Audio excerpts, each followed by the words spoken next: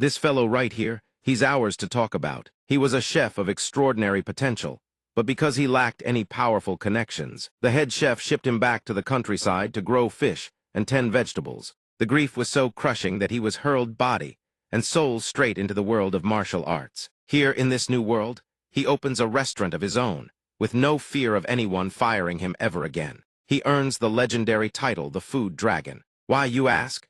Because every dish he creates is so intoxicatingly addictive that the mere aroma alone makes women swoon and lose all composure. Even the greatest martial arts masters in all the Jianghu are left utterly stunned upon tasting his creations. Not even the sharpest-tongued shrew could resist. The flavor is so transcendent that some achieve enlightenment mid-bite, glimpsing an entire sky of truth.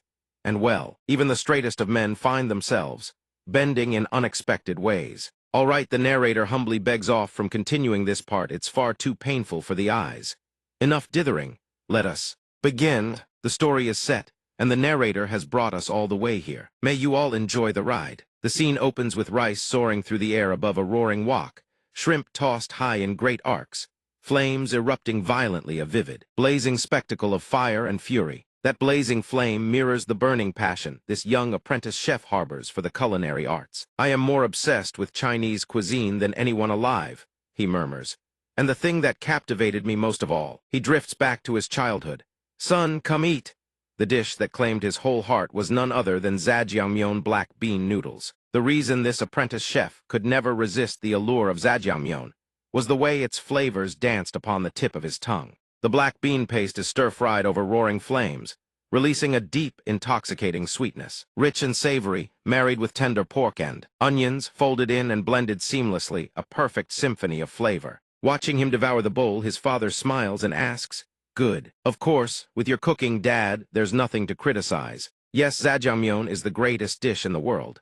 And in that moment, he finds the true love of his life. From that day on, he was bewitched by those black bean noodles forever. The moment he came of age, he traveled to China to study the culinary arts, nursing a burning dream of becoming the greatest Chinese chef alive. And yet fate proved bitterly cruel. His very talent stirred the jealousy of others around him. But still, he clung to the naive belief that pure skill and raw passion alone could carry him to the summit. One day, as he cooked, the head chef silently approached and placed a hand upon his shoulder. "Huan, who exactly do you think you are, just waltzing in here like..." The apprentice chef's face turns pale as a banana leaf. Head chef. Only now does he realize it was all just a child's naive fantasy. Connections. If you translate it into Korean, the word means structure, the architecture of power. A time-honored custom, deeply rooted in the marrow of Chinese culture. The head chef eyes him coldly one after another. Same family? No. Same background? No. Same school? No. Same race? No. These differences are precisely what block your path to culinary glory. But for me, an outsider, what connections could I possibly have? Afterwards, the worst that could happen did happen to the apprentice chef.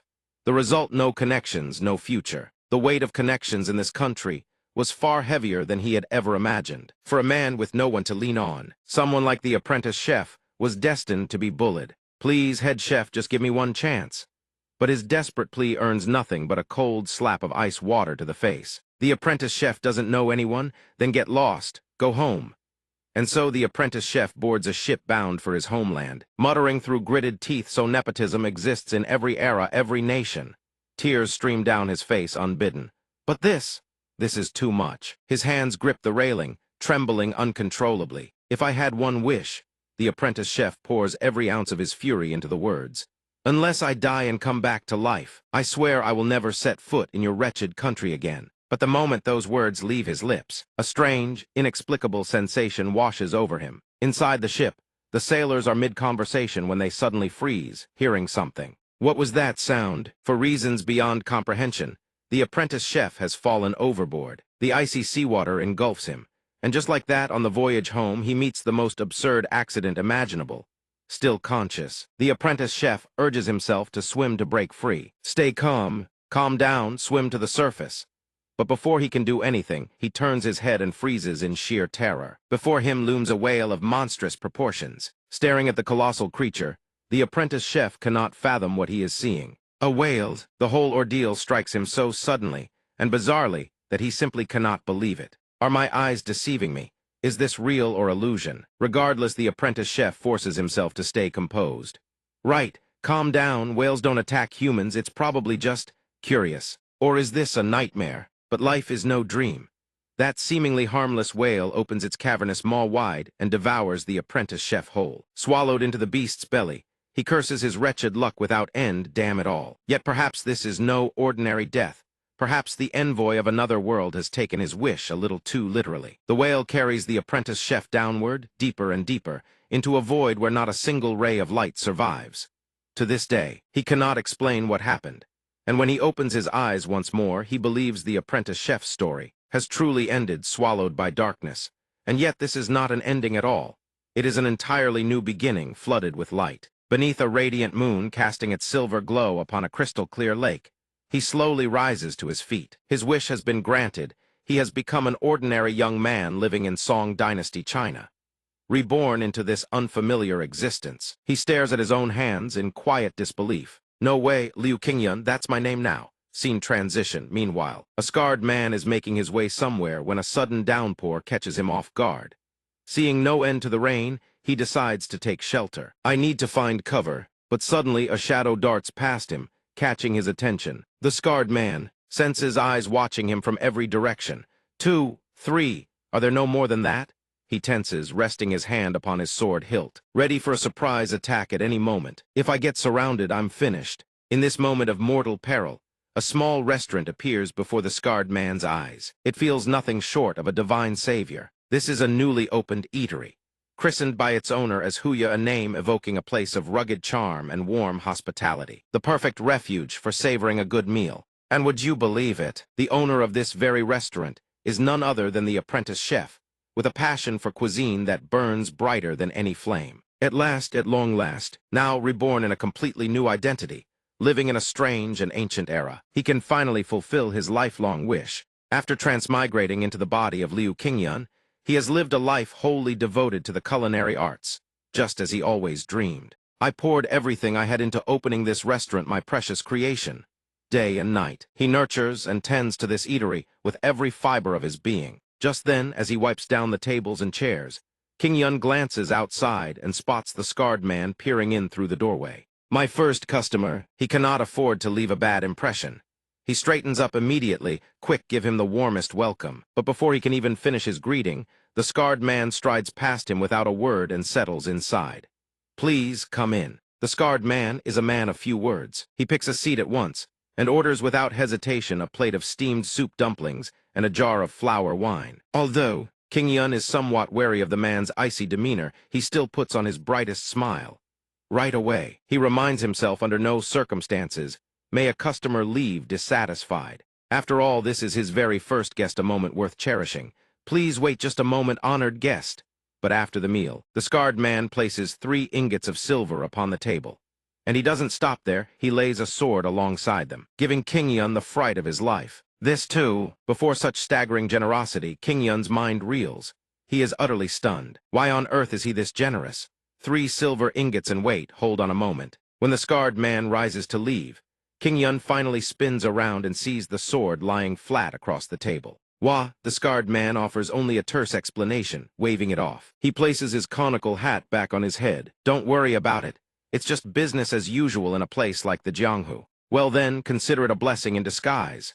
As the saying goes, it's not the gift but the manner of giving. Just when Qingyun thinks the man is simply generous, the scarred man drops one final line before disappearing, a line that makes his heart skip a beat. But mere seconds before disaster strikes, a boot crashes through from above. He has only just been reborn. He thought Qingyun's new life would be bathed in light and promise.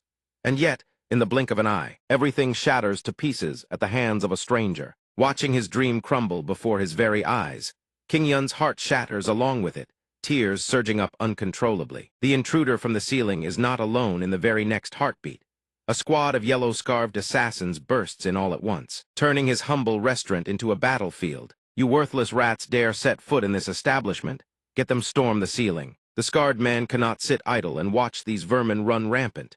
His hand finds his sword. Though it's far too late, Qingyun now finds himself trapped like meat in a sandwich, caught between 2 warring sides, his poor restaurant reduced to collateral damage. Yet the scarred man remains remarkably nonchalant. He flashes a grin, congratulations on your grand opening. Before the words even settle, the scarred man's blade flashes, and one of the yellow-scarved assassins loses an arm in a spray of crimson. The assassins, seeing their comrade maimed, erupt into a frenzy of panic like cattle spotting a funeral procession. As for King Yun, he is petrified, rooted to the spot, unable to move a single muscle. Though no one has laid a finger on him, the sheer shock sends him toppling. He collapses to the floor before he even knows it. Meanwhile, the assassins pour all their strength into subduing the scarred man. Out of the way, kill him all of us at once. But how could he possibly? If only he'd known it would come to this, why bother with all the struggle and strife? What a waste of breath. Liu Qingyun now ignores the affairs of the world. He covers his ears in confusion. In a mere heartbeat, his elegant tavern transforms into a sparring ground for martial artists. 3 taels of silver, and a sword lay discarded on the table. Liu Qingyun feels 3 parts helpless and 7 parts indifferent. Come now, he has finally grasped a truth about this blood-soaked Jianghu, the true meaning of it all. My apologies, but are you truly going to destroy this dilapidated inn? Amidst the chaos of the fray, with a sudden thud, Liu Qingyun rises slowly and charges forward. Come, kill. He is stunned to find them retreating into his kitchen. He is running that way. Catch him, that's the kitchen. They brawl indiscriminately, leaving him with nothing. Pots, pans, and serving dishes are reduced to a chaotic mess. Before things could even begin, they end in utter regret.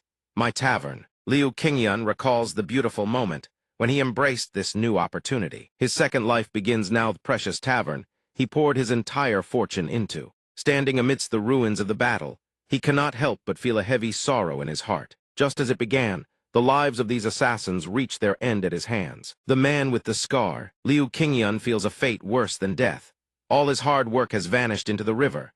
Bankrupted spectacularly so, even the roof, his only shelter from the elements, is now punctured, the rain only fueling his inner turmoil. What a bunch of martial hoodlums! This experience serves as a bitter, bone-deep lesson for Liu Qingyun. Truly terrible. He never wants to involve himself with them again. Just as Liu Qingyun struggles in his deepest agony, the appearance of a stranger offers him a glimmer of salvation. Is the shopkeeper present? Is anyone there? Hearing the call, he calms himself. An esteemed guest. Behind the man stands a young woman accompanied by 2 maidens with twin-bun hairstyles. Heavens, the rain is rising. This one wishes to rest for a while. Seeing that the past is behind him and life must go on, Liu Qingyun quickly grabs a broom. This is no time for depression. Even in the worst circumstances, one must greet guests with a smile. Suddenly, after observing him for a moment, the 2 girls murmur, "A commoner." Liu Qingyun reminds himself that it is his duty as the shopkeeper. With a face as grim as if he were in hell, he busies himself cleaning up the debris. Please enter. However, his first tribulation has passed, and he immediately faces the 82nd, the twin-bun maid, shoving her head into his stomach. Die, you gluttonous demons! Once more, Liu Qingyun's tavern is thrown into an uproar. After hearing his story, he shows deep sympathy for his plight. The elder is truly compassionate, so that is why it is so desolate. The man caresses his beard while conversing with Liu Qingyun. It is Zhu Tian. The earlier incident was merely a misunderstanding. We ask the shopkeeper to be magnanimous and forgive him. Bruised and utterly exhausted, Liu Qingyun lacks the strength to argue. Very well, but the girl misunderstands, saying, "I forgive you, shopkeeper." Liu Qingyun returns to the matter of their accommodation. The annex is untouched, so lodging is fine, but the ingredients have spoiled. Only cold noodles remain. Zhu Tian is accommodating, noting that it is not the time to be picky. He turns to the young girl and says, "Today we shall rest here. We shall stay here." The girl, Zhu Tian's daughter, obeys. "Yes, father." Liu Qingyun, wanting to delay no further, says, "As you wish, I shall prepare the meal." A unique trait on the girl's face catches his attention. Captivated by her jewel-green eyes, he mutters, "So beautiful." Zhu Tian immediately notices, "That is my daughter." Liu Qingyun is startled. "I am only startled because of you." But Zhu Tian remains calm. "Don't be so jumpy, my daughter is not a ghost." Zhu Tian explains, "Madam, I am a northerner, so her eyes." The child has a unique feature. The 2 twin-bun maids chime and wait patiently. "Young miss, don't stare." "Damn that shopkeeper." Seeing the girl's hesitation, Zhu Tian shares. Because of these eyes, she was often teased as a child, so she is sensitive to others' gazes. Liu Qingyun's mood grows even heavier after hearing this. "She is beautiful. Regardless, my opening day was ruined and I have been rude to guests. This will not do." After careful thought, he bows to her. "Young miss, I have something I wish to say." Liu Qingyun wants to end this tension, quickly resolving the misunderstanding so she does not take offense. "It seems I was unintentionally rude." From ancient times, people have compared beautiful eyes to clear, glistening lakes, have they not? Her gaze softens, and his words make her blush. Your eyes are just like a lake. I was momentarily mesmerized. Please forgive this suddenness. His words stir her heart. He turns to Zhuge Tian and leaves. I go to cook now. Deep within her heart, she is moved by his honeyed words. Hearing the praise, she is surprised and questions herself. Beautiful. My eyes. What is the matter? But now Liu Qingyan must face a difficult problem. His kitchen is a battlefield, with utensils scattered everywhere. Seeing the clutter, he loses all motivation, collapsing. My kitchen. Yet as a shopkeeper, he calms himself. No, stay calm. The grand opening was a disaster, but he, Liu Qingyan, he takes a red cloth from his pocket and ties it around his head. His fiery determination ignited. His passion for food is the driving force that keeps him from giving up. Failure is the mother of success. This is merely the beginning, so he can correct his mistakes. He grabs the knife. He stomps on the floor, sending the wok soaring into the air. Regardless, the rise or fall of this tavern depends on the flavor of the food. He is determined to create a culinary masterpiece, even from the simplest ingredients. Though his spirit is high, he must ensure everything is ready before starting. First, he must clean. Outside, the rain falls in a rhythmic patter against a stone frog. Before his porch, the twin-bun maids weep, unable to bear the hunger any longer. We are starving. Zhuge Tian begins to feel the same. Why is the food taking so long? But as he speaks, a heavenly aroma hits his nose. This scent is, after displaying his culinary skills, a masterpiece from Liu Qingyan's hands is ready to be served. I have kept you waiting. Everyone's attention snaps to the meal. This is food. Give it here. Hurry. Looking at the strange dish, Zhuge Tian feels a bit let down. What is this? Didn't you say you would serve cold noodles? With a dangerous expression, Liu Qingyan reveals true. But these are no ordinary noodles. A dish from 1,000 years in the Futurami's secret recipe. At this point, everyone has surely guessed what he is serving today. The symbol of Chinese cuisine, jjajangmian, black bean noodles. There, it is the dish that Liu Qingyan has been passionate about in every life he has lived. Surveying the ruins, Zhuge Tian speaks. Shopkeeper, I understand the current situation is difficult.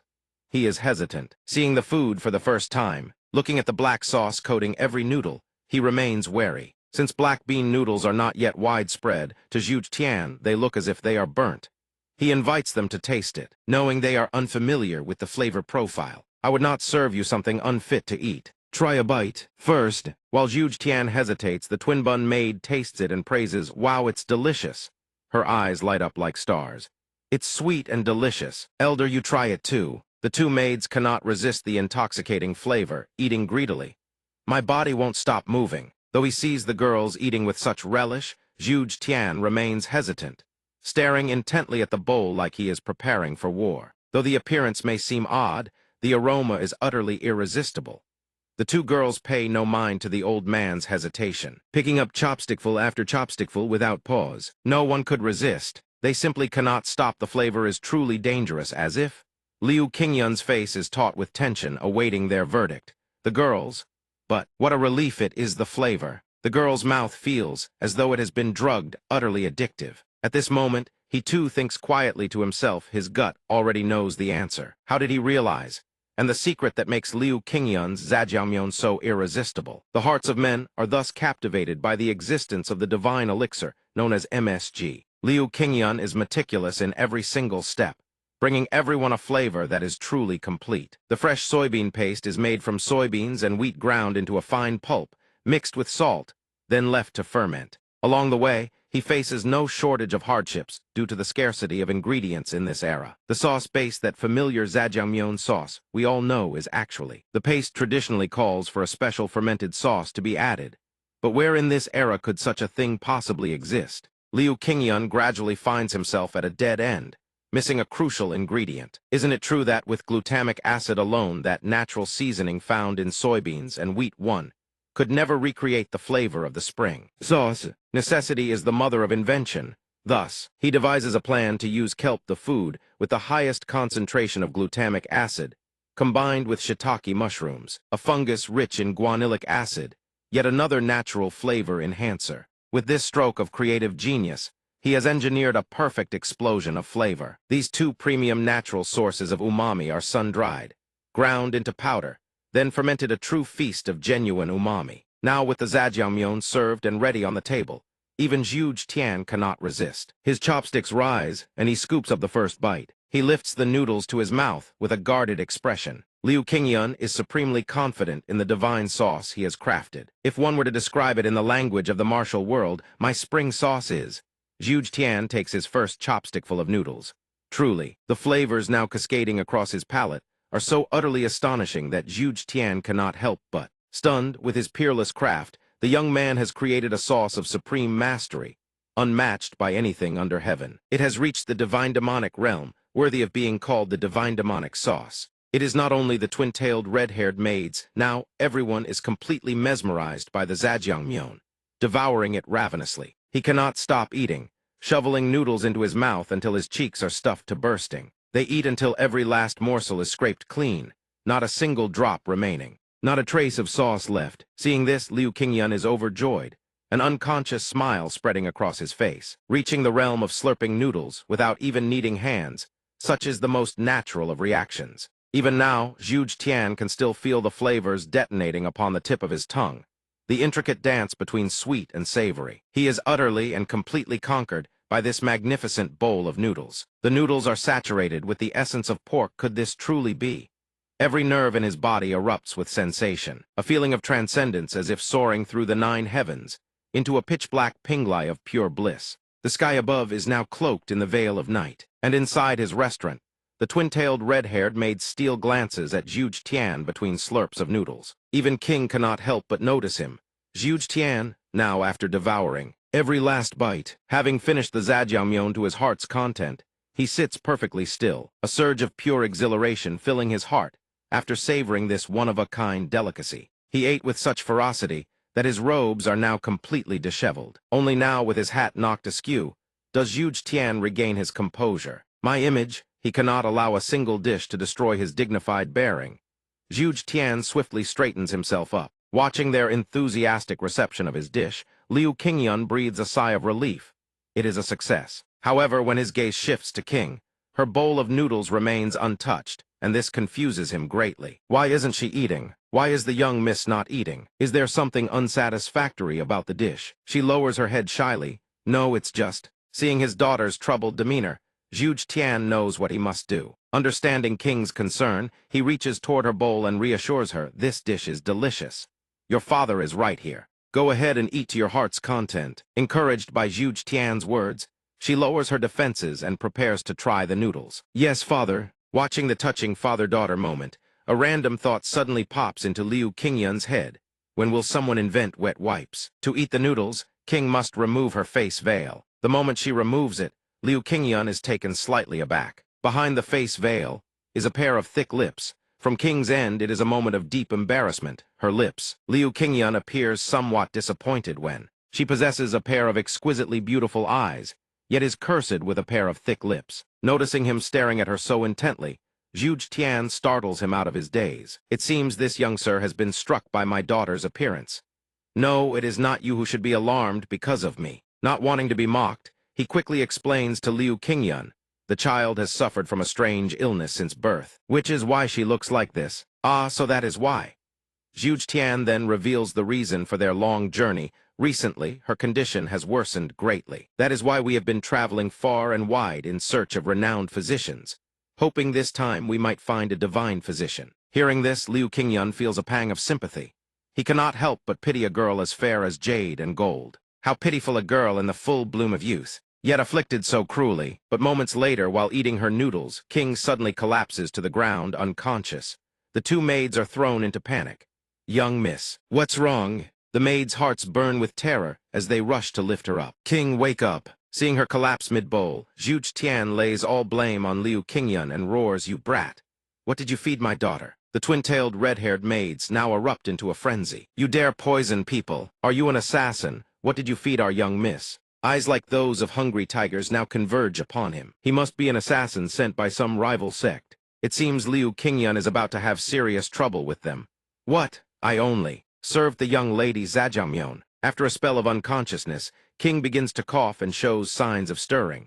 The maids call out her name upon seeing movement, but before long she slips into unconsciousness once more, plunging everyone into deeper alarm. King, wake up! seeing the situation turn dire. Zhuge Tian can no longer sit idly by. I can sit still no longer. Everyone, stand back, I shall channel my internal energy into her. The girl's face is now drenched in cold sweat. Hold on, my dear. Zhuge Tian lifts King's hand, his expression hardening with resolve, and begins, pouring every ounce of his focus into the technique. The very air around them erupts with a powerful, oppressive aura that blankets the entire space. The ground beneath them buckles under the strain. It shatters to pieces under Zhuge Tian's overwhelming power. A brilliant column of emerald energy erupts from the earth. Everything around them lies in ruin.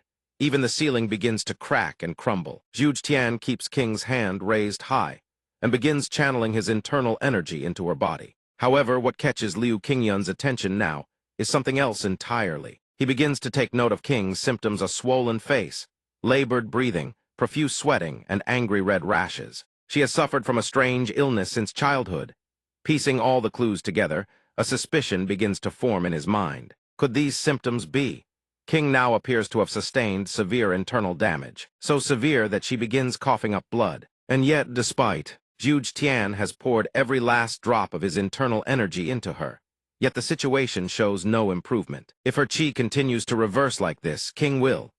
At this moment, Liu Qingyun finally grasps the problem and calls out to the old patriarch. However, Zhuge Tian believes Liu Qingyun is the root cause of this disaster. In his fury, he refuses to listen to a single word. "You brat, get out of the way now." Though the oppressive aura pins his feet in place, he forces himself forward with every ounce of will and shouts, "That's not it." Could it be? After careful observation and deduction, Liu Qingyun finally voices his thoughts. Isn't the young miss suffering from physical debilitation? This appears to be the first time Zhuge Tian has heard such a claim, and he looks visibly stunned. Step by step, Liu Qingyun moves closer, kneeling beside where King lies. Liu Qingyun, a man from the modern world, understands this better than anyone alive. He affirms his suspicion. That is undoubtedly the case. But Zhuge Tian refuses to let anyone near King. He snaps, "Let me check myself, you stand aside." He takes her reddened, rash-covered arm and examines it closely. Yet everything around them descends into utter chaos, crumbling apart, all hope fading. Liu Qingyun, blessed by fate, narrowly escapes being crushed. The two maids' heads are spinning in the midst of this pandemonium. Seeing Liu Qingyun display such profound knowledge of these ailments, Zhuge Tian's expression grows grave. He demands, do you also possess knowledge of medicine? However, Liu Qingyun only knows common knowledge, not the intricacies of medical arts, and he fumbles for words. Well, that is to say, when it comes to medicine, not exactly. But the situation has grown desperate beyond measure, and Zhuge Tian has no choice but to place every last shred of trust in the young man. "Please," Liu Qingyun is now his last glimmer of hope. Tears streaming down his face, Zhuge Tian begs, "Young man, please save my daughter." The sky has shifted to the warm hues of an evening sunset, and inside the ravaged remains of Liu Qingyun's restaurant, he continues tending to King with all his might. Though Zhuge Tian has wept until his eyes are swollen, he can still clearly see what the young man is doing and asks again, "What are you doing?" Liu Qingyun wrings out a cloth as he begins explaining to the old patriarch what he is about to do. First things first, he needs to clear the food lodged in her throat. Then he slowly slips a cloth into her mouth. Just as he suspects, from her throat to the base of her tongue, everything is swollen and inflamed, completely obstructing her airway. Through these severe symptoms displayed by King, Liu Qingyun silently deduces the true nature of her condition. A severe allergic reaction triggered immediately after eating these are the unmistakable signs of anaphylactic shock. And the reason he possesses such experience, that story begins in Liu Qingyun's previous life. Back when he was still an apprentice chef, he once encountered a similar customer. Certain ingredients were consumed and ultimately led to death. The chef responsible for that dish was even dismissed from his post. Having grasped the cause, he begins combing through his memories of the noodle-making process. Which ingredient triggered the shock? Anaphylaxis, was it? Suddenly, as Liu Qingyun's gaze falls upon the bowl of zhajangmyeon, realization strikes like lightning. A suspicion surges to the forefront of his mind among the ingredients.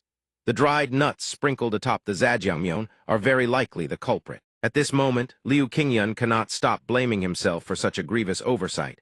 "This is all my fault." Looking at King's condition, guilt gnaws at him. As a chef who failed to anticipate the risk of allergic reactions when preparing a dish, I truly am unworthy. At this moment, Liu Qingyun resolves to do whatever it takes to atone.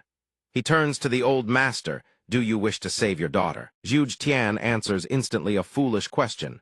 But in the very next breath, Liu Qingyun poses a follow-up that gives even Zhuge Tian pause, no matter what happens. Is that acceptable? Seeing that the old man makes no move. To stop him, he immediately gets to work. In the very next instant, Liu Qingyun pinches her nose shut and gently presses his lips to King's to perform artificial respiration. However, these are not people of the modern age. They know nothing of such a concept. All they see is him forcing himself upon her. You perverted shopkeeper, what do you think you're doing?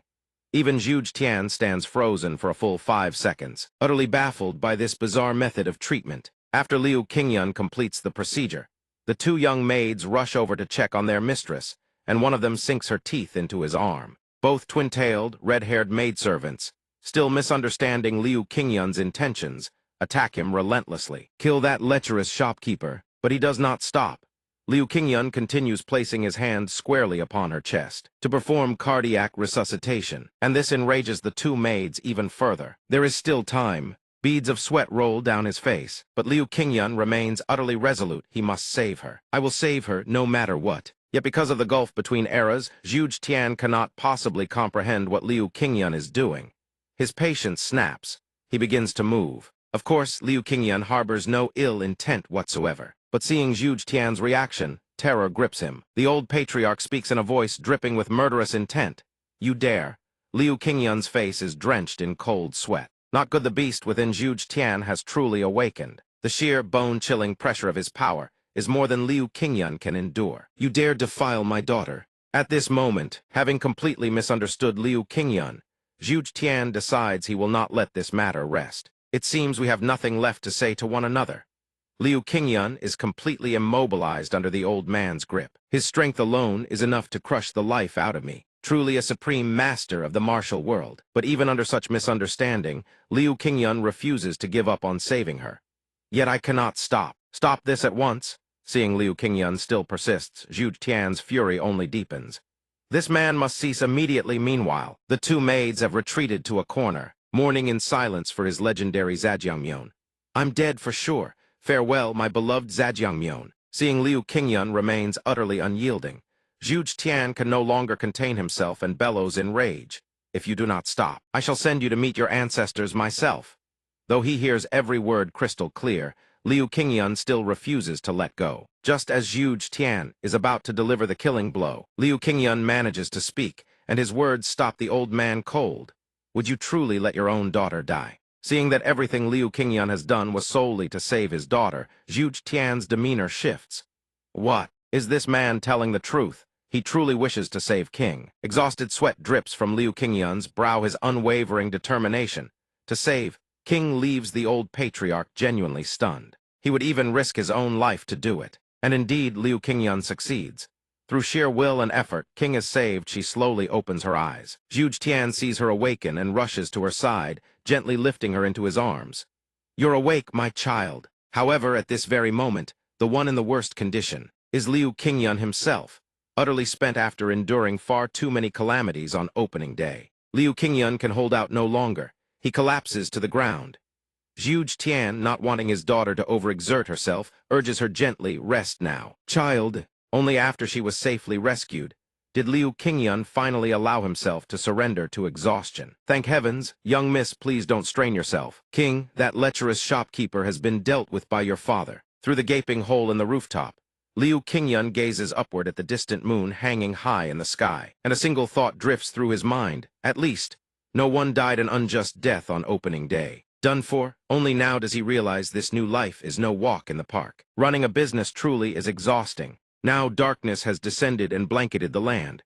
All things have fallen into silence. And yet, from Liu Qingyun's restaurant, his groans still echo through the night. For some inexplicable reason, Liu Qingyun's face is pale as a sheet, and he keeps wailing, help. Someone call the authorities. He looks as though he has witnessed something truly horrifying, eyes rolled back white. Then he jolts upright, throwing off the blanket with a violent start. Who's there? Someone call the authorities. It turns out Liu Qingyun had been caught in the throes of a nightmare. This is my room. What happened?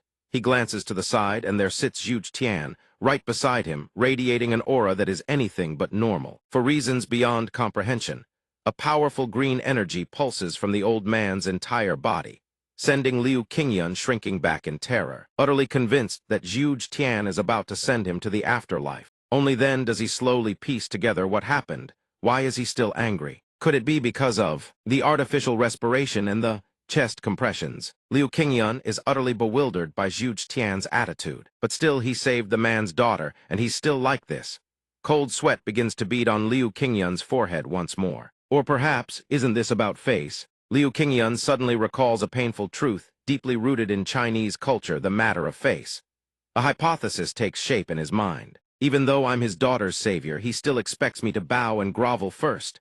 Without a moment's hesitation, Liu Qingyun throws himself to the ground. Old master, this humble one spoke out of turn earlier. I must beg your forgiveness before your wrath descends. Please calm your anger and show this humble one mercy. Forgive me, old master, forgive me. Then Zhuge Tian calls out to him. At this point, Liu Qingyun dares only to crack open a single eye. Shopkeeper, oh yes, surprised, far from settling scores, the old patriarch Zhuge Tian is remarkably warm and amiable. No, after all, you are the savior of my daughter's life. Liu Qingyun's face is drained of every drop of color, yet relief washes over him as the misunderstanding dissolves. Thank heavens! Terrifying, but understandable. After all, Liu Qingyun had performed the great deed of saving King's life, and Zhuge Tian rewards him with a proper introduction. It seems our fate is no ordinary one. Allow me to introduce myself properly. I am the patriarch of the Zhuge clan, Zhuge Tian. However, the instant those words leave the old man's mouth, Liu Qingyun is struck dumb with shock. The Zhuge clan, could it be one of the 7 great clans of the martial world, descendants of Prime Minister Zhuge Liang of Shuhan? Those legendary clans. Zhuge Tian then turns the question back on him, and you, what is your name? But Liu Qingyun's mind is somewhere else entirely. He does not answer Zhuge Tian's question. Instead, he lowers his head and recites from memory. The conduct of a gentleman lies in tranquility to cultivate the self, in frugality to nurture virtue. Hearing these words, Zhuge Tian's expression shifts with surprise. He slowly rises to his feet. Undeterred by Zhuge Tian's reaction, Liu Qingyun continues without pause.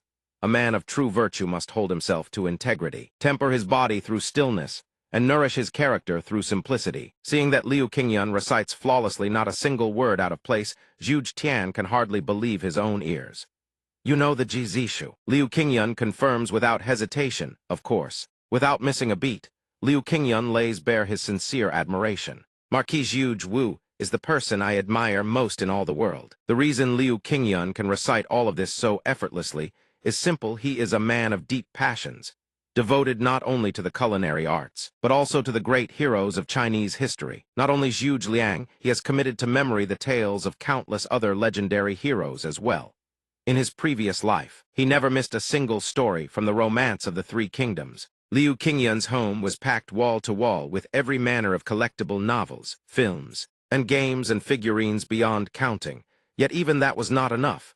His passion extended to one thing above all else: Zhuge Liang. Anything and everything related to the great strategist, he had to know it all. Liu Qingyun cannot help but swell with pride. To be someone who knows so much. My previous life truly was wonderful. Seeing Liu Qingyun speak of it all as though it were his dearest subject, Zhuge Tian places both hands firmly on his shoulders and pulls him close. Who could have guessed it is precisely this fervent passion for Zhuge Liang that leads to an unforeseen proposition. Speaking as Zhuge Tian, become one of my family. He thinks his ears have failed him and asks again, what does your excellency mean? Now, as he replays the old man's words in his mind, his entire body stiffens. Wait, one of the family? Does that mean from this day forward, he is part of the household? Qingyun is utterly bewildered. Could it mean a bond of kinship? Does the old man wish to become sworn brothers with him? Qingyun begins to weigh the matter more carefully. If he were to forge ties with the Zhuge clan, then those Jianghu riffraff would no longer dare come here and cause trouble ever again. It would never happen again. Before such an irresistibly sweet offer, how could he possibly refuse? Very well, then. What is there left to hesitate about? Qingyun clasps his hands together in greeting. Elder brother, this little brother's name is Liu Qingyun. With a confident face, he introduces himself without reservation. Zhuge Tian's eyes light up with interest upon hearing the name. Oh, Qingyun, you say? At this moment, the old man analyzes the young man's name and uncovers a remarkable coincidence. Qingyun, it means azure clouds. A wonderful coincidence. My daughter's name also contains the character Qing, How fortuitous. King Yun is about to ask what the old man means, but Zhu Tian grows visibly excited and places both hands firmly on his shoulders. It's nothing. Don't mind it. It turns out Zhu Tian is a man of deep sentiment beneath his stern exterior. Although when we first met, there were a few misunderstandings. From this day forward, there is nothing more to worry about. From now on, you are family. Hearing these words spill from the old man's lips, King Yun feels his heart grow warm, as if it has just been bathed in sunlight. Could this be the warmth of brotherhood? How warm it is. That night, while the two young maids help repair King Yun's rooftop, they chatter endlessly inside the house, sharing stories about themselves. How old are you? This humble one is 22 years of age. Oh, my daughter is 18 this year. Yes, and where are you from, young sir? Fujian, He. After a grand opening day filled with exhaustion yet brimming with memories, the sun now rises and a new day begins.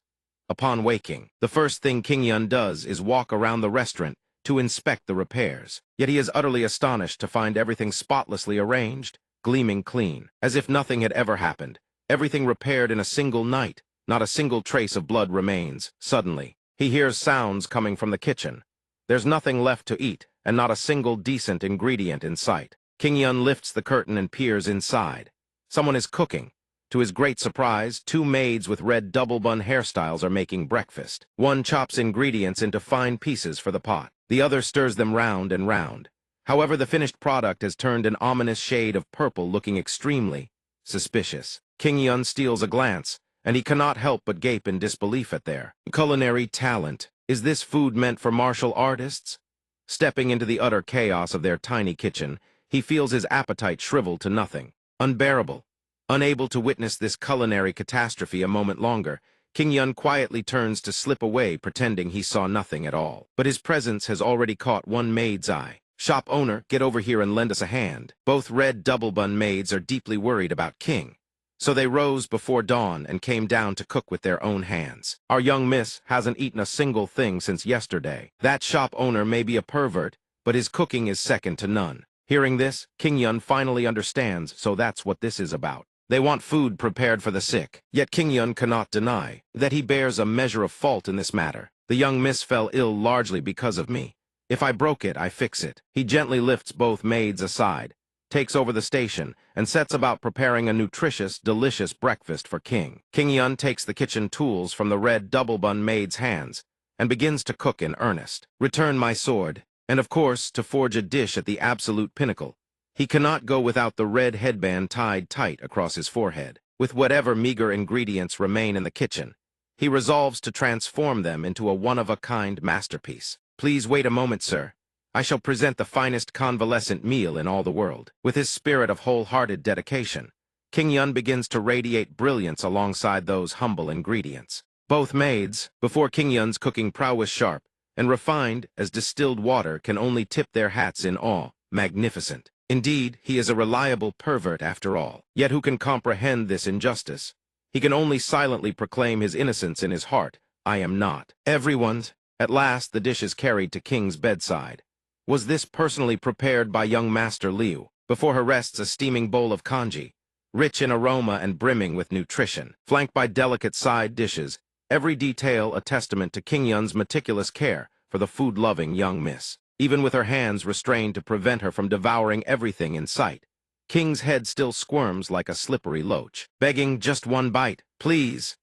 His special attentiveness while cooking cannot help but move her deeply, for her throat and vocal cords are still swollen. I minced and diced everything much finer than usual. The young miss begins to recall something. Moreover, while slicing cucumber with razor-thin precision, King Yun had also instructed the red double-bun maids on a critical matter. The young miss is allergic to dried nuts. He deduced this from King's allergic reaction when she ate the zhajiangmyeon that day. The maid reflects and realizes King Yun's words are entirely sound.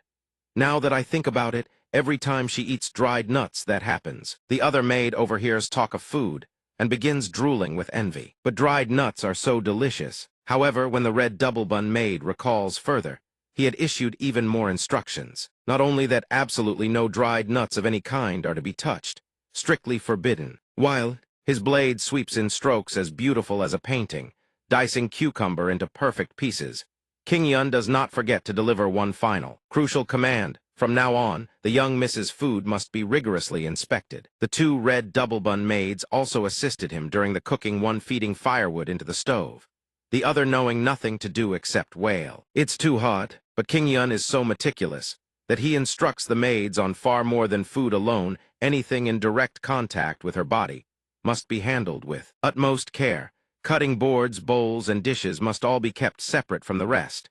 Both maids listen without missing a single word, nodding vigorously in agreement. He trusts no one else to handle this properly, so he decides to take charge himself. Always, during the time you are here, I will personally oversee this matter. To prevent any unsuitable ingredient from slipping in, he guards every step. Yet the food-loving young miss still desperately yearns to taste King Yun's cooking. When you're done, can I have some too? Please, shop owner. Shop owner. King raises the first spoonful of congee, a spoonful brimming with King Yun's heartfelt effort. The shop owner's sincerity is truly precious. To produce a single bowl of nourishing, fragrant congee for King Yun had measured, calibrated, and perfected every detail with painstaking precision, and this leaves the young miss unable to suppress her admiration. After swallowing the first spoonful, she immediately feels her spirits lift considerably.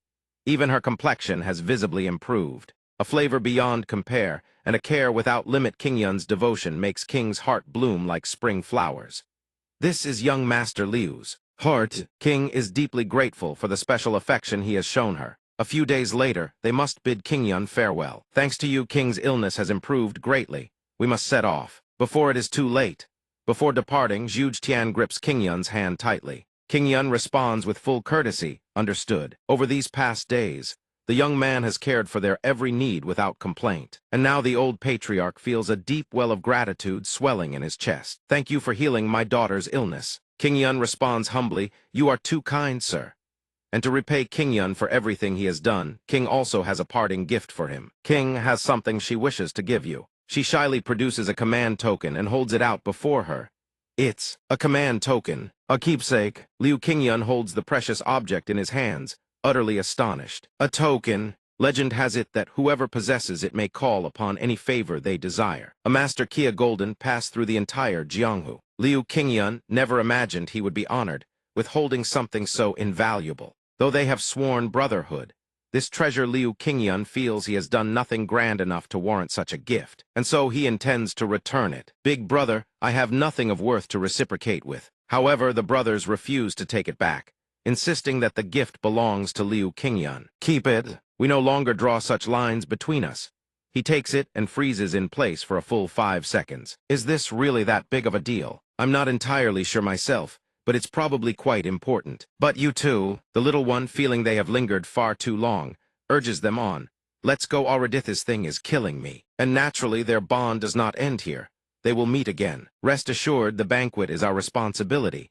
You need not trouble yourself. We shall come for you soon. Hearing this, he grows curious. What banquet? It turns out that the Chinese people place great weight on honor and oath. Any sworn brotherhood must be formalized with a grand ceremony, witnessed by heaven and earth. A sworn brotherhood ceremony truly. They are the descendants of Zhuge Liang. King Yun smiles and replies in kind. Then it must be held with the utmost grandeur and generosity. Having said everything that needed to be said, they set off on their way. Then we shall take our leave. Watching their departing figures, King Yun waves farewell, until we meet again. On the day of the grand ceremony, the two of them depart. Let's go, King. Yes, father. He still stands behind them, waving enthusiastically to see them off. Not wanting King to be distracted, Zhuge Tian reminds her, we still have much to do, and the important matter he speaks of is none other than preparing for her grand wedding. After the Zhuge family departs, King Yun now pours every ounce of his heart and passion into cooking and running the restaurant. Amid gentle breezes and pleasant weather, his restaurant is no longer plagued by disturbances and operates ever more smoothly. King Yun still cooks with all the burning passion blazing within him. Some time has passed. Ever since the Zhuge clan departed, they did not forget the kindness and grace that King Yun had shown them. Afterward, thanks to the unexpected and boundless generosity of big brother Zhuge, the restaurant undergoes a complete transformation. King Yun cannot forget how he wept uncontrollably upon reading the heartfelt words in that letter. Fearing you would refuse, I have given that girl 500 taels of silver. I shall leave her with you for a while.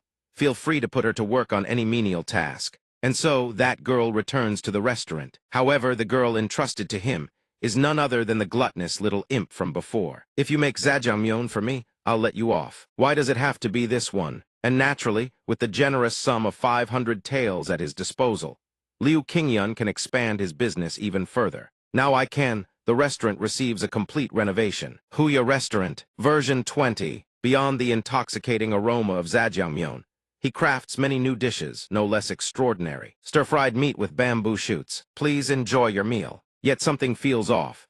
Glancing around, he is stunned to find the place as deserted as a haunted temple. Where are the customers? Why aren't there any customers at all?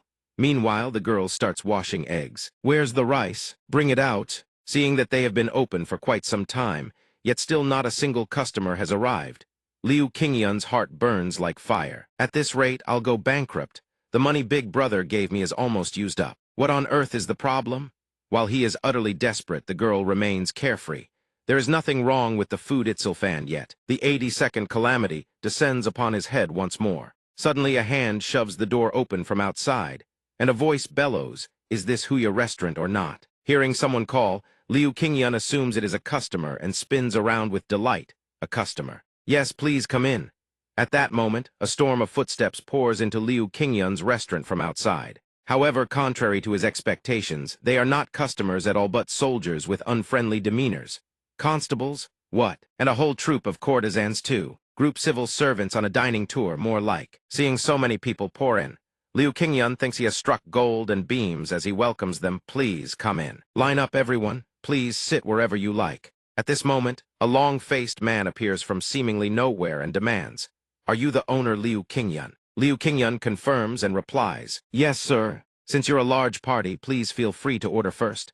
Please, everyone," however. He barely finishes his sentence before the twin-tailed, red-haired maid is bound in ropes. Before he even realizes it, perhaps, they did not come here to dine at all. Not long after, Liu Qingyun is bound as well. At this moment, he cannot help but be bewildered.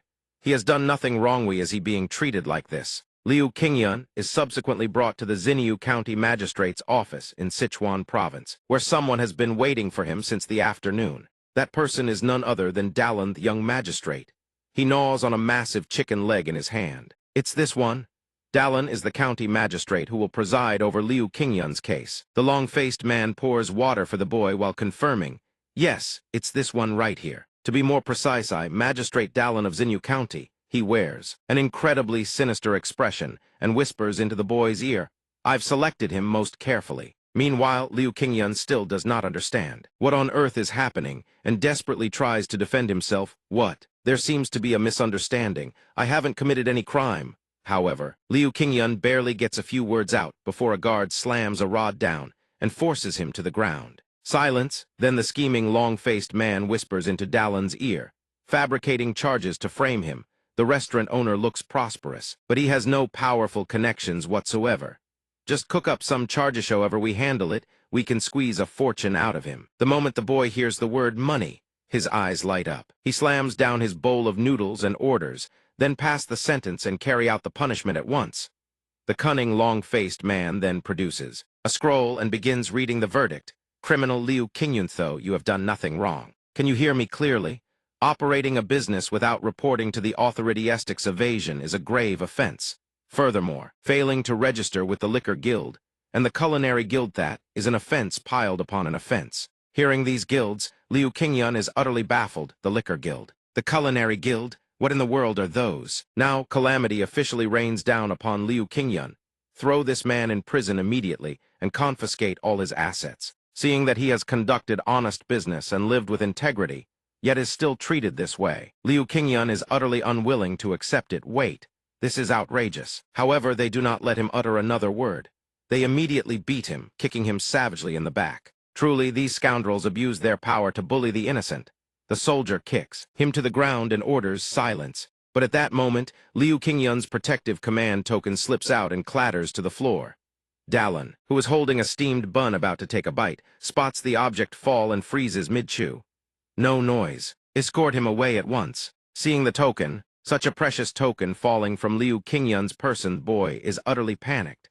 Dalin now looks as though he has seen a ghost. He carelessly flings all his food into the air and scrambles to snatch it up in sheer horror. Wait, Dunt. He understands all too well the immense value of this command token, and immediately interrogates Liu Qingyun. Where did you get this? Magistrate Dallin holds the token in his hand, drenched in cold sweat, trembling uncontrollably. Lying will not merely land you in prison, it will cost you your head. He cannot believe that a mere restaurant owner like Liu Qingyun possesses such a thing and presses him relentlessly. Confess now. Did you steal it or find it? Liu Qingyun holds nothing back and recounts everything. A patron who visited the restaurant bestowed it upon me. They said it was a family heirloom. However, no matter what leaves Liu Qingyun's lips, Dallin will not believe a single word. He snatches the massive rod from the guard's hands. It seems Liu Qingyun is about to endure a beating that will shatter his bones and pulverize his flesh. Very well. How dare you forge one? He raises the rod high, ready to bring it crashing down upon Liu Qingyun.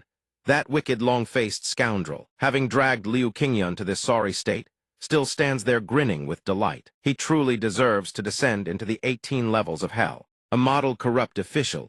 Truly at the cutting edge, I must follow his example and become a corrupt official myself. But unexpectedly, the one who receives the blow is not Liu Qingyun but that thick-skinned scoundrel instead. Though he does not understand the reason, Liu Qingyun is deeply satisfied. Dallin's strike sends the man crashing into the wall with a bone-jarring blow. At this moment, Liu Qingyun is utterly stunned, left speechless as Dallin flips sides faster than a rice cracker in a frying pan. The boy now drenches in cold sweat, uttering words completely opposite from those he spoke just moments ago when he forced an innocent man to kneel. What the hell do you think you're doing? The long-faced man slowly rises from the rubble, burning with indignation, and retorts, But the magistrate himself ordered this. This boss, Dallin has no desire to hear another filthy word spill from that mouth. In a flash, he leaps into the air and slams the man flat. Shut your mouth. Inside the government office, the yard erupts into chaos. Guards throw this rat into the dungeon and gag him. Then, in a move no one saw coming, Dallin turns to Qingyun with a warm smile. The reversal is nothing short of staggering. From where I stand, are you all right, brother? Qingyun blinks, utterly bewildered by the sudden familiarity. Come again? We are no brothers. I thank you, Magistrate Dallin. But Dallin waves the formality aside. Call me Big Brother instead. Just like that, the vast gulf between magistrate and commoner shrinks to nothing. We're practically family. Perhaps after seeing the formidable command token in Qingyun's hands, his attitude shifted a full 180 degrees, radiating nothing but warmth.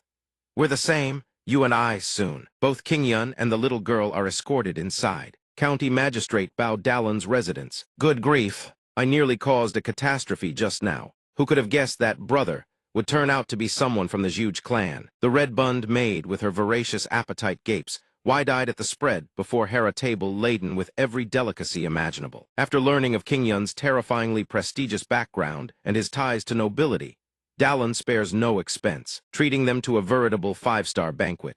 Please, help yourselves as if you were at home. Such fine fare doesn't come around often. Both he and the little girl beam with excitement. Many thanks, Big Brother. Yet Dallin still finds the formality irksome and corrects him. Why so stiff? Haven't I already said, you and I are old friends? Bowl of noodles in hand, Qingyun relents. Yes, Big Brother. Although this world is truly small, who could have imagined that the magistrate himself had ties to the Jianghu clan? Dallin fans himself leisurely and urges them on, hurry, try the food. Eat. In his previous life, Qingyun had endured nothing but humiliation and bullying because he lacked powerful connections. Now everything has been reversed. How sweet it is. So this is what it tastes like to have backing. Yet this is merely Dallin's outward facade. Deep down, Qingyun knows full well the man is only being friendly because he doesn't want to offend the Jianghu clan. Thought he was just some country bumpkin, but who would have guessed he carried that token? And moreover, in the command plate there was also the name of the Jianghu clan's young miss. This shocks him tenfold.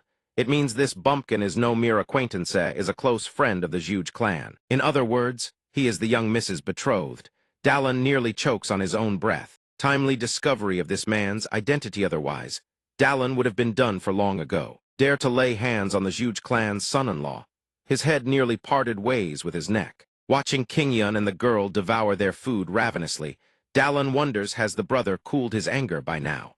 Noticing Dallin's lingering gaze, Qingyun asks, is something troubling you, Big Brother? Naturally, Dallin cannot admit what truly occupies his mind. He waves it off, it's nothing. An official's life is fraught with worries.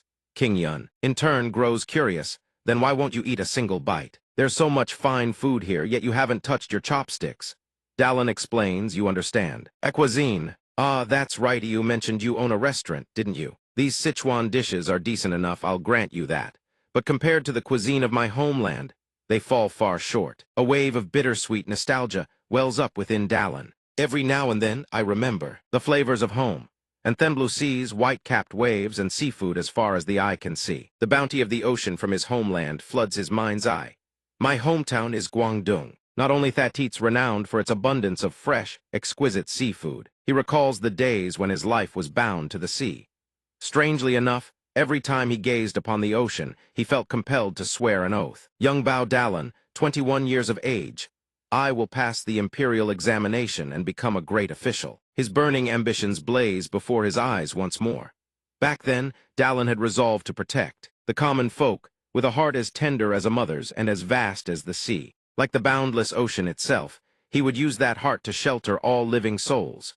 Looking back on those days, then glancing at who he has become, Dallin feels a sharp pang of guilt. I was nothing but a naive boy who had never seen the world. After hearing of Dallin's homeland, King Yun falls into quiet contemplation. Guangdong, he slams the table and leaps to his feet. Startled, Dallin jerks, what is it? Big brother Dallin, you saved me from behind iron bars today.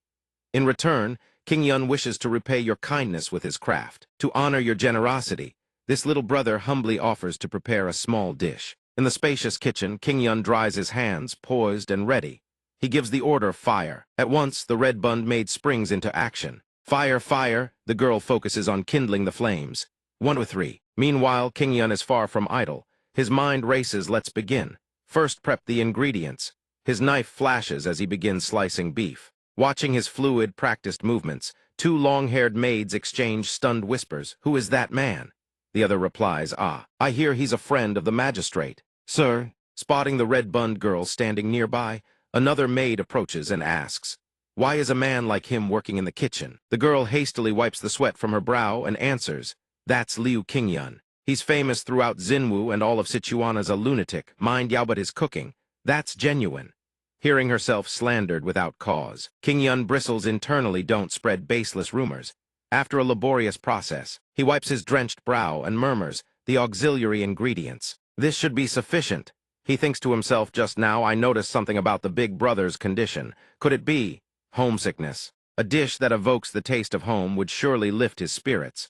But the problem is we are in Sichuan. It's nothing like Guangdong. This land lies leagues from the sea. Fresh seafood is impossible to come by. He picks up the plate of aquatic ingredients, mind whirring with calculations, so I'll substitute with what I have. River crab for sea crab, freshwater crayfish with claws removed for prawns, and freshwater mussels for sea clams. Flames roar to life. His determination burns hotter still. His mind races through every detail. While the seafood simmers in the broth, I'll prepare the spice blend, a substitute for chili peppers, which are exceedingly rare in this era. First, Sichuan peppercorn, mildly numbing, delicately fragrant, with its signature crimson hue. Then the greater numbing pepper, fiercely spicy, intensely aromatic. Next, the lantern pepper, also known as the long pepper, carrying a citrusy scent and a gentle, lingering heat. Then saute garlic and scallions in rapeseed oil until golden, creating a chili oil substitute as embodiment of that signature, numbing tingle on the tip of the tongue. Spicy representing bold, unapologetic heat. The signature numbing spicy fragrant complexity of mala seasoning that is precisely what makes this peppercorn oil extraordinary. The blazing flames draw gasps of admiration from the maids. His wok technique is absolutely masterful. The final step, stir-fry in a second wok. Then drizzle the finished peppercorn oil over the prepared ingredients. The rich, intoxicating aroma of the peppercorn overwhelms any trace of fishiness. From the freshwater ingredients, the fragrant steam surges upward, thick and irresistible. A maid can't contain herself. That aromate's maddening. That hot, numbing fragrance, how can it smell this good? 2 others watch in open admiration, truly skilled. So hot, King Yun allows himself a quiet smile. That level of confidence is just right. He bows slightly, a humble gift from this little brother to big brother. Staring at the steaming, crimson bowl of noodles before him, Dallin rests his chin on his hand, bewildered. What dish is this? I've never seen anything like it. What's it called? Even King Yun hasn't settled on a name. He stammers this. Well, I hope this doesn't cause any confusion. It seemed that Big Brother deeply misses the flavors of Guangdong. So this little brother took the liberty of recreating a taste of home. This dish is kalad mala stir-fried noodles, but in truth it's spicy seafood noodles. Dallin's eyes glisten. Touched, he murmurs, "Thank you, brother." But in the depths of his mind, he sneers HMPH. Just a bowl of noodles from some restaurant on the verge of bankruptcy. How could it possibly satisfy the palate of someone who has feasted on mountain and ocean, delicacies his entire life? Yet the instant the first strand touches his tongue, Dallin's eyes fly wide. What is this? This is no ordinary bowl of noodles. With that single taste, the flavors in his bowl carry him across mountains and sea straight back to Guangdong. His vision blurs. How is this possible? A single bowl of noodles, and it contains the entirety of Guangdong's taste of my homeland. His mission complete, King Yun steps back. Shall I take my leave? Please enjoy, Big Brother. The moment he turns away, Dallin devours the noodles with reckless abandon. The numbing spice sets his mouth ablaze, sweat pouring down his face, but he doesn't stop. Gulp, gulp, gulp, gulp. His appetite is monument, shaking heaven and earth itself. King Yun staggers back in shock. Gee, good lord, that eating speed is terrifying. Su Nuinuan, the red-bunned girl, echoes in awe. Wow. Deaf to the world around him, Dallin continues to devour, wolfing down every last strand with frantic urgency. Even King Yun stands slack-jawed. Is this the legendary realm that transcends mere noodle-eating? Sudden limit slurp. Dallin's vision fractures. The world around him dissolves into mist. He stares, dazed, at the figure materializing before him. Who are you? The handsome young man speaks. You've changed a great deal. Me 2 years from now. Not just in appearance, but bullying the innocent, satisfying based is eresis. This truly what we always dreamed of. The words strike like a blade to the heart. Dallin freezes, then fury ignites. He tries to shout the vision away. Yao, you brat. Your mouth still reeks of mother's milk. What could the likes of you possibly know? Without power, you accomplish nothing. That is how this world works. For an impetuous, naive fool who knows neither the height of heaven nor the depth of earth, you don't even deserve a single strand of these noodles. Unmoved by Dallin's rage, the vision responds with perfect calm. Do you truly believe that? Pressed close, Dallin's mind reels. What if I do? But what escapes his lips is, no, I don't. What I've always longed for isn't the taste of home or fresh seafood. It's the image of my former self, a young man ablaze with passion, one who always hungered for justice. Could it be the me of those days? Then past and present converge, touching each other, a kiss that binds 2 streams of time, ending the flashback. The entire pavilion flashes with blinding brilliance. King Yun, he comes back to his senses. Suisheng asks, brother, what's wrong? The bowl is empty. The young man bows his head low and praises, truly delicious, my friend. Is this dish called Guangdong-style spicy, stir-fried zhajangmyeon? He replies, yes, sir. The young man continues, a dish that makes one ponder many things. Your culinary skill is truly admirable. Ah, so that's all it was. His face softens as he replies, yes. Then he thinks, what on earth did I create? Even the young girl hesitantly responds, wonderful. Suddenly, the red-bunned maid's eyes light up with admiration. Magnificent. This terrifies him. You too. Night descends in silence. A voice breaks through. Love. In the adjacent pavilion, Dallin is hard at work. He orders the servant beside him, next, return this money and the confiscated goods to them. The servant responds, yes, sir. As for this one, set him free, and compensate him fairly. The other servant receives the order, yes. Suddenly remembering someone standing before him, Dallin says apologetically, ah, how careless of me. It's already so late. I summoned you here and made you wait. Junior brother, I hear your business hasn't been going too smoothly. Caught off guard, he scratches his head, his face full of worry, and honestly replies, big brother, I don't understand. Does no one ever come to my shop? Could it be that my cooking is lacking? But Dallin reassures him, brother, I assure you it's not the food. Then he turns to the servant, summon Brother Tian and Brother Bayan here at once. The servant responds, understood. The servant calls out, Brother Tian, Brother Bayan.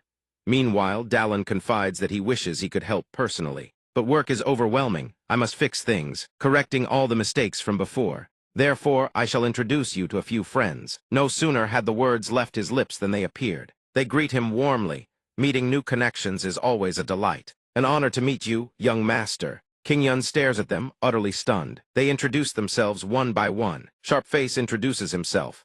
I am Tian Mu, right-hand man of the Culinary Guild of Xinwu County. And I am Bayan Mu, from the Wine Guild. Watching them strike dramatic poses, King Yun stands frozen. Dallin says they are all seasoned veterans in the world of commerce. These two will assist you. The two wave their arms about, dancing and shouting, "Young Master Liu, your Ristorantha ha, we'll bring it back to life, just you watch." Seeing this, he falls deeper into contemplation.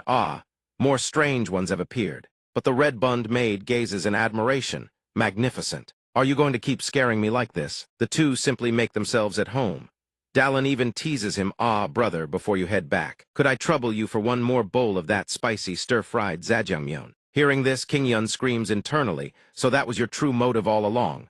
And just like that, King Yun gains two more eccentric friends. From the mountains rings out hearty laughter, ho ho. Tian Mu and Bian Mu ask, is this young Master Liu's restaurant? Tian Mu remarks, not bad looking, actually. They examine the place. Bian Mu says, let me see. It's a bit remote, but the road access is convenient. The location isn't bad at all. Tian Mu also praises, there are even rest quarters. If it gets late, one can stay overnight. Night, Tian Mu asks in confusion, why is business so deadweight, Bian, what's wrong? Seeing this, he quickly asks, Brother Bian, what happened? Bian Mu groans, ugh. Leaving everyone around bewildered with question marks. Tian Mu collapses to the ground in fright. What is it? King Yun is equally baffled, scratching his head at their bizarre behavior. He asks what's going on. Internally, he wonders, is something wrong? A terrified voice cries out, good heavens, what's with that lantern? Turning around, they see the red-bund maid holding a lantern, while Tian and Bian Mu cling to each other in terror. The girl asks, this one? The two scream, put that thing down this instant. Their behavior makes King Yun wonder, have they been possessed by ghosts? He looks up at the lantern and asks, what about the lantern? Tian Mu answers with a roar, you fool. Hang that thing up, and who dare set foot in the shop? He continues, an open restaurant must hang persimmon-shaped lanterns. Hearing Tian Mu's words, King Yun's face goes blanketly lost. The maid exclaims, oh my. Tian Mu immediately educates them. That type of lantern is only hung when a shop is closed or out of business. He elaborates, a persimmon lantern is completely different from a regular one. Bian Mu sobs, trembling, young Master Liu is utterly ignorant. He knows nothing, a disgrace to the merchant community. After witnessing this entire display, King Yun vaguely understands he never imagined this lantern carried such meaning. He thinks this, that, but how was I supposed to know any of this? He explains to everyone, I truly knew nothing at all. King Yun's expression grows serious, sweat pouring down his face as he reflects. The original owner of this body, King Yun's memories are in my head too. He sinks deeper into thought. But he was a man with absolutely zero martial talent, yet he dreamed of becoming a supreme martial arts master. In his mind's eye, he sees a clueless King Yun waving a wooden stick around wildly, muttering, die, all of you. Hey, the overlords of the Central Plains are all dead. Dying was one thing, but the old King Yun was even more hopeless at business.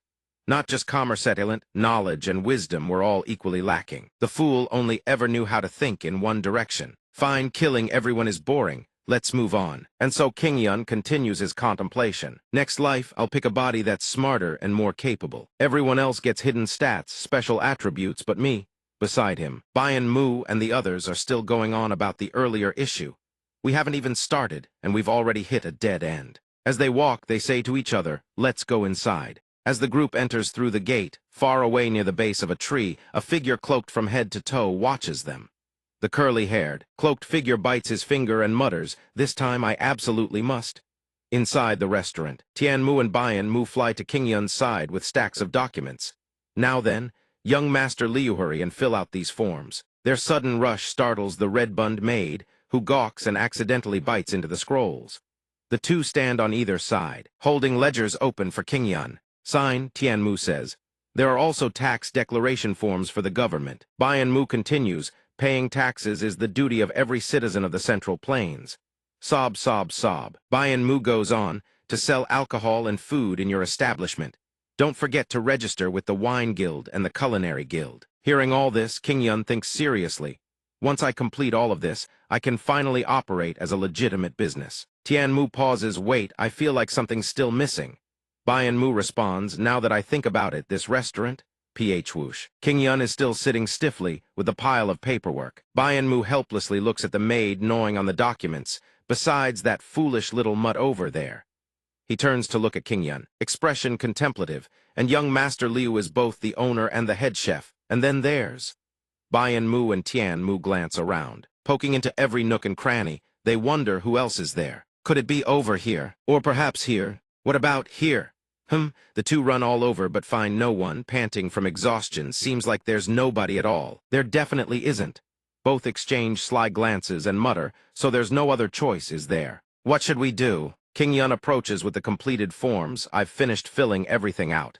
Can we start doing business now? Immediately. Bayan Mu shouts right, then starting now. These two self-proclaimed gods of chaos strike a dramatic pose and declare arrogantly, we shall select the sole mascot face-off this establishment. A shop assistant, the scene shifts to the shop assistant selection.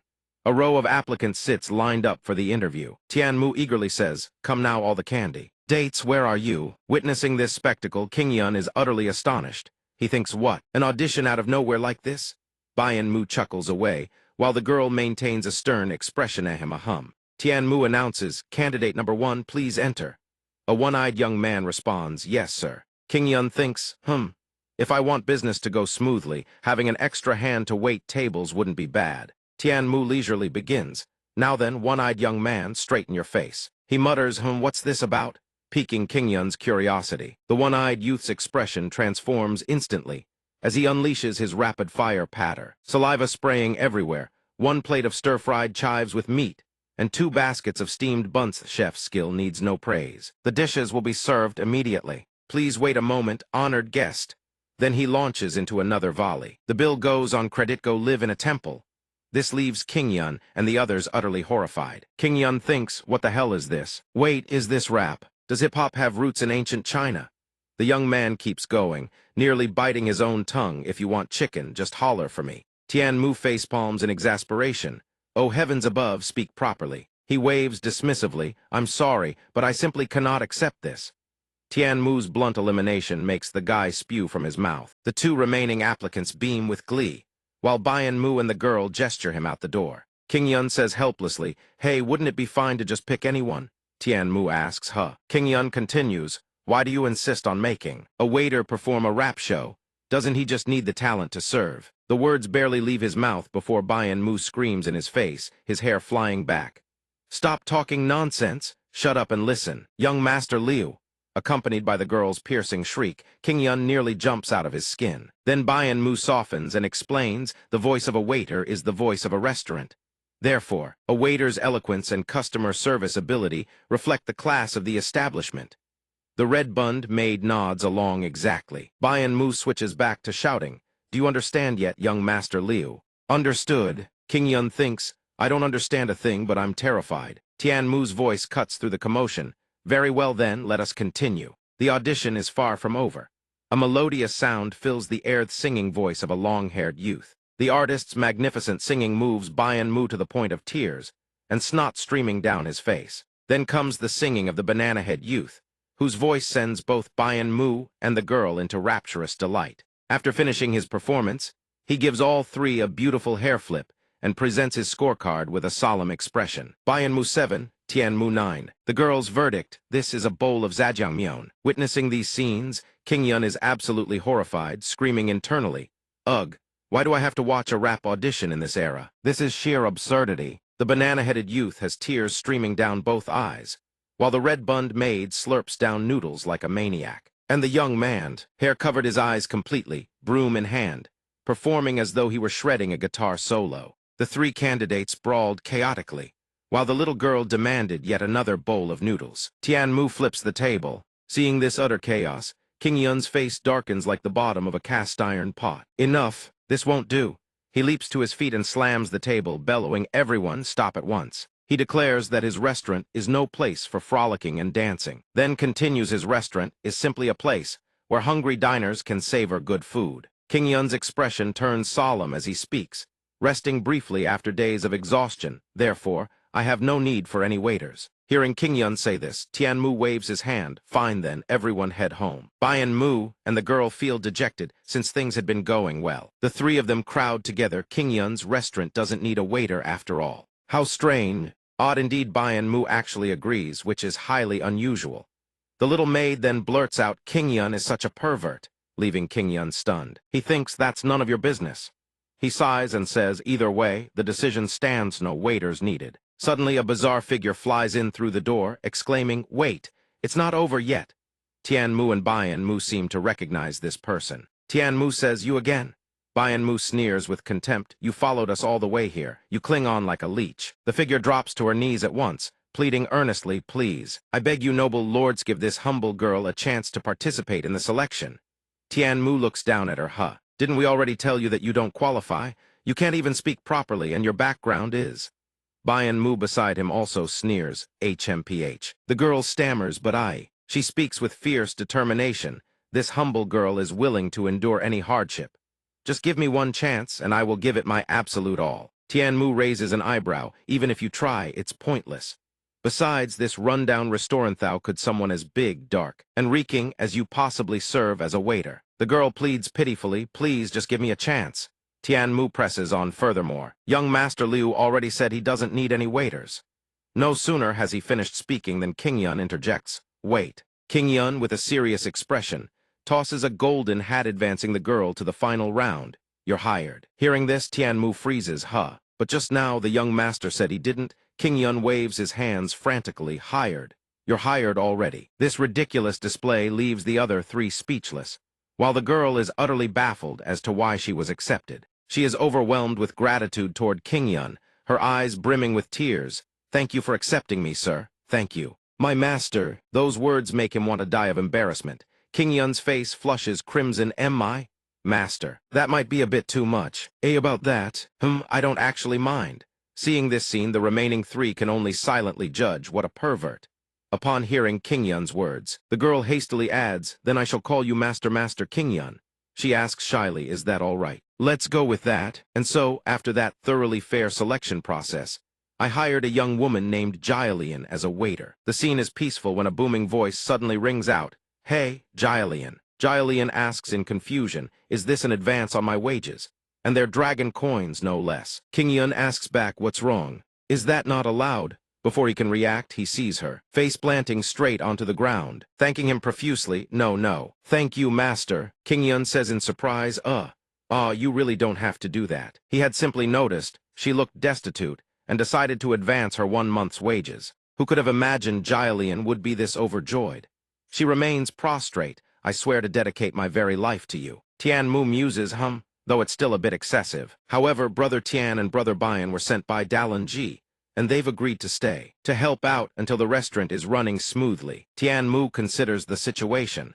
"How about we rearrange the restaurant's interior a bit? What say you, young Master Liu? Do you have the coin?" The red twin-bund maid hangs up persimmon-shaped lanterns. Everything is ready. The bell has been rung. Now all they need is to wait for their first ordinary customer. Both King Yun and Jialian spot something. Jialian rushes out to invite the customer in. Everything seems perfect. The customer, wearing a wide hat and bearing a scar across his face, speaks. King Yun breaks into a cold sweat. "Wait, what is this?" He can only scream internally, "It can't be. Please spare me." The man lifts his hat, revealing a pair of sinister, snake-like eyes. It is the scarred man. He speaks in a dark, chilling tone. "Long time no see.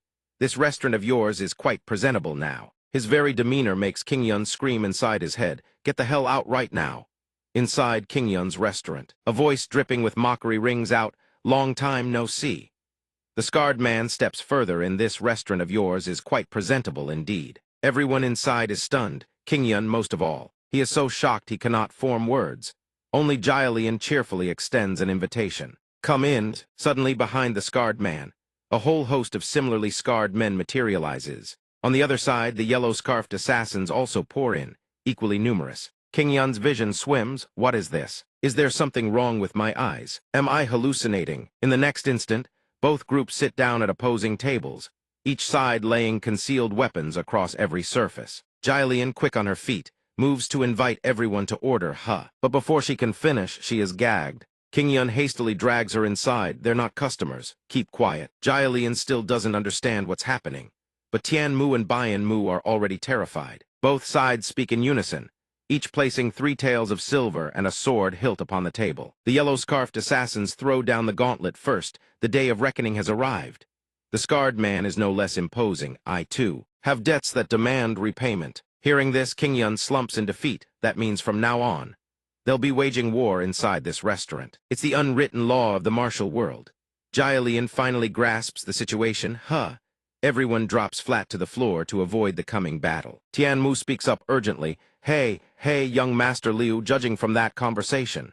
He presses on, this isn't the first time, is it? King Yun answers swiftly, indeed.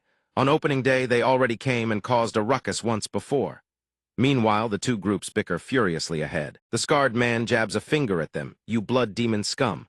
All you know is how to ambush. The yellow-scarfed assassins retort just as fiercely.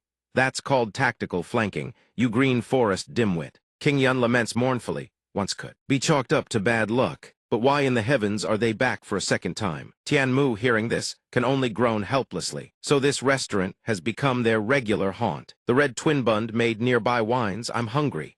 Can she not sense King Yun's agony at this moment? But they haven't even eaten anything Haratho, there certainly are plenty of flavors to choose from. The yellow-scarfed assassin slams the table in fury. Enough with the nonsense already. King Yun's face is etched with worry. Has it started? Tianmu beside him is equally anxious. The flavor of fists, the flavor of blades. He watches both sides clash violently and speaks through clenched teeth. They've become addicted to the flavor of brawling in this restaurant. They're regulars now. King Yun wails, what the hell is this? Damn it, Jialian is about to cry over the restaurant too. Only the red twin-bund maid shouts, I'm hungry. Tianmu watches the all-out brawl before him and sighs. If word gets out that this restaurant is a fighting pit for the martial world, he exhales, it's all over. Bian-mu has already ducked inside a large earthen jar to hide Brother Tian. The situation is too chaotic. Jialian stammers, Master, this humble girl cannot let her master be in danger. The red twin-bund maid grows frantic. I can't stand being hungry anymore. Tianmu, hiding inside the jar alongside Bian-mu, call me when it's over. King Yun looks at everyone around him, thoroughly dissatisfied, The red twin-bund maid charges furiously into the heart of the battle, throwing punches and kicks as she screams, I can't take it anymore. Jialian wraps her arms around King Yun's head and buries it against her chest, startling him. This humble girl will protect her master with her life. She declares with conviction, please, master, believe in. This humble girl, little does she know, King Yun's entire face has turned beet red. He can barely breathe. With the scarred man's gang and the yellow-scarfed assassins locked in fierce combat, Jialian shields King Yun's body with her own. She means to keep him safe from the crossfire, but he is already in agony. Og, I can't breathe. But the situation takes a sudden turn when a blade hurtles toward the two of them. Jialian screams and ducks behind King Yun's back. He too is utterly terrified. Sweat pours down King Yun's forehead like a river. Upon seeing the blade before him, he rounds on her. You said you'd protect me, and you dare use me as a human shield. Jialian's eyes glisten with tears, but I was so scared. As for your corpse, this humble girl will surely give it a proper burial. King Yun's fury only deepens. I'm not even dead yet. Bury what? The scarred man is sent hurtling toward Jialian's table, scaring her into fleeing. King Yun takes in the pandemonium before him. First things first, get outside. He dashes toward the door, calling out to Jialian, hurry. Suddenly, a group of people appears outside the restaurant. A purple-haired girl among them remarks, it seems rather noisy in there, doesn't it? The moment the door swings open, both King Yun and Jialian burst outside. King Yun slams straight into the purple-haired girl's chest. His hands grope against what lies before him, and he thinks to himself, quite generous indeed. He nearly pulls away, but Jialian also rushes out, sandwiching him snugly between the bosoms of two women. He can't help but savor the unexpected bliss. At that moment, King Yun no longer cares about anything. He blurts out, here's your bill. He couldn't care less now. The purple-haired girl holds all the cards. The purple-haired girl seizes King Yun by the hair in a rage and yanks him forward. The girl called Yang, flanked by her guards behind her, fixes King Yun with a stare brimming with killing intent. You are courting death. The brat King Yun hangs limp as a noodle in Yang's iron grip. A pity I'm pressed for time, so I'll end you quickly. Jialian startles and cries, if so, please hand my master's corpse over to this lowly one. Yang lifts King Yun's head by the hair. Master, so this is Liu King Yun, the owner of this restaurant. Could this man be? Meanwhile, the brawlers from inside have spilled out onto the street. One of the yellow-kerchiefed assassins trashes everything in sight, filling Yang with utter disgust. What a nuisance. She signals her guards to advance and commands, handle this quickly. Behind her, a volley of flying daggers shoots forth, piercing clean through the wooden tables. The table explodes with a thunderous crash. Inside the restaurant, a red twin-bund maidservant strikes a yellow-kerchiefed assassin square in the jaw, sending him coughing up a mouthful of blood. Another assassin glances behind and shouts, Who the hell are these people now? This is, Yang sneers with contempt. You dare cause a ruckus here. If you want to live, get the hell out. She steps calmly inside, issuing her command. Even the brawlers within are forced to freeze. I have business at this restaurant. A yellow-kerchiefed assassin sneers. What? How dare you? Do you have any idea who the Blood Demon sect and the Black Forest are on this territory? Typical woman always sticking her nose where it doesn't belong. But the scarred man seems to recognize something. He halts. Wait, yet the yellow-kerchiefed assassin remains stubbornly defiant, utterly unaware of the fate that awaits him. What could possibly happen? He spits out without thinking. You're already old enough to be married off, you know. Why don't you go find yourself a husband and stop meddling in men's affairs? The yellow-kerchiefed assassin hasn't even finished his sentence when a chopstick pierces clean through his hand. Yang's eyes flash with killing intent. How dare you speak to me like that in Tang clan territory? Only now does the scarred man realize who she is. The Tang clan. Did she just say the Tang clan? That cold, piercing gaze, that ruthless, domineering temperament. Could she be the young miss of the Sichuan Tang clan? The deadly figure of the poison butterfly. Yang radiates murderous fury. Die. The yellow-kerchiefed assassin begins to tremble. T-Tang clan. Then he's that poison? The red twin-bund maidservant, however, is absolutely delighted to see her mistress. The girl greets her and punches the yellow-kerchiefed assassin square in the face. It's been far too long, miss. The assassins cry out in terror. Someone help, stop. The hand pierced by the chopstick moments ago has begun to rot away. Yang lightly licks her lips. She twirls the chopstick idly. What were you saying about poison just now? Poison makes no distinction between men and women. The yellow-kerchiefed assassin raises his rotting hand and wails. The scarred man steps forward. Are you all right? Next round is, but the assassin keeps crying my hand by constantly flailing his arm. The venom splashes onto the scarred man's face. Damn your mother. A voice echoes from inside. Everyone disperse. We'll settle this another time. Yang shakes King Yun's utterly limp head, considering the matter settled. Fine, all that commotion has worked up my appetite. She lifts his head up first. Time for the main event. I want to taste that legendary zajangmyeon. At this moment, King Yun stands at the stove, stir-frying noodles. In short, that terrifying woman is the young miss of the Sichuan Tang clan, preeminent sect in the Jianghu for poison arts and hidden weapons. A mighty sect that dominates the lands of Sichuan. Liu Qingyun's imagination conjures terrifying images of Yang and her father sect leader Tang Jian. The poison king whose only treasured daughter is none other than the poison butterfly, Yang. He cooks while trembling inwardly, unsure what she wants but praying she'll finish her zajangmyeon and get the hell out of his sight. Jilian brings out a steaming, tantalizing bowl of noodles. This is the signature dish of our establishment. She introduces it to Yang with a trembling voice. Our zajangmyeon, miss. The red twin-bund maidservant shoves the guards aside. I want some too. The guards step aside. Yang eyes the dish with interest. The aroma is acceptable, I suppose. King Yun notices something peculiar about the way she holds her chopsticks. He frowns inwardly. Why does she grip them so awkwardly? A voice chimes in. Truly, young masterly, you are quite ignorant. It is Tianmu, who explains. The index finger controls hidden weapons. The middle finger handles poison. These two fingers must never touch bowls, plates, or food. That is the Tang clan's ironclad rule and discipline. Only then does King Yun understand. I see. Tianmu notices the guards approaching and adds, if you have any more questions, just call for me. Yang licks her lips. While the flavors are stimulating enough, what truly determines the caliber of a dish? Is its structure?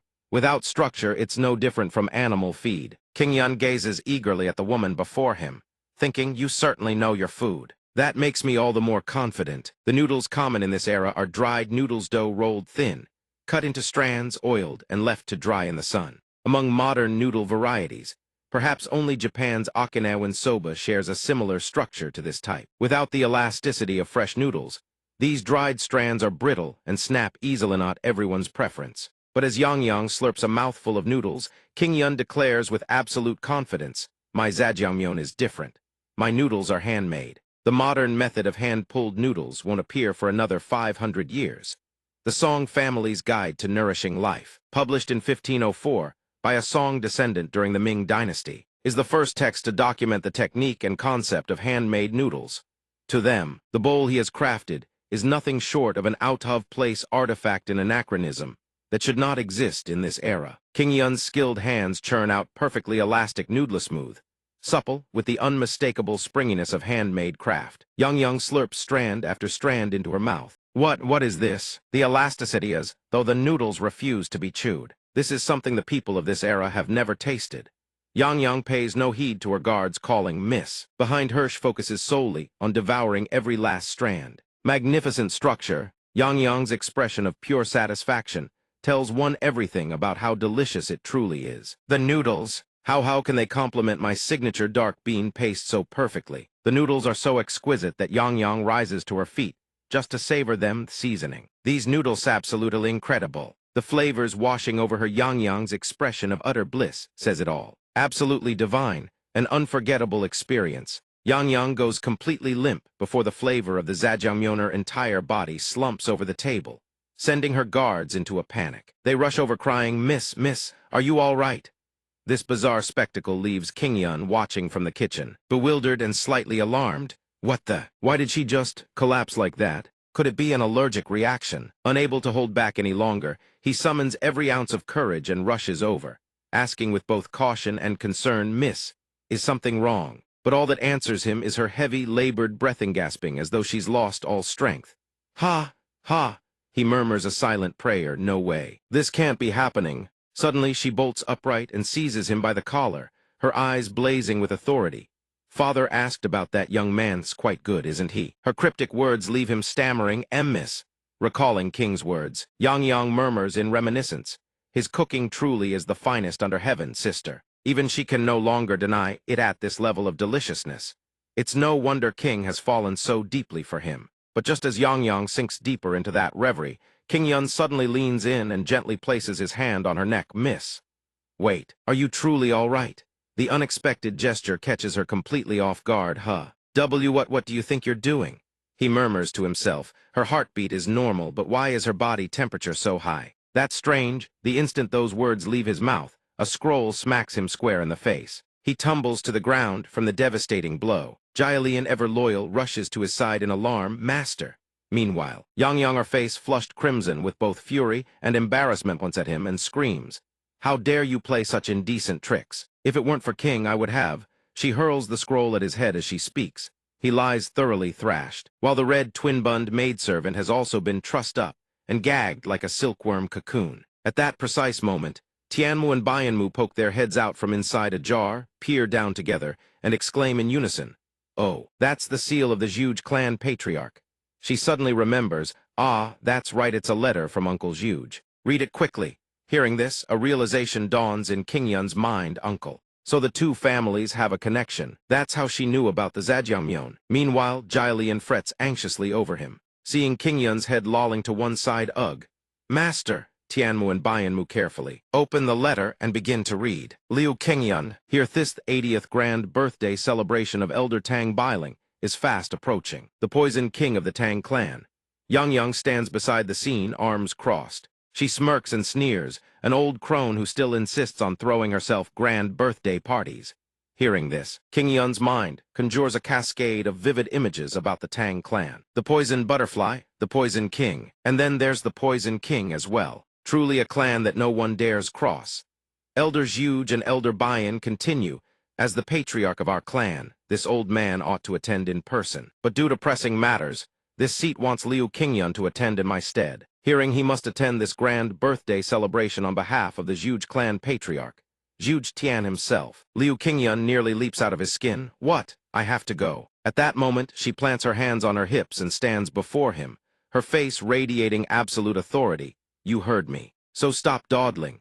Depart at once for Chengda, domain of the Tang clan, the heart of Sichuan, and the Tang clan's very stronghold. Chengdu, this was once the imperial capital of Shuhan under Liu Bei's reign, a legendary land of myth. As a die-hard fan of the Three Kingdoms and Zhuge Liang, I once swore an oath to myself that I would make a pilgrimage to Chengdu at least once in my life. And so, the very next morning, the entire party sets off on their journey. Tang Bailing walks along, munching as she goes, a flour cake clutched in her hand. Her eyes sparkle as though she has unearthed a hidden treasure. Flour cakes can really taste this good. The red-haired twin-bun maid is also chewing noisily beside her. Bland. Meanwhile, Liu Kingyun trudges at the front, a mountain of heavy luggage piled high on his shoulders. It is not as though he is some pack mule, but the sight of the red-haired maid perched atop the luggage, eyes blazing with delight as she shouts, So delicious. Not to mention the guards all eating heartily without a carries enough to drive him mad. And Tang Biling, she kicks the back of his head between bites. Hey, hey, give me another one. He clenches his teeth, enduring the torment, and snaps back irritably, no way. These are emergency rations, not snacks. We still have over half a month of travel ahead, but Tang Biling is not one to take no for an answer. She seizes his head and pulls his face inches from hers. Her voice dripping with menace. I said, hand it over. Stop your yapping. He lets out a shriek. Og. Flour cakes, those simple things made from kneaded dough, baked until hard meat for easy portability and long storage. Since they are provisions designed for marching armies, the taste is, naturally, nothing to write home about. That is precisely why I decided to improvise. I mixed flour with milk and eggs, kneaded the dough, let it rise, then deep-fried it to perfection. The result? A donut with the shape of a plain flour cake, but a flavor that is worlds apart. Then I drizzle a coat of melted sugar over the top, a timeless classic. The glazed donut is complete. That is, compared to the original flour cakes, which are hard as rocks when you bite into them. Who in their right mind would not find these delicious? But there is one thing I forgot: emergency rations are not supposed to be too delicious. He is utterly crestfallen. Liu Qingyun sighs inwardly. No matter how he looks at it, worry gnaws at him. He recalls the scene when Jia Lion tearfully saw him off. Bidding her master a safe journey, he had gone reluctantly. Elder Zhuge and Elder Bayan had also offered their farewells. Rest easy, we shall manage while you are away. Though Elder Zhuge, Elder Bayan, and Jia Lion remain behind to watch the restaurant. He wonders whether the shop can truly operate normally in his absence. The thought is shattered by the maid's shrill voice. Hurry it up. You perverted innkeeper, the sun is about to set. The group halts beside a small stream to make camp. He labors to pitch the tent while the twin-bun maid stands nearby, endlessly pointing out errors. Move it a little to the left. No, the other way. He sighs, working and cursing under his breath. Why does every single task fall on me? Setting up camp, hauling luggage is always me doing the suffering. Memories flash through his mind. One time he tried asking the guards for a hand. Could you carry some of this for me? Their reply came without a shred of hesitation. No. A guard must remain swift and unburdened. No exceptions. Another time, he ventured, then how about we all help set up camp together before dinner? The answer nearly broke him. I shall go hunt a fresh deer. He can only mutter in defeat. They are nothing but a pack of lazy bums. Mark my words, I will end up preparing dinner alone again. Just as his frustration peaks, an unfamiliar aroma catches him off guard, freezing him mid-step. He turns his head to trace the source. The maid immediately scolds him. You are slacking off again, you perverted innkeeper. By the stream, Tang Biling sits cooking, her movements gentle yet surprisingly adept. HMPH, Miss Tang is cooking. He approaches with curiosity. Oh, soup. She lifts her head to glance at him. Want to try some? She also hands a portion to the maid. This lowly one shall partake first. Then she explains. Grandfather always insists that a girl must learn to cook before she can find a husband. And since young Master Liu also possesses culinary talent, I wanted him to have a taste. I wanted to see what he thinks. The words barely leave her lips before panic grips him. Ha! Liu Qingyun groans internally. Ugh! My teeth and jaw feel like I am chewing on actual rocks. But the instant the thought crosses his mind, he freezes. Wait, hold on. The Tang clan specializes in poison arts and hidden weapons. Could they have? A chilling image floods his brain. An image of Tang Biling wearing a sinister grin, standing beside her terrifying father. Young master, how does it taste? Then the nightmarish vision of lethally potent poisonch cackles. Grandfather really did overdo it. Too much poison, and they die instantly. How would they even savor the agony? They lace the soup with poison. He snaps back to reality. Tang Biling rests her chin on her hand, smiling at him. Nonchalantly, she says, those are just stones.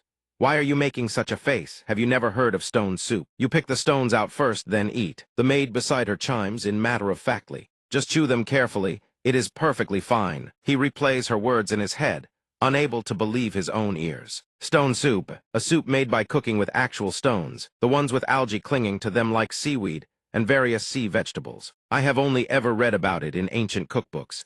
Who would have thought someone actually cooks it for real? She suddenly grows anxious, her eyes widening like a child terrified of being criticized. How does it taste? Is it not good? His eyes go blank. He says nothing more. He reaches into thin air and pulls out an entire cooking toolkit. Please wait just a moment. He issues orders like a master chef commanding his brigade. Girl, prepare spice set number 3 carrots, eggs, a hot wok, and seasonings. The twin-bun maid snaps to attention. Number 3. Carrots, eggs, seasonings. Tang Bailing stands by, utterly baffled. Prepare what? The maid responds with perfect composure. This servant has no idea either. Hey! Before anyone can finish speaking, ingredients are already flying through the air. The cooking kit bursts open with dramatic flair. Tang Bailing mutters in bewilderment. What on earth is he doing? She thinks to herself, I do not understand why, but his hands dance across the scorching wok with practiced mastery, each ingredient melding together under his deft motions. He says, first, pick out the stones and remove the algae before eating. Algae on its own is bland and carries an earthy stench, so it needs salt and pepper. It is also slimy and offers no satisfying bite, which is why noodles and fresh herbs are essential. He seems like an entirely different person. She stares at him, captivated, a strange flutter stirring in her chest. Beside them, the maid begins wailing, I am so hungry, she thinks to herself. Yet she, too, finds herself swept up in that same wave of anticipation. HMPH, how utterly presumptuous. And the maid's relentless prodding, bring it out already, you perverted innkeeper. At last, he sets the bowl before them, his voice calm, and even here it is seaweed-style stone soup noodles. She eyes the bowl of noodles, her face full of skepticism. What is this supposed to be? It is just stone soup with noodles thrown in, is it not? Making a big fuss over nothing. The maid beside her devours her portion like a starving wolf. Loud slurping and gulping echoing without end, slurp gulp gulp. Tang Bailing slowly lifts a strand of noodles to her lips, places it in her mout hand, her eyes fly wide open. Blazing with utter disbelief, this is leagues better. How is this possible? What did you do to this dish? You must have slipped some secret ingredient into it. He scratches his head, looking bewildered. There is nothing special about it at all. I simply re-seasoned the broth, and since Miss Tang enjoys a good chew, I added stir-fried carrots and shredded egg crepes to eat alongside the noodles. Other than that, it is no different from the soup that the young lady made. His words leave her flustered, yet she cannot help but argue back. But just a few added ingredients, and the flavor transforms completely. That is impossible to believe. Our clan employs the finest chefs, and they make dishes like this every single day. Stop lying and reveal your secret technique at once. Before she can finish, he cuts her off. His voice is steady yet unyielding. Miss Tang, cooking is not merely about technique or secret recipes. It demands an understanding of the diner's palate and the sincerity behind every bite. That is the true secret to transforming raw ingredients into something extraordinary. Call it a secret technique if you will, it would not be wrong. His words strike her like a sudden blow. She flushes red, at a complete loss for a rebuttal. Only then does he exhale in quiet relief. Phew. That was close. Nearly gave away my real secret seasoning. Her voice rings out, laced with a faint tremor. Tang Bailing yanks him back with startling force. Her eyes blaze with a mix of fury and embarrassment. Her face scarlet, she demands, How dare you speak to me so insolently? He can only raise his hands in surrender, his face pale as a sheet. Ha! I am sorry, but MSG consumed in excess is genuinely bad for your health. She suddenly loses all composure. That wicked little mouth of his, please have mercy on me. Beside them, the carefree maid is busy licking her plate clean, her eyes sneaking glances at the two of them. Suddenly, a guard bursts out from a nearby thicket, drenched in sweat. Found you. His sudden appearance startles the young lady, who lets out a shriek, oh yeah, and with one swift motion, she slaps an entire bowl of noodles squarely onto King Yun's face. The guard drops to his knees, expression grave, gasping for breath. Please be careful, miss. She panics. No, it's not what you think. It's nothing, really. The guard doesn't hesitate. He lunges forward to shield her. Miss, get back. At that very moment, another figure appears. With a devastating kick, he crushes the food on the ground before everyone's eyes. A cold sneer rings out. Oh, and who might this be? The maidservant beside him sighs in awe so massive. Li Fu stands before Yang Yang and declares, Miss Tang, what an honor. What matter brings you to grace the territory of our green forest? Li Fu presses, tell me, Miss Tang, what brings you here? Yang Yang answers in fear, Green Forest Chief. Li Fu, meanwhile, King Yun's face is still stuck in the bowl, unable to break free. When he finally pries it off, he finds himself surrounded by towering, brawny men. The body of the knocked-out subordinate crashes to the ground. The sight before King Yun sends a chill down his spine. The Green Forest, the legendary criminal alliance of 72 mountain strongholds, spanning the entire Central Plains. Though they practice neither internal energy nor the martial arts of the great clans, the raw strength of each member and the sheer scale of their organization cannot be underestimated. Even the most illustrious martial clans dare not look down on them. In other words, they are the most infamous underworld syndicate, the most powerful criminal organization of the era. Li Fu plants his enormous blade into the ground, continuing his interrogation.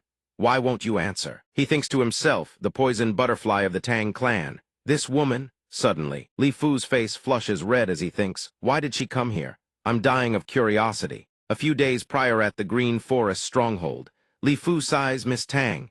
I want to get to know her to strike up a conversation. She's so adorable. He suddenly slams his wine cup on the table in frustration. But how do I get close to her?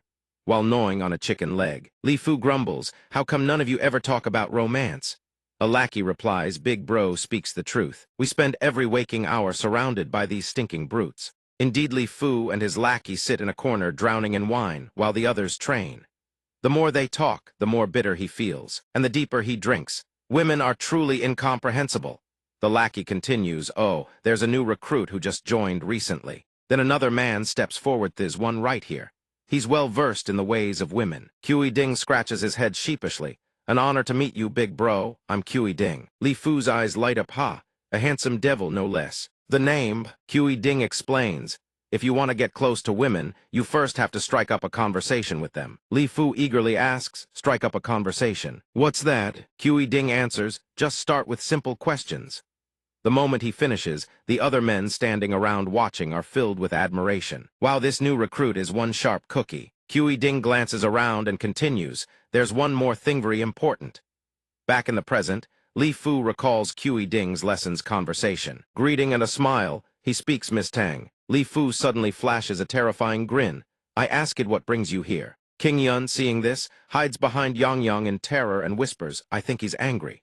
Yang Yang calmly addresses Li Fu, Hero Li. There seems to be a misunderstanding. He hoists his blade onto his shoulder, a misunderstanding. Yang Yang explains, we merely stumbled into Green Forest territory by accident while on our journey. We'll be gone by dawn, no trouble at all. He replies, is that so, Kui? Ding beside him whispers praise, perfect, Big Bro.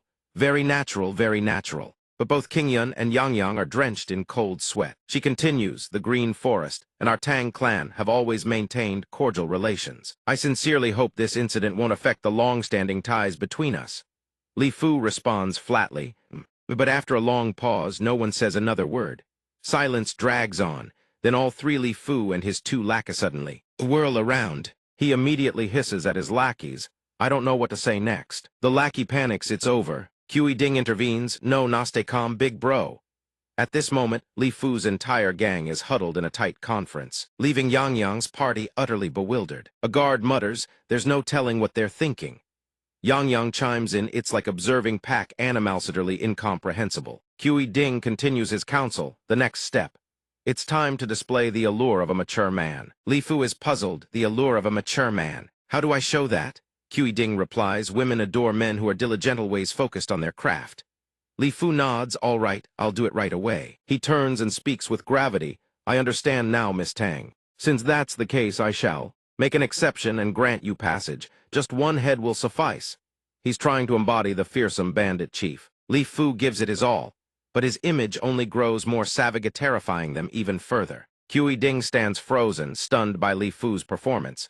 He thinks, the chief is truly mesmerizing. Just watching him, even I feel moved. Big Bro has surpassed me in the blink of an eye, and it's only his first time. Yang Yang confused. What? Why is he suddenly? King Yun can only cower behind her. Li Fu plants his enormous blade before the guard. These guards will serve Miss Tang well on her journey. Then he turns to look at the red-haired bun maidservant, who is sitting atop the fallen guard. Already dead, he murmurs, as for this one, I'm not sure who this is, so it's best not to touch him. He swiftly swings his blade toward King Yun and declares, only this one's left. I don't know who you are, but I'll choose you. Suddenly, a familiar figure darts past Li Fu. One arm draws a hidden weapon with decisive precision. The other reaches out and presses against Li Fu's body. It is Yang Yang stepping forward to shield King Yun. Stop right there, Hero Li. King Yun, emboldened, calls out, well done, Miss Tang. Fire the poison needles, now. But the guard interjects, no, it's too dangerous. Their bodies are forged through the Green Forest's external cultivation techniques. The hidden weapons and short blades of our Tang clan can scarcely leave even a scratch upon them. That is precisely why the Tang clan has always feared the Green Forest. If it's just one head they want, then hand me over. Surely the young lady knows this. Then why is she acting this way? Li Fu's fury erupts. He roars, his body blazing with surging heat. Yang cries out in alarm, hero. His body is growing stronger by the second. I can barely hold on. Please, calm down and listen to me. But then out of nowhere red blood gushes from his nose. Miss Tang's hand touched me. How wonderful. Yang startles, huh? Why is he bleeding? I didn't even do anything. His lackeys rush over in panic. Big bro. Big bro, they wail and weep.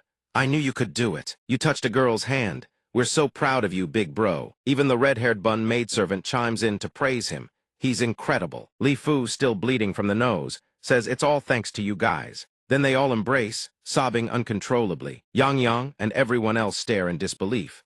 What in the is this, some kind of prayer ritual? King Yun thinks in terror, I can't understand this. I just cannot understand the martial world. It's truly full of inexplicable things. Li Fu speaks, Miss Tang, I don't wish to rush you. As per the young lady's wishes, we shall take our leave for now. He adds, that's right, I recall the Poison King's birthday celebration is fast approaching, isn't it?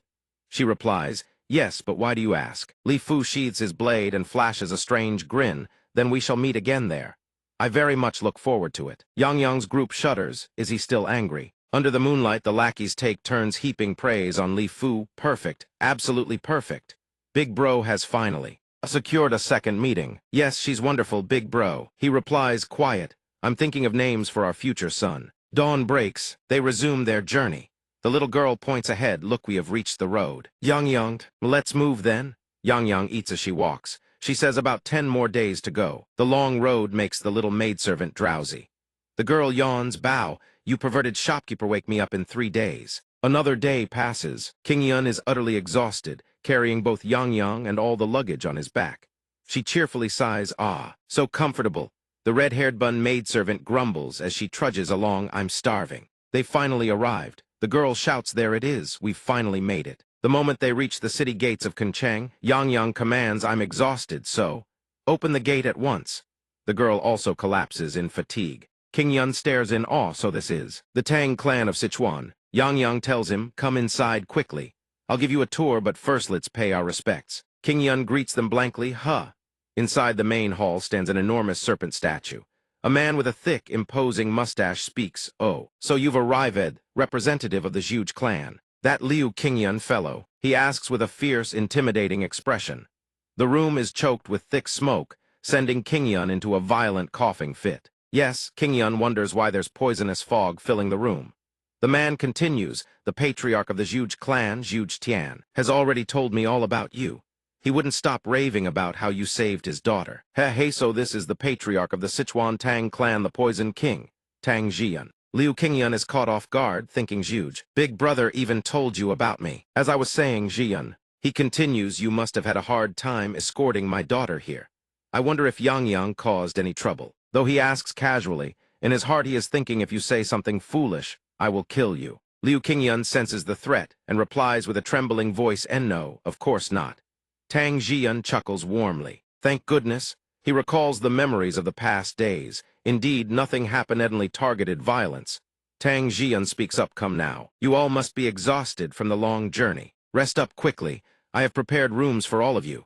The twin bun maid excitedly calls out time to eat. As for Liu Qingyun, he keeps coughing from inhaling the smoke. He replies, yes, clan leader Tang. Thank you, sir. He looks at him, thinking what Zhuge Tian said before, I have indeed met a young man. Upright and talented. I intend to betroth my daughter to him. He looks at Liu Qingyun, who is being supported by Yang because he inhaled too much smoke. If you dare say anything strange in front of my father, you are dead on the spot. As for Liu Qingyun, he can only meekly reply yes. So this brat is the husband of the Zhuge clan's only beloved daughter. A few months ago, on a night when the moon hung high, two voices drift from outside and in. It has been far too long since we last sat together savoring a cup of wine, hasn't it? Another voice chimes in to respond, indeed it has. By the way, old friend, how is King doing? Inside, it turns out Zhuge Tian and Tang Jian are drinking tea and conversing. Tang Jian continues, recently, her illness has been growing worse. I am taking her to find a physician. Zhuge Tian lets out a heavy, sorrowful sigh. He speaks truly, these are delicious dishes, laid out on the small wooden table. Zhuge Tian says in a dispirited tone, I have taken her to see doctors all across the Central Plains, yet she remains uncured. It is deeply worrisome. Tang Jian can only offer words of comfort. You must be quite worried. Our Yang and your king have both reached marriageable age. Tang Jian rests his chin on his hand. Utterly helpless, she's Yang cares nothing for romance, spending all her days buried in martial training, doing nothing to ease his frustration. Zhuge Tian forces a smile and replies, "That's true, but I'm not worried about that." At night, in the stillness of the deep evening, lanterns glow from the eaves, and their voices carry clearly even to those outside. Zhuge Tian, sounding rather weary, speaks although King's face is not conventional, and her unusual eyes have caused her much suffering since childhood. Nevertheless, he speaks with unwavering conviction. "I firmly believe there will be a magnanimous man, a noble soul such as that, waiting out there for little King." Tang Jian reaches out to pick up a piece of raw fish with his chopsticks, then cheerfully continues, "Of course, but after all, a man must have some capability, no? Surely the Zhuge clan's son-in-law would be no ordinary man. This is the Zhuge clan, a premier noble house of the Central Plains." Hearing his old friend speak with such gusto, Zhuge Tian strokes his beard and retorts, "Well then, what about your Yang? Would you be willing to marry her off to a commoner?" Tang Jian begins to laugh heartily as well, joking, "How about we make a wager, whoever finds a son-in-law first wins?" Outside, the moon has risen higher than the rooftops. The conversation between Tang Jian and Zhuge Tian continues. Zhuge Tian humors his old friend, "Oh, interesting. The winner gets to be the elder brother." Tang Jian grins broadly, "Hes, deal me dear younger brother." Zhuge Tian can only reply helplessly, "Look at you. Cough, cough. Just you wait." Tang Jian laughs merrily, "Ha ha." Behind them, Tang Jian lounges leisurely in his chair. While Liu Qingyun thinks irritably, Zhuge Tian said it well. Yang places a hand on Liu Qingyun's shoulder, growling, "If you dare spout nonsense in front of me, you're dead." The twin-bun maid yawns wide, so sleepy. Seeing his face twist, Yang barks an order, "Smile for me this instant, you." Liu Qingyun instantly forces an excruciatingly stiff smile, "Ha ha." Tang Jian, with a cigarette holder clenched between his lips, thinks to himself, "That unremarkable brat. It seems I've already won the bet." He is feeling pleased when a sudden thought strikes him. Wait, no, his Yang still doesn't have a sweetheart. Who on earth will take her away? The scene shifts to Yang's side. A lavish spread of dishes is laid out on the table. She calls out, "Let's eat first." The twin-bun maid looks at the spread excitedly and exclaims, "Wonderful." Yang grabs a large steamed bun with one hand and shoves it into her mouth, while the other hand wields chopsticks to pick up noodles. The twin-bun maid is stuffing food into her mouth ravenously. Yang tastes the noodles on the table, puzzled. "Our household's food is quite good, so why do I feel like something is missing? His cooking has something different." Indeed, a woman's mouth says one thing while her heart thinks another. Yang falls silent for a moment, then mutters dismissively, "He's nothing but a show-off." She holds the steamed bun, glancing toward the window, thinking, "I wonder if he's doing all right." Meanwhile, in the bathing chamber of the Tang residence, steam rises without end. Leftover dishes sit on the table in the room. Liu Qingyun's voice rings with pure satisfaction. "This is heavenly." He soaks in the water and murmurs, "A full belly and a warm sono. This is comfort." Plumes of steam rise endlessly. Liu Qingyun muses, "I didn't expect the guest rooms to have private baths." The Tang clan truly lives up to its reputation as a premier noble house. "Should I build a private bath in my restaurant too, I wonder?" He slowly sinks lower into the water, thinking, "Wait, no. I only swore brotherhood with the Zhuge clan, and now I've come to the Tang clan as well." His body is submerged in water, along with the bewilderment of how everything turned out this way. Bubbles rise through the water, merging with his thoughts. Thinking back, ever since being swallowed by that whale, everything has spiraled far beyond my comprehension. But there is one thing that puzzles me. For some reason, the memories of Liu Qingyun, the previous owner of this body, have gaps and inconsistencies. While he is deep in thought, a wounded hand reaches toward him, and a ghostly voice echoes, "Liu Qingyun." Hearing someone call his name, he opens his eyes in alarm, only to see a blood-stained hand stretching out before him. At that exact moment, Yang and the little girl barge in. She shoves the door wide open and shouts, "Hey, I've been calling you forever. Why aren't you answering?" The twin-bun maid peeks in and asks, "Hey, you pervert restaurant owner, any leftover food?" He is currently being confronted by the mysterious figure in the water. She places both hands on his cheeks, calling out, "Liu Qingyun, my son." He is rendered speechless. Meanwhile, Yang steps into the bathing chamber, looking around in confusion. Where did he wander off to? How? The silhouette of a beautiful woman materializes, her entire body drenched in blood, yet she speaks, "You must survive no matter what." Liu Qingyun leaps up from the bathtub, screaming, "Get out." He looks down in shock and cries out in terror, what? What the? Was that just a hallucination? It must be fatigue playing tricks on my eyes. HMPH, the air is thick with steam. Yang, flustered and stunned, stares straight at. He stammers, is that what? Hearing her voice, Liu Qingyun turns around dumbly, Miss Tang, why are you here? The twin bun maid still holds 2 or 3 steamed buns in her hands, staring at him. Oh, new friend is here. Liu Qingyun also goes blank and asks aloud him. Where are you looking? He reacts slowly. He stammers this.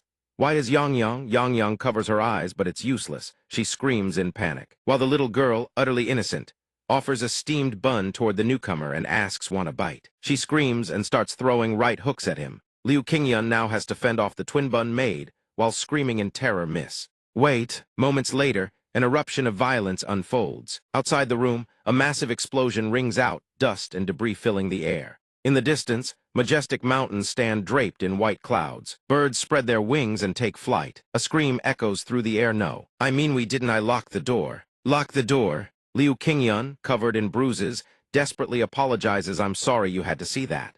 Yang's face turns beet red with embarrassment. She stammers, I'm fine. He adjusts his clothes while looking around, puzzled. Where is this? Yang walks ahead, speaking, didn't I say I'd show you around? This is the rear garden of our Tang estate and we still have a long way to go. Liu Qingyun, trailing behind, responds with a few mumbles, He follows after her, exclaiming it really is vast. Yang doesn't share his sentiment. It's probably only about the size of a small village. Meanwhile, the twin bun maid is excitedly looking around. Wow, mushrooms. Delicious. Yang adds a piece of information. Grandfather loves this garden. Liu Qingyun's face pales with fear at the mention of the Tang clan's patriarch grandfather as in the Poison King. He has barely taken a few steps before sweat pours down like rain. Liu Qingyun trembles at the mere thought of the Poison King. Just hearing the name, Poison King, is enough to terrify me. I'm terrified of that man just thinking about it. He shudders. Mustering every ounce of courage, he stammers out a question. So, is the great Poison King here as well? Yang quickly replies, I'm not sure. He is very unpredictable. Liu Qingyun is quite startled when he looks and spots a pufferfish in the pond. Is that a pufferfish? Don't people normally keep koi carp in ponds? He stares intently at the plants here. Now he notices the flowers and grass here are quite unusual. He rests his chin on his hand and speculates, could these be rare medicinal herbs? Meanwhile, the little girl has turned bright yellow from eating the mushrooms. Yang walks ahead and coldly warns, don't touch anything carelessly. He startles, looks at her, and replies, yes, sorry. The little girl's skin continues to shift to blue. In the bushes, 2 yellow and white snakes coil around each other. After some time, they finally arrive at a place where purple petals drift through the air. Yang announces, we're here. Liu Qingyun cannot help but gasp in astonishment. Before him stretches a garden of flowers. Beautiful purple blossoms. Within it stands a tall tower and several houses. Yang introduces with pride, from here on, is the true rear garden pride of our Tang clan of Sichuan. He stands utterly awestruck, letting out a gasp of wonder. Wow. He strides into the flower garden with fierce determination. The short girl with twin red hair buns is so tiny she vanishes entirely beneath the sea of blossoms. She cries out, I can't see a thing. Liu Qingyun stands perfectly still, inhaling the fragrance carried on the wind. He murmurs softly, the scent of these flowers, rich and sweet. Yang fixes her gaze upon him and utters something truly terrifying. Hey, swallow that and you're dead. Aren't you afraid? The moment she finishes, suspicion and dread seize him. Yang says with perfect calm, every single plant and creature in this garden is venomous. Those petals come from aconitum, a supremely lethal poison herb. Her words send him flailing in sheer terror. Seeing Qingyun's panicked state, Yang offers a word of comfort. But as long as you don't eat any of it, you'll be fine. Just looking won't cause any harm. The red-bunned girl plucks a flower and pops it into her mouth.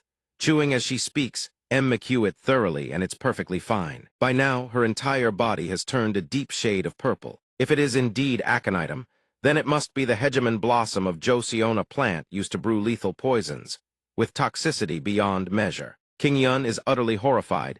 Every single plant and creature here is venomous. He nearly lost his life just now. Suddenly, something wet and slimy slides across his face. Qingyun jerks his head upward, his heart nearly leaping from his chest. What was that? The thing that grazed his face is the tongue of a massive red toad. But the toad is colossal. Its sheer size alone is enough to send Qingyun reeling in terror. He screams, Og, what is that thing? A monster? In the next instant, an old man materializes atop the red toad's head. His distinguishing feature a gleaming bald crown. He leans on his cane, blinking in bewilderment. What monster?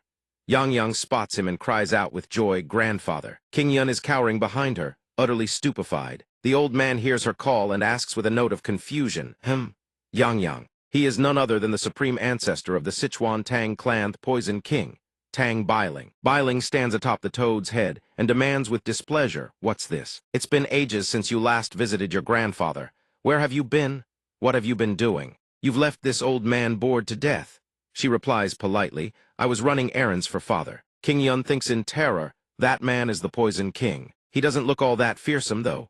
Meanwhile, amid the tense atmosphere, the red-bunned girl comes dashing back over. The toad speaks up in greeting, "Would you like to become sworn brothers with me?" He is still hiding behind Yang. But still, what on earth is that giant toad? He speaks up, "Miss Tang, what is that creature?" Bailing looks at him in surprise. "Creature? What creature? That's a spirit beast." Seeing the toad looking hurt, nearly on the verge of tears, the girl immediately steps in front of it and declares in a high voice, "Apologize to my friend Hong Chan at once." Yang quickly introduces it. Its name is Hong Chan, the red toad, and it feeds only on venomous creatures. "You're probably not to its taste." The girl standing above shouts down at the two of them, "You perverted shopkeeper." Bailing retreats behind Hong Chan and produces a white basket brimming with mushrooms. He asks Yang, "This young man accompanying you, who is he? Has he taken up cooking as well? Have you finally found yourself a sweetheart?" That single remark turns Yang's face scarlet. She stammers and sputters. She rushes forward to strike at Bailing, but he dodges every blow with effortless ease. "What? Is that so? Old master, have you gone senile?" Yang immediately introduces him. "This is young Master Leoth, one Uncle Zhuge mentioned." Unbeknownst to anyone, a scorpion has appeared on top of King Yun's head. She continues, still flustered, "He is the representative sent by the Zhuge clan to attend grandfather's birthday celebration." "Sweetheart, what sweetheart?" Meanwhile, Hong Chan extends its tongue and gives King Yun's face another long, wet lick. It turns out the toad's true target was the strange creature perched atop his head. Bailing listens and says dismissively, "Well, that makes sense. No ordinary nobody could catch your father's eye after all." While King Yun sweats like a waterfall, she desperate to paint a favorable image of him before grandfather blurts out, But this one's cooking, I've heard his culinary skill is the #1 delicacy under heaven, I believe." Bailing's expression shifts instantly. He demands, "What?" Yang realizes she has misspoken. Panic floods her heart. "I'm dead." She immediately corrects herself. "What I meant, Ish, is utterly lowly and foolish." His voice rises, soft yet deliberate under heaven. Bailing breaks into a bone-chilling grin, fixing his gaze on the two of them. "#1 delicacy." Bailing's expression shifts sharply. "What?" Yang's heart seizes with dread. "I'm dead." She quickly amends her words. "What I meant, Ish, is utterly lowly and foolish." His voice drifts out, soft and measured, under heaven. Bailing flashes that same spine-chilling grin, his eyes locked on the two under heaven. "#1 delicacy." She is so terrified her words tumble out in a jumble. That's not what I meant at all." In the midst of the beautiful violet garden, a bee suddenly appears. In the next instant, Hong Chan's tongue darts out from behind it. He calls out to Yang, "Do you know why our ancestors became so obsessed with the pursuit of fine cuisine?" Yang answers with wide eyes, I don't know." King Yun stands behind her, thinking his granddaughter doesn't seem to care much about fine food. Yang seems to sense his thoughts and glares daggers at him.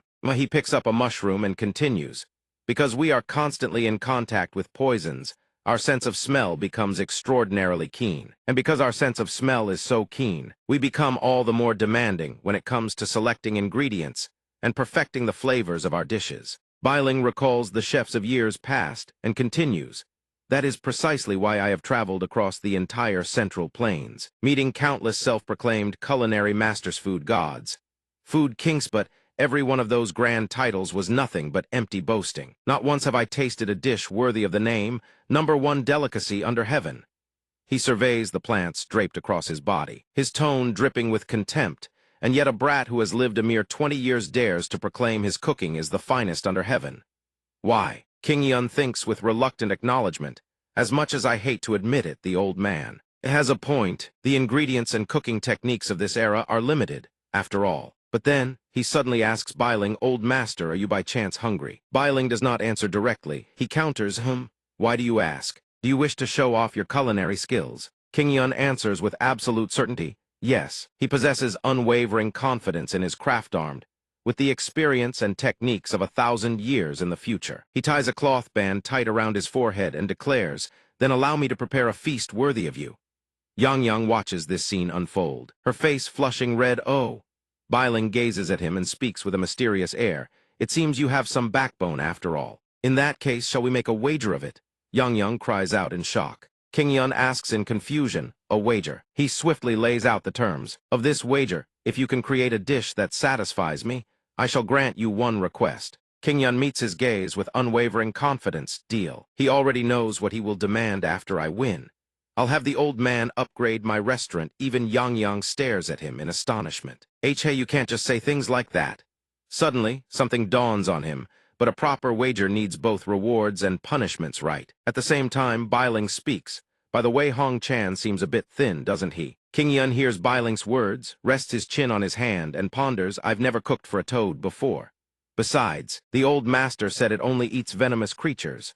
Yang stands beside him. Flustered, what the old master means is, he cheerfully gathers the available ingredients and continues. In these central plains, there are far too many who style themselves supreme martial sovereigns, worthless trash who love to put on airs and strut about like peacocks. In my eyes, they are the true poison gnawing at the heart of the central plains. The moment King Yun hears this, his eyes widen in shock. No way. Biling then steps onto Hong Chan's head and adds, if you lose. King Yun's face drains of all color. Biling casts a spine-chilling glance his way and speaks, in other words, if you too are a poison of the central plains. Biling fixes his gaze upon King Yun and declares in a booming voice, Hong Chan shall feast well. Everyone who came before you met that very fate. Hong Chan carries him away in a single mighty leap, leaving behind one final line, call me when you're ready. King Yun is bewildered, trying to convince himself the old master. He was joking, right? Ha ha ha, eat poison. Medicine. Yang shakes her little head and speaks with certainty. Although the old master is certainly eccentric, I have never once seen him joke about a cooking wager. King Yun collapses to the ground, thinking helplessly, is this truly the end of my second life? Yang lets out a long, exasperated sigh. How did everything end up like this? King Yun seethes with indignation. This is all your fault, running your mouth about my #1 delicacy under heaven dish. She seizes him by the hair buns and drags him along without hesitation. Fine, what's done is done. Stop moping and come with me. She adds, I have something I want to show you. He is surprised, something to show me. They arrive at a small house nestled within the purple garden. She looks up and says, here it is. Yang swings the door open and introduces it. It may be a slight exaggeration, but this place houses every ingredient under the sun, the pride of our Tang clan, a sanctuary for those who worship fine cuisine. He gasps in wonder. Inside the house, shrouded in darkness, a shaft of light pierces through as the door swings wide. She declares, this is the ingredient vault of the Tang clan of Sichuan. Everything lies deep within this garden. He gazes at each and every ingredient. The Poison King's words ring true indeed. Yang asks excitedly, then let's make zhajiangmyeon again this time. HMPH. She cheers happily. With all these ingredients, it's sure to make grandfather happy. King Yun picks up each item, lost in deep contemplation. Of course, if I combine my heavenly demon paste with these magnificent ingredients, I'd be fairly confident in the result. He falls silent for a long moment, then declares firmly, no. Yang cannot help but cry out in shock, I am Liu Qingyun, a man who takes cooking seriously. In matters of cuisine, I face my opponent head-on with honor. Remembering the contempt in the old man's eyes, he straightens his garments with confidence and declares, this time, I'll make something different. He turns to Yang. Does the old master have a favorite dish? She clicks her tongue in disappointment, muttering, I thought I'd get to taste it again. Nevertheless, she ponders for a moment and replies, Although the old master is a true-born Sichuan native, he has an especially fierce love for spicy food. King Yun falls silent. In this era, the only spicy seasonings available are Sichuan peppercorns and pepper. Suddenly, a glint catches his eye. He cries out in astonishment, he is dumbstruck, and shouts, no way. How is this here? Yang glances at the object he's pointing at and answers, oh, that. Merchants from the western regions or India occasionally bring exotic ingredients here. She adds with a puzzled look, I suppose they didn't know how to prepare them, so they just left them sitting around. What is that? He is bursting with excitement. This is one of the two key ingredients of future Sichuan cuisine. Liu Qingyun introduces cheerfully chili peppers. In the beautiful purple flower garden, Tang Bailing slumps with exhaustion. I'm hungry, while the red toad and the maid with twin red ponytails happily extend their long tongues to catch prey. Bailing sits at a small table and heaves a sigh. Is it not ready yet? From behind, a voice calls out, Poison King. Liu Qingyun steps out from the purple flower garden, a covered dish in his hands. Beneath the lid, he speaks in a mysterious tone, lift the cover if you would. Wait a moment, the dish today. He proudly introduces a brand new creation, mapo tofu over rice. Tang Bailing asks, slightly taken aback, is that all? With such precious ingredients, you chose tofu. Mapo tofu is a dish created in the late 19th century during the Qing Dynasty in Sichuan. Named after an old woman with a pockmarked face who first prepared it, Bailing scoops up a spoonful of rice and takes a test bite. Then he offers his verdict, an interesting take on tofu. The spiciness is passable, but calling it the finest flavor under heaven is a bit much. A second later, he suddenly exhales a plume of scorching air. Liu Qingyun smiles, if you're so confident, then take your time and savor it, old master. Bailing chews the rice in his mouth and says at first, it was just an ordinary spicy taste. He suddenly realizes, what kind of flavor is this? Even Vin sitting beside him can't help but drool. His entire head is beginning to turn red. Bailing stammers, wait a moment. Vin glances back at him helplessly and says, Grandpa, no one is fighting you for it. Eat slowly. Purple petals drift down. He smiles, it's begun. Bailing eats while burning with fury, it's so spicy. Since the Poison King seems to be in poor health, I chose tofu as the main ingredient for today's dish. Cut the tofu into bite-sized pieces, perfect for mapo tofu. Then give them a quick flash fry in hot oil to bring out the tofu's aroma, preserving its shape, while maintaining that silky smoothness within. But the true star of today's dish is not the tofu. It's this chili peppers. When it comes to spiciness in Chinese cuisine, people immediately think of mala numbing spicy, mala hot pot. But strictly speaking, in this era, mala does not yet exist. The ma refers to the numbing sensation on the tongue produced by Sichuan peppercorn. Chili peppers exist, yes, but the fiery, searing heat born from chili peppers has not yet appeared in the Central Plains. No one knows how a small quantity of chili peppers ended up here in the Tang clan of Sichuan. Surely the heavens have heard the prayers of chefs yearning to explore a bold, new kind of spice. Vin asks with concern, old master, are you all right? His entire head bright red, he stammers, I'm fine. Panting, not spicy at all, outwardly that is, but inside he is screaming so spicy. Unlike the numbing tingle of sanchul found in Sichuan peppercorn, the capsaicin in chili peppers gradually accumulates, generating a searing, building heat. Liu Qingyun stands with arms folded across his chest, smiling, quite to the old master's taste, isn't it? Bailing endures, the heat keeps building, but Liu Qingyun continues, but you can't stop. That's the beauty of addictive spice. Bailing can't hold back any longer and shouts moreover. The rich, silky smoothness of the tofu melds with the spiciness. My tongue feels like it's about to explode from the heat, yet I cannot stop. His entire body burns as if engulfed in raging flames, as though his 5 viscera and 6 bowels are being scorched by fire poison. But I, the Poison King Tang Bailing, have long since mastered the 100 poison immunity. How could I possibly fall to mere spiciness? The air around him crackles like a battlefield on the verge of eruption. Bailing's expression grows ever more solemn. He opens his mouth, gasping, panting. It's nothing at all. Fine, let him pant. He stares at the food on his spoon and murmurs, just one more bite. In the very next instant, he shoves that last bite into his mouth. Bailing slowly chews the food, but only for a moment before a raging fire ignites within him. My 100 poison immunity, his entire body turns crimson from the spice, rendered speechless, defeated. Yet he feels satisfied, deeply, profoundly satisfied, in the beautiful purple flower garden. Petals flutter on the breeze alongside Bailing's words of contentment, truly magnificent. He happily wipes his mouth, I'm full. Delicious. Liu Qingyun clasps his hands and bows, Poison King. It is this humble one's great honor to have hosted you. Vin glances at him and thinks shyly to herself every time he cooks. It's as though he transforms into an entirely different person. Why does my heart feel so restless? Bailing contentedly rubs his belly, climbs atop the red toad's head, and adds, you have treated me to a magnificent feast. Therefore, I shall grant you one wish. Take your time to think it over before you speak. Amid the cool breeze and drifting petals, his words blend with the picturesque scenery. Whether it be wealth, treasures, or even a person, my apologies. He suddenly remembers something and pats the red toad's head. Ah, poor red toad will have to go hungry today. Seeing its expression, Liu Qingyun can only murmur helplessly in his heart, don't be so disappointed. A few days later, the grand birthday banquet arrives. He sits upon a rock, deep in thought the wish then. Thinking of everyone back home, he asks himself if I'm serious about the restaurant. I should definitely ask for money or some precious treasure. Liu Qingyun gazes up at the clear blue sky and heaves a sigh of relief. After all, tonight is the birthday feast. Once the banquet ends, I can finally return to the restaurant. Vin suddenly appears and asks a feast. What feast? What are you doing here all by yourself? He can't help but let out a surprised grunt. He answers blankly, no, I just wanted some time alone to think.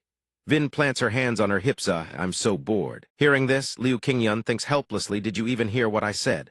Meanwhile, the maid with twin red ponytails is furiously devouring flowers. Vin immediately suggests if you're free, come watch the banquet preparations with me. They even invited the famous banquet grand chef to come. The girl grows excited, let's go see the banquet preparations right now. A brief note on banquet grand chefs.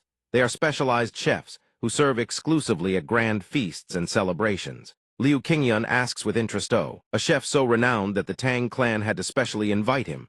I'm quite curious. Observing their techniques would certainly benefit the restaurant, so he quickly replies, sure, let's go. Vin immediately hops down into the flower garden. She urges then, let's hurry. Before they finish preparing, the maid with twin red ponytails also rushes along, hurry up, you weirdo. Liu Qingyun walks behind her, thinking to himself, only the young miss actually cares about me. Vin walks excitedly and declares we need to hurry.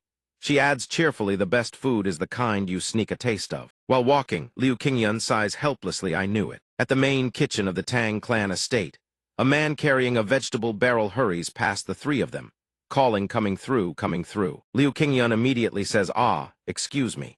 Vin shouts in amazement, this place is a true culinary paradise. Liu Qingyun is equally astonished, the number of chefs here is staggering. She quickly explains, because tonight is the birthday banquet. Everyone has gathered here to prepare. While the two of them talk, the little girl is already grabbing carrots and munching on them. Vin has set her sights on a pot of food and shouts excitedly, that looks delicious. Give me a taste. The chef hastily waves his hands, not yet, young miss. Liu Qingyun also peers into the pot, that one is Lunyang mutton. Lunyang mutton is a dish prepared from Ningxia lamb, braised together with numerous ingredients, until the meat becomes fall-off-the-bone tender. Especially in Sichuan, where lamb is exceedingly rare, this is the most expensive and precious dish of all. He peers quietly into the pot. The dish is no easy feat to prepare, and it certainly looks appetizing. I wonder who this famous banquet grand chef is. Meanwhile, Vin shouts angrily, stingy, just give me one bite. The maid with twin red ponytails has already dipped her mouth in to slurp up the food that isn't even finished yet. The chef is utterly at a loss. A sudden shout rings out, who dares make a ruckus in this sacred kitchen? After seeing who it is, he says, it's the Tang clan's young miss. What brings you to the kitchen? The speaker turns out to be none other than the banquet grand chef Zhang San. Vin gnaws on a chicken leg while explaining it's nothing. I just came to watch everyone prepare for the banquet. As for this one here, he was curious to see Master Zhang's culinary skills. Liu Qingyun clasps his hands and speaks cheerfully, it is an honor to meet you. This humble one is called Liu Qingyun, owner of a small restaurant. The kitchen is already laid out with an abundance of exquisite dishes. Zhang San speaks in a contemptuous tone, a restaurant. What, one of the 72 grand eateries of the capital?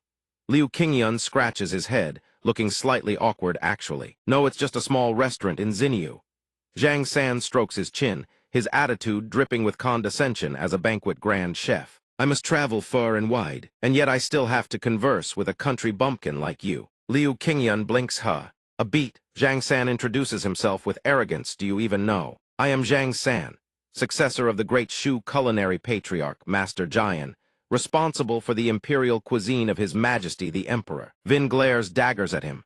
This man's way of speaking is truly insufferable. Liu Qingyun quickly holds her back.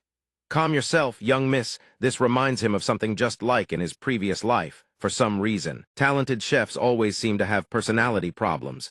He recalls a chef screaming, you put too much garlic in this dish. You Koreans must be absolutely obsessed with this stuff. Zhang San glances over with disdain and says, feel free to look around, but don't cause any disturbance. If you have questions, just ask. Then he adds mockingly, though one would need to have some knowledge to even ask the right questions, wouldn't one? Liu Qingyun is rendered utterly speechless. He awkwardly scratches one ear and murmurs his thanks. Sir, he silently counsels himself, just endure it. This is someone else's kitchen, after all. Suddenly, Vin speaks up in surprise.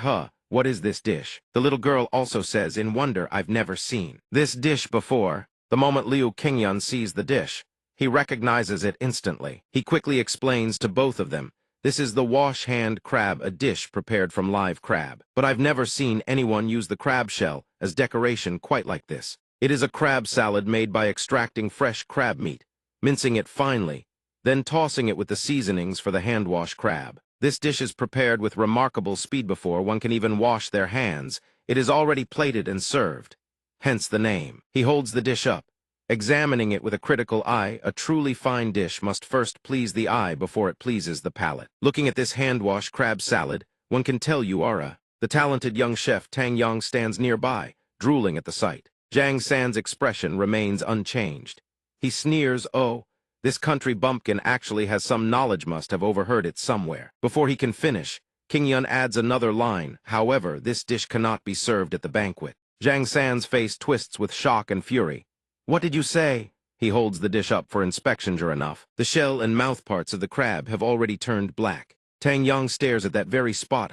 Indeed, when a crab is no longer fresh, the tyrosine in its body fluids oxidizes and begins to turn black. Though the crab is not yet spoiled if steamed or grilled before the condition worsens, it is still perfectly edible. But for raw dishes like this salad, freshness is absolutely paramount. Qingyun declares the crab simply is not fresh enough for a raw salad. Tang Yang voices the consequence. If you eat that, you could end up with a stomachache. A girl with 2 red pigtails glances over, thinking, just chew it thoroughly and swallow, what's the big deal? Qingyun falls silent for a moment, then speculates perhaps it was just an oversight because you've been too busy. Zhang San roars furiously, what oversight? Enraged beyond reason, he slaps the dish right out of the young man's hands and bellows, you dare presume to judge my cooking. A splash of sauce from the hand-wash crab salad streaks across his face. In that fleeting instant, something catches his attention. He thinks, what is that smell? Zhang San, meanwhile, continues his tirade, jabbing a finger. I, Zhang San, am a disciple of the Grand Shu Chef. Master Cayenne, you dare critique my cooking. That is no different from insulting my master. The hand-wash crab salad lies spilled across the tile floor. Zhang San continues in a venomous tone.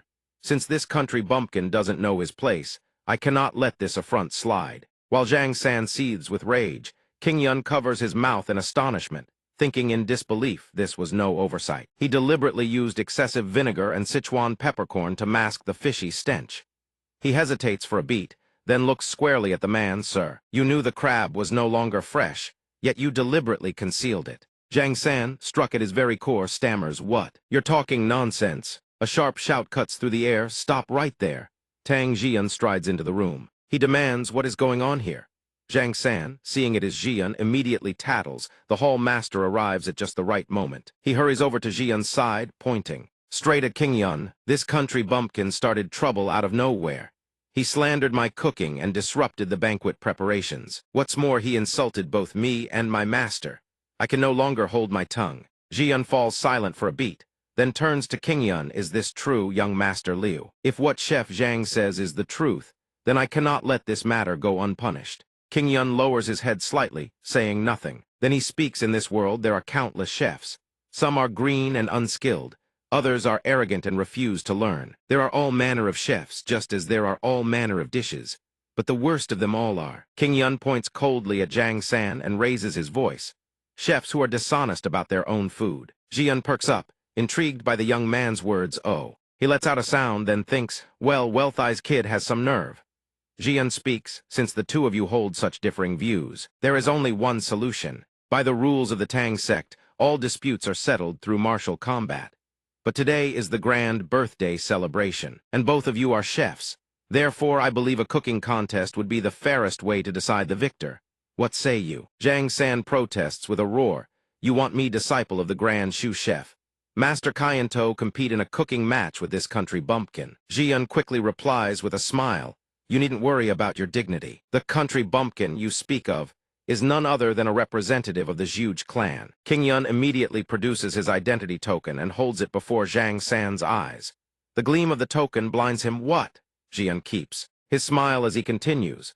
Though you are a disciple of the Grand Shu Chef, Master Kyan, the prestige of the Zhuge clan is no less distinguished. Every contest must have its conditions for victory and defeat. Jian addresses both parties should the loser swear never to set foot in a kitchen again. Then this shall be a fair contest worthy of the honor of both sides. King Yun is taken aback, that's serious. The invited guests have already gathered outside. Jian continues, our guests will assemble in the rear courtyard for the banquet. We shall let them judge and decide the winner. That way it will be fairer. King Yun ponders in silence. A life-or-death duel between chefs. Jiang San, still brimming with arrogance, declares, very well. I'll show that country bumpkin what real cooking looks like. Jian strokes his beard with a grin. Then the theme of today's contest shall be a dish worthy of gracing the grand birthday celebration of the Sichuan Tang sect. May fortune favor you both. This is a tense contest, and yet King Yun is exhilarated. For some reason, I can't help but feel fired up. The sky begins to gild itself in gold as the glow of sunset spills across the land. Voices of gratitude ring out. Jian declares with vigor, esteemed friends and sworn brothers of our Sichuan Tang clan have journeyed far and wide to attend my father's grand birthday celebration. In stark contrast to his enthusiasm, Tang Bailing lets out a bored sigh. What a pain. I'd rather be out catching venomous insects. Before him lies a table laden with the finest delicacies, surrounded by honored guests and sworn brothers. Yet he shows them no respect whatsoever. Next year I'll just play dead. The crowd responds with hearty laughter, ha ha. The old master is still as spirited. As ever, happy birthday to you. May you enjoy boundless longevity. Jian suddenly announces, as I mentioned earlier, today we shall hold a culinary duel to liven up this celebration. Jiang San steps forward with supreme confidence as Jian's voice carries on. First, allow me to introduce Jiang San, disciple of the Grand Shu Chef. Master Kyan, he has overseen every aspect of the culinary preparations for today's grand celebration. Upon hearing this, two guests murmur amongst themselves, oh, so all these dishes are imperial-grade cuisine. As expected of the Tang clan's grand celebration to be blessed with such exquisite flavors. Jian continues his introduction. And Jiang San's opponent there today on behalf of my sworn brother to attend the grand celebration. At this, he turns his head aside and speaks with an air of mystery, a distinguished representative of the Zhuge clan. The face of a young man, a handsome youth, steps into view. Tang Jian's voice rings out, young master Liu Qingyun. Bailing remarks with mild surprise, oh, why are there so many fish? Jian, holding the cup in hand, continues, the theme of today's culinary duel is a dish worthy of gracing the Tang clan of Sichuan's grand birthday banquet. Jiang San's expression at this moment is utterly solemn, and razor-focused, a battle of honor and face between two men. With that, Jian raises his wine cup and declares with a bright grin, begin right now. On this side, Tang Yang stares at the bucket before her and asks in disbelief, young Master Liu, you really intend to use this to cook? Without a moment's hesitation, King Yun plunges his hand into the water bucket and replies firmly, yes. She asks in astonishment, have you ever made this dish before? He holds the fish in his hand and gazes at it with absolute confidence, replying, of course I have. But inwardly he thinks, this is, after all, the very first time in this life he has ever held such a fish. The person sitting beside Bailing is so startled they can barely speak. What? Wait, don't tell me that's... Bailing also asks curiously, what is it, Jian? He tosses the fish onto the butcher's block and thinks to himself today's ingredient is none other than pufferfish, the golden pufferfish. Heitan. This species of pufferfish inhabits the waters of China and Korea. During the spring spawning season, they swim upstream into the rivers, and their flavor reaches its absolute peak. Seeing this, everyone erupts in shock. Heitan, what? What did you just say? Jiang San, busy with his own cooking, cannot help but smirk the moment he hears the news. Then he sneers, you country bumpkin daring to use Heitan. Are you trying to poison the honored guests? Even Jian is stunned at this moment, rendered utterly speechless. Then a whimsical image of two little fish suddenly materializes, chattering playfully. Ever tasted tetrodotoxin before? You confident about this? In ancient China, the pufferfish was called Heitan, meaning river pig. Though lethally poisonous, it is praised as the flavor worth dying for, and is immensely prized by gourmands. However, due to limited knowledge of pufferfish detoxification, people could only rely on experience to prepare it. Countless deaths occurred from imperfect methods, such as boiling pufferfish with water celery, in hopes of neutralizing the toxin, and these tragedies have been recorded throughout the annals of history. King Yun thrusts out his hand and commands Tang Yang, dig it out. Quick as a flash, he slices a precise line down the fish's body, thinking first, I sever the spine at the base of the skull to drain the blood. If the cut runs too deep, it damages the organs. Too shallow and the blood fails to drain. He then tosses the fish into the water bucket before Tang Yang and says, Pufferfish blood is also toxic, be careful. She lets out a terrified squeal, eek, eek, eek. Soaking the pufferfish in water helps flush out any remaining blood. Watching him prepare the fish, the guests murmur with concern. But to decide the winner, do we really have to eat heitan, though its flavor is said to rival the food of the immortals? On this side, King Yun extends his hand and commands once more the cutting board. Tang Yang cries out furiously, No. Do you take me for your servant? But he pays no heed, barking his order again, the cutting board, with no other choice. Tang Yang has no option but to hand it over to him. Here, with blade in hand, he continues to deliberate to ensure hygiene and safety. I must use the proper blade for each stage of preparation. Immediately after, he unleashes a flurry of cuts impossibly fast and exquisitely precise, leaving Tang Yang utterly dumbstruck. The 9 rivers blade, the fillet knife, the roasting cleaver, each one deployed to cleanly excise the liver, the eyes, the ovaries, every poisonous, inedible organ. Unlike everyone else, Biling sits to the side, silently watching him. Suddenly he speaks heitan, for some reason. I find myself greatly anticipating the dish you will create. Hearing this, the man beside him says anxiously, though the Poison King has reached the realm of being impervious to all poisons still. Right at that moment, Zhang San interjects with a mysterious air, Come now, forget about that dangerous dish. Taste my creation first, a royal court cuisine, a traditional recipe personally handed down by my own master, the very same secret dish I once presented to the emperor himself. Upon hearing this, the two who had been whispering immediately begin to salivate, blurting out eagerly, Oh, so, what's this dish called? Zhang San's face radiates supreme confidence as he places a dazzling, irresistible plate upon the table. He proudly proclaims the very dish the emperor once praised, my specialty huagyuru, twice-cooked pork, a Sichuan classic prepared with pork and fresh vegetables, reminiscent of Korea's stir-fried pork. Upon hearing this, Jian picks up a chopstickful. After tasting it, he immediately praises delicious. But what does this dish have to do with the Tang clan? Zhang San explains, if the emperor is the son of heaven, sovereign of all under heaven, then the Poison King is the supreme overlord of the Sichuan martial world. A dish worthy of the Poison King's grand birthday celebration must be one that has received the emperor's own endorsement. While he speaks, everyone tasting the dish praises it, rich and flavorful. Only the twin pigtailed maidservant eats, as though she has lost all self-control. Zhang San's voice continues to ring out. In other words, it must be a dish befitting an emperor's caliber. But a second later, Biling shatters Zhang San's confidence to pieces. He simply sits there, not even deigning to pick up his chopsticks. Zhang San asks in alarm, Lord Poison King, what is your assessment? Why won't you touch it? Jian suddenly speaks up in reply, It's not the food that's the problem. It's because he already knows you've been lying. Hearing this, Zhang San panics. What do you mean lying? Hearing his words, Tang Jian immediately says, I'm in tea. Piqued with interest, he asks, Oh, what do you mean by that? Liu Qingyun immediately explains. The main ingredient of the braised star anise pork is pork, and pork is a taboo in the imperial court. This man is definitely not a descendant of the imperial chef. He knows nothing about imperial court cuisine whatsoever. Zhang San instantly breaks into a cold sweat, stammering, what slander is this? You're framing me, I've been wronged. But after hearing this, several guests have already begun to retch. Pork! That filthy, disgusting meat, so there's pork in this, pork in that. Unlike the modern era, people in this age consider pigs unclean. Thus, aside from impoverished commoners, pork is not regarded as a mainstream ingredient. At this moment, Tang Biling speaks up with an air of disdain. Why are there so many people with no manners these days? Right, killing intent suddenly shrouds the area around him before he continues. Every single one of them is a toxin gnawing at the martial world of the Central Plains. Seeing this, Zhang San trembles from head to toe. Killing intent. Impossible, I struggled so hard just to get here. According to Zhang San's own account, he was born into a poor family in a remote, desolate village. When Zhang San was 8 years old, all he could do was whine and cry, I'm so hungry.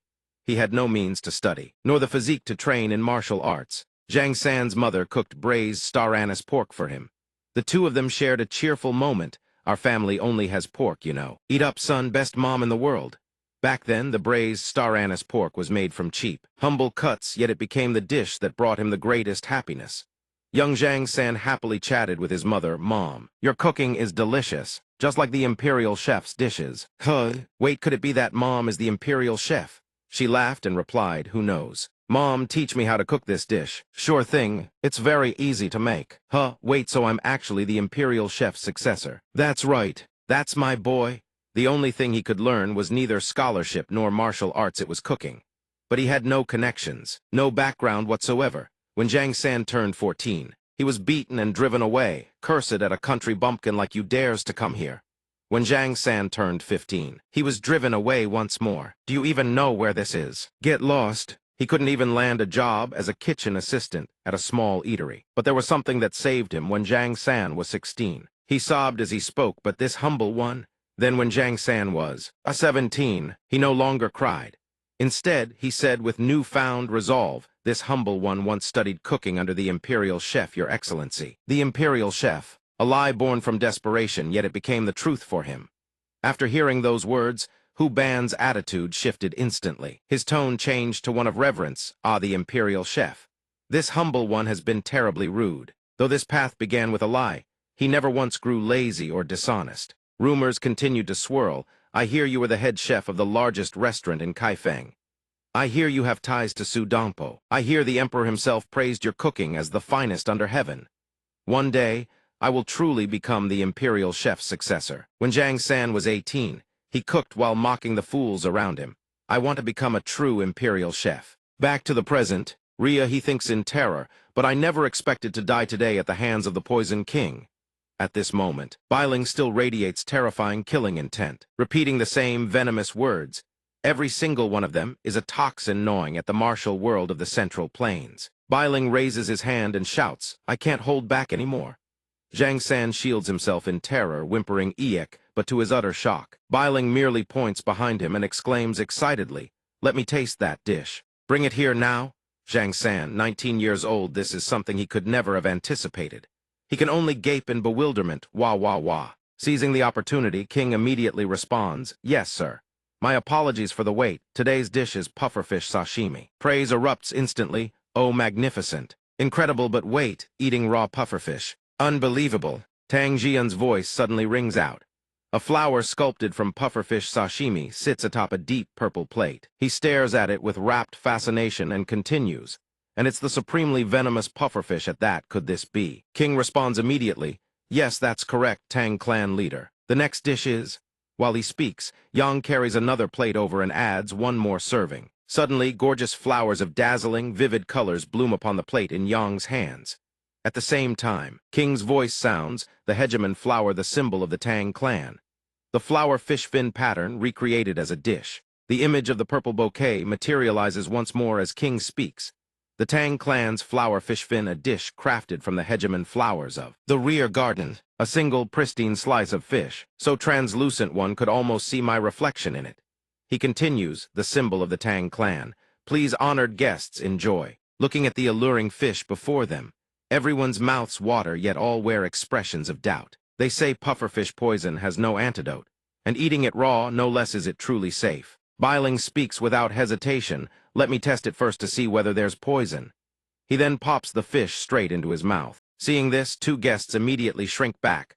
Well, the Poison King Lord is immune to 100 poisons, after all. "Please eat first, my lord." But suddenly he lets out him. Seeing this, the attendants cry out in alarm, my lord." Then Bailing says, trembling, still not certain, "I can't let you all be put in danger."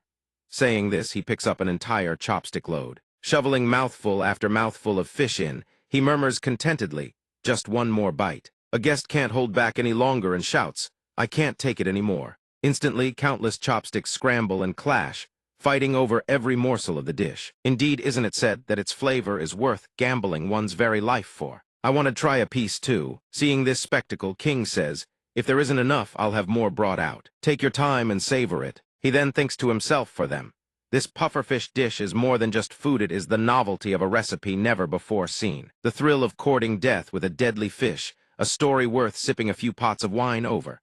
A truly grand culinary tale." They eat as they exclaim, "It's just a single dish. If a mere piece of fish scares you this much, How can you call yourselves the young generation of the martial world? Moreover, the deep umami sweetness of pufferfish at peak season. King exclaims in astonishment, praising, how can sashimi taste this incredible? Combined with his razor-sharp technique, it creates a flawless structure. At this moment, even Yang and the twin-bunned maidservant exclaim between bites. Chewy, yet tender, everything melds into a single, perfect piece of sashimi. King's eyes brim with confidence. For them, this is more than just a dish. It is an explosion of flavor that shatters every boundary of culinary perception. With a thunderous boom, the surrounding scenery takes on an eerie, otherworldly quality. The crowd stares at the spectacle before them, unable to conceal their shock. No, that's another person widens their eyes, stammering, you. Do you see that? Yang rushes to Tang Jian's side, stammering, father, could that be? Tang Jian calmly savors the food and replies, ah, yes, indeed. Biling, enjoying the meal from one side, asks, what is it? It's been ages since I've seen a dragon this grand. Before the crowd, a majestic white dragon materializes, radiating an awe-inspiring aura that sends shivers through every onlooker. A man in a green hat breaks into a cold sweat, stammering, is that a dragon? The man in red beside him can't believe his eyes, staring as the white dragon sweeps toward Liu Qingyan. Young hero! The dragon's serpentine body coils around King, startling him. WHWH what? Tang Jian, seated at a distance, bursts into laughter. Ah, so that's how it is. The food dragon. Behind him looms the magnificent shadow of the white dragon. A new title is forged for King, Food Dragon Liu Qingyan. This unexpected turn leaves King's heart pounding. Huh, what is this? How terrifying, and just like that, I've gained yet another flashy alias. Tang Jian laughs heartily. Then it's decided you have won today's culinary duel. With the unanimous approval of everyone present representing the huge clan, the one and only food dragon, Liu Qingyan. Hearing this proclamation, Zhang San's face goes chalk-white. He collapses to the ground, gritting his teeth. Biling, seated to the side, pats his belly and lets out a long, satisfied breath. Phew. Absolutely delicious. But on second thought, it wasn't the pufferfish that was poisonous. Biling's expression darkens instantly, his voice dripping with killing intent. It was that scoundrel daring to slander the reputation of our Tang clan. The moment Zhang San hears this, his face drains of all color. He bursts into wordless sobs and scrambles to flee. The Biling casts a cold glance at Zhang San, this crafty swindler. He immediately calls out, Red Toad. A massive toad surges forward at terrifying speed. The red toad slams down onto the earth, sending violent tremors rippling across the ground. Zhang San tries to run, but the shockwave from the impact sends him sprawling face first in terror. Biling speaks in a deep, commanding voice, today you shall feast to your heart's content.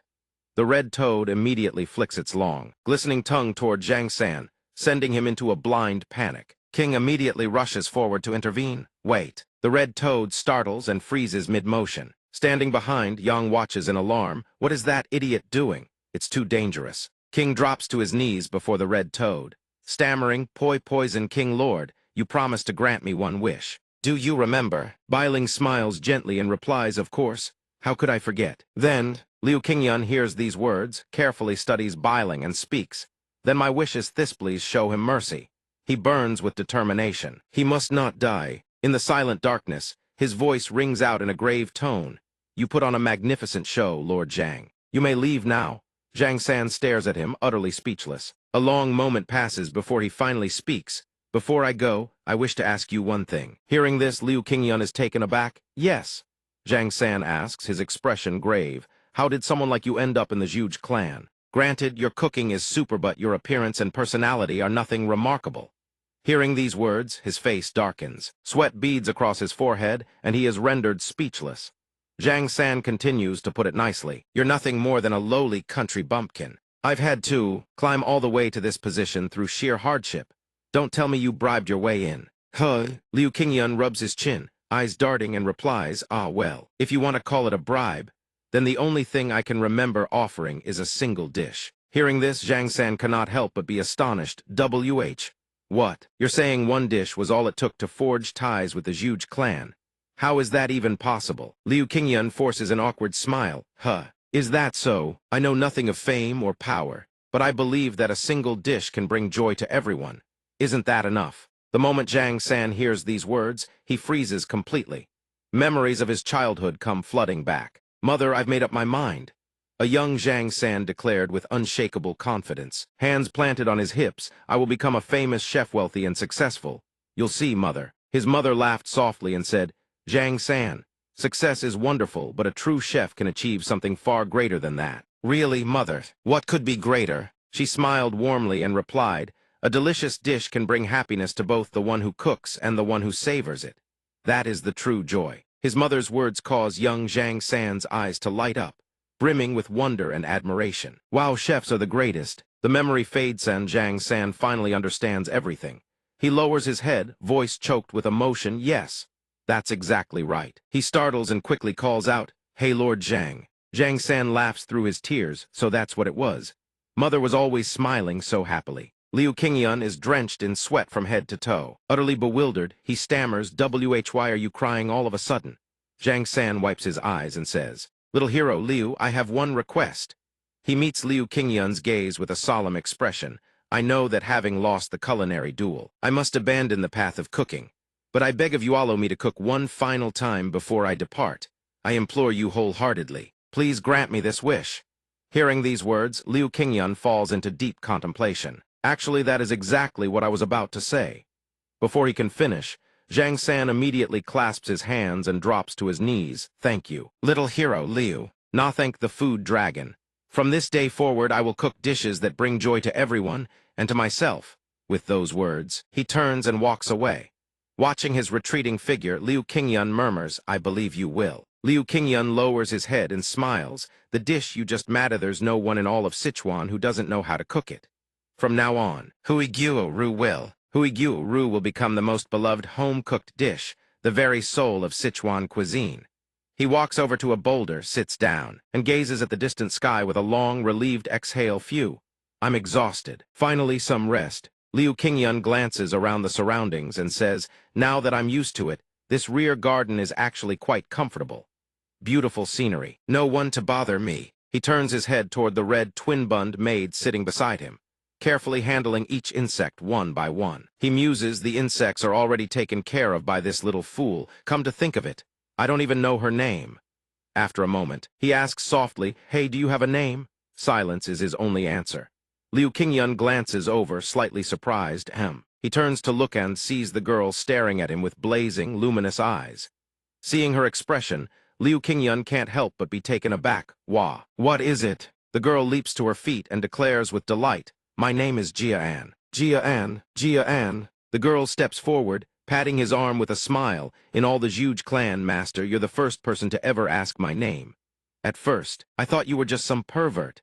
Hearing this, he bursts into laughter, rubbing his arm. In my own estate. Jian looks up and adds, Who knew you'd turn out to be a kind-hearted pervert? Liu Qingyun feels utterly helpless. I am not a pervert. In the darkness, Liu Qingyun stretches with a groan. HNGH. Exhausted, his entire body sags like a desiccated husk. I need to prepare to head back to the inn. The red twin-bunned maid hears this and exclaims with excitement, When we get back, you have to make a bowl of jjajangmyeon right away. At that moment, Yang rushed forward from behind and shouted, Liu Qingyun, what are you doing here? Qingyun was taken aback. Miss Tang. Is she hungry again? At this thought, he let out a weary sigh. I'm just resting for a moment. Yang dashed toward him frantically, shouting, I've been searching everywhere for you. This is no time for rest. Hearing her words, he misunderstood. Bewildered, she's famished again? But at that instant, she burst into sobs. Save me, my father. My father has been poisoned by fugu. The moment these words reached him, Qingyun's face went deathly pale. That's impossible. Could it be that? He couldn't help but stare in shock, his voice grave. Miss Yang, did you? She collapsed to the ground, covering her face as she sobbed. I only did exactly what you showed me that day. A memory surfaced the time of their competition, when it all began. The moment the competition judge finished speaking, Qingyun immediately drew his blade and began preparing. The dishes laid out on the table. Yang sat beside him, resting her chin on her hand, watching his deft hands at work. So you actually know which parts of the fugu are poisonous? He continued preparing the dishes as he replied, I do. Though each species of fugu differs, generally the blood and gills are the parts that require the utmost caution. The eyes and internal organs, especially the liver, also contain extremely potent toxins. During preparation, the toxins can transfer to the blade, so keeping the knife and cutting board pristine is absolutely crucial. Yang sat beside him, listening attentively to every word. Yang tilted her head, pointing at something on the table. What is this part? It looks rather strange. King Yun glanced over. This is... He gestured at the glistening white piece on the table. Fugu milt. The milt is a non-toxic part. It's perfectly edible. You can grill it, pan-fry it. And if it's fresh enough, you can even eat it raw. Yang blushed at his explanation, stammering, "Me milt. You can actually eat that." King Yun calmly confirmed, "Of course." He eyed the fresh fugu milt resting on the plate. The flavor and silky texture are comparable to the bosom of Zaishi herself. Unfortunately, there's so little of it that it's nearly impossible to serve at a banquet. Hearing this, Yang's face flushed crimson, bee-bosom. Suddenly she perked up and asked excitedly, "Can you teach me how to prepare fugu?" King Yun deftly worked on the dishes as he replied, "It's not entirely out of the question." He considered for a moment, "With your Tang clan training, your blade skills are likely far superior to any professional chef's. The handling of toxins goes without saying," he added, "but you must exercise the utmost caution." Back to the present, King Yun's face drained of all color, his forehead drenched in cold sweat. Cold, he stared at the dish before him. He cursed at himself. "I should have been more careful." Yang stood beside him, her voice choked with tears as she recounted, "I mentioned the fugu milt to him, and my father wanted to try some." His expression darkened, his tone somber. "Where is the clan leader now?" Looking at the ruined dish scattered across the floor, King Yun was struck with horror, his heart sinking. "This isn't milt, these are the ovaries, a part containing lethal toxins." She dashed ahead to lead the way, running as she listened to his explanation. "Not milt, but ovaries." King Yun immediately confirmed, "Yes, this part is extremely dangerous." She couldn't hold back her despair, tears streaming down her face, but their appearance and location look exactly the same. King Yun ran right behind her, blaming himself. "If you don't know, the mistake is easy to make. This is my fault. I should have warned you more thoroughly." Then he urgently asked, "How long ago did your father eat the ovaries?" Yang answered instantly, "About 2 ki, that's 4 hours." He shouted, "We need to hurry." Yang ran while wiping her tears, sobbing, "Just tell me my father will be all right. You saved Kinger before, didn't you?" King Yun gritted his teeth at her desperate plea. Unfortunately, even 1,000 years from now, there is no universal antidote for fugu poisoning. But then he shot a glance at the twin-bunned maidservant running beside him. "Did you bring what I gave you?" The girl replied at once, "Rest assured." "Young Master Liu," King Yun thought to himself, "but I do have a method and it's fast." Yang suddenly halted in her tracks. "We're here, this is the place." He lifted his gaze to the cavern looming before them, radiating an aura of solemn authority, and couldn't help but start in surprise, a cave. The 2 gate guards, upon seeing the 3 of them, turned to Yang and demanded, "Miss, why are outsiders here?"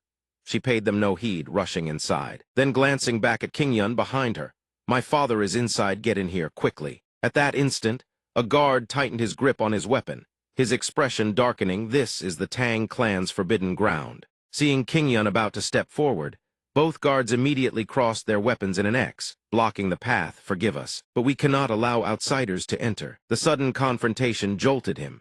His face turned ashen, cold sweat breaking out across his brow as he looked to Yang. "What?" The guards still glared at King Yun, insisting that Tang clan laws must not be violated.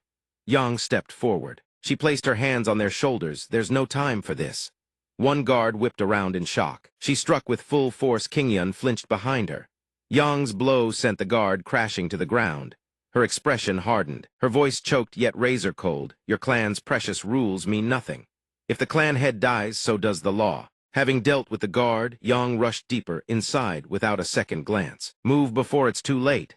King Yun cautiously advanced, step by careful step. His eyes darted nervously. He glanced back at the guard lying motionless on the ground. In moments, the 2 of them had ventured deep into the cavern. Before them sat a towering figure in meditation, wreathed in swirling currents of a strange, purple aura. Tang Jian's entire body is drenched in sweat, his face deathly pale. He speaks weakly, biling, and young hero Liu as well. Liu King Yun hastily covers his nose. "This miasma of poison." Tang Jian exhales streams of toxic mist and speaks in a grim voice. "How shameful." Liu King Yun is startled. Is he using breath regulation to expel the poison? Biling stands to the side, sobbing, "Father, it's all my fault." Liu Qingyun carefully observes Tang Jian's condition. He silently judges profuse sweating. Twitching pulse, the toxin has already seeped into his body. Tang Jian forces a smile and gently consoles her. "No, don't blame yourself. The fault is mine, because I have yet to master the 100 poison immunity grand art." Liu Qingyun stands to the side, hand covering his nose. Brows furrowed, breath regulation seems ineffective. We need to act fast. Not just the sect leader, even I. Someone without a shred of internal energy would be affected by this poison. Liu Qingyan coughs a few times, then turns to the red-bunned maidservant. Bring me that thing. The little maid obediently produces a cloth pouch and hands it over. Yes, here. Bailing steps forward, peering at the items in his hands, and asks, what is that? In his grasp lie a flower root and several herbs. Liu Qingyan answers, emperor flower root, aconite tuber, and black aconite herb. Tang Jian's eyes widen in surprise. Bailing looks at him, bewildered. Emperor flower root. Isn't that an extremely toxic substance? Why would you? Liu Qingyan carefully examines the flower before him. Indeed, the toxicity of the emperor flower rivals even pufferfish venom. Using poison to fight poison in the realm of toxins, nothing sounds more absurd. Yet exceptions do exist. Take, for instance, pufferfish and the emperor flower. When afflicted by pufferfish venom tetrodotoxin, the neural channels in the body become blocked, leading to paralysis and respiratory failure. As for the emperor flower's toxin aconitine, it also causes paralysis and respiratory failure. But its mechanism is the polar opposite. It overstimulates the neural channels until they burn out. If both poisons enter the body simultaneously, the result is still death by suffocation, but they can suppress each other. Buying precious time before the inevitable, Liu Qingyan carefully examines the items in his hands. Ordinarily, no matter what method is employed, the fatal outcome remains unchanged. But what passes for ordinary in this world is nothing like what was ordinary in my previous life. Martial artists possess meridians broadened through internal energy cultivation, making their bodies far more sensitive to external stimuli and utterly unpredictable in their reactions. That is why their responses to my dishes have been so peculiar. He thinks carefully. I cannot predict what will happen when two opposing toxins invade the sect leader's body at once. Liu Qingyan hesitantly extends the concoction. Without pause, Tang Jian reaches out and takes it. Bailing gasps, huh. Liu Qingyan thinks in silence, but one thing is certain. Tang Jian holds the concoction and declares, then I must take this aconite now. You want me to drink yet another poison? Why? Liu Qingyan answers cautiously, yes, right now. He thinks if we do nothing, the sect leader will certainly die. Under the moonlight, Tang Jian speaks, your medical arts are truly peculiar.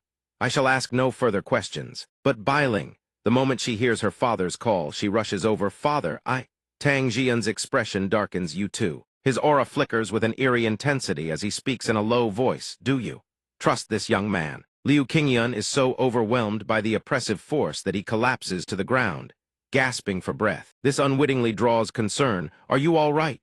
Bailing stands to the side, fists clenched, choking back tears. She says, yes, I trust him. Tang Jian hears these words, smiles faintly, and immediately swallows the concoction. If you say so, then I shall trust him as well. In his mind, he thinks, Brother Tian, I truly envy you. Bailing watches with anxious eyes fixed on her father's condition. Please, please. The moment he swallows it, gulp, the surrounding air instantly turns suffocating. The red-bunned maidservant says anxiously, I feel strange. At this very moment, Tang Jian coughs in agony. Hack. Streams of toxic mist pour endlessly from his mouth. Bailing cries out in anguish, Father, Father. Tang Jian grits his teeth against the unbearable pain and lets out a howl, his vision swimming. Watching the scene before him, that purple mist enveloping every corner, Liu Qingyan sighs helplessly in his heart. Damn. I'm done for. At this moment, a vision materializes, raging flames. A voice rings out, search for the blood flower demoness, Yin Zuhua, the traitor of the demonic cult. It is the voice commanding a squad of soldiers. Anyone who dares shelter her kill without mercy. The cold voice continues. A single life is not enough to atone for the crime of betraying the heavenly demon. Destroy the blood flower demoness and all her accomplices. If you do not wish to have your soul and memory seized, beware the soul-ensnaring art of the blood flower demoness. In that moment, hanging by a thread, a gentle voice speaks, I'm sorry. Qingyan. Before his eyes, the silhouette of his father stands there, 1,000 swords piercing through his body.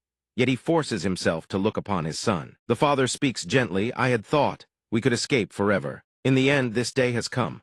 The boy's eyes brim with tears as he sobs, Father. That face, his father's face from that moment, forever haunts Liu Qingyan's heart. His father speaks softly, no matter what you see, hear, or learn, no matter how bewildered you become, never hate your mother. He reaches out and touches the boy's face. My wife, your mother, she gave up everything for you. At that very instant, that terrifying figure materializes behind Liu Qingyun's father. He speaks in an ice-cold voice, "Found you." The father seems to pay no heed to the looming death. He continues gently, "Remember, stay true." The young Liu Qingyun of that time is consumed by sheer terror. "Father." A sudden wave of pain jolts him awake. Biling has just delivered a thunderous slap. "Wake you, P." Seeing him groggily regain consciousness, Biling chokes back tears. "Ha! Are you awake yet?" Liu Qingyun gradually comes to. He suddenly remembers Tang Jian, the poison, the sect leader, pufferfish venom. "I'm done for." Thinking this, tears stream down his face. "Good heavens, I only wanted to help." Biling hears these words, caught between fury and tears. This brat is so fragile, honestly. She suddenly collapses against him, startling him half to death. "You worried me half to death, you fool." He stares blankly, looking around in bewilderment. "W8, the sect leader." Biling answers, "Relax. Thanks to you, my father pulled through." She speaks through her tears. Liu Qingyun finally heaves a sigh of relief. Thank goodness. A weight lifts from his heart. He thinks now I can safely leave the Tang clan. In that quiet moonlit night, a soft cough suddenly cuts through the silence. A hum. Tang Jian stands behind them, taking in the scene before his eyes. He crosses his arms. Young people these days. Truly shameless. I wonder what will become of this martial world. He coughs again. Biling, perched on his back, smiles and reassures him. "Come now, just pretend you didn't see." Biling replies casually, "Even if they find a matrilocal son-in-law, so what? In all the Central Plains, how many can truly be called a dragon? I doubt we can easily prevail." As Biling speaks, she and the red-bund maidservant quickly help Tang Jian away. Biling speaks up again, "But a draw still leaves us a chance, doesn't it?"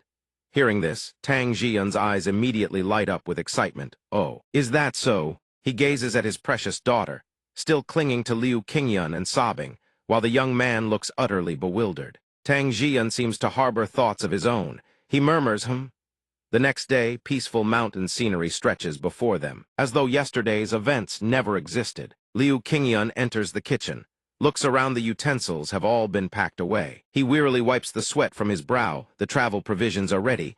"I'm all set to depart." The red-bund maidservant stands beside him, wolfing down the food in her hands. One last meal. Liu Qingyun murmurs dreamily, "Come to think of it, what was that dream I had while unconscious?" He closes his eyes, mulling over that dream. He falls into deep contemplation. To call it a dream would be wrong. It was far too real. Strangely, the memories stored in this body contain no such scene. The same happened last time. The more he dwells on it, the more suffocated he feels. He clutches his head in frustration. I just don't know. It must be because my body is too weak. This exhaustion is getting to me." Liu Qingyun cries out wearily, "I need eel rice to recharge, eel power strong body." The little maid stands to the side, observing his state, and mutters he's lost his mind, just as he eagerly anticipates returning to his restaurant and a normal life. A sudden shout from outside pierces the air. That's impossible. Liu Qingyun glances over in surprise. What's going on? He opens the door and steps outside to investigate. The sight that greets him, Biling, has seized the messenger by the collar, demanding, "Why are you dragging someone who needs rest elsewhere?" The messenger sputters, on the verge of tears. This humble one. "I'm merely here to deliver a letter from the patriarch." Liu Qingyun is puzzled. The little maid's eyes go wide. Oh. The little maid hurries over to the large carriage before them. It's a carriage from the Zhuge clan. Biling frowns at him and snaps, "Go back in a month." He asks, perplexed, "What's going on?" Biling waves dismissively, "It's nothing. Go inside and rest." The messenger, whose collar she still grips, looks at Liu Qingyun and asks, "Are you perhaps young Master Liu?" He answers, puzzled, "Yes." Upon hearing this, the messenger straightens his attire, produces a scroll from inside his robe, and says, "Indeed. First, I must deliver this letter." He steps forward. He unfurls the scroll before Liu Qingyun's bewildered eyes. A letter from Patriarch Zhuge Tian. The Zhuge clan sends word regarding the matrilocal arrangement. Young Master Liu hears these opening words and is utterly baffled. What matrilocal arrangement? The messenger continues, "First, I must thank you, young master, for representing our Zhuge clan. The betrothal rites at the estate have been prepared, and the patriarch wishes to invite you back." Upon hearing this, he suddenly recalls, I forgot Zhuge Tian once said something about becoming family. Could this be a brotherhood oath ceremony with the patriarch? The messenger finishes and rolls up the scroll. That is all. The patriarch has even prepared a carriage to escort you back. Liu Qingyun can't help but feel a pang of frustration again. Is it really this hard just to cook? Ah, my normal life. Biling stands beside him and forces a smile. Ah, you must still be exhausted. There's no need to rush. Liu Qingyun answers her softly. I've already made my promise. I can't delay any further. Biling hears this and lets out a reluctant sigh. But then she turns around and storms off in a huff. Fine, if you want to go, then go. Seeing Biling's attitude, he can't help but be surprised him. She's quite cold today. The messenger standing beside him bows respectfully. I shall escort you whenever you are ready, young master. Biling stands behind a tree, fuming. This is outrageous. Why must they rush the wedding? Does he really like King that much? Meanwhile, on another side, in a room filled with pastries and tea, a woman's soft humming drifts through the air. The silhouette of huge King sits at a desk. She carefully lifts her brush to paint Liu Qingyun's portrait, wondering, was his nose bridge a bit higher? She pauses mid-stroke, resting her chin in thought. It's been so long so. I can't remember clearly. I wonder if he's doing well. Huge King's eyes dart as she thinks. She eagerly picks up the brush and continues her unfinished strokes. Right, the nose bridge was higher and more masculine. In the blink of an eye, his portrait takes shape. She gazes at the painting, brimming with confidence, spitting image. Identical, at that very moment. A red-bunned maidservant pushes open the door. My lady, what are you doing? Huge King startles and frantically crumples the freshly painted portrait. Ah, the maidservant watches her lady's flustered actions in surprise. Huh, what was that? Let me see. She hastily throws the painting away and forces a smile. This is just... Right, it's just a spring painting. A spring painting. The maidservant hears this and sighs helplessly. Ah, youth. Huge King tries to change the subject. Why are you here at this hour? The maidservant presents a letter. The messenger sent to the Tang clan has returned.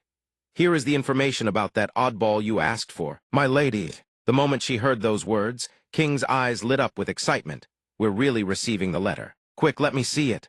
The maid also peered at her curiously. What does the letter say? Well, King replied softly, the young master has demonstrated his culinary prowess on multiple occasions. Each time, he was recognized as having reached the realm of divine flavor. Moreover, using cuisine and cunning to punish the swindler who dared slander the Tang clan's honor and sabotage the banquet. He was subsequently bestowed the title Food Dragon. When Uncle Tang was on the brink of death, it was King Yun who stepped in and saved his life with miraculous medical arts. Hearing this, the maid with twin red pigtails exclaimed in astonishment. Oh, so that pervert is actually useful miraculous medical arts. All just to save someone. Definitely, suddenly, King recalled the mortifying scene from that day. Her face flushed crimson and she hastily blurted, wait, why would you bring that up? That was just medical treatment. But the girl suddenly went pale. But then, the one saved by those miraculous medical arts was Uncle Tang himself. King froze in shock, her eyes flying wide open. An impure image of two men flashed through King's mind. She went rigid, then hastily defended it's just medical treatment. Both master and servant had conjured the same mental picture. But while King wore a dazed, lost expression, the girl declared it miraculous and scandalous. King was so overwhelmed with shock that she collapsed. The cry startled the maid with twin red pigtails, who cried out in a panic, Ah, miss, please wake up. The scene shifts to outside the huge manor, where a suffocating tension hangs heavy in the air, anxiety etched on every face. Huge Tian's voice, how is the girl? The long-bearded elder sighed and answered slowly, though I take her pulse every day. Her condition only grows worse. Huge Tian immediately furrowed his brow. Then can the wedding proceed as planned? The old man pondered briefly, then replied with caution, I fear it is impossible to say for certain. Every time her emotions are stirred, the illness relapses or destabilizes. It took tremendous effort to barely stabilize her condition. Why has it worsened now? What's the cause? The cause is undoubtedly... Hearing this, Huge Tian fell silent, worry flickering in his eyes. There is no need to keep this secret. This matter is no secret. It is undoubtedly caused by the lingering qi of the Northern Sea Gang, my wife. The girl's mother hailed from the Northern Sea Gang. The elder cleared his throat to ease the tension. Huge Tian sighed softly, his voice dropping low. King Yun will be arriving soon. What are we to do about the wedding? In another scene, King Yun bids farewell to Jian and Biling, maintaining a respectful demeanor. If the opportunity arises, I shall certainly visit again. Master Jian. Jian burst into hearty laughter. Why such distant words? This left King Yun slightly bewildered. Jian crossed his arms and regarded him warmly, his tone earnest yet gentle. You are my life-saving benefactor and an honored guest of the Tang clan. Consider this place your home. Hearing this, King Yun lowered his head even further and replied bashfully, Yes, thank you, sir. Jian continued with a nod and a smile. Remember to convey my regards to Tianxing. Those words made King Yun pause. He thought honored. Guessed in ancient China is that all this amounts to. But still, he nodded and replied with sincerity, then I shall take my leave. Outside, the envoy was already mounted and waiting. If you're ready, let us depart. The maid with twin red pigtails sat atop the carriage, unable to contain her excitement. I'm going home. Meanwhile, King Yun leaned back against the seat and exhaled softly. Outside, Jian and Bailing stood watching the carriage recede into the distance. Jian clasped his hands behind his back and mused. Though it hasn't been long, you've changed greatly since I first met you. Bailing nodded, a trace of admiration in her eyes. The title Food Dragon is only the beginning. He will become a truly extraordinary figure. Bailing continued, at least 3 or 4 wives, wouldn't you say, Yang? Though Yang pretended to be indifferent, anyone could see the girl was already love-struck. Jian laughed heartily in agreement. Couldn't be more obvious. Jian said with a scheming glint, as long as young Master Liu agrees, we'll take Yang as a concubine. Meanwhile, Bailing's expression seemed to harbor an even deeper scheme. Unlike a mere secondary concubine, a formal concubine holds status equal to the primary wife. Jian furrowed his brow slightly, then burst into laughter. Then I've won the bet. Bailing chimed in, and we've married off our daughter to boot. A dark, ominous aura seemed to billow around the two of them, the air in their vicinity becoming so stifling and terrifying that a shiver involuntarily ran down one's spine, a creeping dread lodging itself deep in the heart. Though he had no idea what those two were plotting, at least he was returning safely. Just then, the girl sitting atop the carriage tilted her head curiously. She flipped down to ask, why didn't you say goodbye to Miss Yang? He paused, a flicker of hesitation crossing his face. Ah, well. Recalling the past few days, he realized that, for reasons unknown, Miss Tang had been avoiding him and refusing to speak with him. He never had the chance to say goodbye. King Yun murmured with disappointment, I suppose it makes sense. The incident where the Tang sect leader was poisoned by pufferfish, I bear some responsibility. Her anger is only natural. So while preparing travel rations, I left behind a gift in place of a proper farewell. As he spoke, he quickly pulled out a portion of food. Speaking of rations, before he could finish, the girl had already dashed into the carriage. Hurry, give it here. What? Meanwhile, at the Tang estate, Yang stood frozen upon hearing that young Master Liu had departed. He's gone. What? How could he leave without saying goodbye? Her voice trembled with anxiety, but the Tang sect leader's stern gaze forced her to stop. Sit down. She had no choice but to comply reluctantly, her eyes hollow and lifeless. I'm not hungry. But before she could rise, he placed an exquisitely crafted wooden box before her. His voice was calm yet firm. This is the dish young Master Liu prepared before he left. Rather than hollow words of farewell, he left behind a goodbye steeped in substance and flavor. Yang involuntarily halted in her tracks, turning back to stare at the box with a look of faint astonishment. This is eel rice. In another scene inside the carriage, the maid with twin red pigtails sat beside King Yun, her eyes sparkling as she gazed at the eel rice in his hands, exclaiming in amazement, wow. Oh, what is this? He smiled, eating leisurely as he explained, this dish is made from the Wanli fish. The girl devoured her portion ravenously while asking, Wanli fish? Isn't that the fish that looks like a snake? I never imagined it could taste this good. He gazed at the food box with a contemplative expression. That's only natural. In this era, eel isn't exactly a common ingredient. Though not as venomous as pufferfish, eels do carry toxins. I found them in the pond by the rear garden's entrance, the very one with the golden pufferfish, not in the general ingredient stores. Due to their serpentine appearance, eels have never been popular as food. Their mucus and peculiar mode of locomotion make preparation extremely difficult. If not properly cleaned, consuming the residue or flesh containing trace toxins, while not fatal, will cause severe discomfort and fatigue, nausea, vomiting, diarrhea, even cellulitis, which is precisely why eels were never used as food. But human curiosity regarding cuisine is boundless, and time, along with accumulated experience, has yielded the knowledge and techniques to transform eel into a premium ingredient, one with a rich, robust flavor, and meat more tender and delicious than any ordinary fish. But his stream of thought was quickly shattered by the frantic gobbling sounds and the ravenous eating pace of the girl beside him. So delicious. He merely smiled, slowly savoring his own portion. Inwardly, a swell of pride rose unbidden. Of course, eel is a truly magnificent ingredient. The girl continued eating without pause, the only sound being enthusiastic chomping filling the air. His gaze suddenly grew deep, and a profound thought surfaced in his mind. But the true reason he made this eel dish. Sometimes there are things that words simply cannot express.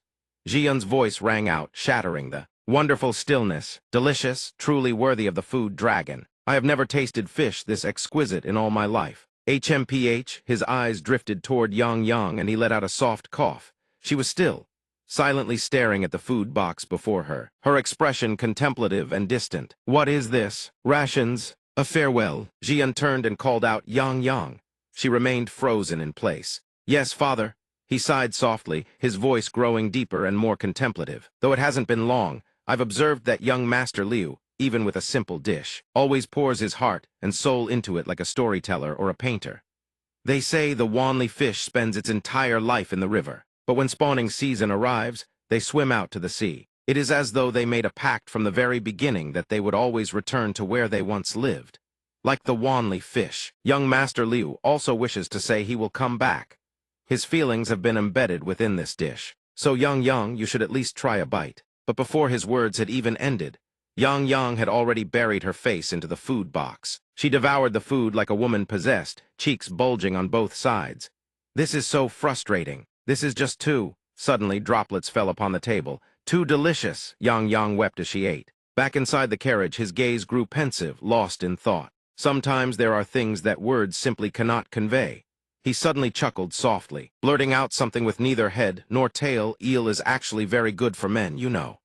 He couldn't quite articulate what he meant, but he had finished eating all the same. Qingyan let out a long, contented sigh. Phew, so warm.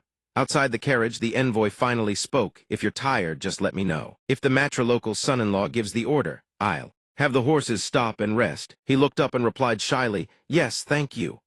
Then he peered outside, curiosity getting the better of him. May I ask you something? What does mean exactly? The envoy laughed and explained briefly. It's nothing complicated. It just means the son-in-law who marries into the wife's family. Qingyan's face went blank, his eyes glazing over. Ah, I see, a matrilocal son-in-law. But as the words slowly seeped into his brain, he shot bolt upright, face twisted in pure panic. A matrilocal son-in-law. The carriage continued to barrel forward. He sat rigid as a board, sweat beading on his forehead, unconsciously gnawing at his fingernails. Every nerve stretched taut. Wait, isn't something terribly wrong here? The maid with twin red pigtails also huddled in place, her eyes wide with equal panic. That can't be. His face was completely dazed, his voice choking. Am I really the son-in-law of the Zhuge clan? But what made the situation even more bizarre was the girl's next remark. We've run out of rations. He was utterly bewildered. All he could do was sigh helplessly. But then, thinking back, thoughts began racing out of control. Something doesn't add up. He recalled the elder's stern face at the time. Where did you get that? Tell me the truth. He replayed every event that had transpired, all the occurrences from the very beginning, those tiny, insignificant details that, when strung together at last, suddenly made perfect sense. The first time Yang laid eyes on him, those eyes had been brimming with suspicion. Could this person be? Why everyone stared at him like that, and even Jian and Bailing's half-finished sentences. Oh, so you're the one. Here he is, the Liu Qingyan that the patriarch mentioned. The finest under heaven, Those gazes, those words now, at last, all became crystal clear. Why did they all look at me like that? The mysterious puzzle pieces finally locked into place. So then the proposal, the agreement to become one family. At that moment the last memory to surface was Zhuge Tian's voice, gentle, yet laden with hidden meaning. Become one of our family. His heart constricts. His mind detonates with an inescapable truth. It was never about sworn brotherhood. It was about becoming a son-in-law. Dusk descends. The dying sun bleeds crimson across the heavens as the carriage rolls on at an unhurried pace, carrying a most reluctant matrilocal son-in-law. Inside, he buries his face in his hands, his breathing ragged, each exhale a desperate attempt to purge the frustration gnawing at his chest. I'm so stupid. Impossibly, unforgivably stupid. How did everything end up like this? Ever since transmigrating into the body of Liu Qingyan in this era, he had harbored no grand ambitions. Fate dealt him a weak, untalented bodisso. The dream of becoming a peerless martial master with heaven-defying techniques was nothing more than a pipe dream. He had crossed 1,000 years into the past with neither useful memories nor information, making a fortune impossible. All he knew from his previous life was cooking, so he opened a restaurant. Yet he never aspired to become the greatest chef in the Central Plains. He harbored only one humble desire and inseparable part of the Jianghu: experience a sweeping romance with a peerless beauty of the martial world. He drifts deeper into his beautiful reverie. My little dream. The girl beside him immediately rebuts. There's nothing small about it and nothing precious either. He hollers, say what you will, I was single my entire past life. The girl startles, huh? Has this fellow lost his mind? And yet his thoughts continue. But now the beauty is nowhere to be found. A haunting image materializes in his mind. King, her gaze half teasing, half dreamy. Young master, she said, kiss me. He jolts upright, huh? The image sharpens with terrifying clarity. King, her lips and face distorted, warped beyond recognition. She draws closer, whispering, hurry up. He panics, wait. He thrashes, struggles, but every limb feels as though it is pinned by an invisible force. At last, that monstrous visage crashes down upon him. He screams and bolts upright, ripped from the nightmare. His limbs flail wildly, cold sweat streaming down his body. The twin-bund maid standing nearby watches the spectacle with dead eyes and a weary sigh. So young, and already like this. Tusk.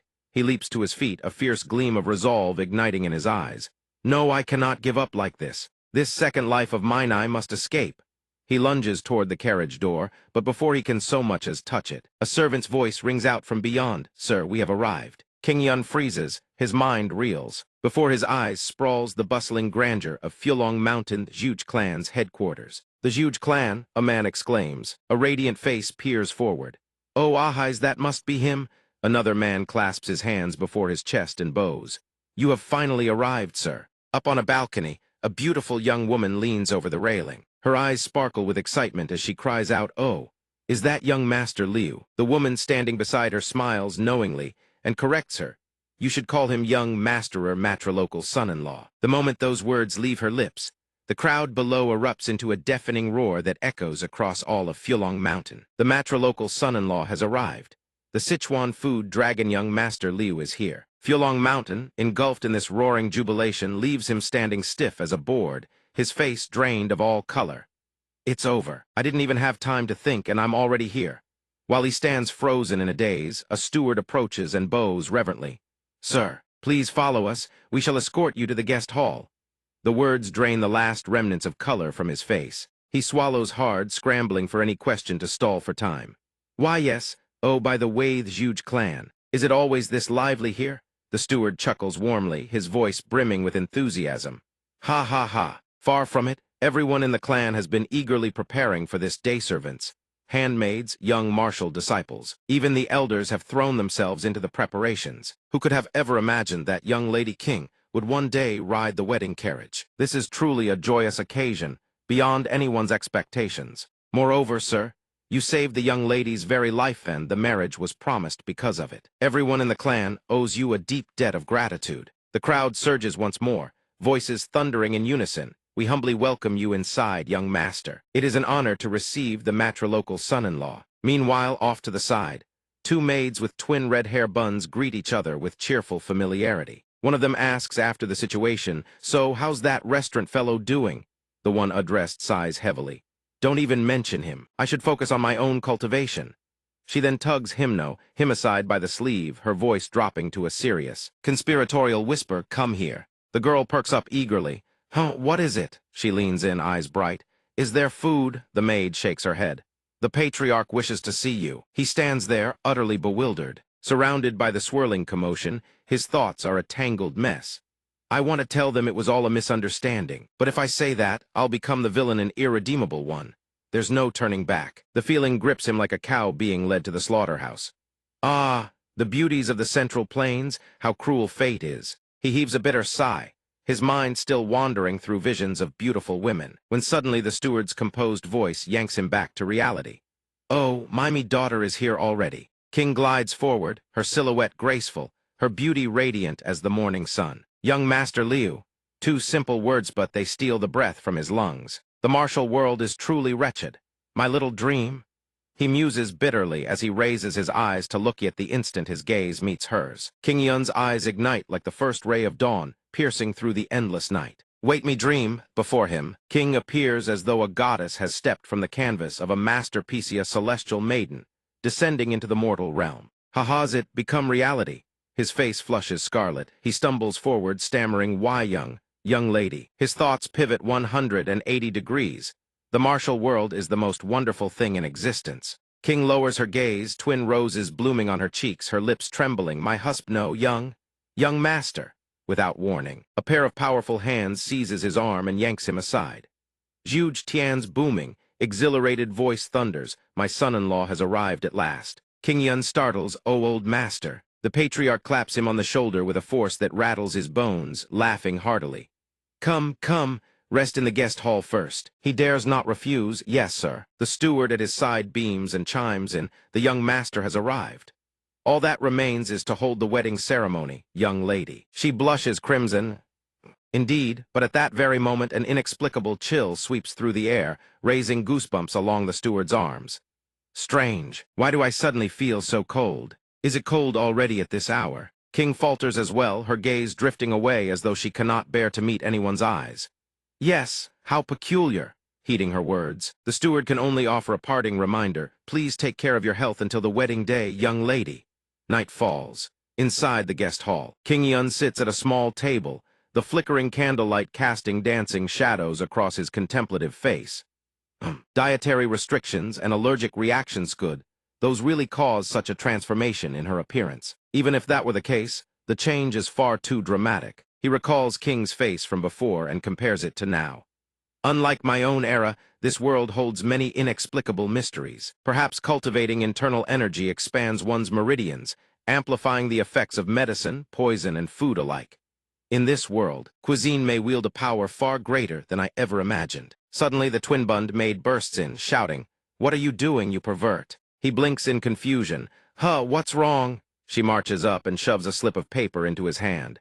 "The patriarch wants to see you. Take this and read it." He accepts the paper, bewildered. "What's this?" But the girl is already at the door. "No idea, I'm going to sleep. There's something important the patriarch wishes to discuss with you.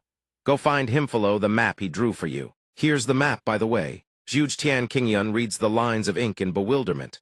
"Right now, at this hour. Outside, the moon has climbed high and hangs full and round in the sky. Inside King's chamber, she sits at her desk, her tender gaze caressing the painting she has just completed. She stares at it, enchanted, murmuring to herself, "I really must practice my brushwork more." Her luminous eyes are drawn to every stroke as though hypnotized. "You're even more handsome than I imagined." King's face erupts in a deep blush. She chides herself, "I haven't even greeted him properly yet. Tomorrow I'll go pay my respects tomorrow." She springs to her feet, then hesitates. "Actually, I want to see him right now, but he must be exhausted." In the dim shadows, a figure stands silently before King's door. It is Qingyun map in hand, eyes scanning the surroundings with caution. "The door ahead, is this the place? I followed the map correctly, didn't I?" And yet deep within his chest, his heart churns with unease. What could the old master possibly want to discuss at this hour? It couldn't be that, could it? There is someone standing outside King's door. It is King Yun. He stands beyond the threshold, map in hand, muttering to himself. "I followed the map. Exeglythis should be the place, right?" Inside the chamber, she sits in quiet contemplation when she catches the sound of a voice outside but cannot make out what is happening. Without warning, the door swings open. Both of them freeze in shock. Their gazes collide for a single, breathless instant. Then he sputters, his eyes flutter rapidly, his mouth fumbling for words. What is this? Did I come to the wrong place? I clearly followed the map." The moment she sees him, she whips around. Her eyes dart to the painting behind her. A piercing shriek tears from her throat, echoing through the entire building. Outside, the guards posted at the entrance snap to attention, startled. A small, wiry guard whispers nervously to his heavy-set companion, "The young lady." But the fat guard remains utterly impassive. He merely raises an eyebrow and replies with practiced calm, "Keep your voice down." The smaller guard persists, voice trembling, but the young lady is clearly in her chamber, and the fat guard cuts him off the patriarch's orders.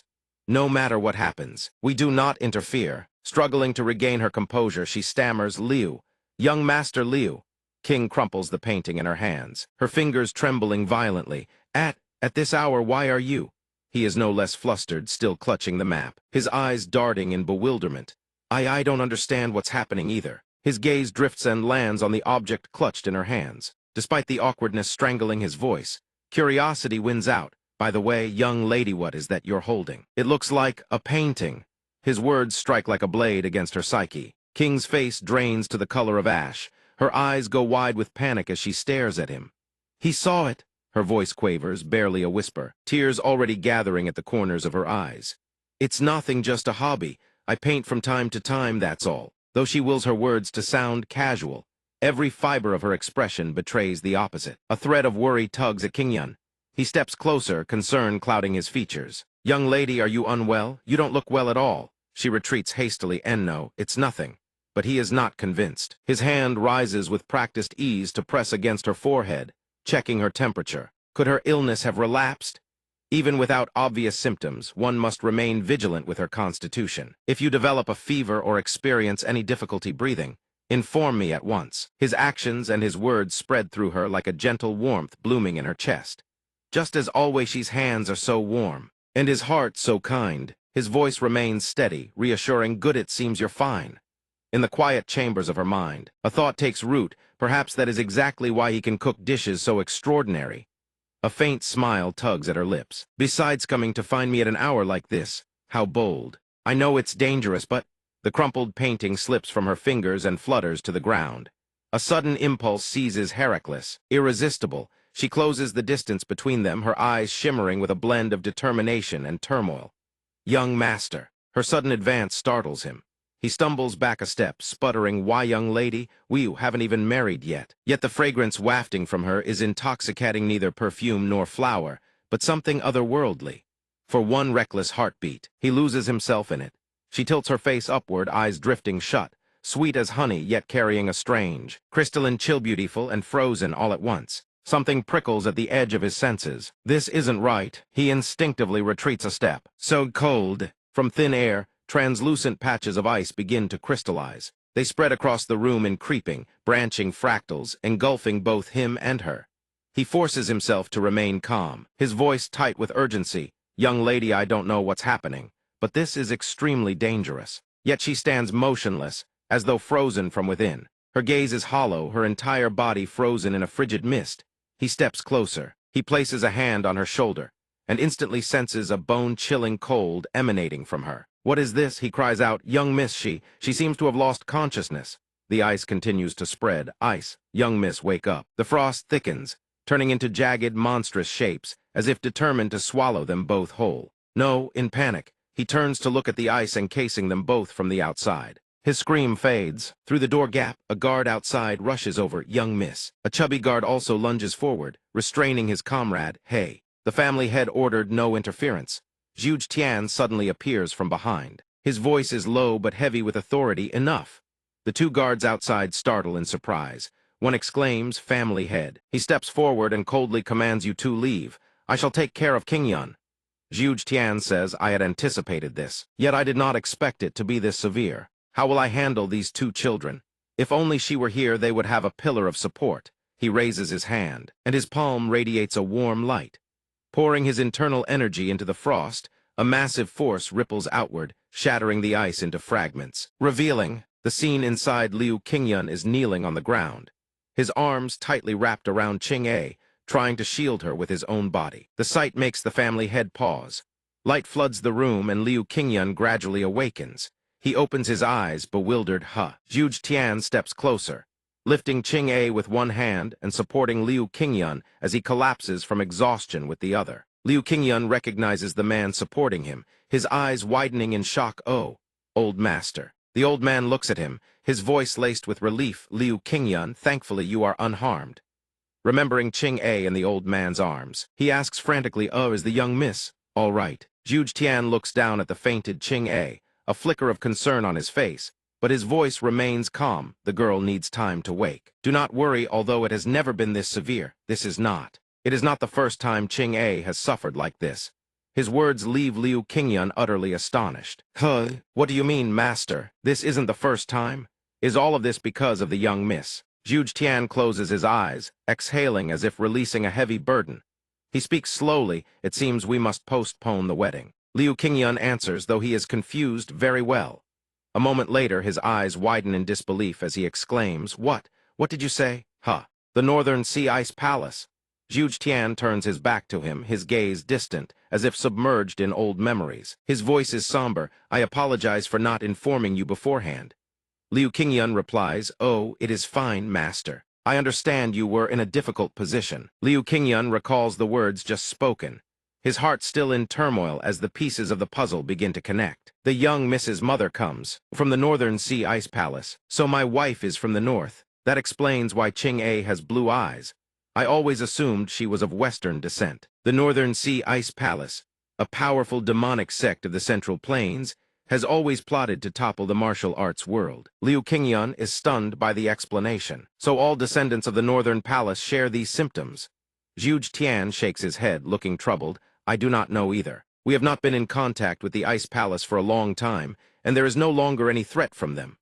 Zhu Tian sighs, looking up at the sky. I have so many questions, but there is no way to get answers. Liu Qingyun senses his distress and nods gently, attempting to comfort him. I see. Why do you look so sad, master? Zhu Tian continues.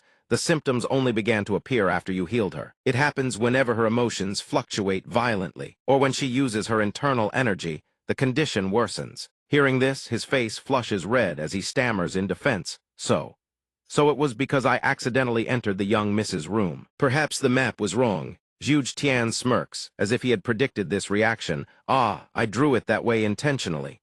I wanted to see if the two of you were compatible. The statement feels like a slap in the face to Liu Qingyun. A whirlwind of emotions churns within him, surprise. For thinking to himself, this is typical of the Zhuge clan, but... The old man continues, his tone becoming serious given this situation. Postponing the wedding is necessary. If you, someone without internal energy, were to consummate the marriage with Qing-A. Before he can finish, Liu Qingyun's face turns crimson, and he shouts in panic, what? The old man speaks, trembling, his gaze heavy.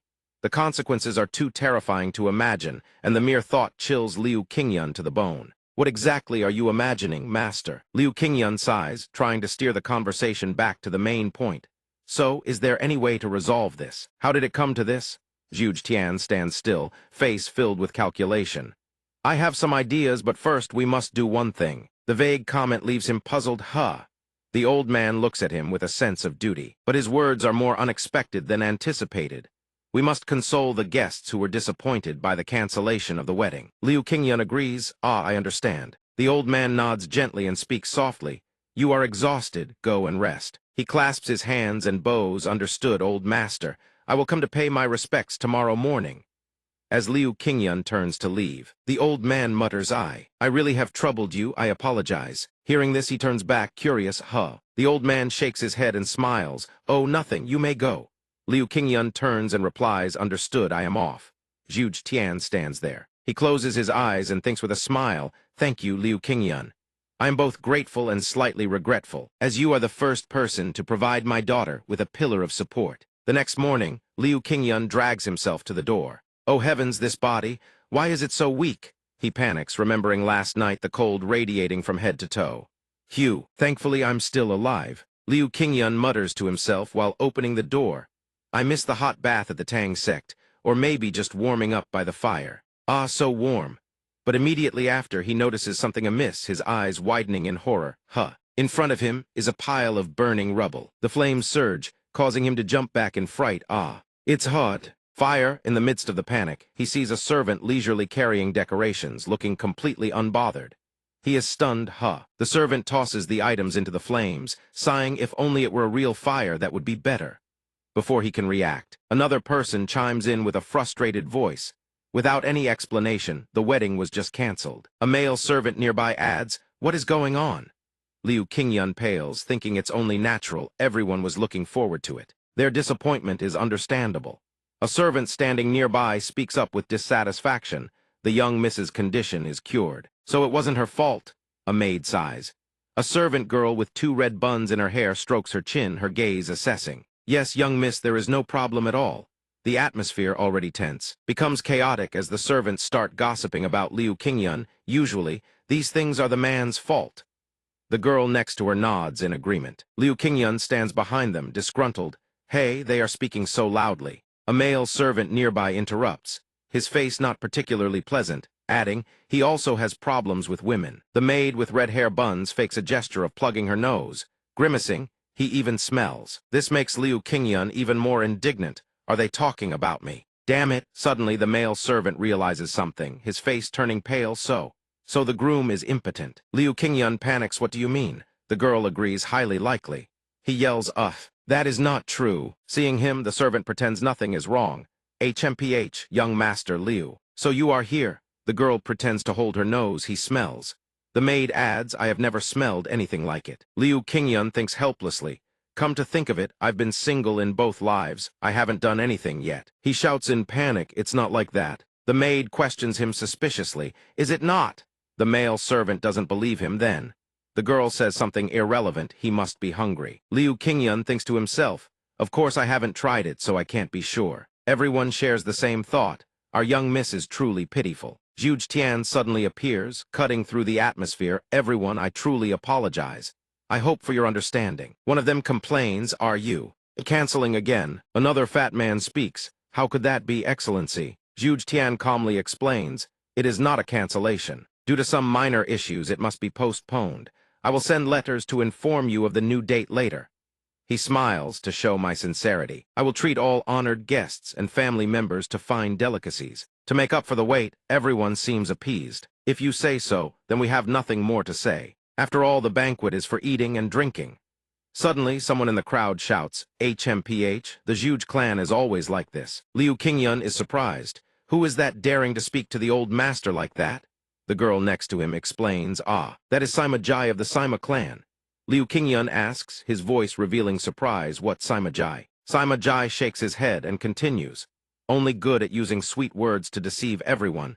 There is no sincerity in your apology at all. Anything else? Zhuge Tian says vigilantly, you have come here too.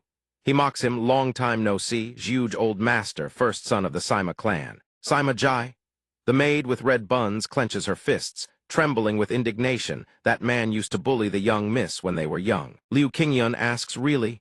The girl adds, this guy is terrible. When Qing-A was young, she was a shy girl.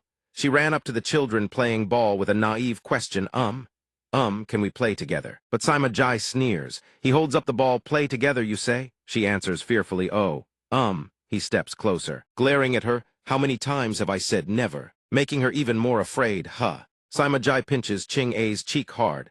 I am Sima Jai, and when I grow up, I will marry the greatest beauty of the Central Plains, understand? You little bun. But luckily the maid with red buns arrived in time and yelled, how dare you touch our young miss? Get lost. These brats only learn bad habits. Thinking of this, the girl says angrily, he was a little villain from a young age. That little villain. Liu Qingyun stands by, seeing the indignation in her eyes but failing to grasp the full situation. So how old is this kid? His train of thought continues. Has nothing changed for hundreds of years between the Zhuge clan and the Sima clan? He continues to act arrogantly, or perhaps show some sincerity and apologize. For example, kneel down, apologize to the old master. For instance, Zhuge Tian hears this and speaks with a sharp tone. From Kongming comes Zhangda, have you ever heard this saying? Liu Qingyun startles, listening to the old man. The dead Zhuge Liang still defeats Sima Yi. The part I like best in the romance of the Three Kingdoms. Chancellor of Shuhan, Zhuge Liang, passes away at Wuzheng Plains. Sima Yi hears the news and seizes the chance to attack.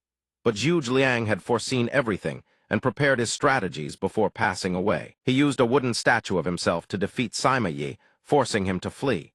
It is a famous story of Zhuge Liang's wisdom and vision, as well as Sima Yi's fear of him. But Sima Jai does not grasp the depth of Zhuge Tian's words. He just shakes his head triumphantly. I don't understand why you keep mentioning that. That is merely a rumor spun from idle tongues. Zhuge Tian is so furious that his face turns crimson. He glares at Ma Jai with eyes that could rip the man apart. You are no longer a child. Watch your words and conduct. His words ring out like a blade powerful and razor sharp. How dare such filth leave your lips? You will pay dearly for this. Hearing this, Ma Jai merely smirks. You would raise a hand against your own guest. Oh, how frightening.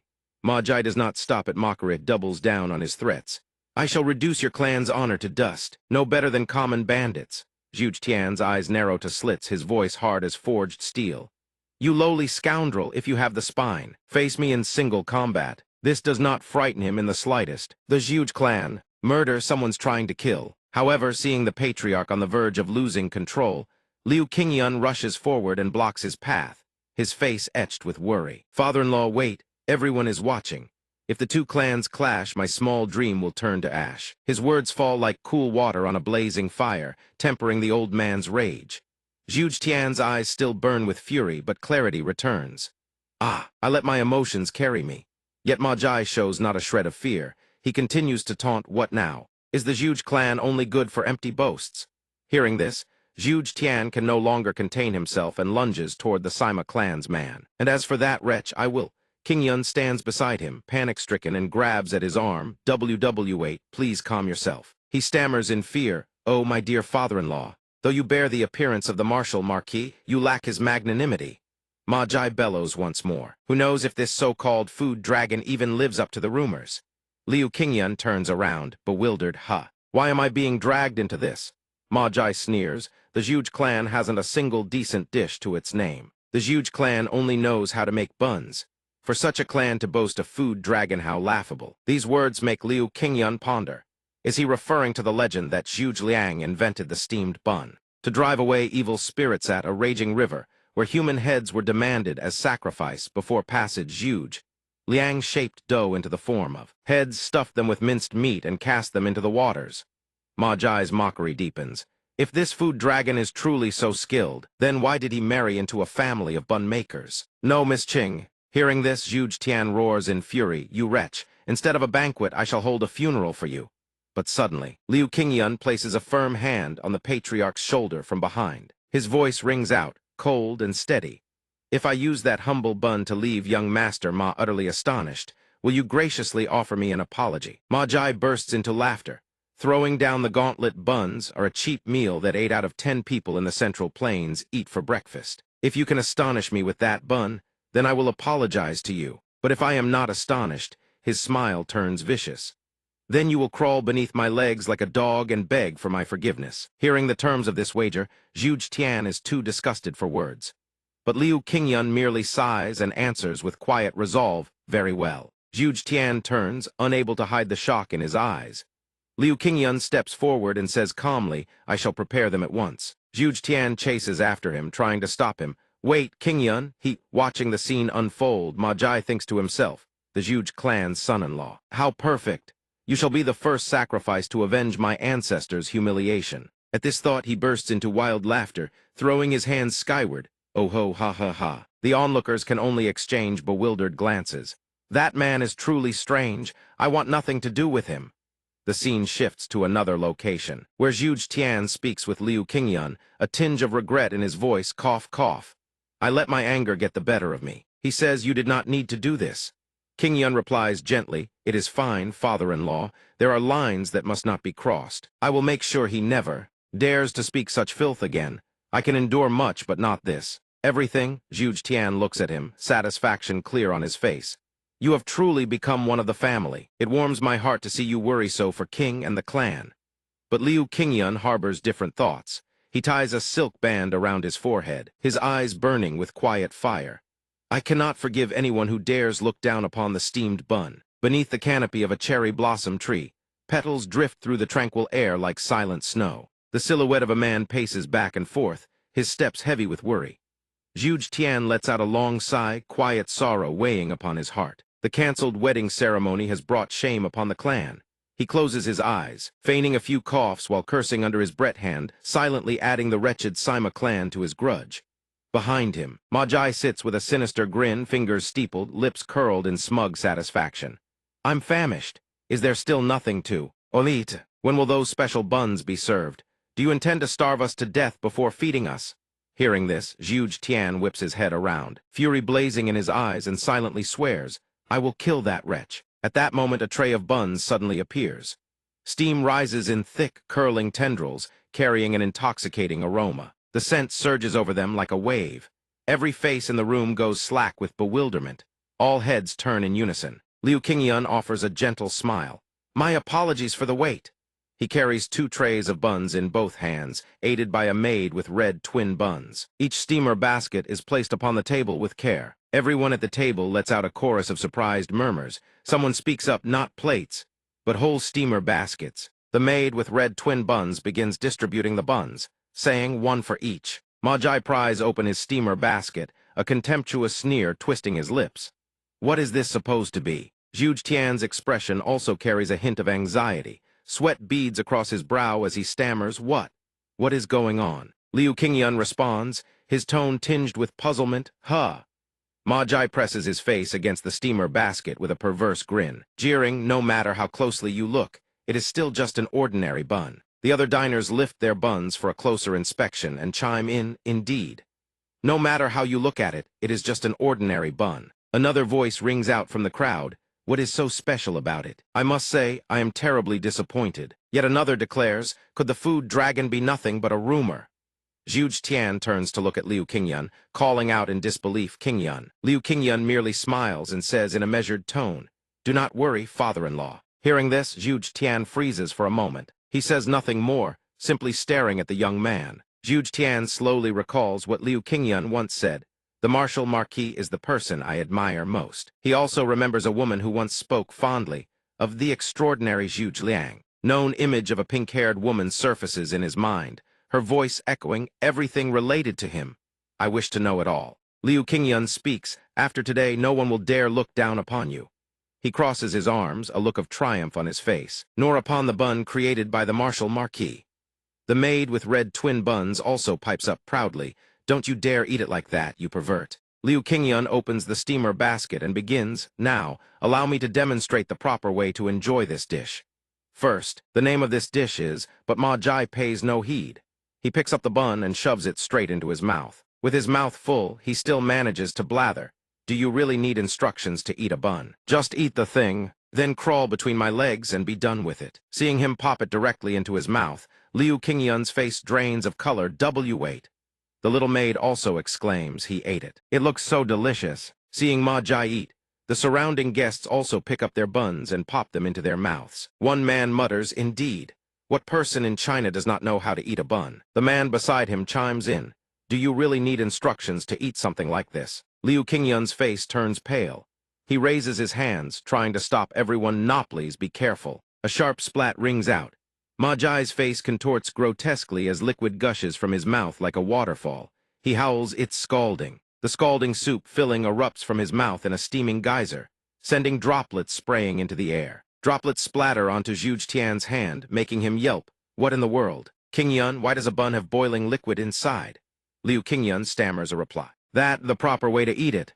This dish is called soup dumplings." Soup dumplings, a dish that appeared relatively late in the history of Chinese cuisine, during the 18th century under the Song Dynasty. They are buns steamed in small bamboo baskets, with a filling made by cooking down pig skin or beef tendon with spices, until it solidifies into a savory gelatin. When steamed at high temperatures, the gelatin within the filling melts, forming a scalding, rich broth sealed inside each bun. Therefore, one must first tear open the skin, sip the broth, and only then eat the rest. His face is stricken with panic as he thinks, but eating it all in one bite like that? By now, every single diner has erupted, spraying soup filling skyward, faces twisted in agony, tears streaming down their cheeks. Ma Jai's mouth still drips with broth. He speaks through gritted teeth, "How absurd. Stuffing it with scalding hot soup and calling it food. This is a trap. I'm astonished, all right." He flips the entire table in rage, bellowing, "You dare do this to me." The guests nearby cower and wail, "Have mercy." But as Ma Jai runs his tongue around his lips, leaving nothing behind, a treacherous thought creeps into his mind, but it was delicious. Those seated with him, all traces of agony have vanished from their faces, replaced by the unmistakable bliss of having tasted something extraordinary. A sweetness and rich meaty depth that ordinary buns could never achieve. Perfect marriage of dough and broth. Each burst of savory filling had been launched skyward. Yet one after another they cannot help but praise, "This is truly magnificent, is it not?" Who would have thought a humble bun could be elevated to such heights? This surpasses even a wedding feast. Zhu Tian's face lights up with undisguised delight as he hears someone exclaim, "Truly, the foremost clan of the Central Plains. The title of food dragon is well-deserved." Someone else chimes in, "Wonderful indeed. Though the broth is so scalding hot, it burns both the lips and the roof of the mouth. But after the burn comes an exquisite flavor." The maid with red twin buns asks innocently, "Is it raining, I wonder?" Meanwhile, Ma Jiath, one who had mocked the loudest no, shovels bun after bun into his mouth, heedless of the scalding heat. "Though I am furious, I cannot stop eating." He eats and eats, an apology forming silently in his heart. "Forgive me, my ancestors. This unworthy descendant. Today I must bow before the Zhuge clan's buns. Today must kneel before the buns of the Zhuge clan. The frozen expressions of the Krauthe all turn their gazes skyward, voices rising in disbelief. And the bewilderment on Liu Qingyun's face. Has it not yet faded? Confusion reigns. The steam rising from the soup dumplings and the broth splattered everywhere have driven the humidity sky-high. Combined with the sunlight refracting through the moisture, it creates a prismatic phenomenon in midair. The scene shifts to a certain estate elsewhere. A voice calls out, "Zio-si." The maid with red twin buns, Zio-si, runs back and forth in a panic, crying, "Where is the young miss?" Her body has not yet recovered. King responds shyly, her voice soft, "Do not worry, I am fine now." But the little maid persists, "You must rest more. Please go back to bed at once." Just then the little maid glances outside and asks in confusion, "It isn't raining. So how can there be?" King gazes out the window with a gentle smile. "I cannot stay in bed forever. Besides, who knows how, but—" At that moment, a magnificent rainbow arcs across the cloudless sky, radiant and impossible. She continues, "With such a beautiful rainbow."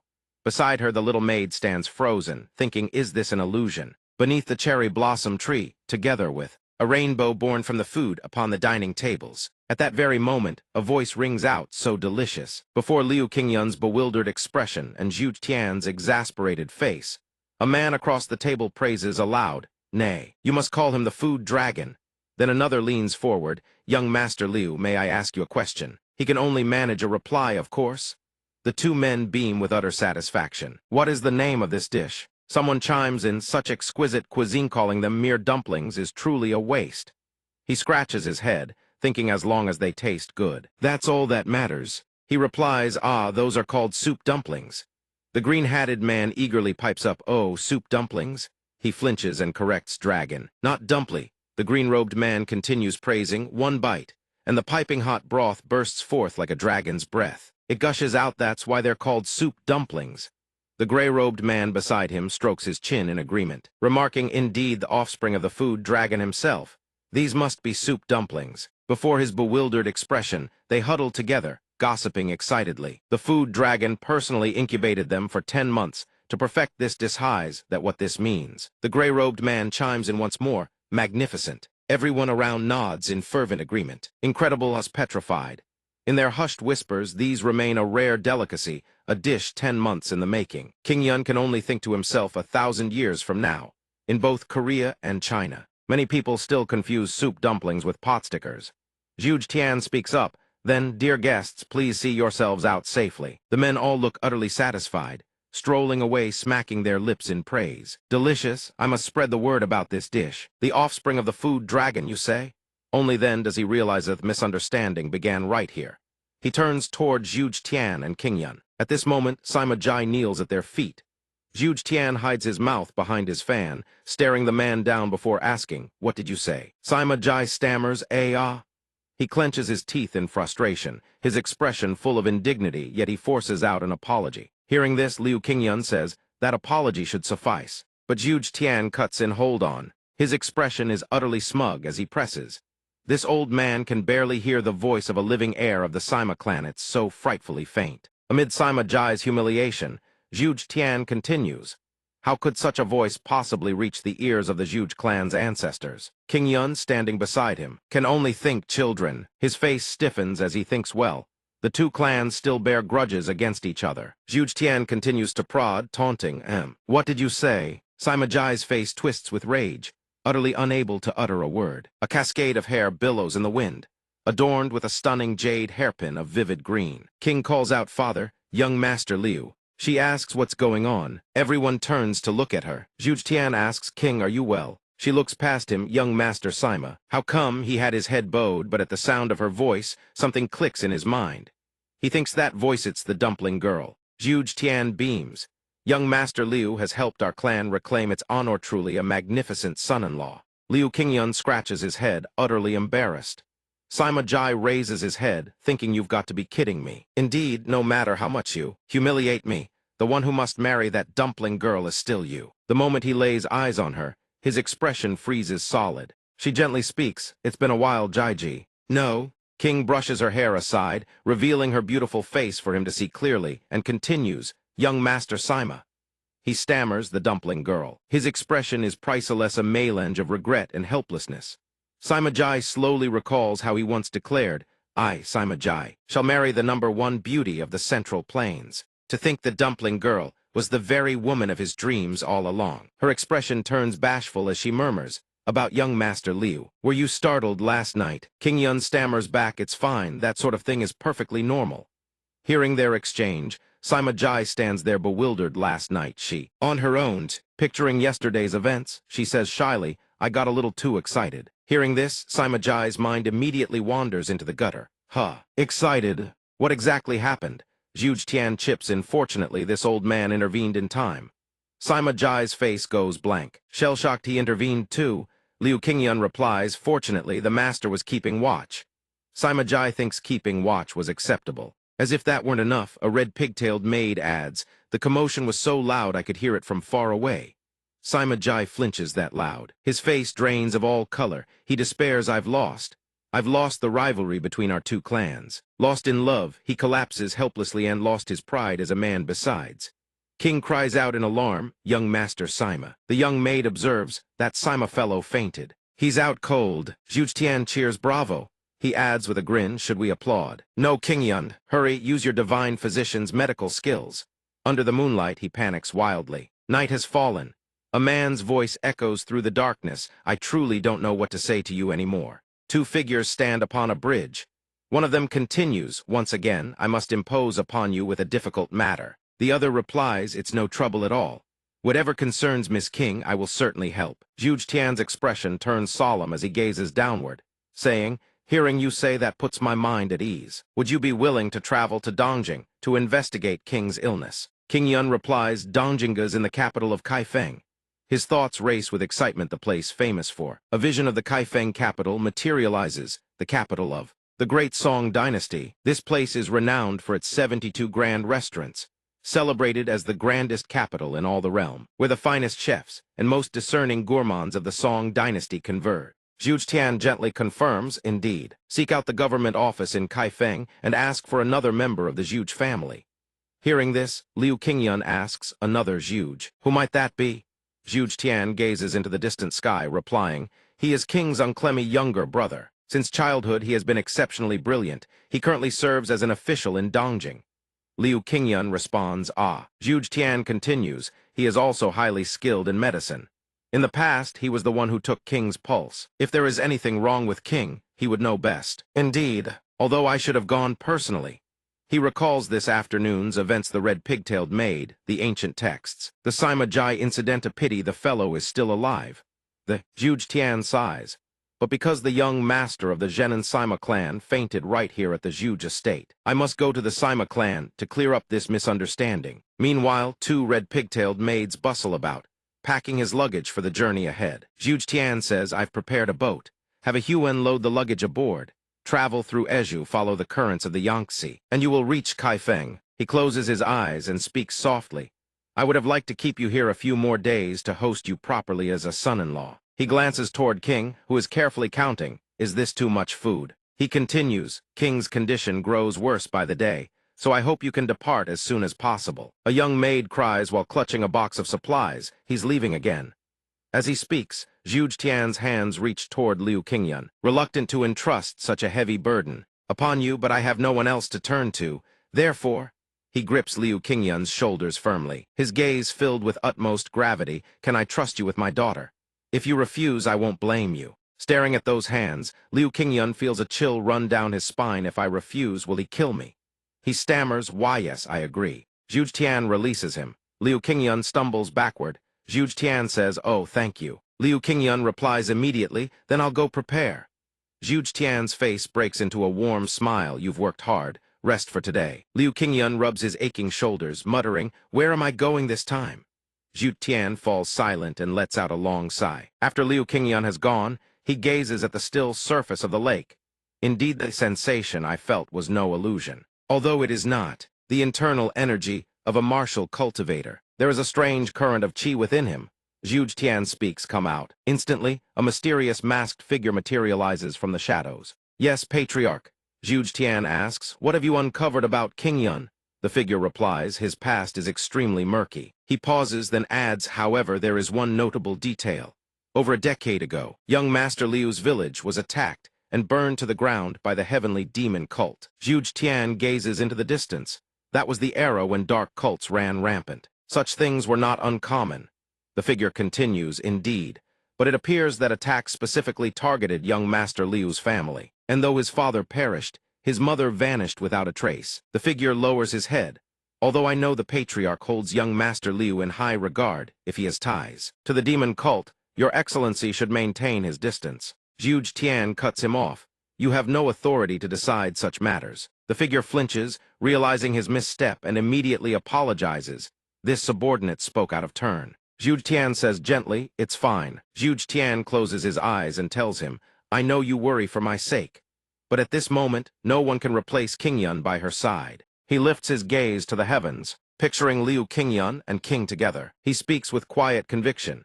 And I choose to believe in the Qingyun I have seen with my own eyes, not the murky past that shrouds him. Amidst picturesque landscapes and towering mountain ranges, Liu Qingyun's boat sails toward Kaifeng along the river. The journey smooth and uneventful, with a huge clan guard standing at the bow to keep watch. Liu Qingyun's expression is serene as he takes in the scenery. He thinks although the wedding has been postponed. He gazes at King's contemplative face, his own expression dreamy, but getting to travel by boat with Miss Kingate's no different from a honeymoon. On the luxurious pleasure boat, seeing her shy expression, his heart swells with joy. Is this the closeness I've always wished for? She speaks up, the currents seem rougher now. The water rocks the boat, but his expression twists in discomfort. Qingyun lets out a violent retch. King's face fills with worry as she asks, Young Master Liu, are you all right? He curses inwardly this damn seasickness-prone body. His face drained of all vitality, he replies, I know I'm fine. He berates himself, this frail body of mine. King says with concern, if you're too tired, please close your eyes and rest. The scene shifts to the bow where the Zhuge clan guard stands. He laughs heartily, ha ha, young Master Liu needs more training. If you had sufficient internal energy, you wouldn't get seasick at all. At that moment, the waves surge violently once more. To King's astonishment, both men grimace in misery. The guard, along with the two red pigtailed maids, all cling to the railings and retch. Liu Qingyun asks, all of you? The guard confesses, actually. This is my first time on a boat, too. Hearing this, Liu Qingyun breaks into a cold sweat, wondering is this voyage even going to be all right. Looking at the three of them retching up everything in their stomachs, he thinks with worry, thank goodness, we're traveling along the Grand Canal waterway under imperial control. If it weren't nighttime, wouldn't mountain bandits attack us? Just as he ponders this, a thick mist materializes out of nowhere, engulfing their vessel to everyone's bewilderment. He exclaims in shock, why is there fog all of a sudden? Hearing this, Liu Qingyun also raises his head in confusion. Then, around their boat, three small vessels gradually emerge. An anchor hook is hurled onto their deck. He cries out in alarm. The bandits have already clambered aboard, each one grinning smugly at King's group. One of them speaks, you dare pass through the territory of the three water demons without permission. He stammers, water bandits. King is absolutely livid, they dare exploit the fog to evade the authorities and commit evil. Liu Qingyun speaks up to calmer, but we have bodyguards, don't we? He says by now, everyone is so seasick their bodies are racked and their spirits half broken. He wonders aloud, death by seasickness. The bandit leader speaks in a cold, commanding tone, hand over your money and jewelry as passage fees. If you cooperate, we'll spare your lives. King turns to him and asks, young master, may this one take action? Hearing this, he panics, looking at her, how could that possibly be all right? Her eyes burn with determination as she declares, though I have never fought anyone before. This one is still a daughter of the Zhuge clan. Though my martial arts are not formidable, I have used the finger flick technique to shoot birds before. His face fills with confusion as he thinks finger flick technique, the one that concentrates internal energy into a fingertip and flicks it out like a bullet. Wonderful. But birds and people are very different. She continues, I will teach them. A lesson they won't forget. Hearing this, he waves his hands frantically in protest. No, no, they're dangerous. Miss, you must be careful. Liu Qingyun says with deep concern, I'll handle this myself. At that moment, his mind drifts back to his conversation with Zhuge Tian. Moreover, when everyone was preparing for his departure, Zhuge Tian had solemnly instructed Liu Qingyun, remember my words, carefulito, not let King become overly excited, or allow her emotions to fluctuate. Violently, he pressed on, and one more thing. Zhuge Tian looked at him with complete trust, instructing thoroughly her internal energy remains unstable. Avoid letting her use martial arts before reaching Kaifeng. Liu Qingyun clasped his hands and bowed, yes, your words are remembered, father-in-law. Zhuge Tian stuffed a large bundle into his hands, take this. Stunned, he asks, what is this? Zhuge Tian answers, I've prepared everything you'll need. You'll want money to spend on the road. He exclaims, this much money. Zhuge Tian says gently, go on, take it. It's for the long journey ahead. Hearing this, he beams with joy, thank you, father-in-law. The bandit leader weighs the bag of money in his hand, overjoyed heavy. Wonderful. Liu Qingyun stands beside him, utterly crestfallen, the money for courting the young lady in Kaifeng gone. The bandit leader gloatingly tosses his blade to the ground, snarling, money's done. No, hand over the boat. Hearing this, he replies in disbelief, wait, that's a separate matter. His heart races with worry. Without a boat, how do we get to Kaifeng? The bandit leader's face turns vicious as he swings his blade, is that so? Then we have no other choice. The blade slices through the air toward him. The bandit roars, I never intended to spare you anyway. Blood sprays from his body as he collapses backward. Under Zhuge King's horrified gaze, her expression freezes in utter shock. Her eyes fixate on the blood gushing before her, as he tumbles straight into the pile of passengers rendered unconscious by seasickness. She screams, blood pours from his forehead. He curses inwardly, if I die, will I meet my ancestors? Which side of the family? He says fearfully, I'll give you everything, just spare us. Suddenly, a wave of frigid energy surges from behind. He looks back in bewilderment. Why is it so cold all of a sudden? His heart pounds. Could it be? No way. Around her, waves of bone-chilling energy radiate outward, brimming with killing intent. He calls out urgently, miss, please calm down. The bald bandits huddle together, shivering. Why is it suddenly freezing, leader? Another bandit speaks up, that woman is strange. The bandit leader stubbornly insists she must practice some bizarre martial art. But she's just a woman. He sits at her feet, pleading, I'm not injured at all. I'm fine. Just give them the boat. Her expression darkens with fury. How can you say you're fine? Despite the blood still streaming from his forehead, he presses on, no, really. I'm fine. The frigid aura erupts even more violently. Tears begin rolling down her cheeks. That's not true. I am not fine at all. How could I possibly be happy when, hey? He can only stare in shock at her blazing fury. She has lost all semblance of reason, her voice rising in accusation, you will pay for this with your lives. The bandit leader, undaunted, charges forward with his blade. Woman, attack her at this moment. His expression is indescribably a mixture of worry and helplessness as he watches her. He gasps, then thinks dangerous. Even if she can take down one with the finger flick technique, there are still two more who haven't gone down. What she just unleashed was a beam of immense power, sending the bandits flying. The boats below have all shattered apart. The blast of light is so devastating it cleaves the water in two, churning monstrous waves that violently rock their vessel. He clings to the mast in terror, screaming, what the hell was that? Was that the explosive finger technique, or the thunderclap finger technique? Most of the bandits have tumbled into the river. The bandit leader, struck by the attack, loses half his hair. He trembles in terror. Impossible. Is everyone all right? Before he can finish, she advances and points at his forehead. Scared now, he quakes violently. The bandit blubbers, I'm sorry, I'll return everything.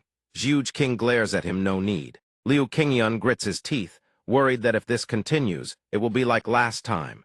He thinks she's consumed by fury and she's using martial arts. She raises her hand, ready to deliver the killing blow. I only need one thing to put an end to this. Liu Qingyun shouts from behind, miss, there's no need to kill them.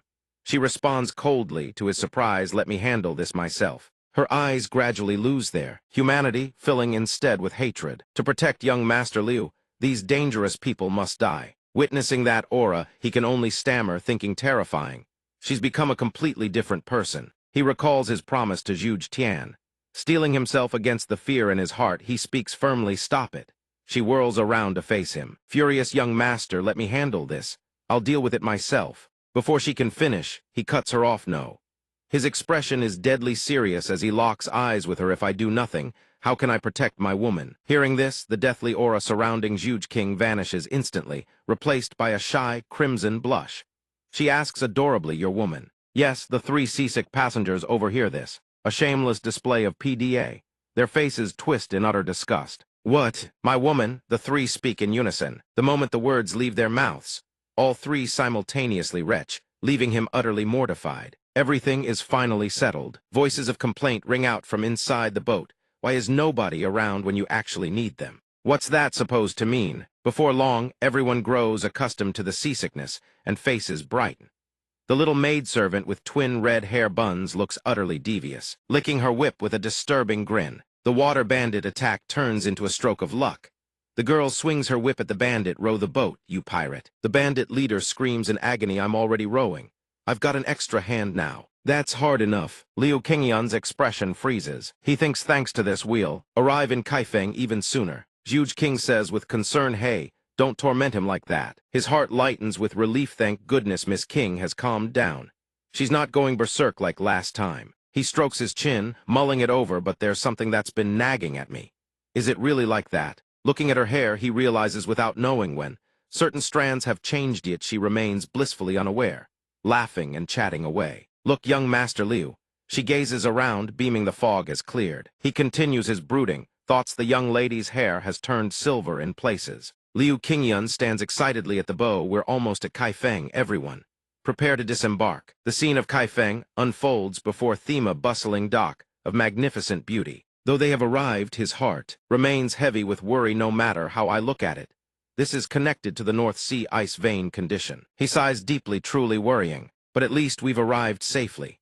The little maidservant with twin red hair buns ties up the boat, muttering, docket, docket. Liu Qingyan asks in bewilderment, docket. The girl answers, I don't know. I picked it up from that pervert. At this moment, Liu Qingyan remains lost in thought. I'll be meeting Master Zhuge, father-in-law's younger brother, very soon. He glances at King ahead, thinking with hope uncle will take the young lady's pulse and find a way to cure her condition. Finally, he strides forward with a broad grin. I will achieve the ultimate goal of my second life. She turns around. Radiant with joy is this Kaifeng. My love. He remains absorbed in his thoughts, marrying the most beautiful woman in all the Central Plains. The scene transitions to Kaifeng, the imperial capital of the Great Song. Gazing upon the bustling spectacle, the twin-bunned maidservant looks around in wonder, while beside her, Zhuge King and Liu Qingyan wear worried expressions. He remarks it's quite lively. As they walk, he says father-in-law mentioned he works at the government office. A voice calls out, cutting him off over here. He looks over curiously. To both his and King's surprise, the two twin-bunned maidservants sprint toward an identical-looking girl. The girl calls out, over here. The two maidservants who had been traveling with them beam with joy and rush over Bow Wow. The three of them take turns chattering. Master Zhuge was busy, so I came to greet you in his place. One girl says it's been so long. Then another's girl beside her chimes, and I almost didn't recognize you. Seeing this, his face registers pure shock. Another are bound to be even more. He staggers back in disbelief. Zhuge King calmly greets them. Long time no see. How have you been? The girl runs over excitedly. I've missed you so much, miss. The girl stares at Liu Qingyan and asks, oh my, who is this young man? He coughs awkwardly but can't help thinking son-in-law. There's no way I'd admit that. These maidservants are insufferable. Fine, out loud, he declares, I belong to Miss King. His eyes grew warm. He thought to himself with a troubled mind, we haven't been married yet, so we're not husband and wife. Then are we lovers? Just as he was drifting into reverie, a maidservant with twin red buns of hair tapped him on the shoulder, startling him from his thoughts. Then she spoke, a new servant. How hard it must have been for you. Looking him up and down, the young girl turned her head and muttered, but why would they buy such a frail servant? Could it be that the clan has fallen on hard times? Hearing this, King could only smile awkwardly, leaving him utterly uncomfortable. The girl beside her continued, you don't believe me. He's actually the son-in-law. Hearing this, the other girl burst out laughing as if it were a joke, saying you must be joking. Then the girl on the left added, I'm afraid it's the truth. Hearing that, the girl was stunned, pointing at him, such an ordinary, useless wretch, and he even reeks. He's not even fit to be a servant. Another girl chimed in, and he's a pervert to boot. King spoke up to defend him. Stop it. Young Master Liu is a very good person. Hearing her words, a girl sighed, our young lady is truly pitiful. At this moment he could only scream internally, please, all of you stop talking. The girl stared at King and asked, young lady, why was the wedding called off? I wanted to attend as well, truly. She could only blush, stammering and fumbling over her words. Ah, well, seeing her so flustered, he thought to himself, this is too difficult to explain to the young lady. I'll have to make something up. Just then another girl answered the wedding was postponed because the groom is utterly incompetent. He was stunned, crying out, what? Meanwhile, another girl chimed in, how dreadful. He collapsed inward, saying wearily, I knew it. But in his heart he secretly admitted then again, she's not entirely wrong. King sat down and addressed the twin-bund maidservants. You don't know his good qualities. He cooks wonderfully. Although, there was something peculiar about the look on her face. Her next words filled him with boundless elation. He's very manly. He doesn't fear my father's imposing aura, and he has a heart of genuine warmth. She spoke with a face brimming with love and truth. Young Master Liu is the most wonderful man in all the Central Plains. Hearing this, he closed his eyes and murmured, "Thank you.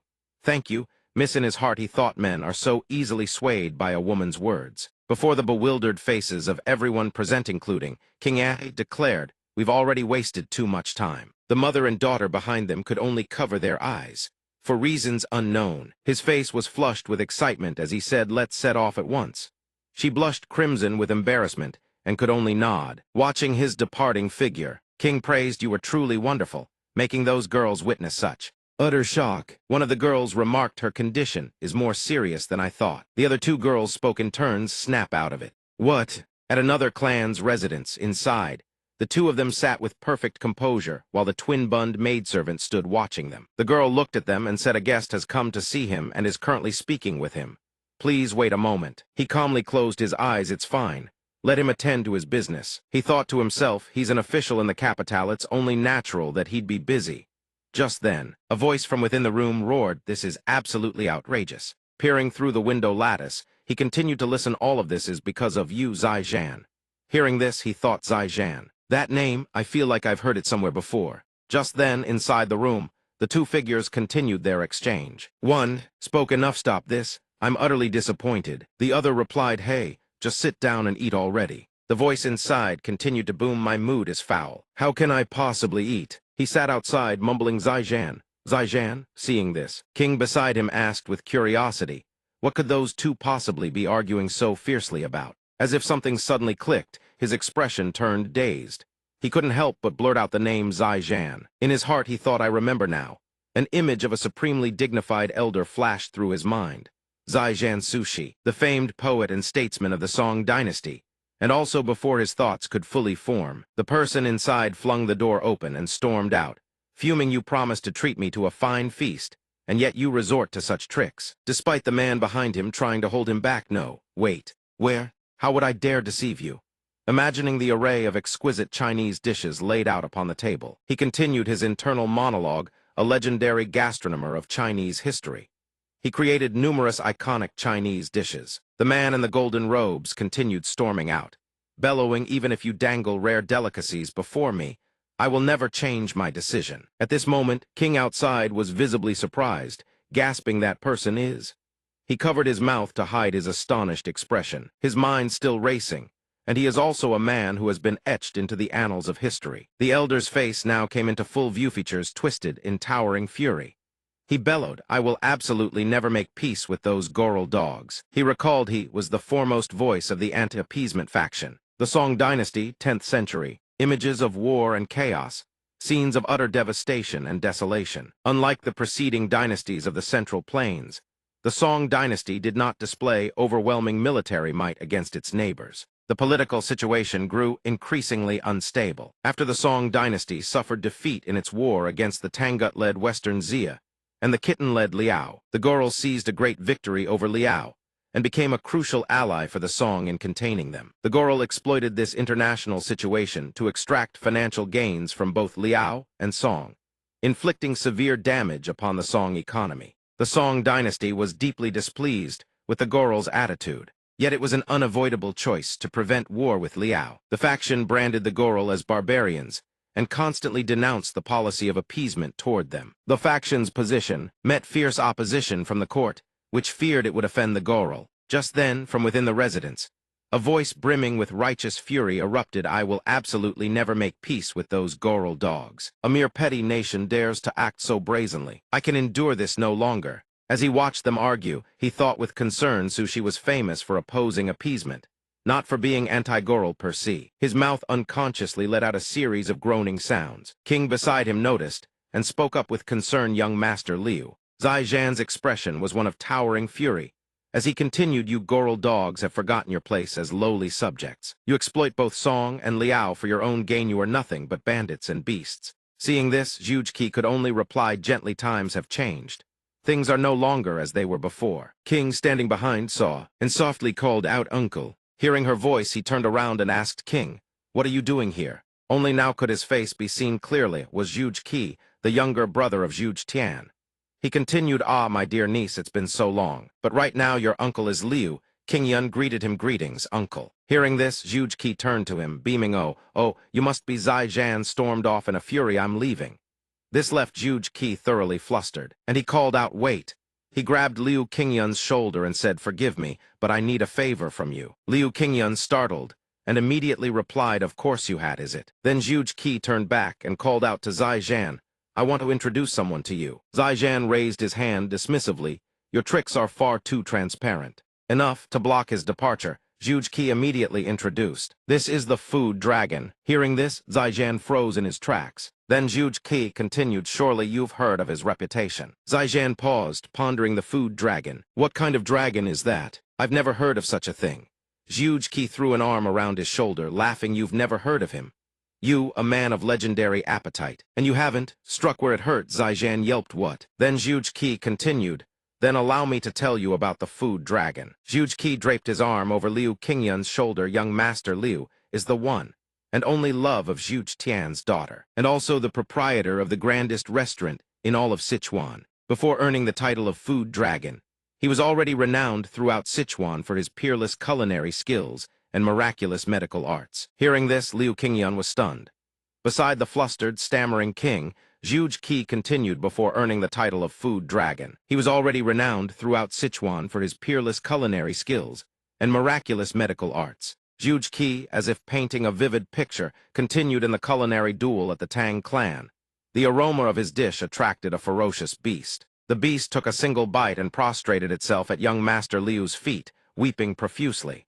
Hearing this, Liu Qingyun was bewildered, wondering what beast is he talking about. Afterward, the beast transformed into a dragon and soared into the heaven sand. He was henceforth known as the Food Dragon. No sooner had the tale ended than Zai Zhan, drooling as he listened, turned to ask, "Is this really true?" Liu Qingyun was utterly floored, never expecting the man to be so gullible. He screamed internally, "There's no way any of that happened." Pressing his advantage, Zhuge Qi continued, "That's not all.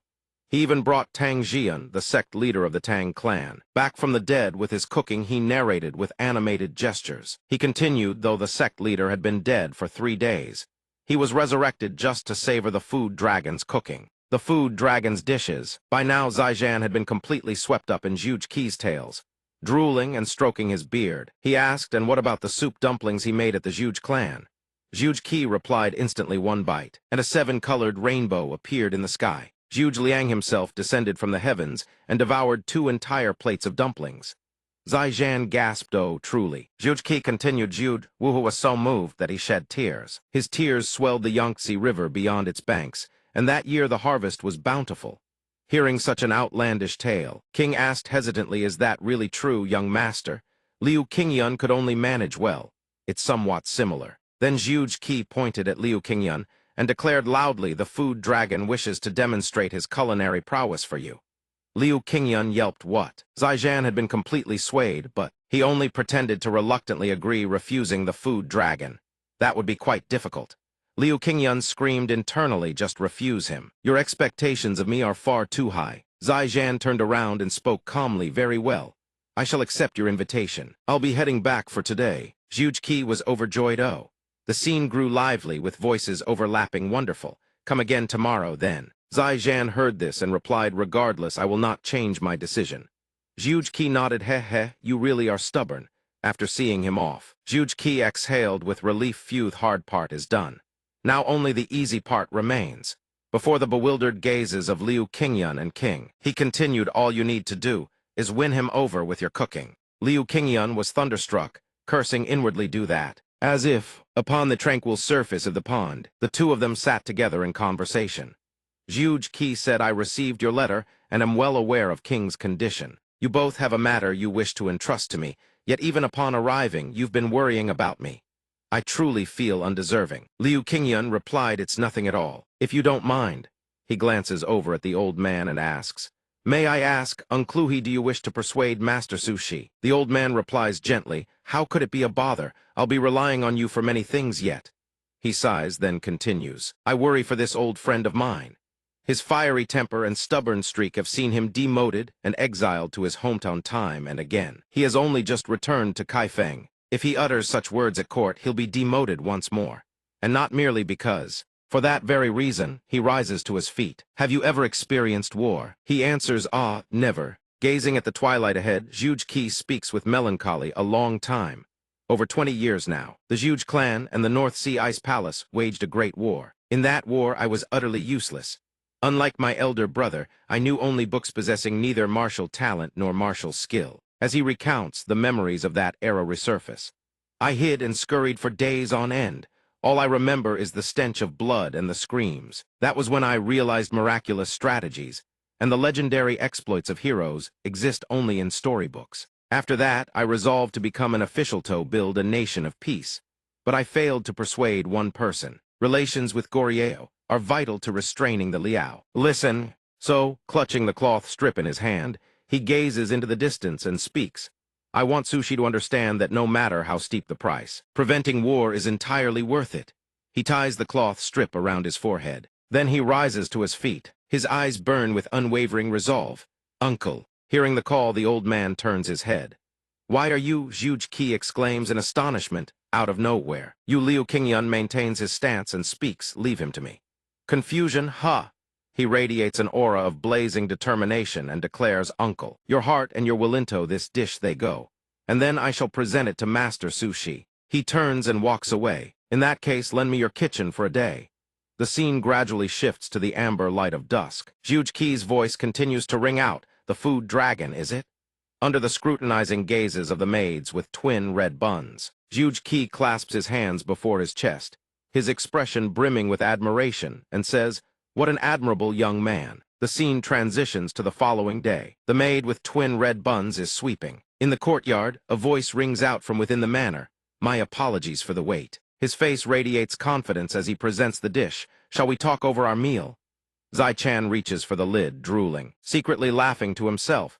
This must be the food dragon's legendary dish. The dish is unveiled in all its splendor before their astonished eyes. Zhuge Qi is the first to speak. Wait, could this be? Liu Qingyun replies at once, indeed.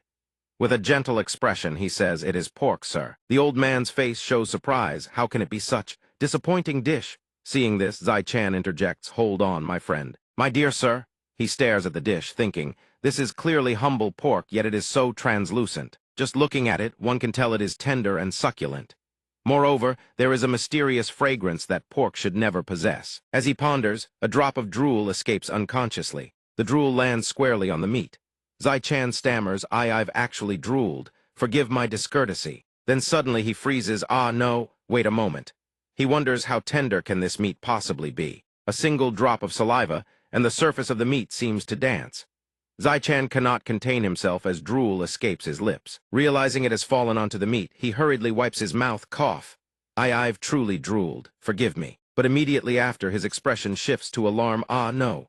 Wait inside. Zai Chan thinks to himself, how tender must this meat be? Gazing at the succulent meat on the platter, rippling like the surface of a lake, radiating an irresistible allure, marvels. A single drop of saliva, and the surface of the meat dances like waves. This delectable meat is called Dongpo pork, a dish that Sushi would go on to create after being exiled to Hangzhou. Qingyun reflects, but I don't want to simply copy another man's dish, especially not when that very man is sitting right before me. At the very least, I must stamp my own identity into this dish.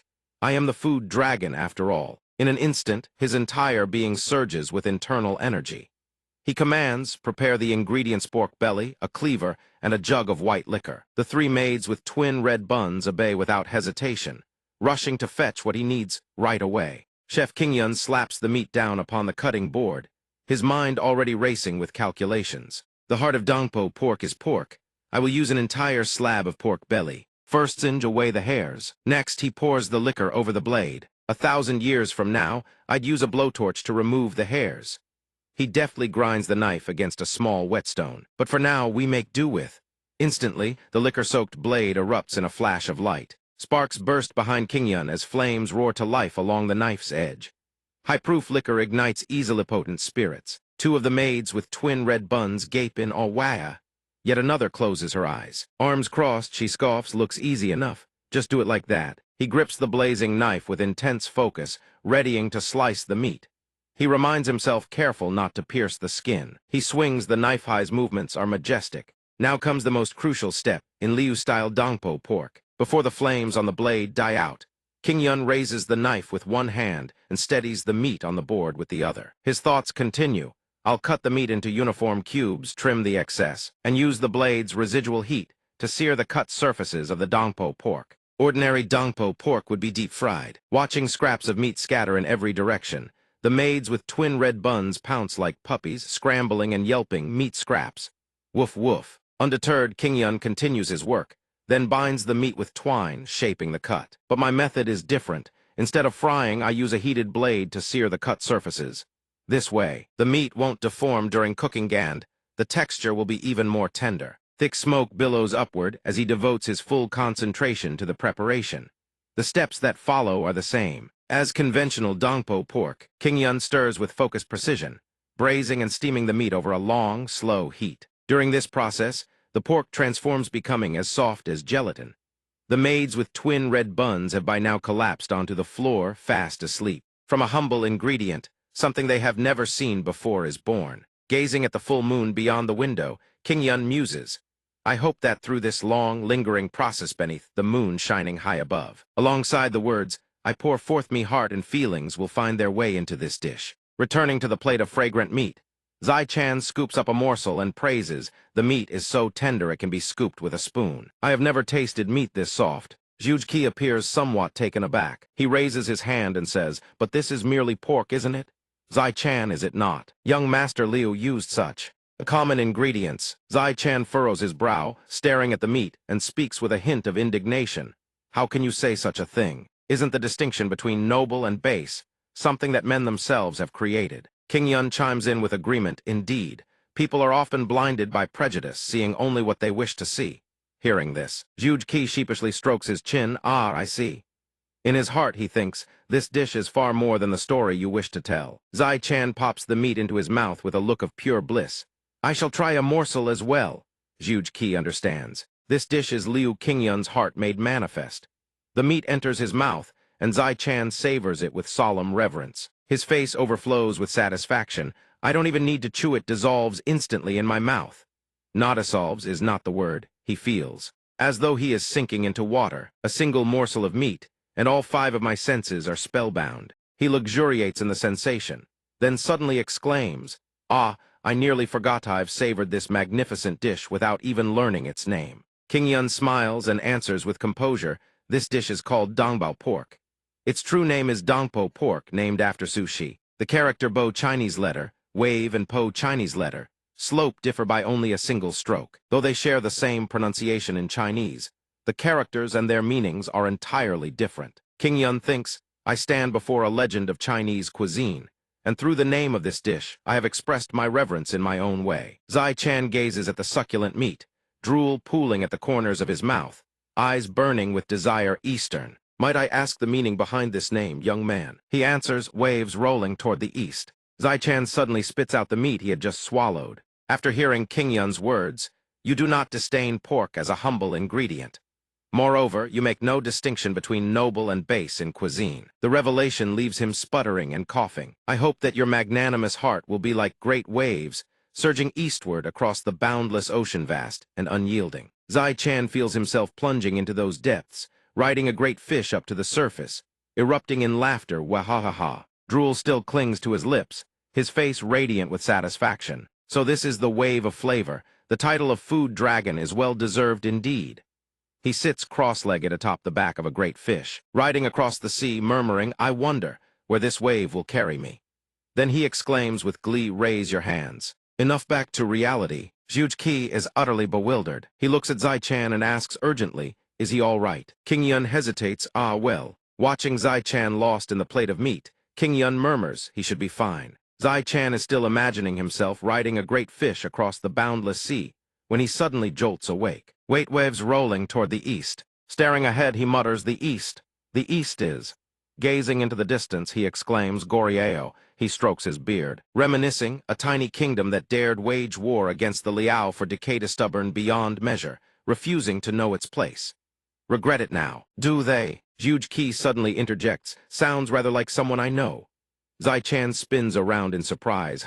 Juge Qi, still drooling, adds, stubborn, heedless of counsel, speaking blunt truths without regard for consequences and now demoted. It was only a matter of time. He continues, among my own friends. There is one just like that. Zai Chan fires back, no. How dare you? Compare me to those wretched Liao barbarians. Juge Qi responds. But someone once said the distinction between noble and base is made by man himself. Zai Chan tries to rebut, but can only stammer what? That, from the side, King Yun clicks his tongue in exasperation, watching these two men lost in the world of their meat. He asks, is everything all right? Zai Chan, the flames of his nation's plight burning in his mind, declares, perhaps my fury is not directed at the Liao but at the state of our great song. He continues, still drooling, a nation as mighty as our scouring before the Liao, bowing our heads and paying tribute to beg for peace. While that insignificant little nation, the two huge members and Zai Jam, stand before a towering building engulfed in flames. He speaks first into Juge's silence.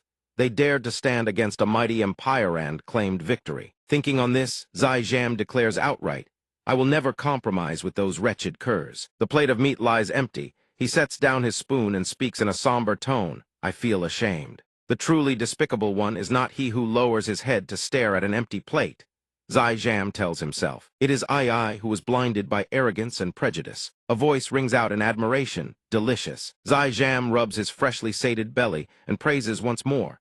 Your culinary skill is truly extraordinary, far beyond anything I expected. Truly worthy of the name Food Dragon.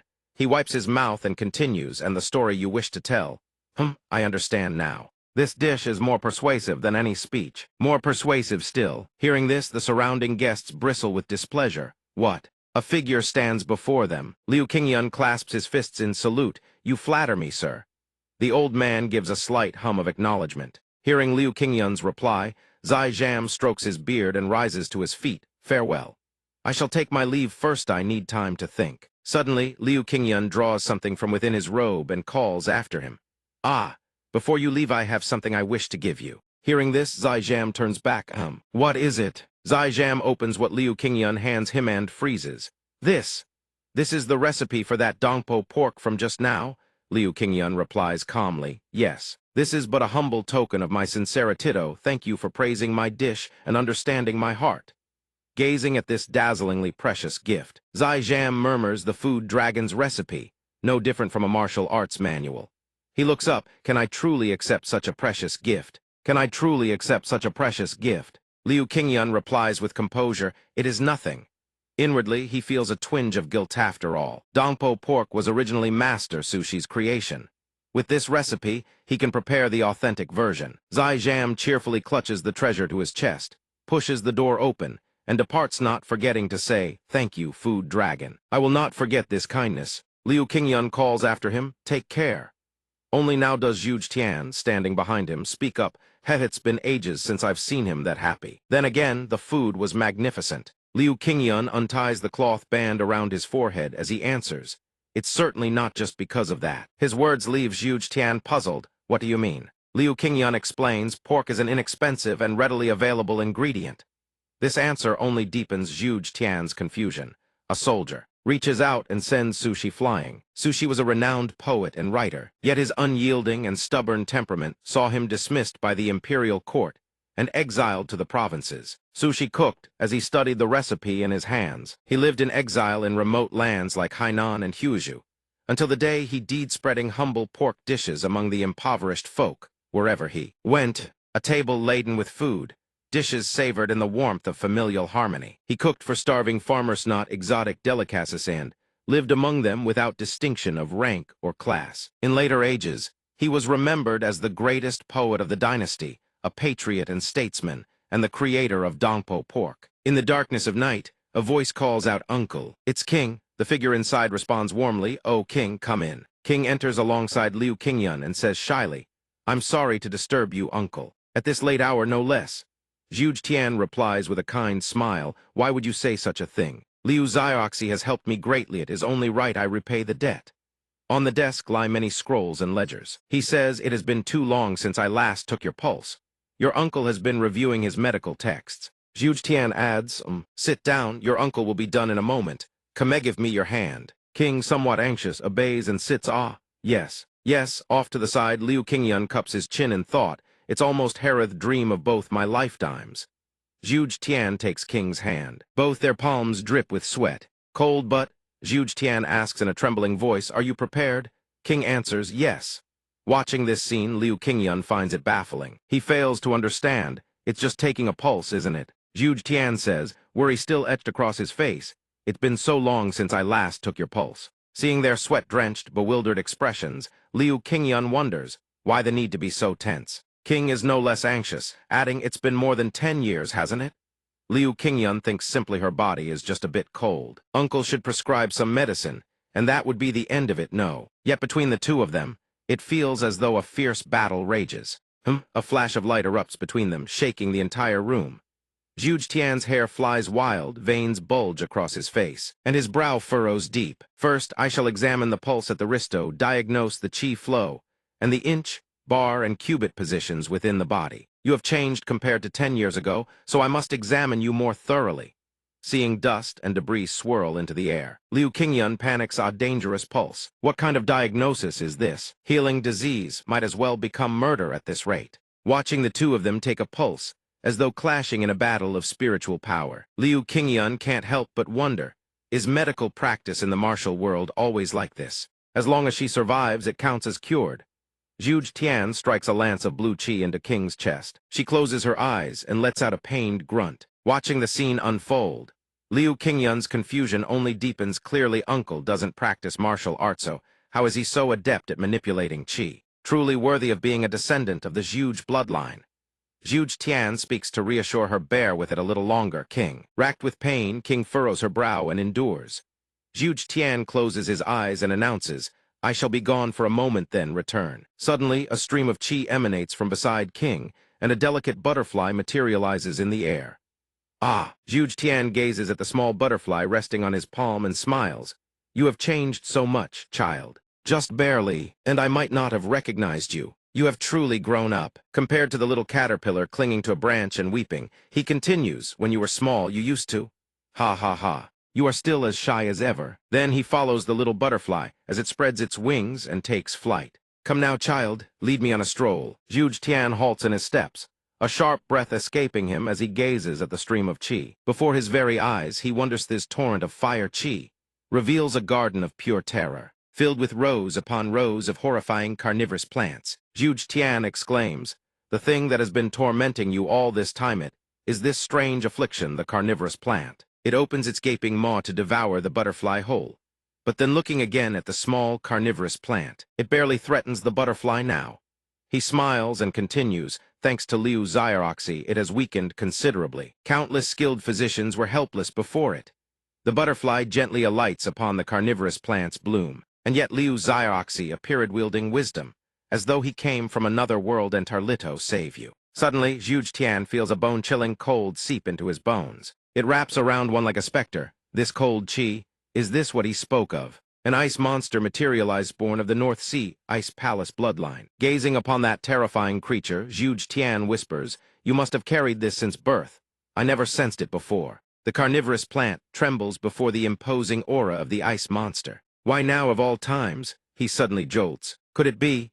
Watching the ice monster swallow the carnivorous plant whole, Zhuge Tian understands. His expression turns grave. Also, that is how it is. What cruel irony. He looks upon the ice monster and the fragile butterfly, then delivers his verdict. The fire qi of the strange affliction had inadvertently suppressed the cold qi of the North Sea Ice Palace. The cold qi monster opens its maw full of razor-sharp fangs before the butterfly. When the strange affliction vanished, this power erupted unchecked. Precisely, she had no time to adapt to or control this power. Zhuge Tian strokes his chin in contemplation. In other words, King is fighting against her own body. Hearing this, Liu Qingyun trembles and asks, then, it's all my fault. So I cured the young lady's illness, and... He presses on, but surely there must be a way to treat this. Zhuge Tian answers, I cannot blame you for this, but as for the matter, Liu Qingyun urges him desperately. But Zhu Tian sighs, even a divine physician cannot cure what is not truly a disease. Liu Qingyun clutches his chest, staggering, overcome with despair. It can't be. My dream. There are only two paths. His lament echoes beneath the moonlight high above. Give up, or make the dream a reality, and then freeze to death. On a quiet moonlit night, reflections shimmering upon the water, someone sighs, how can one cure what is not truly a disease? A voice answers, it cannot be done. But if things go on like this, how can the wedding ceremony ever proceed? The young woman stares blankly downward, the world around her still buzzing with noise. Perhaps there is a way to suppress and manage the symptoms. A voice speaks with iron resolve. If there is a way, then we must act at once. Another voice responds, sadly, my medical skill has not yet reached that level. King startles, letting out a soft gasp. She lifts her eyes and looks around. It is Liu Qingyun, speaking with fervor. After all the hardship we endured to reach this place, there's truly no way. Zhu Tian answers, Liu Qingyun, I know of a renowned physician, but... She looks dazed. King abruptly rises to her feet, leaving Liu Qingyun stunned. She says, forget it, I'll take my leave first. He can only manage, huh? She continues, I'm too tired. Her eyes betray not a flicker of emotion. Tomorrow, I will come to visit Uncle and young Master Liu. Liu Qingyun reaches out in alarm, miss. But Zhu Tian looks at him and says, Liu Xiaoxi, there is something I wish to discuss with you. He turns back, yes, what is it? Zhu Tian asks carefully, what do you know about King's mother? Liu Qingyun furrows his brow in thought. I heard from my father-in-law that she hailed from the North Sea Ice Palace. Zhu Tian responds, then, this will be easy to explain. Zhu Tian fumbles through a pile of documents and says, perhaps that strange affliction was the lightest burden King has had to bear. The other day, I told you about that great battle. Liu Qingyun scratches, his head racking his memory. Yes, it was a war between the North Sea Ice Palace and... The old man doesn't let him finish recalling. He continues, King was the only flower that bloomed amid the flames of war. Liu Qingyun thinks to himself, well, I figured as much. Excitement blooms openly across his face. So in that war, the patriarch and the young Mrs. Mother. Before his eyes, a scene materializes through the smoke and fire of battle. A noble gentleman, clutching a young woman tightly against his chest. He sighs, father-in-law, a truly extraordinary man. The good boy returns to reality.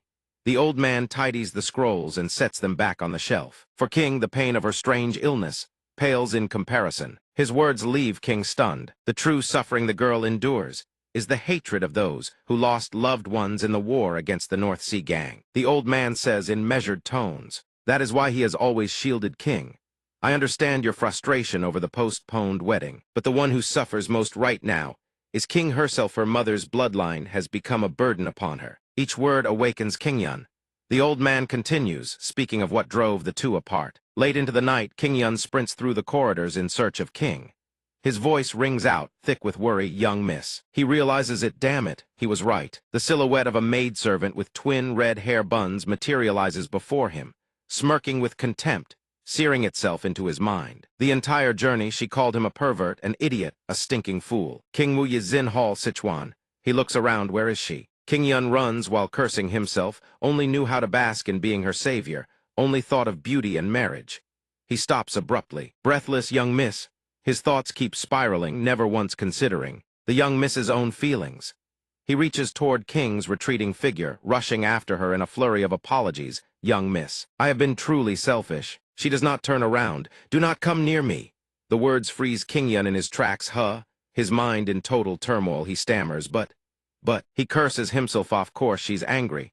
No wonder he's been single. For 2 lifetimes, the azure glow encircling King grows ever brighter, cold chi radiating outward. Swathing her in its frost, Qingyun panics, terrified it's too late. The cold chi has erupted. This is bad. He speaks urgently. Wait, calm down and talk to me. The frost mist gradually subsides. The ground trembles beneath them and King's voice quivers. But I'm trying to hold it back. Before Qingyun can even process what's happening, beneath the pale wash of moonlight, the young woman stares at him with tear-filled eyes brimming with desperate longing. She says, I don't want to hurt you like last time, so please don't come near me. Seeing her whimper and cry, the young man is stunned rigid, his face drained of all color. I made a girl cry. No man who's ever loved anyone could be like me, and I'm supposed to be the man here. How pathetic. She sniffles, her face flushed red, tears still streaming. Her voice trembles. If my body were normal, the master wouldn't have to suffer so much. Or perhaps, if the one betrothed to me weren't you. Qingyun is stunned even now. She's still worried about him. I really am the worst kind of man. He blurts out, young miss, shall we go on a date? She responds blankly, huh.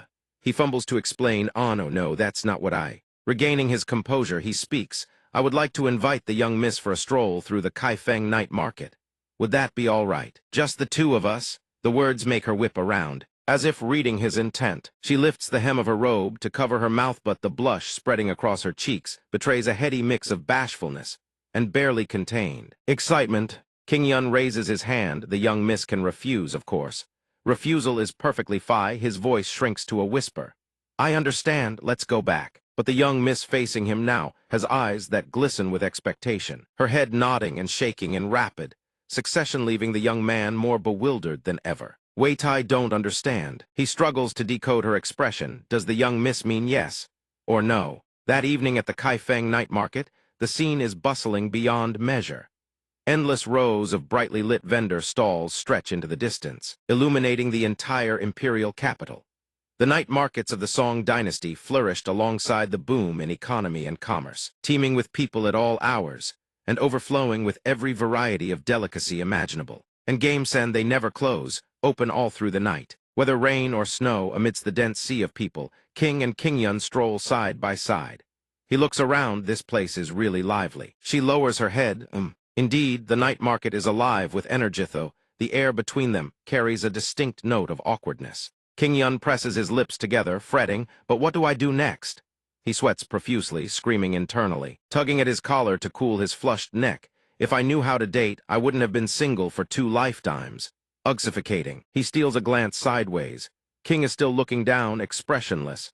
Anxiety gnaws at him. She still doesn't look happy. He berates himself again. I don't even know how to go on a date. How am I ever supposed to get married? What a fool I am. As for King, she says nothing, but inside, her heart is a whirlwind of emotions. She thinks, this is the first time I've ever gone out alone with a man, other than father.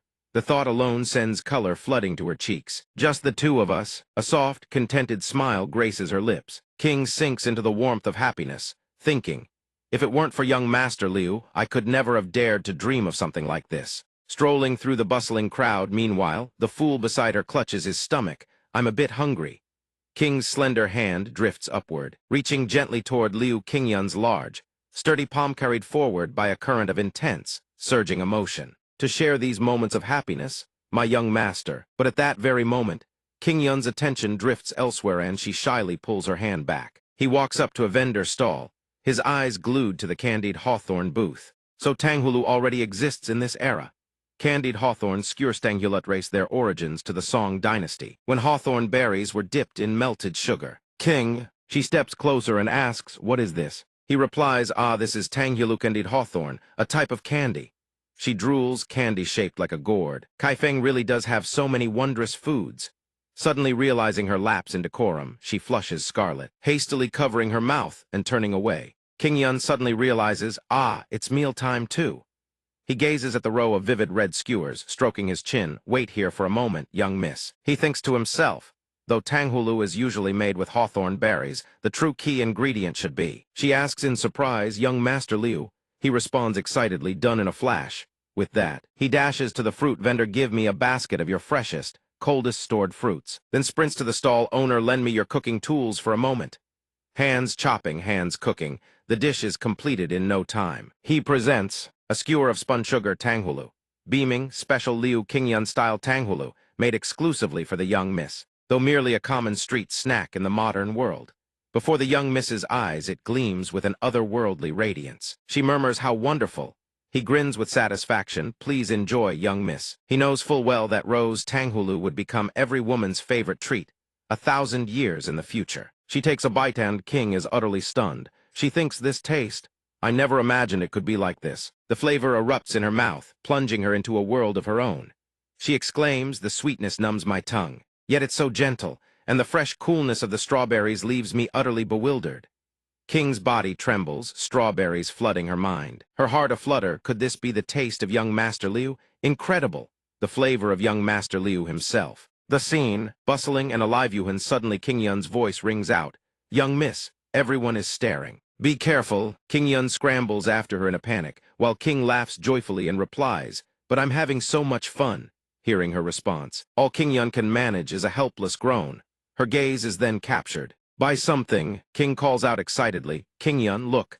Young Master Liu, there are so many fascinating things over here." Hearing this, he scratches his head and replies sheepishly, "Yeah, yeah." Yet inwardly he thinks it's just Tanghulu and she's this happy. She really is just an ordinary girl after all. The thought barely finishes before he reverses course. Wait, could it be the sugar in the candy? Then he sees King bouncing along merrily, flitting from stall to stall. "Excuse me, oh my, what's this?" An old vendor woman praises her. "What a lovely young lady. So lively and spirited." It makes King shyly wave her hands. "Oh heavens, ma'am, you're too kind." While skipping along, King spots a crowd gathered up ahead. She asks curiously, "Why is there such a crowd over there?" Hearing her, King Yun also turns to look. The two make their way toward it to see what's going on. King Yun spots it and immediately thinks fireworks. The shop owner warns everyone, "Stay back, it's dangerous." "Everyone, keep your distance." King exclaims, "Wow, this is my first time seeing fireworks." Seeing her so overjoyed, King Yun looks at her in surprise.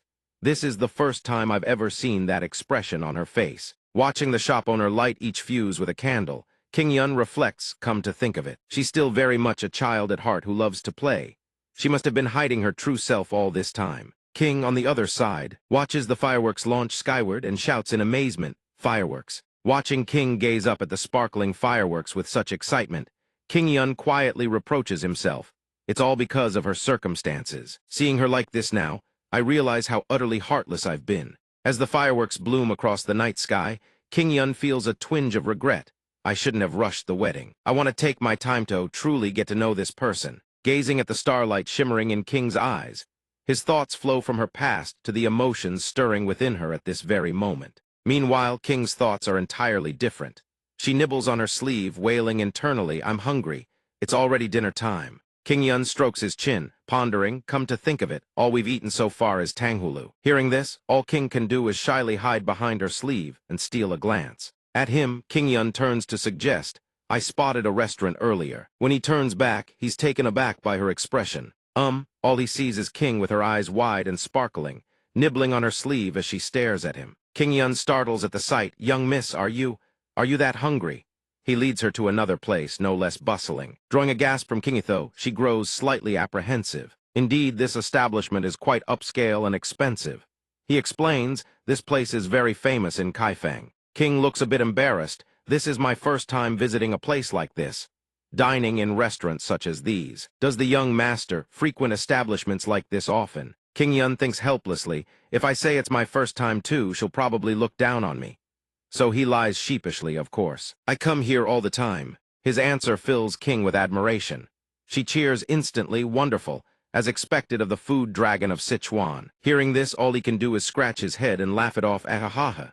He thinks to himself, well, in my previous life, I did work at a Chinese restaurant inside a hotel, so it's not technically a lie. They arrive at a rather grand establishment. King Yun announces, "We've arrived." King looks at the place before her, her face paling slightly.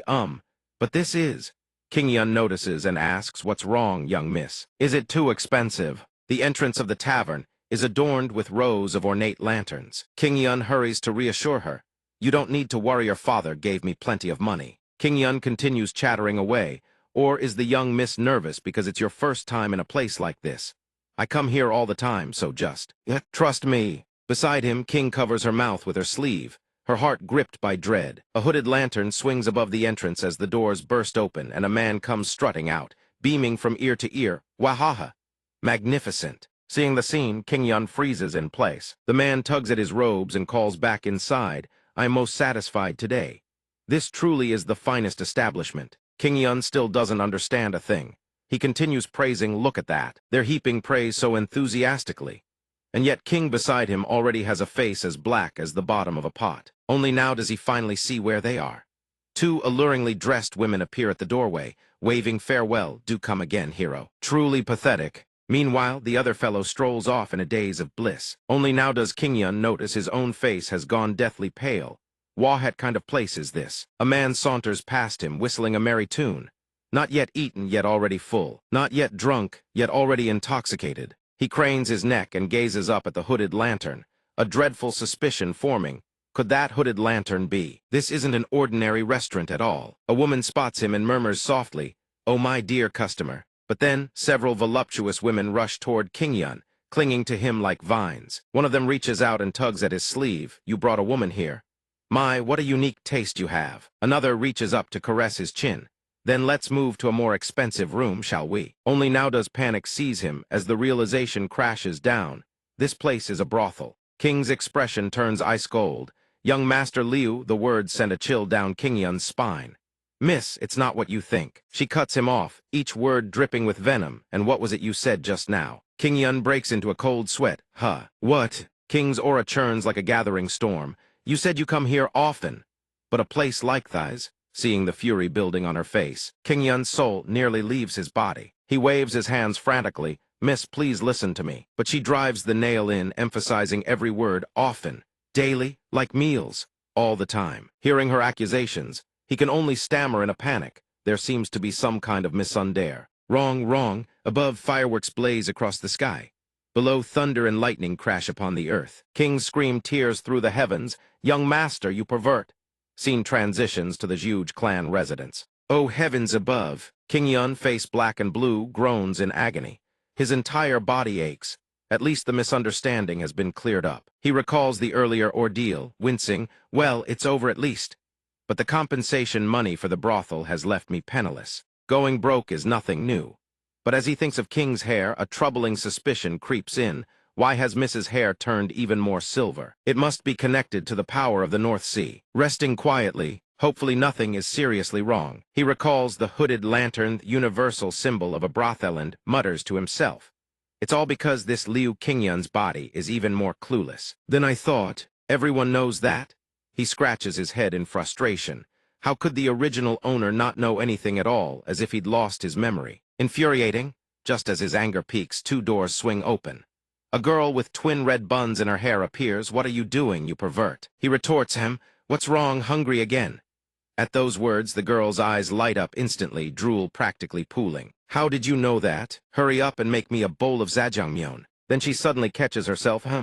No, wait, Master Huge wishes to see you. Hearing her words, King Yun is bewildered. At this late hour, under a not quite full moon, the air hangs perfectly still. A voice breaks the silence. I summoned you here, because I wish to take your pulse. Hearing Zhuge Tian's words, King Yun is utterly startled. He blinks. I don't have any illness. He pats himself down, bewildered at a health check. Zhuge Tian had written in his letter, I want you to take King Yun's pulse. I harbor some concern. Now Zhuge Tian says aloud, I've heard that you are. He thinks, if I tell him the senior brother wants to investigate him, he'll grow angry. So Zhuge Tian rephrases, everyone is saying you're impotent, is that true? Hearing this, King Yun's jaw hits the floor. What? Who said that? He waves his hands frantically. That baseless rumor. He thinks to himself, well, I don't even know if there's a problem or not. His mind drifts to fantasies of unleashing overwhelming power before King. But if he could be diagnosed using that strange method, perhaps I might awaken some kind of power. He bows his head in acceptance. It's nothing serious. Then I'll trouble you, uncle. Seeing King Yun's trust, Zhuge Tian sweats and responds, I'll do my utmost. He reaches out, places his fingers on King Yun's wrist, and begins the pulse reading. Then let us begin. King senses a surge of qi. She exclaims that qi fluctuation. A pulse reading. Could it be the young master? She leaps to her feet. No. Uncle doesn't know the young master has no internal energy. The maid shares her panic. That wretched pervert. Zhuge Tian says calmly, I'll step out for a moment and return. King is terrified, shouting as she runs this forceful pulse-reading method. Meanwhile, King Yun's eyes are wide open, staring blankly. King's panicked voice echoes relentlessly. It's extremely dangerous for the young master. He has no internal energy at all. The scene immediately descends into absolute chaos. Scene transition. A vast, empty void stretches in every direction. Zhuge Tian speaks, let's explore a bit. He gazes around, bewildered. Why is it so empty? What possible reason could there be to have me take his pulse? He shakes his head, scanning the surroundings. Suddenly, the ground beneath him trembles. Zhuge Tian stiffens. What's this? The ground is shaking. Before his eyes, colossal city walls materialize from nothing. Zhuge Tian recoils in shock. What is this? I've never seen anything like it. Through a window frame in the wall, he catches the silhouette of a figure within, a human shape. He peers inside and offers a cautious greeting. It is an honor to meet you. Might I ask who you? But upon seeing the figure clearly, he realizes this isn't Liu Qingyun. He reasons, There are cases where the image within one's consciousness doesn't reflect their true form. He continues to address the figure. Forgive me, but could you perhaps guide me, sir? The figure turns away without sparing him a glance. You have come to the wrong place. Whatever you seek, it is not here. The figure's bluntness leaves Zhu Tian thoroughly embarrassed. He thinks, oh, usually it's not like this. He presses on, pleading please, but the response is a curt refusal. The figure's eyes blaze with anger. There is nothing here worthy of granting you. You have clearly wandered where you do not belong. The figure's killing intent crashes over Zhu Tian like a tidal wave, forcing him stumbling back several steps. He senses something deeply abnormal, a lion-headed bird. The figure stares at him with deathly eyes, as though should Zhu Tian refuse to heed the warning, he would be sent to his grave. Therefore turn back. Zhu Tian reels, both bewildered and terrified. What manner of creature is that? HSS. He beholds a ferocious lion-headed beast wreathed in demonic flame. He thinks that's the black fire of the demonic cult. Zhu Tian channels every ounce of his strength just to avoid being sent flying. He gasps, my medical arts cannot contend with something like this. I can no longer continue the pulse reading. His vision floods with a bizarre road, teeming with horseless metal carriages hurtling at impossible speeds. He stands frozen in the middle of the road. At this point, Zhu Tian is truly and utterly baffled. What in the heavens is this? He sees a crowd of people clad in strange, modern garments, a style of dress he has never witnessed in all his years. He stands bewildered in the torrent of strangers and wonders, what tribe is this? What nation is this? Or is it merely a hallucination? Watching the rushing crowds blur past, he turns back inward and tells himself, I simply cannot comprehend any of this. Scene shift, he materializes once more submerged in surging water, drowning. Water engulfs him from every direction. He cannot breathe. The scene crumbles into ruins. Zhu Tian collapses onto the floor, thrashing wildly to break free of the phantom water. He wipes the cold sweat from his brow and lets out a shuddering breath. Phew. That was my first time taking a pulse like that. He turns and freezes in shock to find King already there. King, why are you still? King is beside herself, frantic with worry. She catches King Yun's limp body. No! She can barely form words from fear. Uncle. Young Master Liu? Zhu Tian quickly raises his hands. It's nothing serious. I was merely taking his pulse. King looks at King Yun. His eyes have rolled back, utterly white. She screams in terror. Young Master Liu has stopped breathing. Even Zhu Tian is stunned. King Yun's face is now deathly pale, without the faintest trace of life. Scene transition to another place, where flames rage with terrible fury. A voice rings out, the blood flower demoness in Zuhua. A man with bristling hair recounts the tale. An elder of the holy cult who could have believed it, committed countless atrocities across the Central Plains. He continues, yet she fell in love with an ordinary man in the Central Plains, betrayed the heavenly demon, and fled to this place. Below unfolds a scene of chaotic, swirling battle. Tears stream down the man's face as he speaks with crushing sorrow. If not for that love, her husband and the entire village would never have been dragged into this. She hides like a cornered rat, and we are powerless to catch her. A boy bearing an exact resemblance to young King Yun sobs without ceasing. He calls out for his father. The man sneers, it's all because your mother betrayed the holy cult. This is the consequence she must bear. Upon hearing those words, the boy's expression freezes as though struck by lightning. He stares up at the man in disbelief. The man speaks, hey, brat. Amid the raging inferno, the man continues, don't tell me you don't know a thing. Don't know the holy cult. Don't know the blood flower demoness. Not even knowing who your own mother is. What? Hearing such words, the boy stands dumbfounded. The old man continues, how interesting. His voice echoes, laden with menace. Could it be that woman used the soul-stealing art to erase your memories? As expected of the blood flower demoness. Without warning, a subordinate rushes in to report, bloodthirsty ghost. My lord, the blood flower demoness has appeared. The old man lets out a sigh, so you finally show yourself. The woman in crimson, the one known as the blood flower demoness, is sobbing uncontrollably. No. The old man glances at the boy and grins cunningly. Perfect. The boy sees the woman and bursts into tears. Mother, father is. The soldiers spot the blood flower demoness and charge toward her, shouting, kill them. At that moment, the aura surrounding the blood flower demoness shifts entirely. She speaks calmly, her voice steady. King Yun, close your eyes. Every last soldier is suddenly seized by an unseen force, their bodies no longer obeying their own will. I can't control my body. The old man turns to King Yun and says, watch closely now. This will be quite the spectacle. Hearing this, the blood flower demoness protests. He doesn't need to see this. This is nothing but a nightmare. Another voice cuts in, commanding him, open your eyes wide and watch every last moment. King Yun opens his eyes and is horrified by the carnage surrounding him. Mother, the voice speaks again, this is the true face of the woman you call mother. A scene of bloodshed unfolds before him. The figure standing at the center of this crimson storm is none other than his mother, the very reason she is feared as the blood flower demoness. Blood splatters across the air, splashing onto King Yun's face. He stares down at his blood-soaked hands. I remember now. That day, King Yun realizes in horror the fragile little world he knew. No, Liu King Yun's world. Blood droplets coalesce into the shape of a bewitching, brilliant flower, blooming above King Yun's body, followed by a voice that crumbles into silence. The scene cuts to the present king performs mouth-to-mouth resuscitation, jolting him awake. 3 people surround King Yun. Zhuge Qi says with concern, Liu Zioxia, wake up. The little one keeps saying, don't die. King's face is wrought with anxiety as she calls out, Liu Gongzi. He coughs, and 2 streaks of tears flow ceaselessly down his face.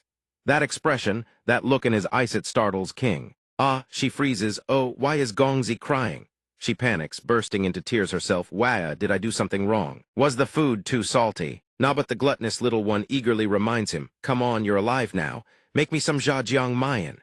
Above, the sky gradually brightens, a perfectly round sun hanging high overhead. A lingering verse drifts through the air. Oh, heavens above, my entire body aches from head to toe. King Yun cradles his aching back, rubbing his chin in thought. Why can't I have a single peaceful day? I didn't transmigrate into this world just to become some swordsman of the martial world. He sits there mulling it over, come to think of it. Liu King Yun's childhood was nothing short of miserable, though the memories are hazy image of young King Yun dazed and prostrate beside his father's corpse. And above it, that taunting grin can still feel the depth of that boy's pain. But there is one thing he cannot comprehend. The images flash through his mind, like a film reel rewinding at speed. Why was I drowning in sorrow when I woke up? Could it be that I empathized with a character from a story? Zhuge Qi appears out of nowhere behind him, asking, what is a film? King Yun jumps in fright. His face goes pale as he stammers, that film means it's. Zhuge Qi ignores his fumbling entirely and sits down beside him, paying no mind to the cold sweat pouring down King Yun's face. I understand now. You possess no internal power, yet I took your pulse by force. Fortunately, you're only slightly feverish. Zhuge Qi speaks with a tinge of guilt. I apologize. This is entirely my fault. I had no idea you possessed no internal power. Off to the side, the maidservant with twin red buns calmly casts her fishing line. Zhuge Qi's expression remains placid. He rambles on, I knew you were frail, but I never expected you to be this fragile. King Yun winces at the harsh truth. Zhuge Qi doesn't seem to care about his embarrassment and hesitates, as if wanting to ask something. I'll let me think about this first. The visions you experienced? While taking your pulse, I discovered certain things. But what he discovered, he dares not say aloud. I myself don't fully understand what they are, so I won't bring it up. Off to the side, the maidservant with twin red buns dozes off while fishing. Finally, Zhuge Qi cuts straight to the point. Do you have any connection to Manichaeism, also known as the demonic cult? King Yun is stunned by the question. He stammers internally, me, that. Those 2 words demonic cult echo in his mind. He struggles to recall. There is certainly something there, but his memories are hazy, incomplete as though shattered glass pieced together at random. What kind of life did you lead, Liu King Yun?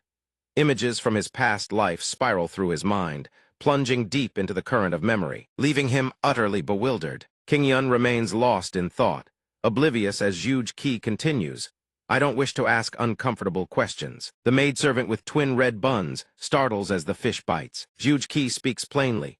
But I need you to be honest with Methai's concerns my granddaughter and my entire clan. King Yun himself desperately wants answers. He responds, still dazed, I don't mean to hide anything, but I truly cannot remember. Zhuge Qi nods in understanding, as I suspected. Something is blocking. Your memories. Straining to recall sends a splitting pain through King Yun's skull. He hesitates. The truth is, I once had an accident on the road. King leans in, listening intently. He naturally has no idea about the conversation between the 2. I nearly drowned. King can only fall silent at his account.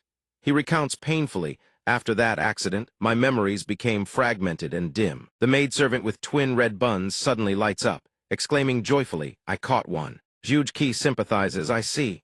You've been through quite a lot, haven't you? King Yun pours out his heart, perhaps that is precisely why. His eyes brighten with resolve. I treasure everything that happened after I joined the Zhuge clan all the more. I cherish what I have, and those who stand beside me. King blushes furiously, Gongzi. The maidservant with twin red buns feels a wave of inexplicable joy wash over her. King Yun suddenly remembers something and shouts. Zhuge Qi whips his head around. Oh, did you remember something? King Yun keeps stammering. I forgot. Zhuge Qi grows impatient, pressing him. What is it? Out with it, but King Yun continues to hesitate. Well, that thing. Meanwhile, the maidservant with twin red buns has hauled in a rather large carp. Tonight I'm making carp sashimi. Zhuge Qi thought it was something important. Did you remember something from when I took your pulse? King Yun shyly leans over and whispers into his ear, Uncle. About my manly matters. Can the pulse reading fix that? Can't you do anything about it? Zhuge Qi finally understands. Ah, so that's what it is.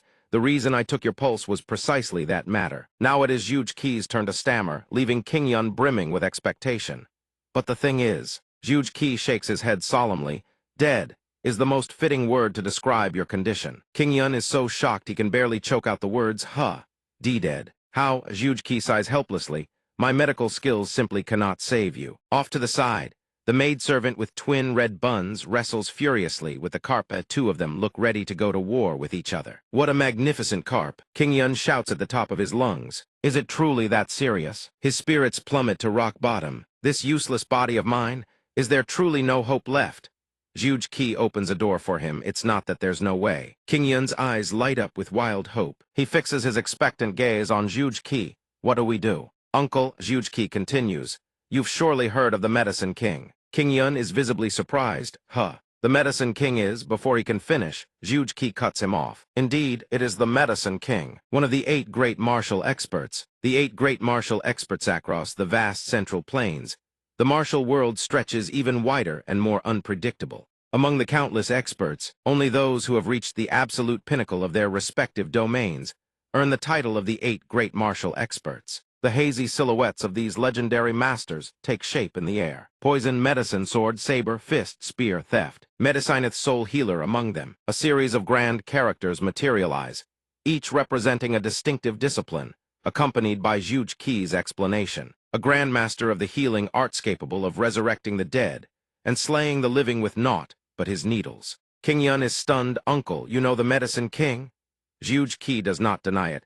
I once studied the healing arts under the Medicine King's tutelage. King Yun lowers his head, lost in thought. If it's the Medicine King, then perhaps. Yet the more he thinks, the more bewildered he becomes. Perhaps he can save this one after all. Zhuge Qi immediately snuffs out his hope.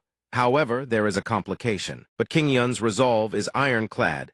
Difficulties exist to be overcome. Zhuge Qi's expression grows slightly troubled. I've already inquired about the Medicine King's whereabouts. He resides in the Beast Palace, deep within Nanman. Hearing this, King Yun's confusion deepens. Nanman, isn't that the very place Zhuge Liang once led his armies to conquer? The land south of Yunnan province, and stretching into Southeast Asia. A mystical landscape unfolds. Ancient trees of immeasurable girth rise like titans, their canopy so dense it swallows the sunlight whole. In this era, Nanman is a land of mystery, shrouded in primordial jungle and treacherous swamp.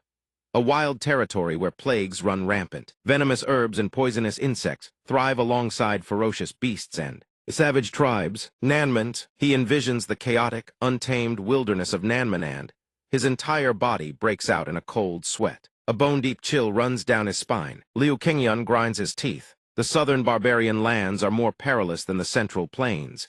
Yet for the sake of a cure, he does not hesitate. But to prove himself a man, he is ready to surmount any obstacle. Zhuge Qi cuts off his train of thought, handing him a scroll. Take this, he is surprised this is. Zhuge Qi makes no attempt to conceal the truth. It is a letter for Master Medicine King. I have written of your plight and that of Kinger, hoping he might find a way to heal you both. Liu Qingyun stares at the scroll in his hand, filled with uncertainty.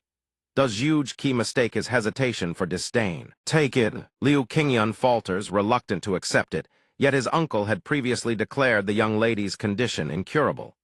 Zhuge Qi speaks, facing the reality of the situation. Regardless, you two must eventually hold your wedding and consummate your union. Master Medicine King will know how to cure you. What is that twin-bunned girl fishing out of the lake? Is it dead? Will it come back to life if dried out? Liu Qingyun trembles like a leaf. The southern barbarian lands are too far. the journey fraught with danger. I cannot let the young lady risk her life for my own greed. Liu Qingyun turns away, biting his lip as he refuses "Thank you, uncle. But I shall seek out Master Medicine King another time." Taken aback HMPHY, Liu Qingyun remains steadfast, replying, "My affairs, I shall resolve myself through cultivation." No, I do not wish to cultivate. Dai Chi as well is still in the middle of his refusal, so I must decline. Suddenly, a hand snatches it away. He is quite startled to find it is Kinger. She is the one who took it. Under the moonlight, she looks seriously at Juge Ki. "Thank you, uncle. I will convey your regards to Master Medicine King." Liu Qingyun panics. He tries to stop the young lady, but it is too dangerous. Yet she remains resolute. Turning to leave with finality, "I depart tomorrow. For once, I shall be a little selfish." Hearing this, Liu Qingyun is even more stunned. Kinger glances at him, blushing as she thinks, "I must hasten the wedding and the consummation. I must leave at once and prepare my luggage." She looks forward to the journey, telling herself under the beautiful scenery this is not merely the young master's greed. The next day, before the Zhuge family villa, everyone is bustling with preparations. Liu Qingyun loads the map onto the cart. He heaves a sigh. The twin-bund maid does not forget to bring along the fish she caught yesterday. Whoosh! Kinger tells Juge Ki all the luggage is loaded onto the boat. Juge Ki appears saddened. "It is a pity to part so soon. You should have stayed to rest a few more days." Kinger is cheerful. This matter cannot be delayed further. "Once everything is settled and the wedding date is set, I will send you an invitation." He laments, "I am useless to you. What a pity. My medical skills are lacking, and now I must let you travel so far." Liu Qingyun, exhausted, replies, "It is all right. You helped me find Master Medicine King, and I am very grateful." Juge Ki brightens considerably. "Save those thanks for Master Medicine King. He will surely cure you." But Master Medicine King is deep in the southern barbarian beast palace. "I am truly worried." "What?" The twin-bund maid rejoices at finding food. "What is this?" "Found it." Juge Ki anxiously takes Kinger's hand. "Take care of your health. Kinger, whatever happens, you must remain strong." Kinger blushes, gratefully reassuring him, "Do not worry, uncle, I know." The southern barbarian beast palace is very dangerous. Nearby, Liu Qingyun squabbles with the twin-bund maid. "Shut up. You pervert, eat less." Kinger seems to trust Liu Qingyun, replying, "But I am not going alone." Mentioning this, she grows shy, as if bathed in a radiant aura. "With young Master Liu by my side, I would travel to the ends of the earth." Outwardly, Juge Ki maintains his composure. Of course. But inwardly, he is extremely worried. "That is precisely why I fear young Master Liu's past." He turns to watch the chaos unfolding nearby. Liu Qingyun falters. "It might be even more dangerous." Liu Qingyun is fighting over food with the twin-bund maid. She grabs his hair, and Liu Qingyun screams in pain, "You bald freak, I'm dead." Juge Ki sighs. Perhaps it is not so dangerous after all, as long as the maid can handle him. Their squabble continues, the insults flying about the bald pervert. The battle ends with the twin-bund maid victorious. Kinger looks at them both and says, "Let us depart." She quickly agrees, the twin-bund maid full of spirit as she grips the reins. "I am full." "Go. Which way?" Liu Qingyun looks behind. "Is everyone on the boat?" "Set sail." Finally, the carriage rolls forward, everyone joyful. Only Liu Qingyun struggles under the weight of the passengers and luggage. They haven't gone far when Juge Ki's face shows silent concern, the voice of the twin-bund maid echoing, "Hurry up." "You pervert." Liu Qingyun groans, "Give me a hand, would you?" Juge Ki watches the scene, silently judging, though this sight is somewhat bizarre. It feels oddly natural. He feels slightly more at ease, pinning his last hope on Master Medicine King. If young Master Liu's past is linked to the demon cult, I must uncover the truth at all costs. He looks at the scroll. Comforting himself, Juge Ki appears very calm. "We cannot allow the fragile peace of the Central Plains to be shattered. It will be all right. Everyone be careful," he says. He pats the twin-bund maid's head, thinking he cannot let the flames of war erupt again. The sky turns brilliant, and a voice strains, "HNGH. It turns out Sima Jai is struggling to climb the rock." HNGH finally here. He hangs precariously from the cliff face. Is it really on the mountain? Reaching the peak, Sima Jai wipes the sweat from his brow. He looks back at the path he traveled. If one wants to hide, they should at least choose a proper place. Suddenly realizing something, he shouts in panic, "Have I been tricked? Damn beggar sect."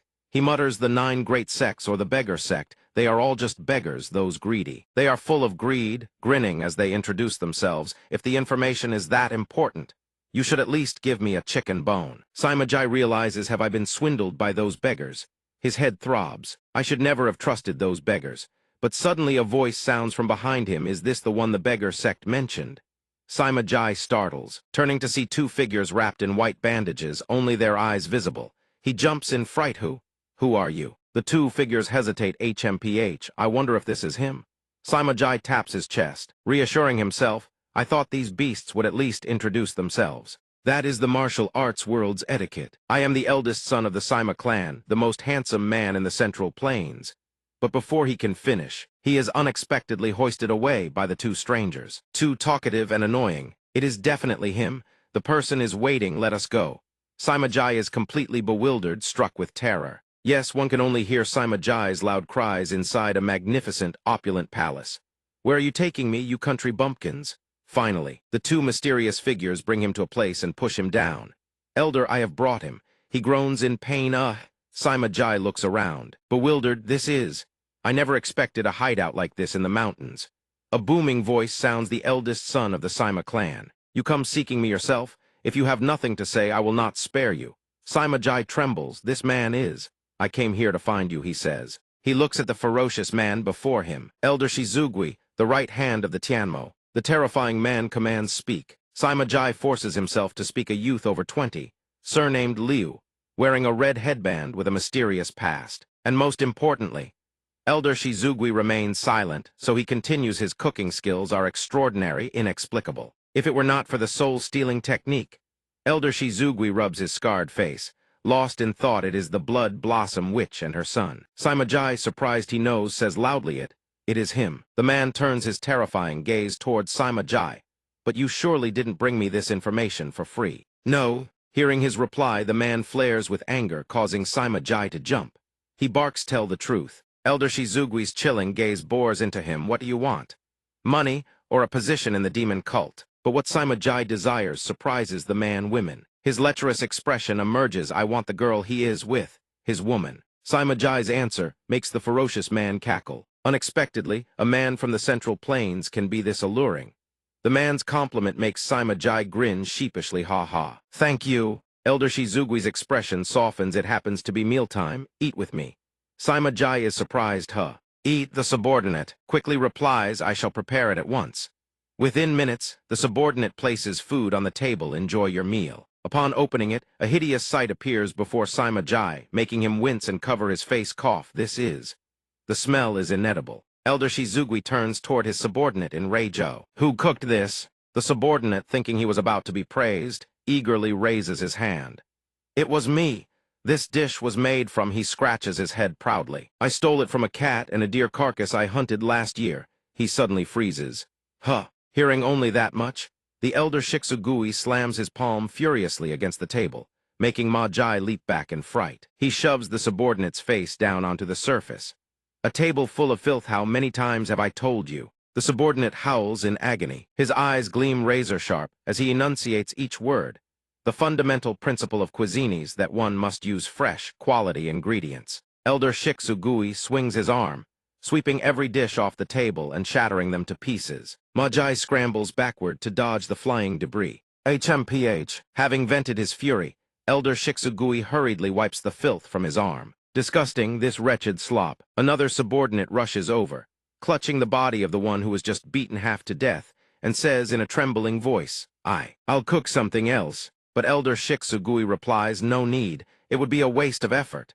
He suddenly shifts the blame entirely. All of this, it's Blood Flower Demoness's fault. Ma Jai, standing behind him, hears his words and has no idea what he's talking about. Elder Shizugui crosses his arms and gazes out the window. If over a decade ago, the plan to infiltrate the Central Plains through the Blood Flower Demoness had succeeded instead of ending in that meaningless betrayal, his eyes flash with a terrifying gleam. By now, the Central Plains would belong to the heavenly demon divine cult. Ma Jai swallows hard behind him, dread crawling up his spine. Gazing at the food scattered across the floor, he mutters, I would be eating the finest cuisine of the Central Plains every single day, not this garbage. Then he suddenly assigns all blame, leaving Ma Jai bewildered. All of this is because of them. If not for their interference, the dream of the heavenly demon divine cult would have been realized long ago.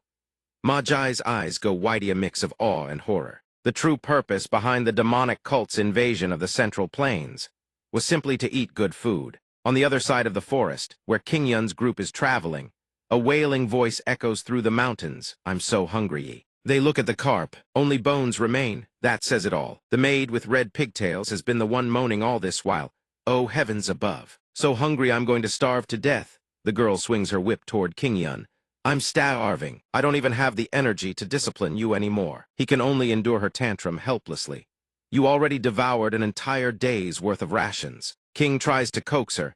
We don't have much food left, just bear with it a little longer. The red pigtailed maid jabs her finger toward King Yun. It's all that pervert's fault. But King speaks up in his defense, making King Yun's face flush scarlet. Young Master Liu has also been working hard. You should endure a little as well. King Yun's joy doesn't last long suddenly. A series of loud rumbling sounds rings out, cutting his sentiment short. Miss King is truly a goddess. HMPH, what a thunderous growl of hunger. The sound came from King's stomach. Her eyes go round as saucers, her face burning crimson. King Yun glances back worriedly at the source of the noise. Finally, he sighs in defeat. How about we stop and find something to eat?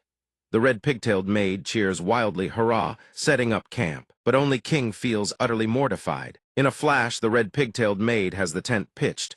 Meanwhile, King Yun is deep in thought. He examines the 2 small jars of ingredients in his hands, pondering.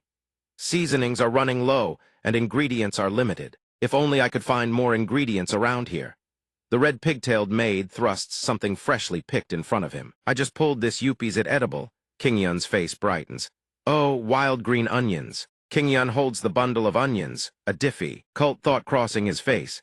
He opens his mouth to speak, but halfway through, he suddenly stops. But with only green onions, how am I supposed to make anything? A chicken peeks out, clucking softly. The 2 of them stare at each other, eye to eye. Cluck! The chicken panics and flaps up violently right into King Yun's face, making him scream. A-A-H-H-H. Cluck, cluck, cluck. He suddenly realizes, wait, a chicken. A wild chicken. King Yun brandishes the bundle of green onions and points. Catch it. The red pigtailed maid charges after it in a flash. Woof. Get that chicken. They chase it relentlessly as the chicken flees in panic, clucking frantically. Looking at the chicken ahid plump. As a rotisserie, King Yun's determination to catch it only burns hotter. No good, it ran into the thicket. The girl trips and tumbles to the ground. He dives headlong into the bushes after the chicken. I won't let you escape. King Yun clutches something's leg in his grip. Got it. But what he caught is not the chicken. The bird is standing right beside him, clucking away. He stares at it in bewilderment. Both of them look up.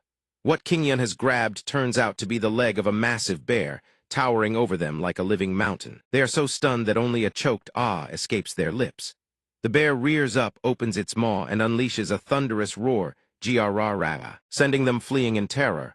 But then, breaking through the chaos, the red pigtailed maid steps forward to face the fearsome beast and commands it to stand still. The bear is 10 times her size, bellowing furiously, rage rolling off it in waves, but the red pigtailed maid shows not a flicker of fear. HMPH. King Yun watches the scene unfold, his heart leaping into his throat. He stares at them in sheer disbelief. You're going to save me. Why not? It's dangerous for everyone here. They seem to be negotiating with each other. The bear listens attentively as the red pigtailed maid explains something. Giarara, roar, growl. King Yun's eyes bulge as he watches them. You can speak the language of beasts. Who on earth is this girl? At this moment, the red pigtailed maid is happily perched on the bear's back. All right then, let's make a deal. First, let me taste that pervert's cooking. The massive bear is now drooling rivers. The girl atop it delivers an ultimatum to King Yun. If it's not delicious, I'll let him eat you. King Yun's face goes pitch black. Don't use a man's life as a bargaining chip. Everything falls peaceful and still. A voice rings out through the forest, followed by a flurry of decisive actions from King Yun. Chop the green onions into large segments. Ready. Light the charcoal grill for me. The red pigtailed maid is equally busy. Dice the onions, The girl works with lightning speed. Orders received. Fan the stove, Roger. King Yun swiftly butchers the chicken into pieces. A pity there's no oil pan frying, will have to wait for next time. I've already cleaned the bird. No, cut it into bite-sized pieces. The cooking process unfolds non-stop under King Yun's dexterous hands. The chicken is reduced to tender cuts of fresh meat, deboned and soaked in wine to purge any trace of gaminess. A single bird can be transformed into countless dishes, and this one is crafted from the simplest foraged ingredients, yet the flavor rivals any fowl delicacy. The bear sits nearby, making King a touch nervous, but the aroma is undeniable. Skewers sizzle over crimson flames. releasing waves of intoxicating fragrance-emerald chicken skewers, charred green onion skewers. King Yun seasons the dish with practiced finesse. Could you lend me a brush, a calligraphy brush, perhaps? He mixes the basting sauce, soy sauce, minced garlic, sugar, and a pinch of MSG. King quickly produces one. Yes, here's a brush. Wait. But before she can finish, King Yun snatches it. Let me borrow it for a moment. She stammers but that's a painting brush. The elegant calligraphy brush in King Yun's hand transforms instantly into a professional basting tool. He grips the brush and sweeps it in swift, precise strokes across each skewer on the grill. Apply the sauce too early, and the meat burns too late, and it tastes bland. One must find the perfect moment to baste, when the surface turns a glistening golden brown and the aroma erupts into the air.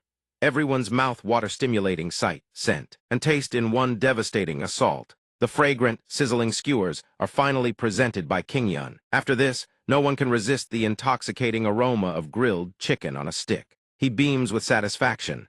Sorry for the wait, everyone. Wisps of steam curl upward. Smoke and aroma drift between two mountain peaks as a voice rings out, dinner is served. It is King Yun, holding hot skewers aloft, grilled chicken and charred green onions over charcoal. Ordinary ingredients, simple preparation. That's precisely what makes the flavor so predictable. Yet despite his words, the bear and the red pigtailed maid drool uncontrollably and lunge at the food. Give it to Mehari. The familiar aroma proves dangerously irresistible. King, the girl, and the bear snatch the chicken skewers with greedy abandon. In moments, not a single skewer remains in King Yun's hands. He slumps. Hey, where's my share? The food's completely sold out. King eats each morsel slowly, savoring it with quiet reverence, the smoky fragrance of charcoal melding with the sweetness of the sauce, paired with the searing heat of the chicken. The red pigtailed maid stuffs food into her mouth by the fistful, praising without end. With such simple ingredients and basic preparation, how can it produce such flawless flavor? The bear merely growls, but translated into bear tongue. It means the seasoning alone might have been bland, but thanks to the green onions, it becomes twice as appetizing. The girl shovels food into her mouth in a frenzy. Om nom nom nom. King Yun, the creator of this feast, can only weep. My skewers, my precious skewers. King Midchu suddenly realizes, so that's why he borrowed the painting brush, not for calligraphy, but for cooking. The hearts of the three diners at this moment, in perfect harmony, they think excitedly, using green onion as paper and chicken as the brushstroke. With fire as his color palette, he has painted a vivid and exquisite masterpiece. In the blink of an eye, night descends. A perfectly round moon hangs high in the sky. The forest stands silent and still in the darkness. Golden donuts sizzle in the pan of oil, accompanied by King Yun's lament. Now the cooking oil and flour are almost gone too. King Yun says as he lifts the donuts from the pan, we need to find a village to buy more ingredients. Who knows how much farther we still have to go? I'd better make plenty of donuts to stock up. He glances at the twin ponytail red-haired maidservant and the bear, both sleeping soundly, and mutters under his breath, these ones are nothing but trouble. If only I had an ice chest. As King Yun speaks, the silhouette of a woman appears behind him. It is King. Ah, she covers her mouth in puzzlement. An ice chest. King Yun jumps in fright. That's... Before he can think of an explanation, King comes up with a reason on her own. That must be some kind of cooking term, right? Hearing this, he hastily plays along. Ah, yes, cooking is a very profound art. King gently continues, you don't need to explain. After all, I know nothing about cooking. King Yun forces a smile and changes the subject. You must be tired. Miss, why haven't you gone to sleep yet? Hearing this, King unexpectedly blushes with shyness. She speaks haltingly, leaving him bewildered. It seems I'm not sleepy. King Yun doesn't press her about the shyness and covers for her instead. At this hour, one always feels hungry. He silently thinks, could it be that the miss is the kind of person who can't sleep on an empty stomach? King Yun invites her to try. This is a freshly fried donut. Would the miss like a taste? King asks in surprise, isn't that just rations? The twin ponytail red-haired maidservant catches the scent of the donut and immediately wakes up. Ooh, what smells so amazing? But the other twin ponytail red-haired maid shushes her. Quiet, the bear is sleeping. The bear waves its paw and covers the little maid's mouth, giving the two of them some privacy. King takes a bite of the donut and praises it without reservation. Wow, it tastes like an entirely different dish. King Yun replies, indeed, eating it right after it's fried makes all the difference. Meanwhile, the twin ponytail maid, whose mouth is muffled by the bear, cannot utter a word. But the other twin ponytail maid is more perceptive. She and the bear gaze at the two with knowing looks. What a wonderful moment. King remarks, young master's cooking is truly peculiar. King Yun looks at her blankly. Peculiar how? Their conversation continues under the brilliant moonlight in that quiet forest. I've also eaten many fine delicacies across the Central Plains with my father, she adds. Oh, for example, King answers things like shark fin or bird's nest, but young master's dishes use none of those rare ingredients, yet are still incredibly delicious, truly worthy of the title. Finest under heaven. She speaks while watching him fry the donuts. King Yun looks at the ingredients on the wooden plate and says, "Of course I can cook those lavish delicacies too. But cooking, to me, is not a tool for showing off or flaunting." He speaks with heartfelt conviction, and at this moment the image of his present self and his past self merge into one. Though their identities differ, they share one soul. King Yun says, "No matter how time flows, and no matter how our lives change." King rubs her eyes, thinking drowsily, I'm tired. Was that just a hallucination earlier? King Yun recalls his father's words. "Son, do you prefer black bean noodles, or do you prefer your father?" He continues, cooking is a way of preserving precious moments. He wipes the sweat from his hands, traces of flour still clinging to his fingers, and says, "For me, cooking is exactly that."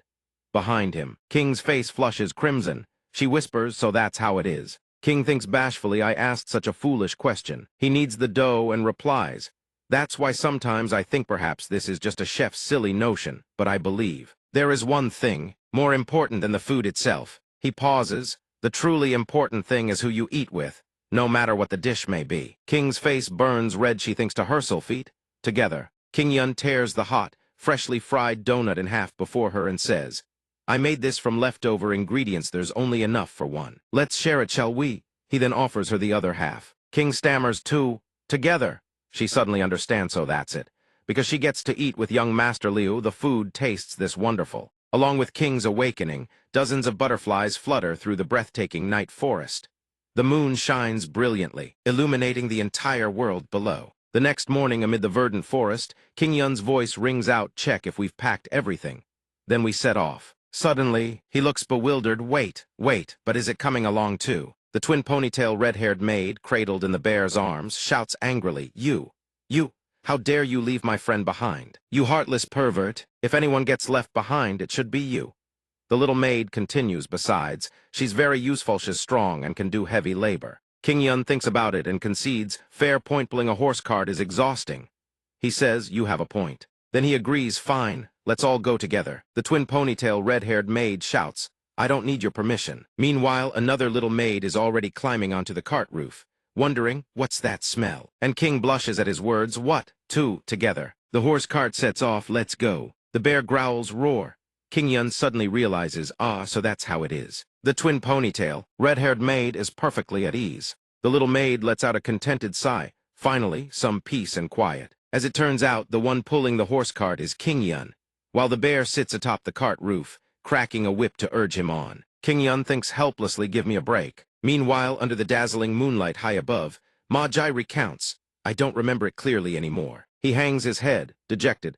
The Sima family, and the huge family, perhaps it stems from the 100-year blood feud between the two clans. In the image, a young Ma Jai reaches out both hands, laughing. What? Play together?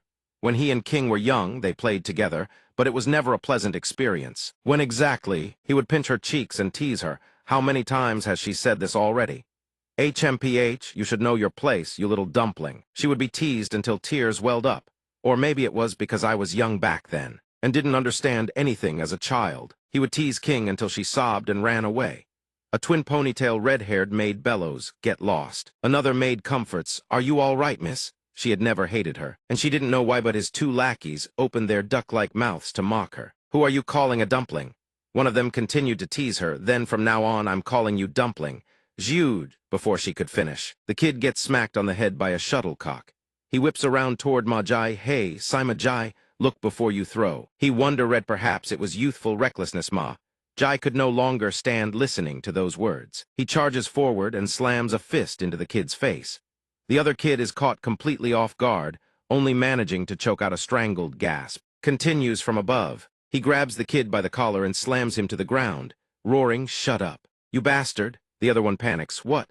Why did you suddenly?" Ma Jai threatens in a steely voice. "Only I am allowed to tease Dumpling." It seems that from childhood, he had already resolved to marry a daughter of the huge family. And so the two children bolt away, leaving Ma Jai alone behind. As they run, they curse this lunatic. "Let's get out of here." I'm not playing with you anymore?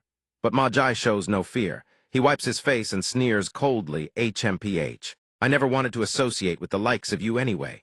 You're nothing but nameless small fry in the martial world. He shouts after them beneath the glittering night sky. I'm on an entirely different level. I am the heir of the Sima family, he bellows, then murmurs to himself, the most handsome man in all the Central Plains, Sima Ma Jai. So why has Ma Jai? He stares at his own hands, unable to accept it, and erupts in fury. Why did it turn out like this? I'm the nameless small fry. The image of King happily at King Yun's side flashes through his mind. And he seethes, that country bumpkin stole my woman. That food dragon every own knows of him. Ma Jai clutches his forehead in frustration. I, the eldest son of the Sima family. What am I even doing? I'm no different from a nameless small fry in the martial world. He covers his face, his expression twisted with resentment. It's all because of this chivalrous name. I've carried it for far too long. Ma Jai laughs and strips off his clothes. I don't need this title anymore. He tosses away the robes and hat, pulls out the hairpin, and mutters to himself.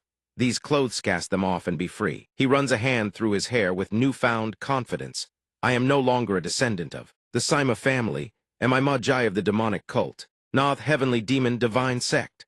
Ma Jai's aura blazes with violent intensity, the surroundings erupting as if engulfed in infernal flames. The time has come to show the martial world my true self. As he speaks, the estate is swallowed by a sea of fire. Shixugui watches the inferno from afar, his expression one of deep satisfaction. At last, I've broken free from this wretched place. He gazes at the blazing scene and whispers, I've found a lead on the blood flower demoness. I will avenge her and fulfill the heavenly demon's dying wish. He turns to issue orders. First, find Liu Qingyun's son of the blood flower demoness. He will surely know where his mother is hiding. 2 subordinates respond at once. Understood. Yes, Shixugui warns, disguise yourselves carefully. We must not be discovered by those from the Central Plains. And no, causing trouble before we find Yinzu. Understood. His subordinates obey immediately.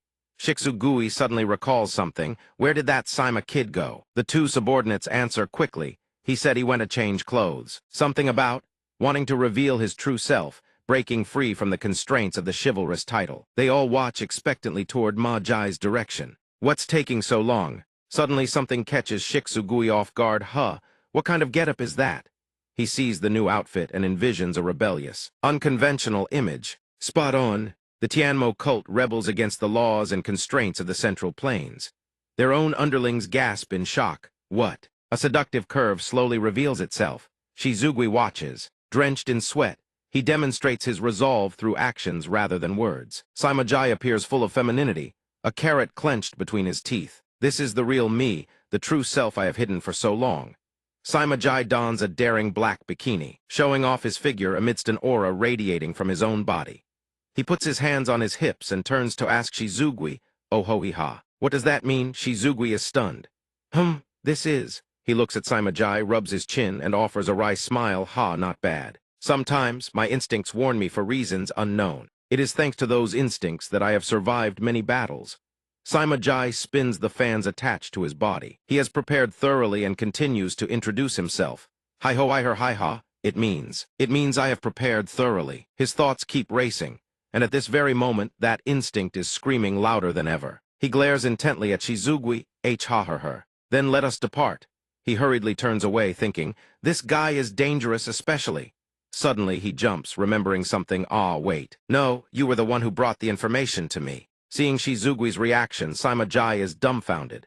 He trembles and points, signaling for him to lead the way. Yet deep down he keeps screaming that turning his back on this man is even more dangerous. A golden carp flies over Liu Qingyun's head as he lies exhausted on the carriage frame. Many days have passed since we left Kaifeng for the southern barbarian lands. At this moment, the entire carriage is being carried by a bear. Below is a pond full of houses, with a large fish swimming playfully. The new member is very useful, and thanks to the diverse terrain of the Central Plains, the fragrant aroma of grilled fish drifts through the air. We need not worry about finding food.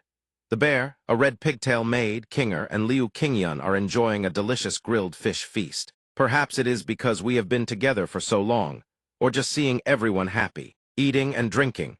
Liu Qingyun exclaims about the miraculous power of cuisine. Kinger eats her fish and invites Liu Qingyun, young master, eat with me. Seeing this intimate moment, Liu Qingyun feels a secret joy. Sensing he is closer to her, he scratches his head, blushing in embarrassment. Ah, yes, then I shall take you up on that. A bandit suddenly appears out of nowhere, leveling his sword in a threat. Hand over your money and food. Following the laws of the Jianghu, trouble is always bound to arise. Unfortunately for this robber, he has picked the wrong place. The bear becomes ferocious. Qinger says angrily, "How dare you point a sword at the young master?" The bandit breaks into a cold sweat. Liu Qingyun pleads, "Hey, wait a minute, we can talk this through." But thanks to these powerful companions, we overcome every difficulty with ease. The scene erupts with piercing screams and the crimson hue of blood splattering everywhere. Liu Qingyun turns pale, grant them a quick death. A spray of blood flies as the bear swings the rope in its hand. Liu Qingyun struggles to drag them forward, and we continue our journey to the southern barbarian lands without further danger. A gecko lurks on a tree branch. It observes the carriage. Liu Qingyun is drenched in sweat. More than just a feeling, it seems the air is hotter than before. It seems the climate here is different. He thinks it's as hot as Southeast Asia. Are we almost there? Qinger and the others are also sweating. It is hotter than a summer in Sichuan.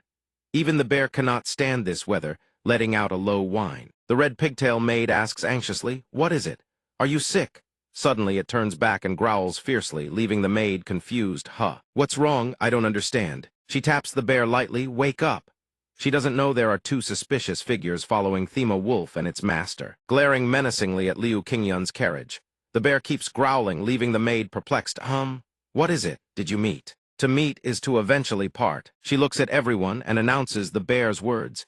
"It says it will part ways with us here. It says proceeding further will be dangerous. Sometimes there are partings for which we feel no regret." Liu Qingyun and the girl wave goodbye. Qinger also looks at the bear. "Say, until we meet again." The red pigtail maid looks at the bears, receding back, and promises, "I will not forget." Has the survival instinct signaled danger? A skull reduced to dry bone hangs on a wooden stake. Not long after, we see signs indicating we have entered the territory of the southern barbarian beast palace. Everyone is exhausted and sluggish. Looking at the skull on the stake, the girl speaks up. "That must surely be." Liu Qingyun agrees, "Yeah." The red pigtail maid exclaims happily, a sign welcoming outsiders. "Will they prepare a beef feast to welcome us?" Liu Qingyun glances around, watching nervously. "It looks more like the opposite," he thinks, before advising it's better to be careful. Qinger looks at the map in surprise. According to Uncle's map, we are almost there. He gently suggests, "Let's rest for a moment." Before he can finish, something appears. It is a wolf and a girl who suddenly leap onto their carriage.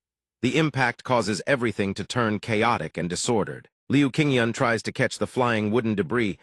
So sudden. The carriage falls apart. As the dust settles, the girl calls out, "You dare to trespass here." Liu Qingyun is startled, not knowing what is happening. The girl scolds damned Central Plains folk. She is Meng, a member of the southern barbarian beast palace, a human female, accompanied by a male husky and the red pigtail maid. She is surprised to see the remaining maid trapped. Hey, the other maid kicks her legs. Meng's pressure descends, her expression fierce. "You filthy Central Plains people, have you come to the beast palace to wreak havoc?" Liu Qingyun panics. "What? We only came here to find someone." She reaches for her sword. "Shut your mouth, ugly Central Plains dweller." She quickly steps in front of Liu Qingyun. He is surprised. She brings her blade down. She slashes at Liu Qingyun, but he quickly grabs a ceramic jar. He blocks it. "This is all your fault." At this moment, Qinger stands up. After a thud, "Who is attacking me?" Meng slashes wildly, threatening Liu Qingyun die. Liu Qingyun sees this and panics. He shouts, "Young master." She hears Qinger and orders the dog behind her, which approaches Qinger, growling. Its face becomes more and more aggressive, growling, causing Qinger to fear. "Dog." A dog. At this moment, the red pigtail maid rushes toward the growling dog and bites its tail. It startles the dog. Another red pigtail maid approaches Qinger to check on her. "My lady, are you all right?" Elsewhere, the dog wags its tail frantically. To avoid the girl, the other red pigtail maid has been swiped to the ground by the dog's tail. It growls louder as it faces her, but the girl remains defiant, growling back at it. Qinger is afraid. Watching the scene unfold, Qinger is not yet in her element while Meng strikes and kicks. Attacking toward, Liu Qingyun thinks hurriedly, "I am about to meet Master Medicine King." On the other side is the confrontation between the dog and the red pigtail maid. Qinger's murderous aura suddenly erupts. The wedding is about to happen. Seeing her, the red pigtail maid calls out to stop her. My lady, calm down. Meng, stop attacking. Liu Qingyun looks back and yells, cold chi. He screams in horror, my lady. Kinger thinks with a cold expression. I will soon be with my husband. I will destroy all who stand in my way. Liu Qingyun fears Kinger, don't get too excited. But she is struck by Meng's kick of an object in front of her. Cuck. Meng flies toward her with a blade. Is she hiding her strength? On this side, the red pigtail maid is still fighting the dog alone. Just then, Meng also flies toward Kinger. She shouts loudly, how truly cunning. The dog also growls to prevent the battle. GRR, GRR. Liu Qingyun, wake up, Kinger. She opens her eyes wide at him. Huh. Meng is also suddenly stunned. What? They both glide past each other, yet no one is wounded. Ah. Witnessing this leaves Liu Qingyun speechless. Even the dog is surprised, looking on while its foot remains pressed on the red pigtail maid. Oh, Meng is very surprised. Impossible. At this moment, there seems to be more harmony between the dog and the red pigtail maid. Woof. She just stands there in thought. Impossible. I thought Central Plains people hated dogs. Meng turns around, glancing back. Meng had mistaken the red pigtail maid for a dog, and clears her throat. HMPH for the first time. I have seen this kind of dog, so I did not recognize the three of you. Qingyun, King, and the remaining red twin-bund maid are all bewildered. Amid the strangeness, Meng Jai notices the dog endlessly licking the maid's cheek and rushes over. But this dog is so cute. Meng Jai extends her hand and pinches the red twin-bund maid's cheek, grinning mischievously. Heh. King steps forward, ready to intervene. Seems like a misunderstanding. But Qingyun places his hand on her shoulder, holding her back. King glances at Qingyun tattered, head to toe caked in mud, then looks the other way, thinking, my love, everything depends on you now. Just act like you always do. Meng Jai, still cradling the dog, whips around with a fierce scowl. Don't think for a second that I trust you lot. Qingyun scratches his head, puzzled. Why do the Southerners hate Central Plains people so much? Ching, he explains to Meng Jai, we've only come to find Mr. Medicine King. Hearing this, Meng Jai says, there's no one like that at the Beast Palace. Qingyun deflates, stunned. So our whole journey was for nothing. King goes pale, forcing a smile. Maybe he's moved elsewhere. Meng Jai's expression sours. She speaks abruptly. There's a quack here who can't save a single soul. The sky begins to darken. Zhuge King and Liu Qingyuntho's names reek of the Central Plains. They continue walking when someone suddenly speaks. I'll say it, agint that quack. Meng Jai talks as she walks, leaving everyone and Qingyun behind. Impossible to understand. Truly beyond saving. She continues, if you still want to see him, I'll take you there. He stares at her hair ornament in surprise. Does she think he's still alive? In any case, she smirks, I don't know why you want to see that man, but you'll definitely be disappointed. He thinks dejectedly. Even 1,000 years ago, there was a girl like her, the daughter of the Nanman Beast Palace chief, named Meng Jai. She twists her face in displeasure. If my father hadn't stopped me, then right now. Qingyun watches Meng Jai, seething with anger, though he doesn't know why she's so furious. If they want to find the Medicine King, following her is their only option. Hearing this, King turns to him. What if what she says is true? He hears her voice and turns. She says anxiously, we've struggled all the way here. If the Medicine King is just a rumor. In the fading twilight, Meng Jai's shout startles two parrots and the two of them as well. Qingyun jumps in fright. The two whisper, what was that? She glances at the red twin-bund maid riding atop the dog. I've been courteous enough since your Central Plains people traveling with dogs. Meng Jai's expression shifts, furious. Look at you two, stop making those strange gestures or I'll change my mind. He looks at her fearfully, HMPH. Both break into a cold sweat. Qingyun thinks, why is she so angry? She spins around and barks, then hurry up and follow me. The red twin-bund maid also sits up angrily, growling at the two. Seeing this, he thinks, you two, why so angry? Meng Jai suddenly halts. We're here. He is drenched in sweat. He wipes his brow and responds, oh. Before them lies the Nanman Beast Palace, a small village nestled deep in the forest. His face lights up. So this is the Nanman of Manhua, the very place where Zhuge Liang once led his armies. He recalls that once powerful warlord captured 7 times, released 7 times Manhua. He thinks further a brilliant strategy to win the hearts of the people. The image of the man muttering surfaces. I can't accomplish a single thing. Life is so unfair, I'm worthless, I've even wet my pants. Heh heh heh. But in truth, it was a mental torment, a slow erosion of the enemy's will, crumbling them from within. The image of Zhuge Liang fills his mind, a strategy embodying Zhuge. Liang's cold ruthlessness at the twilight of Shu Han utterly rational, utterly merciless. That is also one of Zhuge Liang's most fascinating qualities. He recalls, then thinks of the descendant who inherited that legacy, and can only shake his head in dismay. But his descendant became such a blindly doting father. Dare to touch my daughter and you die, or marry her. He surveys the surroundings. I never expected a place like this in the middle of the jungle. She hears this and snaps back. Did you think we lived in caves like Central Plains beggars? Why is that dog panting with thirst, and the girl keeps touching its tongue? Wow, I never knew there were so many breeds of dogs. He looks around and thinks makes sense. To people of this era, dogs are just wild beasts. He forces a laugh, ah ha ha. All around, the villagers tend to their most loyal companions. She observes and wonders, why does everyone have a dog with them? As if they're inseparable pairs. Hearing her words, he only now takes notice. Come to think of it, King Yun spots a figure huddled in a corner, sighing in dejection. He says to King in surprise, but why does the atmosphere here feel so? She senses it too. Yes, everyone looks so sad. Meng Jai answers his bewilderment, of course. She continues, our village is suffering from a plague. He jolts, covering his mouth, a plague. Her expression solemn, she continues, everyone here has lost someone dear. Seeing her expression, King stammers, Miss, have you also? She spins around, furious, silence, follow me. He blinks, huh. I didn't even say anything, Meng Jai shouts, leaving only her retreating silhouette and bewilderment behind. It's all that quack's fault daring to call himself the Medicine King. She seethes with rage, her furious steps pounding the earth as if to crush it. The two of them don't dare utter a word, trailing behind Meng Jai in silence. Couldn't save a single soul, yet dares call himself the Medicine King. King Yun immediately asks, where is Mr. Medicine King? Meng Jai shouts, you must greet the chief first. You Central Plains barbarians have no manners. Her shout startles even the resting dogs.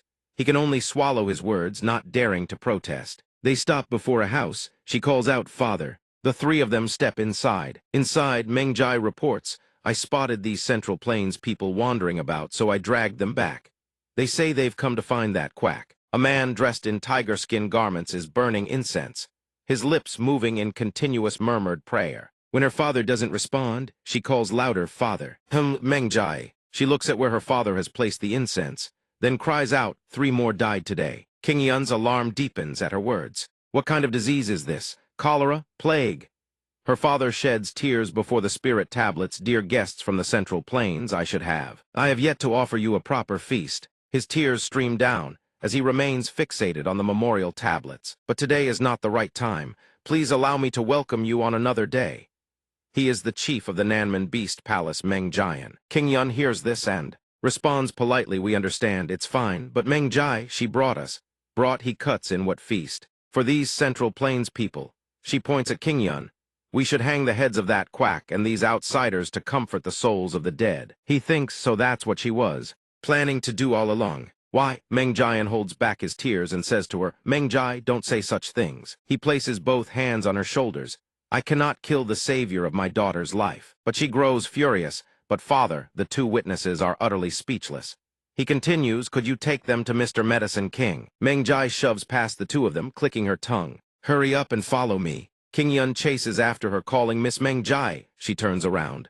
What? He asks, bewildered, is the Medicine King really that untrustworthy? After a long pause, her voice drops low. I once trusted him more than anyone. Suddenly, a loud shout rings out, get lost, you quack. Meng Jai turns to him, he's over there. She continues, if he could actually save people, I wouldn't say such things. Several villagers are beating someone, cursing as they strike. All his patients have died. The person collapses to the ground. A flicker of disappointment and fury flashes in Meng Jai's eyes. Then you will only be disappointed. A villager clutching a dog glares at the fallen figure. How could I entrust my brother's life to a quack like you? Another interjects, every patient you've treated has died. He is stunned. Watching the scene unfold, he thinks, that person is the Medicine King. No, what's more important is, he looks at the dog cradled in the woman's arms and realizes with shock the patients are dogs. King Yun and King are utterly stunned. He can hardly believe it, so the plague isn't affecting humans. Another villager rushes over with a stick shouting, if you don't scram right now, I won't forgive you. He trembles, but the patients. He rushes over, unsure what's happening, but first he must Medicine King. Did they let you watch over there? You know him. The woman holding the dog adds, those strange Central Plains people. He dashes forward to help, let me assist you. Come on, get up. He supports the fallen figure. Careful, sir. We should get out of sight. The person suddenly asks, who are you? She continues also, why do you keep calling me sir? He says, the Medicine King. Turns out to be so young. She looks at him and asks, do I even deserve such a title? Looking at that face, he thinks, so young. She continues, am I truly worthy of being called that? He suddenly realizes, moreover, she's a woman. A moment later, they leave. Oh, she's reading the letter first. The bewilderment of the other two is palpable. King Yun strokes his chin. She's 25 at most. She turns to look at King Yun. Well then, he startles looking at her. What is it? He thinks a female physician. In ancient China, she finishes reading the letter and bursts into laughter. So that's how it is. Perhaps he recalls his own imagination. He had always pictured the Medicine King as an old man with flowing white hair and a long beard. The image of the Medicine King I had in my mind, the kind that would make my acupuncture seem credible, looked something like this. King Yun gazes at the girl in green before him. Something about her outfit seems oddly familiar. Impossible. King Yun stares at her, lost in thought, oblivious to everything around him. Meanwhile, King, standing beside him, thinks to herself, why does he keep staring at that woman? She recalls something, her face paling with dread. I've heard men can be divided into two types. Could Liu Gongzi's preference really be? King glances at the woman walking ahead. A woman like that, I absolutely cannot lose him to her. She calls out to him, voice trembling, young master, that person seems to be. He startles, she finishes, a scammer. Hearing this, King Yun panics too. What? What? A scammer? What? Why? She jolts in surprise. He looks at her, firing off questions. It's suspicious, sure, but why?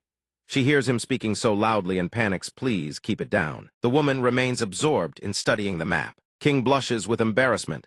I've heard she's the same age as the Poison King of the Tang family. But that woman looks far too young. She rolls up the letter and says, I don't particularly care for this situation either. Hearing this, King startles, She holds the letter and turns around. The person you are referring to, miss, is most likely my master. This letter was also addressed to my master. King can only stammer, but the woman continues, holding up the rolled letter. If you don't believe me, you can ask Zhuge Qi. Sir, I visited him with my master several times. Hearing this, King's voice trembles as she apologizes. Behind her, King Yun's face has gone pale. I see. Sorry. The three of them cross the bridge together. As they walk, she replies, it's fine. I'm used to it. 20. That's why they call me the Medicine King. She walks ahead while King Yun fearfully clings to the bridge ropes. Master, have you left this place? She's already retired, so I'll have to help you too in her stead. But he interrupts nervously. Forgive me for cutting in, miss, but why did you come to such a desolate place? They reach the far end of the bridge. She answers, we're here. She waves them over because of the affliction that befell the village folk. This way. Welcome to my home. Forgive the humble state of things. He stares at it, utterly bewildered. After all, this is the residence of the Medicine Kingon of the 8 great martial experts. She ducks into a dilapidated shack and continues. Let's go inside and talk. King Yun can't help but be puzzled. Just a small shack. Moonlight cascades over the humble roof.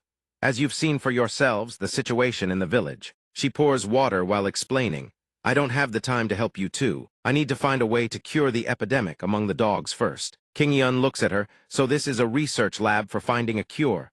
She is utterly exhausted and doesn't respond. Looking at the research papers pinned to the walls, her voice is weary. I know how to treat people, but dogs. That's not my expertise. But I've tried every method and still can't find a cure. She picks up a teacup and sighs, if only my master were here. Hearing her say this, King also gazes at the teacup. Everyone is so unreasonable. She continues, look how exhausted you are, and the woman jumps in surprise. Blushing, do I really look that bad? King blurts out something that makes King Yun spit out his tea. Just because of a few mangy dogs, they've cast you aside like this. King Yun falls into deep thought, although I am a dog lover from 1,000 years in the future. But the thinking of people in this era is truly hard to fathom. The physician hears King's remark and responds, that's not it. Hearing the denial, King startles, How so? She gazes at the lamp, no matter what it is. As long as someone cherishes and cares for it. She blows on the tea to cool it. It holds its own value. Hearing this, King blushes and hangs her head in shame. I've been too selfish. Hearing her say this, the physician comforts her. It's fine. I didn't mean to make you feel bad. Moonlight blankets the forest. I'm not always despised either. Going back a few years was foraging for medicinal herbs. Oh, what's this? Nanman is a land rich in precious herbs, so I come here often.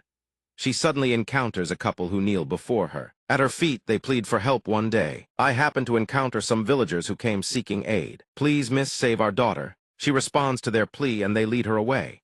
She is brought to see a sick girl lying in bed. She holds the medicine bowl and gently reminds her, drink slowly.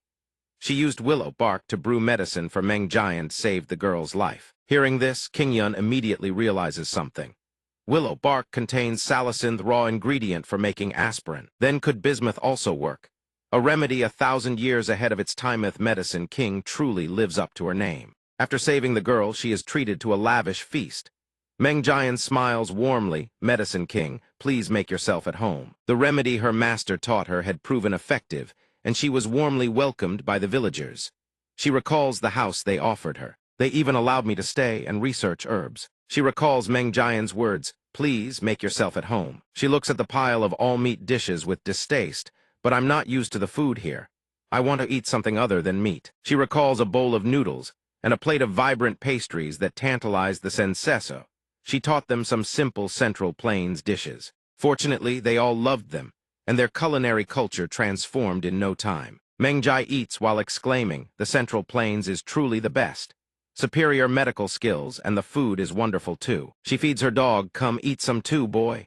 Her face brims with satisfaction. She tells Meng Jian, father, I want to marry a man from the Central Plains. Meng Jian laughs heartily, ha ha, of course, my dear daughter. But then one day her dog suddenly coughs up blood, and one night, my peaceful life was turned upside down. Meng Jai's beloved dog had contracted the epidemic. Her face is etched with exhaustion and regret. And on that day, I made a mistake that can never be undone. A crowd gathers beneath the silver moon hanging high above. On the platform stands a figure, cradling something in their arms. Everyone around is steeped in sorrow. The man weeps bitterly.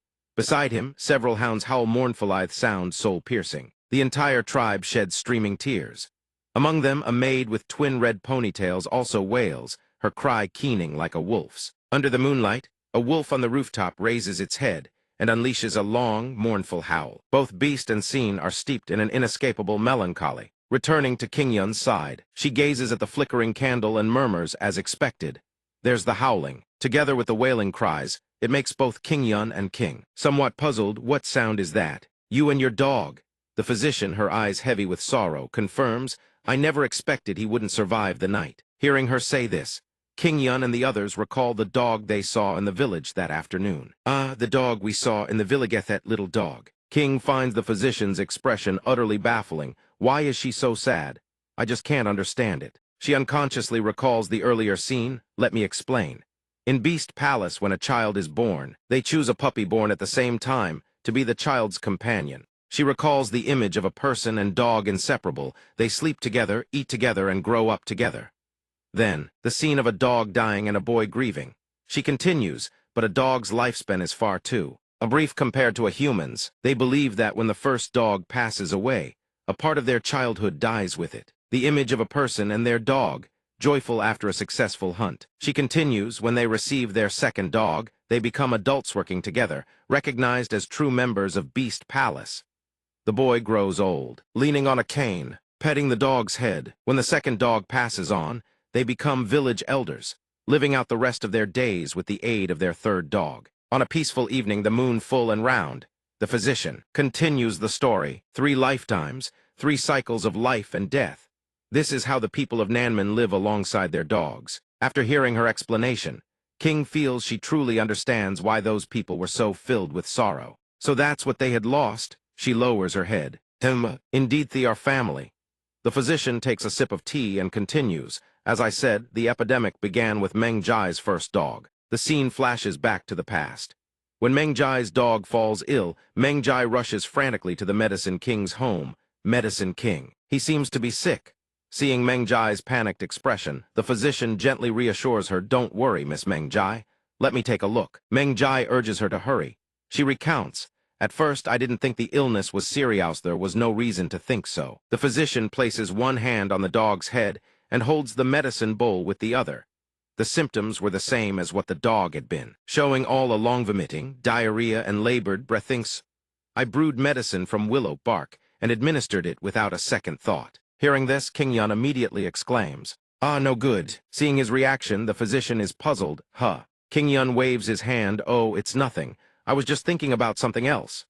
He sighs to himself. Aspirin is good for humans, but it's poison for dogs. His odd demeanor leaves King sitting beside him, confused. The physician is also puzzled, but doesn't pay much mind. She continues. After taking the medicine, the dog's condition not only didn't improve. She recalls the image of Meng Jai watching the dog cough up blood violently. The girl panics and calls out to it. She turns to the physician. Wait, something seems wrong, doesn't it? Hearing this, the female physician grows anxious. That girl. She rushes to the dog's side. Reaching out to push Meng Jai aside. Please step back for a moment. Let me take his pulse. The instant she takes the pulse, her face drains of color. Damn, it thighs is bad. His pulse is completely different from a human's. With her knowledge of human medicine, there was no way to make a diagnosis. The dog slips into unconsciousness, sending the physician into an even greater panic. The medicine had become poison. I was wrong. I should have taken the pulse first. Seeing the dog writhing in agony, Meng Jai asks, why is he in so much pain? Central Plains medicine is supposed to be so advanced. The physician hears this and has no words. Little Miss Meng Jai grits her teeth. Only when she turns back does one finally see the girl's face. Now drenched in tears, she pleads in agony, please let me bear this pain in his stead. Please use some kind of art anything. The physician herself is helpless. I'm sorry, Miss Meng Jai. I don't possess such medical arts. She thinks utterly defeated, and so there is nothing I can do. An hour later, the dog breathes his last. Meng Jai clutches the lifeless body of Bao, staring blankly into the void. The physician's heart aches with grief as well. Young Miss Meng Jai had to grow up far too early. King Yun, too, begins to understand. So that's why Miss Meng Jai, Juge King finishes his thought, is so wary of us. The physician lowers her head and apologizes with deep guilt. It's all my fault. Hearing this, King Yun and the others hastily deny it. Oh no, that's not what I meant. She continues with a heavy heart. After that, the plague began to spread. The dogs in the village fell ill. One by one, the plague spread slowly, but the symptoms were always the same. Despite trying every herb and acupuncture technique, not a single dog survived. Hearing her confession, both King Yun and King feel a deep surge of sympathy. The villagers began to blame me, as if I were the one who brought the plague. She grows even more despondent. Now I think they were right. King Yun picks up a sheet of paper and asks, do you mind if I look at these? He turns the matter over in his mind. To my knowledge, there's no disease that transmits from humans to dogs. She responds absently, go ahead. He replies, thank you, but she pauses in thought, then says, there's more. No sooner had the words left her lips than she bends down to search, causing King to panic, afraid that King Yun might catch a compromising glimpse. Oh, she rummages through her things, muttering, where did I put it? It's so cramped in here. Terrified King Yun might witness the scene, King hastily redirects his attention. Young master, look. Over there and that too. She points frantically, pulling his gaze elsewhere. The physician sets items on the table and asks, King Yun, have you studied medicine before? He merely smiles. With a soft King Yun hears her question and answers gently, no, I'm just mildly curious. Hearing this, both King and the physician find it hard to believe. King whispers to the physician, actually, the young master is extraordinarily humble. This catches the physician off guard. King explains shyly, he's the one who cured my illness and saved my life, and we're engaged to be married. The physician, her heart stirred like still water, sighs, how admirable. Meanwhile, King's mind races with possessive certainty. That's right, but the young master is mine. King starts at the physician's words, the feeling of saving someone's life. I can barely remember it anymore. King reflects inwardly, strange. Lately, I've realized just how selfish I truly am. King Yun, meanwhile, remains utterly absorbed, poring over the documents. He strokes his chin in deep contemplation. Her knowledge is rudimentary at best. Yet in this era, such records are as precious as martial arts manuals. Merely identifying the disease's name would vastly improve any chance of treatment. He hesitates, mulling it over. But I'm no veterinarian. If I want to enlist the Medicine King's help, I need to find a viable cure first. Suddenly his eyes widen in shock. Wait, thy's list? At that exact moment, the ground trembles violently, scattering the research papers into disarray. King Yun is stunned. King asks in alarm, this tremor, is it an earthquake? While they wonder, a small bear cub appears before them, letting out a startled cry. Seeing it, the physician exclaims, The physician is the most shocked of them all. She murmurs, stunned, if you've come here, that must mean... King Yun and King stare intently at the creature. It babbles something incoherent. It is the physician who speaks, her voice eerily calm. It seems my time has come. Her words leave King Yun and King bewildered. What do you mean? Before anyone can process the meaning, a towering figure bursts onto the scene, ripping the wall panel clean off with brute force, startling everyone inside. He tears through the wall and steps in, not even bothering to hide his annoyance. The entrance is far too cramped. Witnessing this violent display, King Yun and King are utterly taken aback. Chief Yu really shouldn't be so rough, regardless of the circumstances. He fixes them with an unfriendly glare. HMPH! In the quiet of the night, a deafening crash erupts as the chief hurls the door aside with such force that King Yun and King jolt in fright. At that moment, the physician lowers her head and walks past the two of them. Thanks to the chief, I was able to research a treatment for the plague. Standing before Meng Jian, who bristles with killing intent, she speaks with steady composure. But I have failed everyone's expectations. I have nothing left to say in my own defense. The physician kneels before him. Thank you all for everything you've done for me. The chief's massive hand seizes the physician by the collar and hauls her upward. Seeing the situation turn dire, King Yun rushes forward. Wait, don't. He thinks without the medicine king, the wedding. But to his surprise, the chief merely pulls her to her feet, then pats her shoulder. This is no time for that. Get up. The gesture stuns even the physician. Huh? The chief continues, his tone laced with urgency. Meng Jai's dog Bao seems to be sick as well. Can you save it this time? Ye Wang hears what he says. The physician is even more astonished. The scene shifts to Meng Jai's home. At this moment, the girl is pleading, please. She carries a plate of pastries and coaxes, gently eat something first.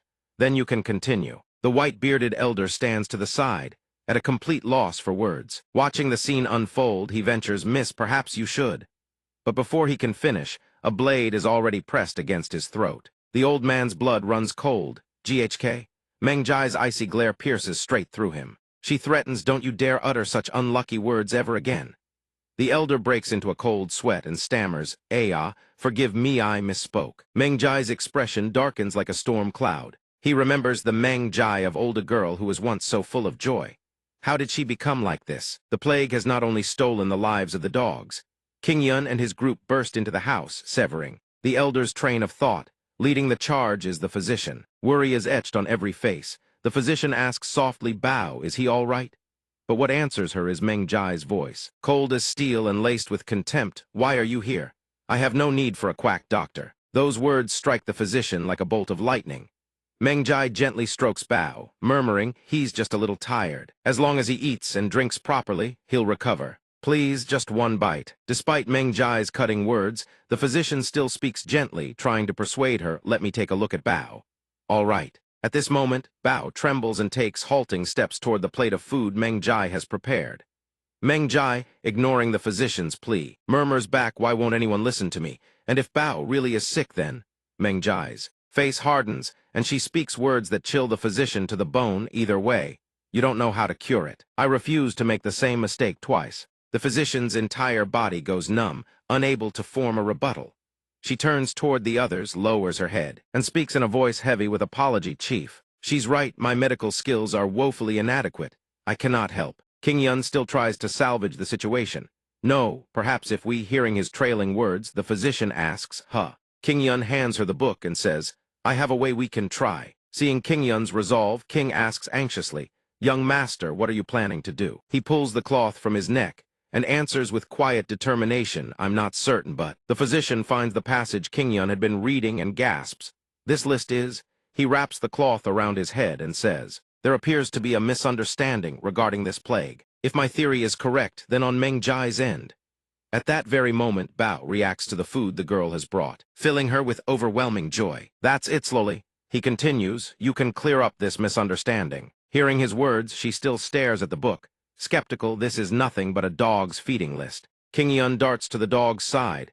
It's not the medicine king gets me, the food dragon. His sudden movement catches Bao's attention just as the dog was about to eat. What follows is a scene beyond anyone's imagination. King Yun lunges forward and bites into the pastries meant for Bao, leaving every person present utterly bewildered. Chewing and smacking his lips, he directly provokes Meng Jai's fury. She snatches up a blade and charges. What in the world are you doing, you lunatic from the Central Plains? King grows frightened. Tai speaks up, no. Meng Jai rushes over from behind King Yun, her eyes blazing with killing intent. My fault. for letting you all into the village. Meanwhile, King Yun continues wolfing down his food and mutters, just as I thought. He stares at the pastry in his hand a corner, already bitten, off Hai's expression utterly cheerful, all while Meng Jai's blade rests against his neck. There was never any plague to begin with. His words spark a confused chorus from the crowd, so it wasn't a plague, it was the food. He glances at the pastry's filling and quickly explains, exactly. Onions and scallions are nothing short of poison to dogs. After King Yun's explanation, the villagers murmur among themselves. Come to think of it, the dogs did start falling ill after eating things other than meat. So we just need to stop feeding them onions and scallions.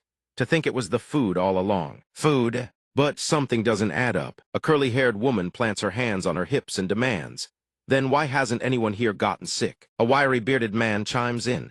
If it were the food, we'd all be sick too. He doesn't know how to make them understand. He can only reply awkwardly, it's hard to explain. Dogs and humans simply have different bodies. The crowd continues to chatter, questioning King Yun's credibility. Besides, he looks like a pervert and he stinks too. Even more suspicious. I won't let those Central Plains people deceive us ever again. Suddenly an old man speaks up, wait. I just heard them call him Food Dragon. Hearing his words, the crowd erupts into murmurs once more. Food Dragon, the one whose cooking makes cherry and plum blossoms bloom out of season with its aroma. When the pot reaches a boil, dragons vie to take flight, soaring to the heavens to clash and devour each other within. That legendary Food Dragon, the title makes even King Yun's next bite of pastry feel heavy with pressure. What kind of absurd rumors are these? After a heated round of discussion, they all turn toward King Yun, their faces lighting up with elation. Then he's the real deal. The pastry flies right out of his hand as they hoist him up, cheering him like a god. The Food Dragon has saved Beast Palace. We won't lose any more loved ones. The female healer also feels an overwhelming sense of relief. Yes, this is more than enough, she tells Meng Jai. This is far more than enough. The healer's silhouette turns away. She walks away amidst the crowd's cheers, her gaze lingering on King Yun. All the Food Dragon wants is to lie down. He glances at her and deflects, wait. The one you should thank is the Medicine King, not me. Hearing his words, the healer is utterly stunned. She unconsciously turns her head to look back. The crowd doesn't believe him, responding with doubt. What are you talking about? That quack hasn't done a thing. Another chimes in. For years, he hasn't cured a single ailment. Completely useless. Their words weigh heavy on her heart. He continues to explain. There's been a misunderstanding. Standing before the crowd, King Yun speaks clearly not just about the plague. Does anyone here remember what their dog ate 1 year ago to this day? The crowd responds in bewilderment. Who remembers such things? He presses on. The Medicine King documented every single dog in the village, both the sick and the healthy. The healer clutches the scroll tightly in her hand. Hearing his words, the villagers can only exchange stunned glances. And that's not all. Even their fur, their teeth, even their droppings all meticulously recorded. Upon learning this, everyone is utterly astonished. Is that true? King Yun's expression turns solemn as he speaks the truth, the pain of losing your loved ones. I can hardly fathom it. As Meng Jai stands with her robes fluttering in the breeze, King Yun continues, but the Medicine King is different. Meng Jai's face darkens as she strides out from the crowd. Out of the way, King Yun presses on, because she could not bear that pain either. Meng Jai approaches the healer and throws her arms around her. Choking out an apology, the healer is startled by the sudden embrace. I can't hear you clearly. He gently finishes his thought. She has endured that pain alongside all of you. Meanwhile, Meng Jai buries her face into the healer's shoulder, her voice trembling with regret. I'm sorry for calling you a quack. Not long after, Beast Palace bustles with life once more. King Yun sits by the doorway, looking utterly bored. Days pass without a single new case of illness, and the sick dogs are gradually recovering. A stern woman instructs the dogs firmly. Fruits with seeds are off limits too. The villagers have come to understand and accept which foods are harmful to dogs. A spread of beautifully arranged dishes is laid out on the table. I also taught them a few local specialties. Time to eat. In the village, the sight of a little girl growling at dogs, competing with them for food as she eats heartily, has become a familiar scene. But the culture of sharing food and tables between humans and dogs hasn't changed. Nothing to worry about. King Yun reminds the girl helplessly amid the discontented growls of the dogs. Jia Ying, stop imitating the dogs. Outside, a man scolds. You're not eating King Yun's food today. Watching the scene before him, he is at a loss for words. Is she not putting on an act? Is this really pure instinct? On another side, a villager respectfully offers food. Medicine King, have you eaten yet? The one called the Medicine King turns around in surprise. Huh. Not yet. The villager continues, how fortunate. Please help yourself. The Medicine King accepts the plate of steamed buns. Thank you. The villager runs off. If you need more, just let me know. The Medicine King sets the plate of buns down. This is too much. I can't finish it all. King Yun says with a laugh, steamed buns. The Medicine King holds a bun in hand. I never expected to be treated by you. King Yun replies modestly, it's nothing. He watches the villagers enjoying themselves. I just happen to know a little. The Medicine King challenges his modest claim. Yet you know so much about. King Yun suddenly recalls the image of a beautiful girl hugging a husky, and replies, I was just lucky. He remembers his life before he crossed over. I used to raise a little dog too. King Yun gazes at the bun in his hand. Memories of happier times flooding back. I wonder how it's doing now. The Medicine King takes a bite and asks, the old days. She looks up, still chewing. You mean? Your previous life. King Yun smiles, yes. Suddenly, the Medicine King utters a sentence that leaves King Yun frozen in shock. I thought so. The bun slips from her hand and falls to the ground. Terror seizes King Yun. He looks around wildly. The Medicine King continues to munch on her bun contentedly, which only makes him more frantic. What do you mean? It's nothing. He grabs the Medicine King and pulls her aside, catching King's attention in the process.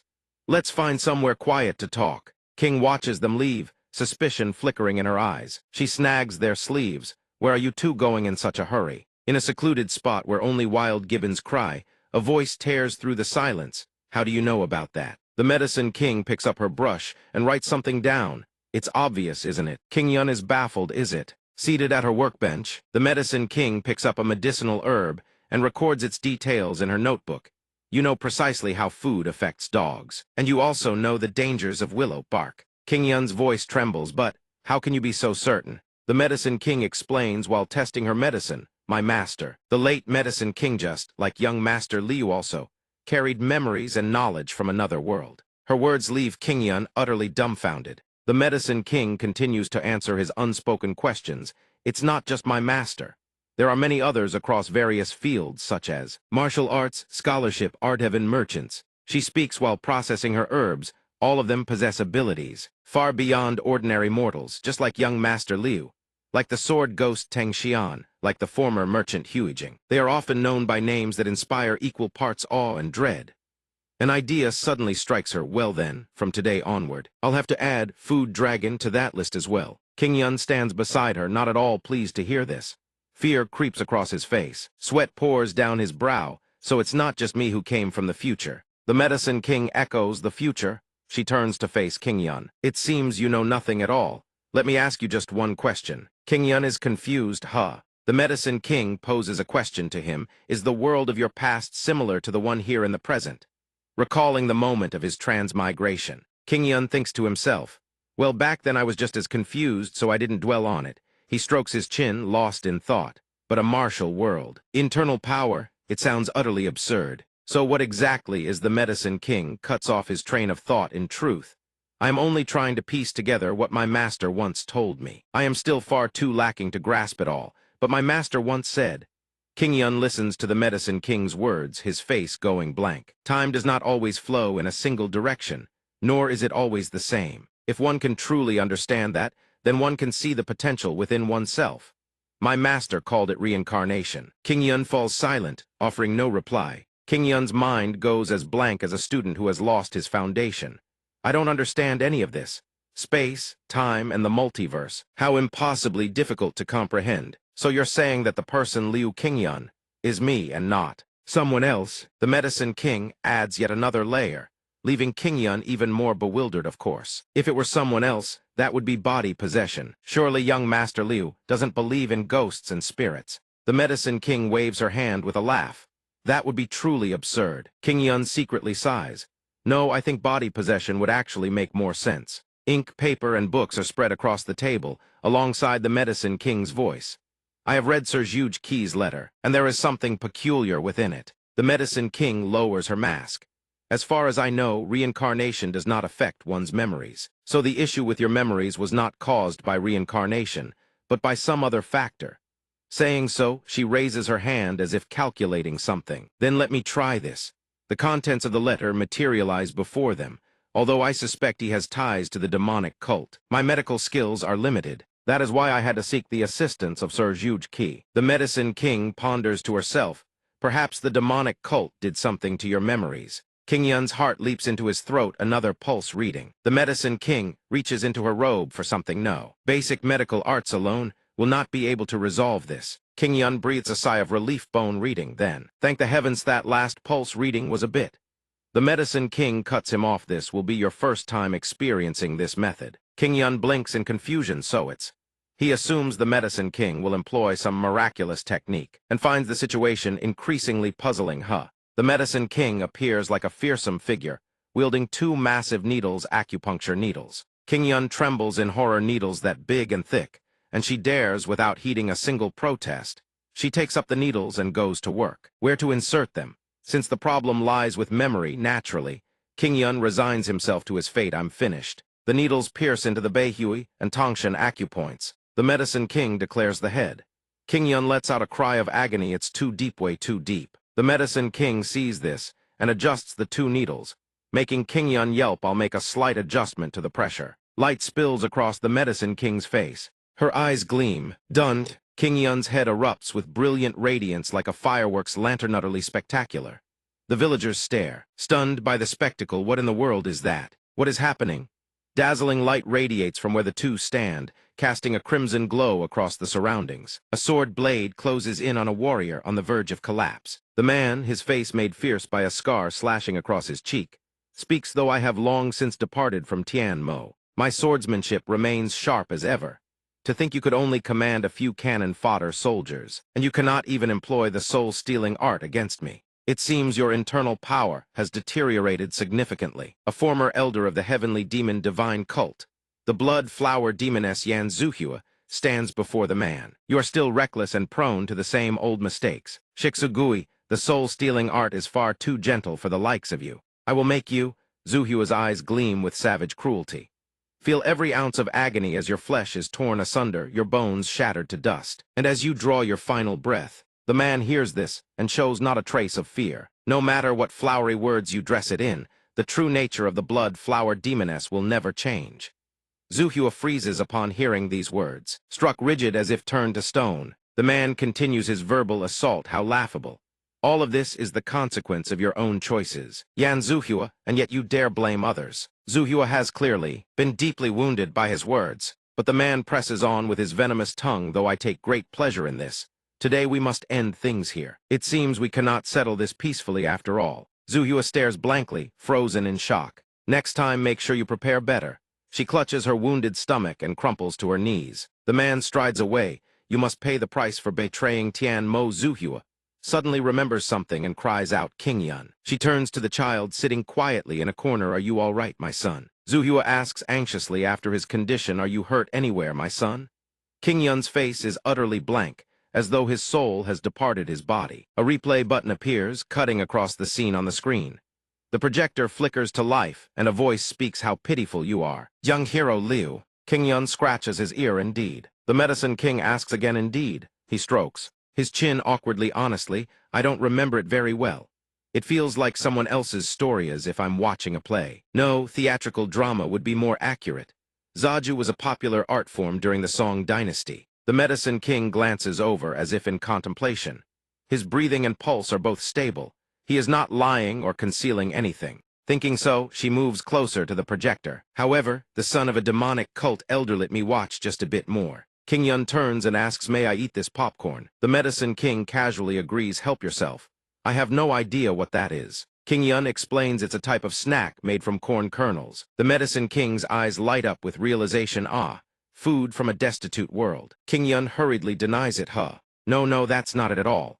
The sky stretches a clear, endless blue, and the rustling of leaves speaks to the serenity of this place. Beneath the small house, a young boy practices martial arts against a straw dummy. King Yun, his expression grave and earnest, strikes the straw dummy relentlessly. Suddenly his eyes widen in shock. The wooden sword slips from his grip and flies straight up into the air. It spins several loops in the sky before plunging straight into the ground. A voice calls out, my son. Zuhua appears, bandaging King Yun's hand. You must be more careful. Practicing martial arts is commendable. But you must remember sometimes a blade is not only aimed at the enemy. It can just as easily be turned against oneself. King Yun gazes coldly at the bandage wrapped around his hand. Of course, no one understands that better than you, mother. Zhu Hua freezes at her son's words. Huh? What do you mean by that? King Yun rises to his feet, staring straight down at the blood-flower demoness. What did you just say? Zhu Hua's expression goes rigid. That name I have already abandoned it long ago. King Yun says coldly, if it weren't for you. He turns and walks away. Father wouldn't have died the way he did. Zhu Hua cries out King Yun. She stares at her own hands, riddled with scars and wounds, in disbelief. King Yun seizes the wooden sword and strikes the straw dummy with savage force as if what he's beating is not a dummy, but someone's very heart. Mother Zhu Hua clutches her chest outside. The Medicine King munches on popcorn and sips her Coca-Cola. My, this is something. She watches the innocent child with rapt attention. King Yun, sitting beside her, is speechless. Her adaptability is truly remarkable. King Yun thinks to himself, even so, with this frail body of mine, there's no way I can practice martial arts. On the screen, night descends, the moon climbs high, and a voice cuts through the tranquil silence like a blade. Hey, brat! King Yun is kicked hard from behind. Several men stand around, laughing, mocking him, just a brat who knows nothing of martial arts. One of them sneers, I heard you've been investigating the demonic cult, so I came all this way to test your skills. The man shoves King Yun into the pond, then turns and walks away. But what a disappointment, you're nothing but a powerless child. Come on, brothers, back to the tavern for drinks. The others snicker amongst themselves in the end. This brat knows nothing at all. King Yun wipes the blood from the wound on his face and speaks, I have no desire to waste my time on useless swordsmen like you. The man bristles as if his tail has been stepped on. What did you say? I was going to let you off. He raises his sword and brings it crashing down. But you want to bleed. The men behind him burst into laughter. You've got some nerve, brat, daring to provoke our big brother. A flash of crimson fabric appears along with a sinister voice. If he had known, then none of this would have happened. The men jump in shock and shout, what? Who are you? The moon shifts to a vivid, blood-red hue. I have no common name for the likes of you to utter. The man, as if possessed by a demon, turns his own blade against his throat, sending the other two into a panic. Elder brother, why are you pointing your sword at your own neck? King Yun trembles, his young voice cracking with fear. Stop! But Zhu Hua pays no heed and strikes without hesitation. One flower blooming tonight is more than enough. King Yun stands frozen, utterly dumbstruck. He watches the scene unfold before him, a single soul-stealing art cast under the blood moon. The man's head blossoms open like a grotesque, beautiful flower, while the mysterious moon hangs high above. Yet even its radiance cannot pierce the gloom of this cursed darkness. Zhu Hua stands right before him. King Yun has just beheaded the man. Blood erupts skyward like a geyser, spraying across the night air. King Yun stares at the bloody spectacle before him in the dead of night, paralyzed and speechless. He is drenched head to toe, having fallen into a puddle. The dead man's blood now stains every inch of his body. After sending the man to the western paradise, Zhu Hua calls out to her son with an expression as if nothing happened at all. Delivering the same lesson she has given him countless times, revenge solves nothing. The corpse, utterly expelled from the world of the living, crumples face down into the water before his shell-shocked eyes. Zhu Hua slowly approaches the catatonic King Yun. The soulless shell of a boy stares at nothing as she continues, thank the heavens you're unharmed. But if you keep living like this, a great calamity will befall you someday. She reaches out to gently touch his face. You're not seriously hurt, let's go home. Yet after witnessing all her savage brutality, he can no longer bring himself to acknowledge this cruel woman as his mother. Don't come near me. King Yun is utterly terrified and bewildered, thrashing in the water and screaming without end, help, high above. The full moon shines round, and wholly a symbol of a love that was once whole and unbroken. Yet at this moment, seeing the sheer terror King Yun directs at her, the love she holds for him seems to wither and fade. It appears this is where it all ends. Everything Zhu Hua has done was nothing more than living inside a hollow, illusory dream. Her real life is over, completely destroyed, by her own hands. She had dared to dream a sweet dream, but these hands are stained with the blood of countless souls from the Central Plains. She could never grasp happiness with them. Perhaps from the very beginning it was never meant to be. Before Zhu Hua, King Yun recoils in utter disgust and terror, tears welling at the corners of his eyes as he flees. If this continues, before long I will turn this blade against that fragile throat once more. She extends her hand forward and resolves to do one final thing for him. The only thing I can still do for King Yun, no erase every painful memory he has. As Zuhua pulls Kingyun into an embrace, he fights back with desperate, violent resistance, so that you may begin anew. True to her word, Zuhua unleashes a technique upon Kingyun. Soul-stealing art, oblivion, his consciousness dissolves entirely, sinking into the void of dreams. Yet nothing lasts forever. The memories erased by the soul-stealing art will one day return. The gray, grief-stricken sky gradually fades, replaced by the brilliant radiance of the mysterious moon hanging high above. And all things shall come full circle once more. What I am about to do to Kingyun, I neither beg for forgiveness nor understanding. Zuhua cradles him in her arms and walks forward. Kingyun has completely lost consciousness in her embrace. Yet no matter how she deliberates, there is no other path left for her. Fireflies illuminate the entire night sky. Their gentle lights trail after every step she takes. This one last time, let me nag just a little longer. Then, with the boundless heart of a mother, Zuhua gently lowers him into the water. A sword is not meant for killing alone. Though she never fell into the demonic path as her mother did, she knows full well that she has gone too far to ever turn back. So now, Zuhua desires only one thing. But as long as you find your way, you can still win the hearts of others. I beg of ya whether you forget everything, or remember everything. Now the fireflies carry within them the light of purification, illuminating the entire surface of the dark lake. Though every action Zuhua has taken, from start to finish, is utterly unforgivable, these final words to her son are the truest she has ever spoken. And don't forget your mother's last nagging words. I'm sorry, my son Kingyun. In our next life, let us stay together a little longer. Zuhua now leaves behind everything from this life and transforms into a streak of light soaring into the heavens. As for Kingyun, at this very moment, a profound transformation overtakes him. Soul-stealing art of reincarnation, water turns the color of jade. It envelops Kingyun's entire body. He sinks slowly into the depth, and time itself seems to freeze in place. Shifter, reviewing the entire sequence of events, finally understands. Now I see why your memories are incomplete, and why Liu Xiaoxia knows nothing of reincarnation. Kingyun awakens inside the theater, still reeling, unable to comprehend what has just occurred.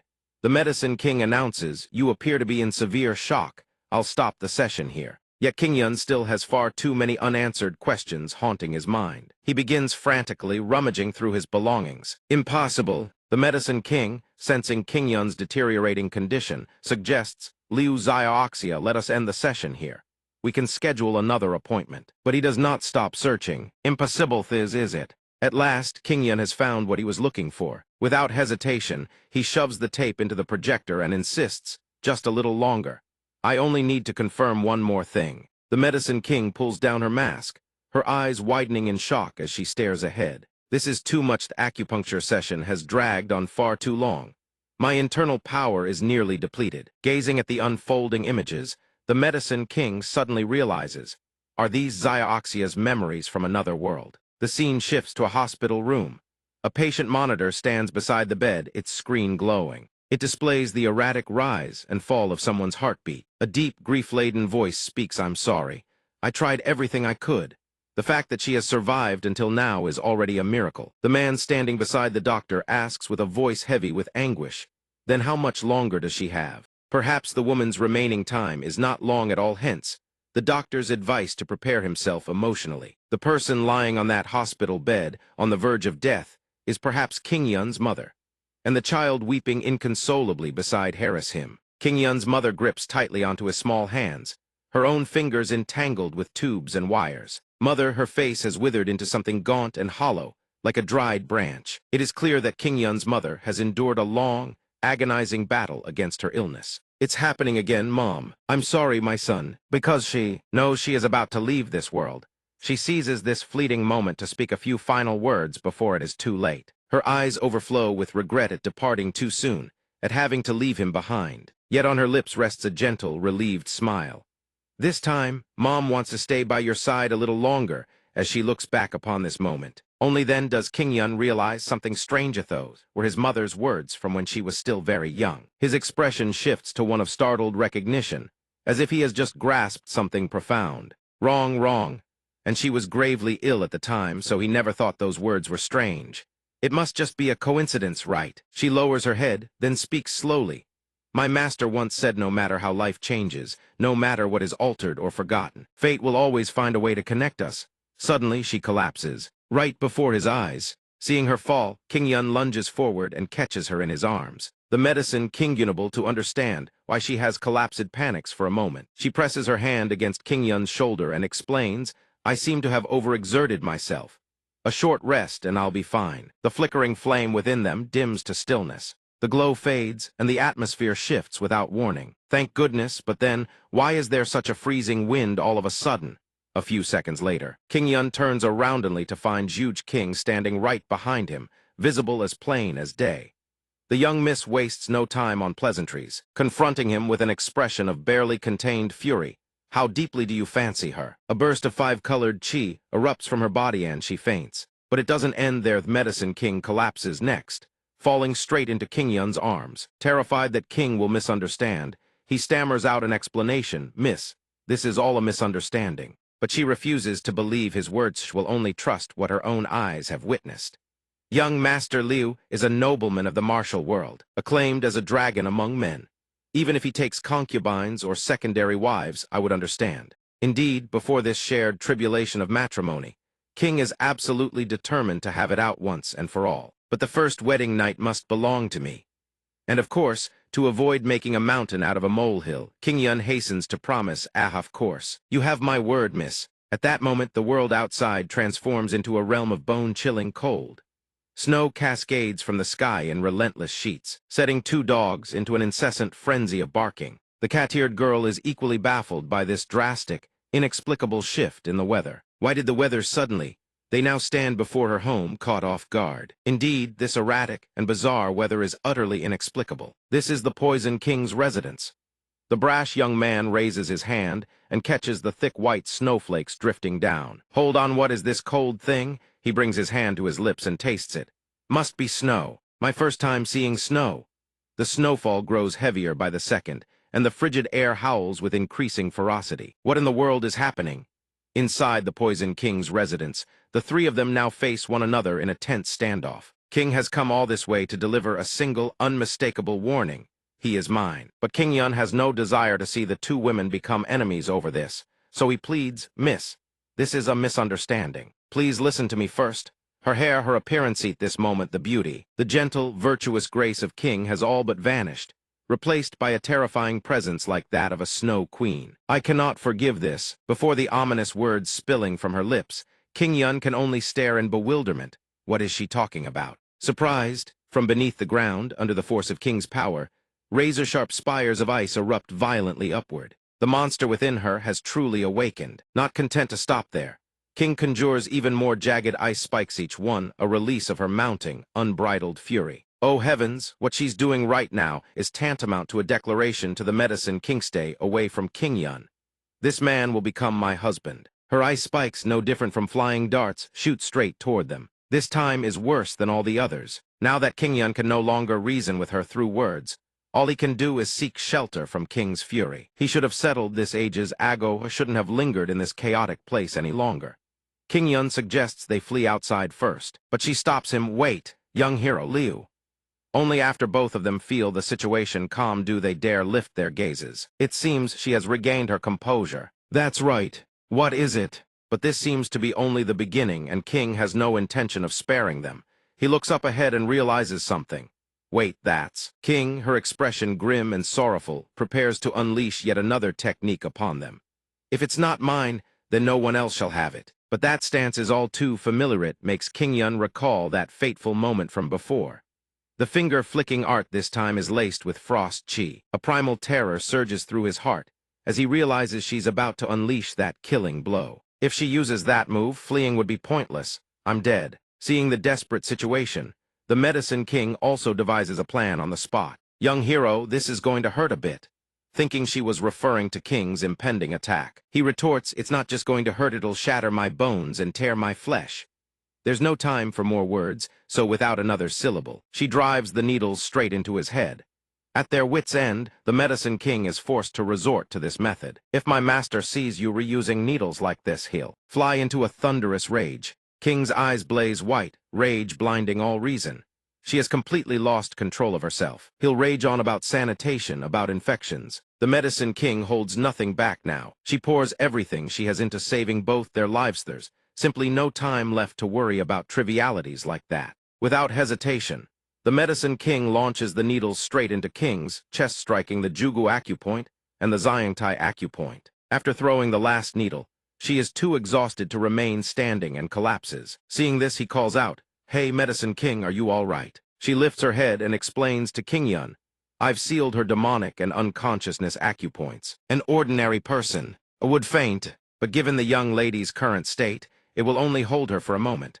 So before it's too late, make her swallow this pill." Seeing the strange round pills she hands him, King Yun asks, "What are these?"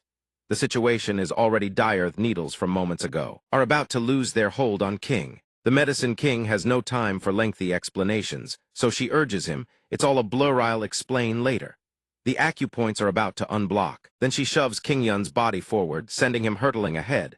Hurry, in mere moments, the needles embedded in King's chest lose their effect and clatter to the ground. King Yun hasn't had time to do anything.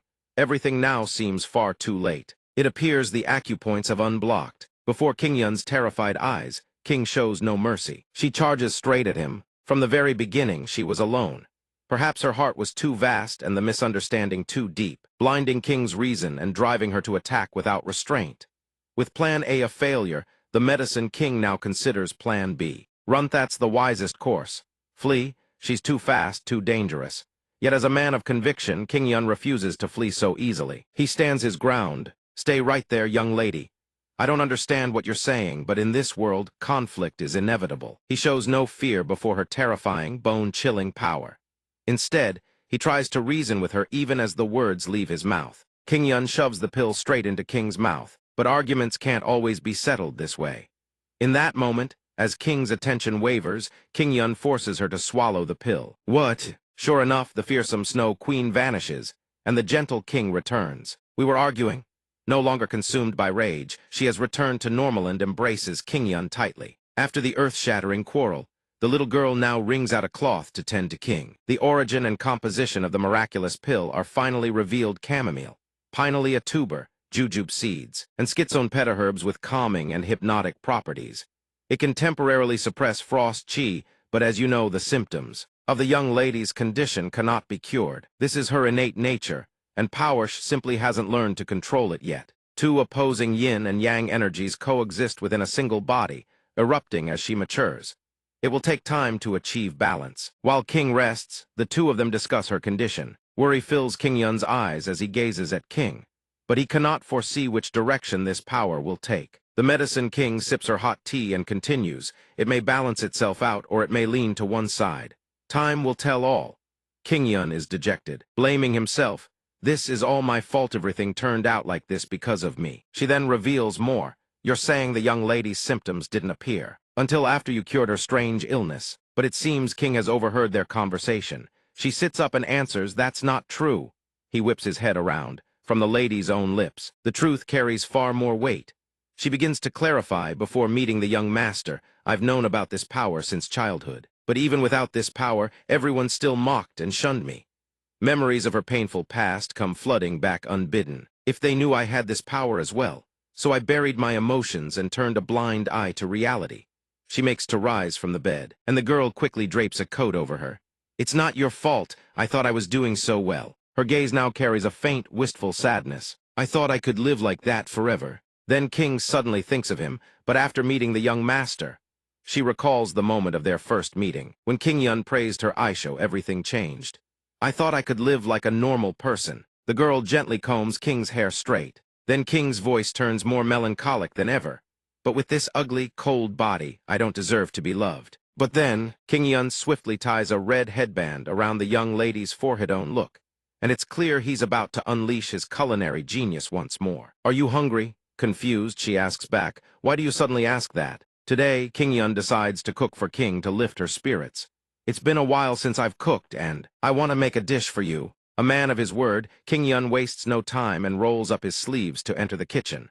"I'll call you when it's ready." But before King Yun can even leave, she calls after him, "Young master." "Wait a moment." King, hesitant, makes a request. "If it's not too much trouble, could I eat alone here?" King Yun is somewhat puzzled by this and asks, "That's no problem, but why?" The reason, it turns out, is simple. King is insecure about her appearance. My hair has become as hideous as an old crone's. I feel too ashamed to face anyone. Unable to bear seeing her like this, King Yun suggests, "Young lady, would you like to come over and take a look?" However, before King can even see anything, the girl has already darted outside to look first, startling her. What? The Medicine King is also curious, and raises her eyes to gaze through the barbed wire at the scenery, beyond unbelievable that such a sight could exist in the land of Nanman. Not wanting King to catch a chill, the red pigtailed maidservant wraps a fur cloak around her. Quickly, young lady. King Yun also wants her to witness the sight before them, so he urges hurry. Encouraged by everyone, King finally relents, "Then I'll just take a quick peek." And indeed, spending a few precious moments of one's life gazing upon this breathtaking scenery is time not wasted at all. Before her eyes, all things are blanketed in a layer of pristine white snow. Children and villagers alike revel in the snowfall, playing with abandon. King's jaw drops at the spectacle. Blanketed in this utterly dreamlike snow was all of this. Caused by me? More astonishing still, it was King's own frost chi that created this wintry paradise. It's a bit cold, but Noth's scenery is beautiful, isn't it? King cannot deny the snowy wonderland stretching before her eyes. Yes, he seizes the moment to deliver his line, just like the young lady herself. Hearing these sincere words from his lips, King's face flushes crimson. What? At the sight of such blatant couple flaunting, the third-wheel girl feels utterly nauseated and can't stand it. Now alone together, King hesitates as though she has something to say. "Young master," no unexpectedly. "Not yet, old man." The very next instant, King changes how she addresses him and throws her arms around him.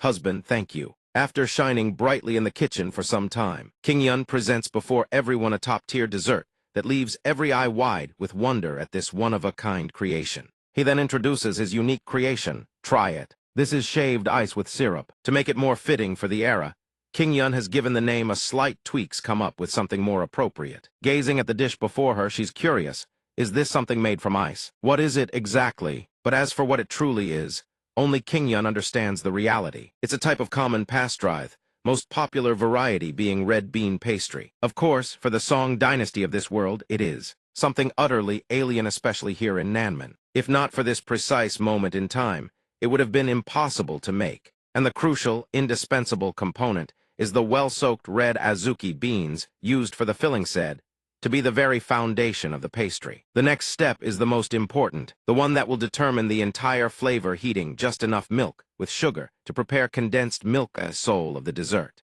Though ingredients are scarce, his ingenuity makes this a trivial matter. A pity he couldn't find Western vegetables. Given the tropical climate, but he's prepared a variety of distinctive tropical fruits as accompaniments. As for the ice, he selected it with the utmost care. Freshly fallen snow melts far too fast, making it unsuitable for shaved ice. A solid block of ice will have to do, frozen from the village's drinking water source, and crushed fine enough to serve as shaved ice. His arm strength is so immense that the girl thinks snow is falling once more snow flurries again. And now, the final step assembly is the part he enjoys most. Simply layer the prepared ingredients into a bowl in order, and the crowning jewel called red bean shaved ice is complete. Despite King Yun's enthusiasm, the brash fellow delivers a crushing remark. "Isn't this more like a snack than a proper meal?" Disappointment is written all over his face. "I had such high hopes for the food dragon's cooking, but..." Seeing that the others are still hesitant, he adds, "That's true, it's more like a proper meal meant to fill the stomach," while the others still hold back. But before anyone else can speak, King has already scooped up the first spoonful and put it in her mouth. Sometimes a sweet, cold little treat like this is all it takes to warm a weary heart. Through this shaved ice filled with his wholehearted devotion, King finally understands never imagined ice could become this sweet. "I think I know what you wanted to say now, husband." The others follow her lead and scoop up spoonfuls of their own. "It's food for dogs eating, it shouldn't be a problem, right?" Seems like no issue at all. However, sugar isn't exactly good for dogs, so as long as there isn't too much. Learned something new today. The Medicine King takes a bite.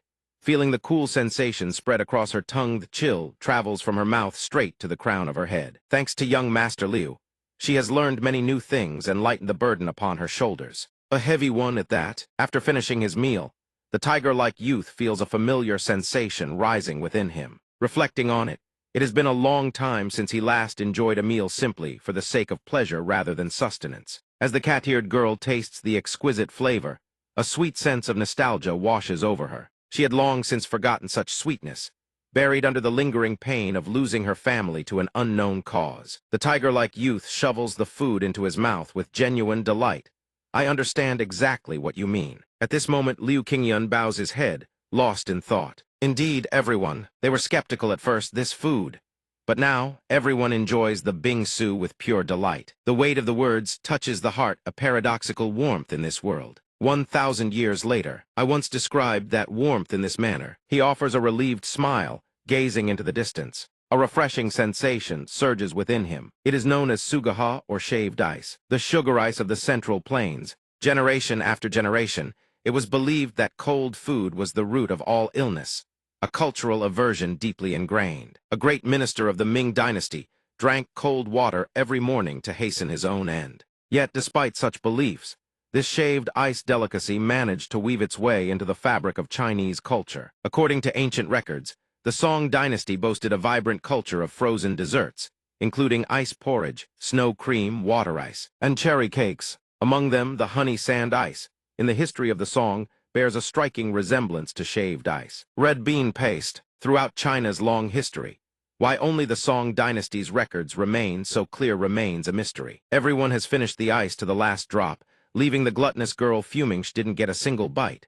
How truly outrageous. You humans, the maid with red twin tails, heads to the courtyard to play with 2 dogs amidst the pristine snow. That is enough for now. The 2 stand on the balcony, gazing outward. At least it is resolved. Who knows what would have happened if it weren't for the young master. Not at all. It was merely good fortune that allowed us to settle it smoothly. He then reaches into his robes. Liu Qingyun produces the medicine pouch from before. So our current problem has been resolved to a certain extent. Therefore, young miss, you should return to the Zhuge estate to prepare for the marriage. However, Kinger's next response catches him completely off guard. No, she stops hiding and tells him directly, Master Medicine King has already told me about your mother. Liu Qingyun is visibly startled, never imagining this would reach her ears. On reflection, it is only natural she is the prized daughter of a prestigious martial arts lineage. Liu Qingyun becomes utterly flustered. Where did you hear that? It is nothing. The Zhuge family has its own complications, and issues like this are sensitive. It is impossible to marry into the family of a demon cult elder's descendant. She bows her head, sharing her grief with a melancholic air. You cannot simply pretend not to know and proceed with the wedding. So my small wish has vanished like smoke. She blushes slightly, adding, we must pay our respects first after all. Liu Qingyun is stunned, struggling to understand. We cannot just hold the wedding without greeting the mother-in-law. Only then does he grasp her meaning. All right, I thought. Hearing this, Kinger is deeply curious. What did you think? Nothing at all. A mangy dog wanders past. A figure suddenly emerges from the pristine snow. Found you at last, young miss of the Zhuge estate and your son-in-law. The snow in the village begins to clear and the sun grows harsher. Everyone has their own paths to walk, so they bid their farewells and prepare to depart. It is a pity to see you leave so soon. In any case, I wish you a safe journey. Many thanks, Patriarch. Before they depart, he bows to express his sincere gratitude. Thanks to everyone's hospitality, I have been able to rest well. Once preparations are complete, I will send the wedding invitation to the West. Having deeply appreciated his time here, he makes an offer. What you have done for our tribe is priceless. Take this jewelry so that I may be at ease. Before leaving, Liu Qingyun still has something to discuss with her Master Medicine King. A word with you. Just a moment. Kinger stuffs a note into the maid's hand. Little one, return to the main estate and tell my father. I want to request preparations for the wedding. As soon as she returns, the 2 red-haired maids worry endlessly about her safety. Is it not dangerous to return alone? That pervert knows nothing but cooking. Faced with their concern, she reassures them, the place is not far. I will simply pay my respects and return immediately. So you need not worry. Master Medicine King senses his approach and remains wary, hoping to avoid a repeat of the previous encounter. Is there something? The young miss will not misunderstand. He confirms, for they have already spoken clearly, so there will be nothing to worry about. It is nothing else. Merely a matter concerning the previous elder of the Medicine King. Surprised by this sudden inquiry, she is confused. As they walk, Liu Qingyun asks, could I perhaps meet them directly? There is much I wish to ask. However, even you, an insider, seem to know nothing. Truly, I do not know where my master is. One day, he simply left a letter and vanished. The 2 begin to discuss the contents. What did the letter say? Truthfully, it said nothing. It was rude of me to pry into personal matters. However, she quickly changes her tune. No, that is not what I meant. The content. The letter really was. He left it for the Master Medicine King, containing only one simple character, Gui, return, as in returning to the origin. Having said all she knows, she adds, thus, I truly have nothing else to share. After hearing her explanation, he speculates, meaning a return to the origin, could it be? Master Medicine King understands his intent and confirms, yes. Perhaps Liu Qingyun's guess is correct. He is stunned that his random thought could be right. Could it really be possible? Master Medicine King's knowledge reaches its limit there, so she cannot reveal more. I do not know. While they are conversing, Kinger runs over excitedly, young master, we are late. Seeing her failure to provide useful information, she feels apologetic. Forgive me for not being able to help you. Kinger urges Liu Qingyun to leave. Hurry. We must depart before it is too late. Liu Qingyun responds and expresses his gratitude. I am coming. I owe you too much already. Master Medicine King waves it off. Not at all. If anyone is in debt, it is I who owe you more. Seeing the two girls causing mischief ahead, Liu Qingyun scolds, you too. That is the rations, the provisions.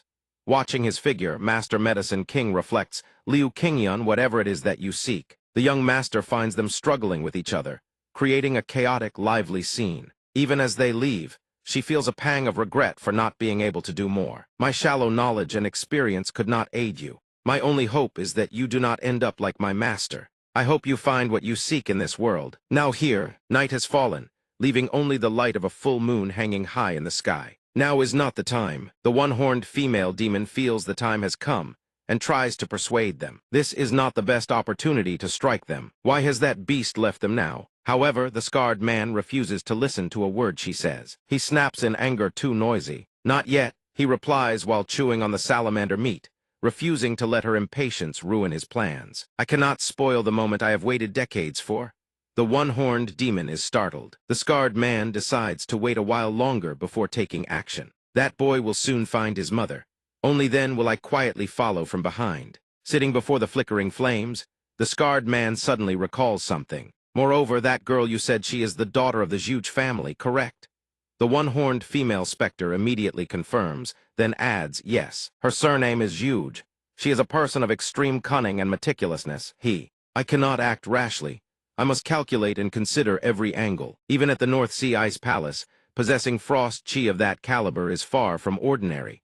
She could prove to be a most unexpected obstacle. Now, after a long night of travel, the sun finally peeks through the canopy of trees, heralding the dawn. They have traveled quite a distance by now, yet their destination remains far. Jianghu, the island at the southernmost tip of the Central Plains, later known as Hainan, the last destination etched in his memory. Basing his search on the acupuncture clue he vaguely recalls, he isn't even certain whether his mother is truly there. Qingyun suddenly recalls the image of that dangerously scarred man. Back then, because of that man who sent chills down his spine, his mother had been forced to change her place of residence. After a grueling month on the road, the distance proving far too great, Qingyun is drenched in sweat and utterly exhausted.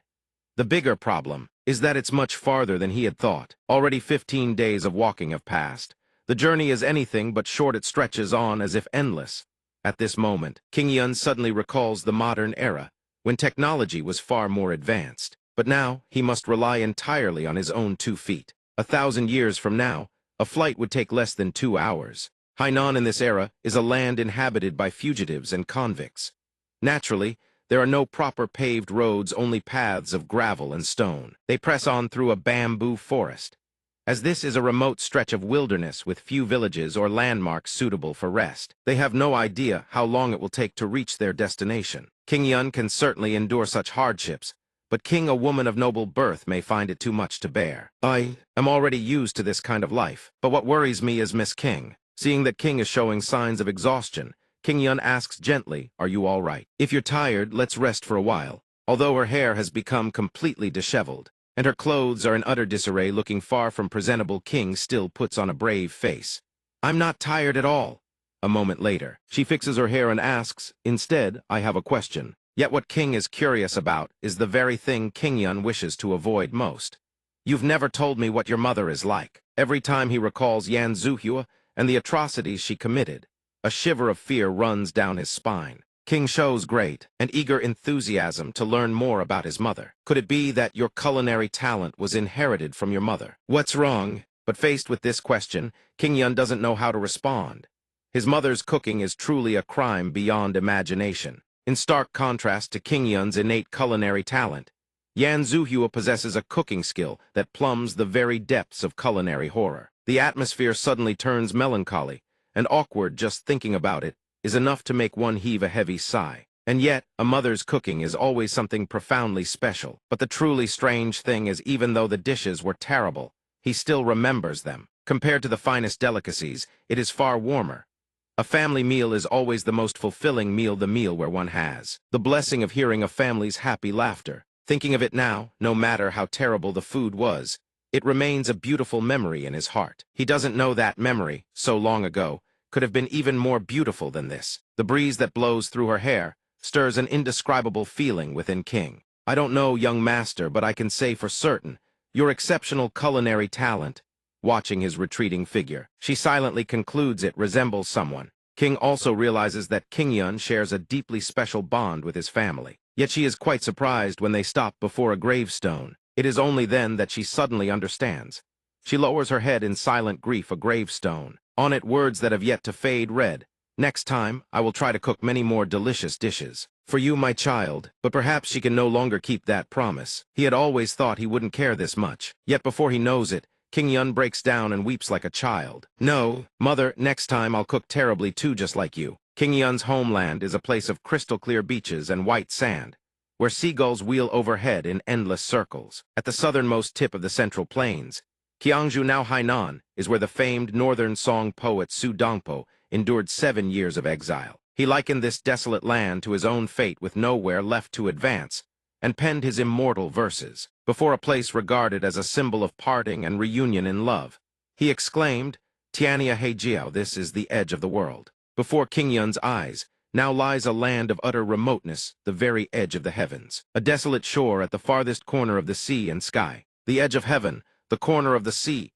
Tiania Heijiao from that day forward became the name of this land. And at the same time, it carries the weight of eternal parting. King Yun places his hand upon the gravestone, his expression deeply sorrowful. The sorrow of separation, with no known day of reunion, with a backpack full of cooking ingredients slung behind him. He cannot help but feel a sharp pang in his heart. "I so badly wanted to cook you a good meal." King stands beside him. Seeing King Yun so dejected, she cannot bring herself to smile when she should have been delighted to meet his family. "Young master." Yet not long after visiting Yan Zuhua's grave, the nightmare that haunts him descends once more at his hymn. The scarred man speaks. "What is this?" Hearing a stranger's voice from behind, she startles and whips her head around. "Who's there?" "So this is how it ends." He continues in his bone-chilling voice. Has the blood-flower demoness truly met such a wretched end? King Yun turns around as well. Seeing the man standing there plainly in the open, he cannot hide his shock and a trace of fear. Perhaps even the scarred man, standing before Yan Zuhua's gravestone, cannot help but wonder the blood-flower demoness's fate. She was an elder of the heavenly demon divine cult, the right hand of the heavenly demon himself, a calamity upon the Central Plains, and yet she meets such an end. King watches the scarred man speak of such eerie things and grows wary.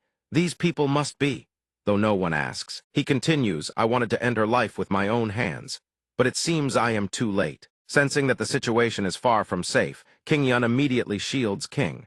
"The one who killed my father, they are certainly people of the demonic cult." "Is that so?" Leaves swirl in the wind, carrying with them a deep, somber mood. With nowhere left to turn, the blood-flower demoness was forced to meet her end on this desolate island. Whether he is putting on a false show of righteousness or speaking from the heart, the scarred man sits down beside the blood-flower demoness's gravestone. "As one who once served under the heavenly demon, I, the bloodthirsty ghost, offer my sincere condolences." King Yun's face grows taut tighter than a bowstring. How did you get here? He had made a painful decision, abandoning everything to protect this woman.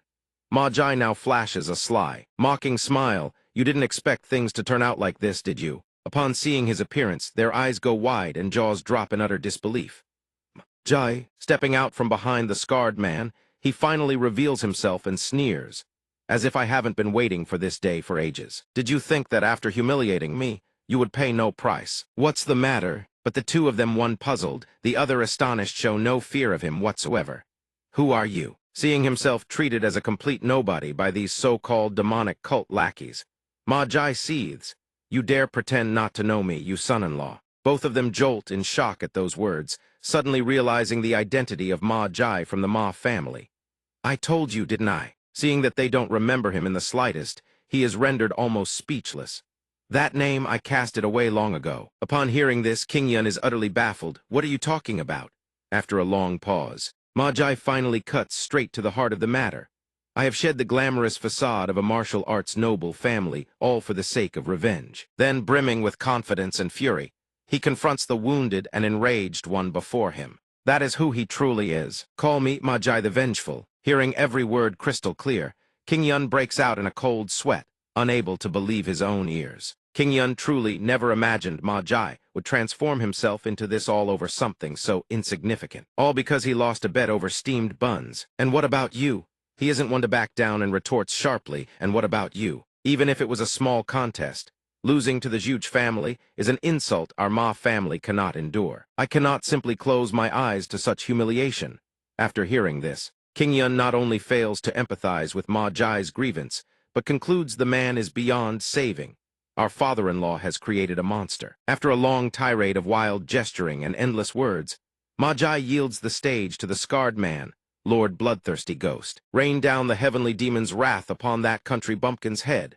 The scarred man then advances toward them, leaving King Yun and King stunned. Seeing that their enemies will certainly not allow them to leave so easily, King immediately summons her ice arts in preparation for defense. If they attack, young master, hide behind me. Yet just as they expect him to strike, the scarred man merely retrieves his staff.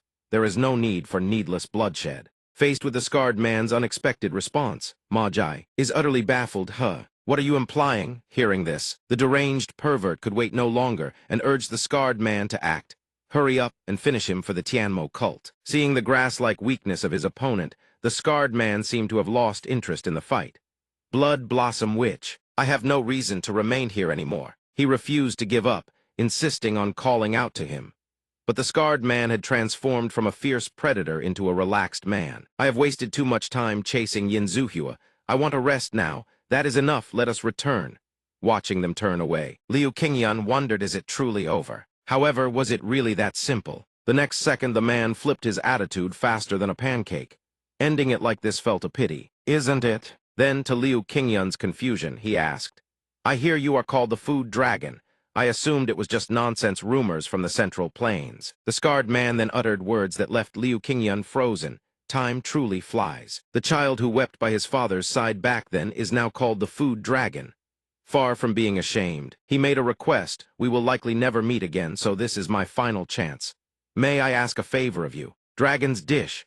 Hearing these 4 words, Liu Qingyun stood stunned for 5 seconds, his eyes widening at this final request. As the sun, like a ball of fire, dipped behind the mountains, Liu Qingyun began to prepare his craft. Sima Jai and the scarred man's subordinates huddled outside, waiting. I smell a fragrance. It must be delicious. Authentic Central Plains food. Their stomachs began to rumble with intense hunger. So hungry, I still have some lizard meat left from yesterday. His face was now gloomier than ever. At this rate, I can neither avenge my clan nor obtain the woman I love. Under the sunset, his mood plummeted. What have I become? Inside the room, Liu Qingyun was hard at work, black smoke billowing incessantly. Thick and stifling, as he tossed the pan over the roaring flames, Liu Qingyun asked himself how things had come to this. I cooked this dish to avenge my clan, but if this dish can end a blood feud with the cult, then it is worth it. However, he realized that holding onto hatred would solve nothing.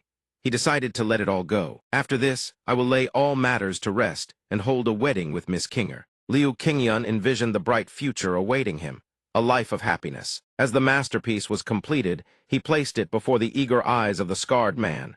It was the signature dish. Liu Qingyun used to conquer the entire martial world, Sichuan jjajangmyeon. Sichuan jjajangmyeon is a black soybean paste noodle dish developed and localized in Korea, having little relation to Sichuan cuisine. Made with black bean paste, or soy paste, at this moment, the scarred man felt a pang of regret. I was such a fool. I nearly acted like a barbarian devoid of manners.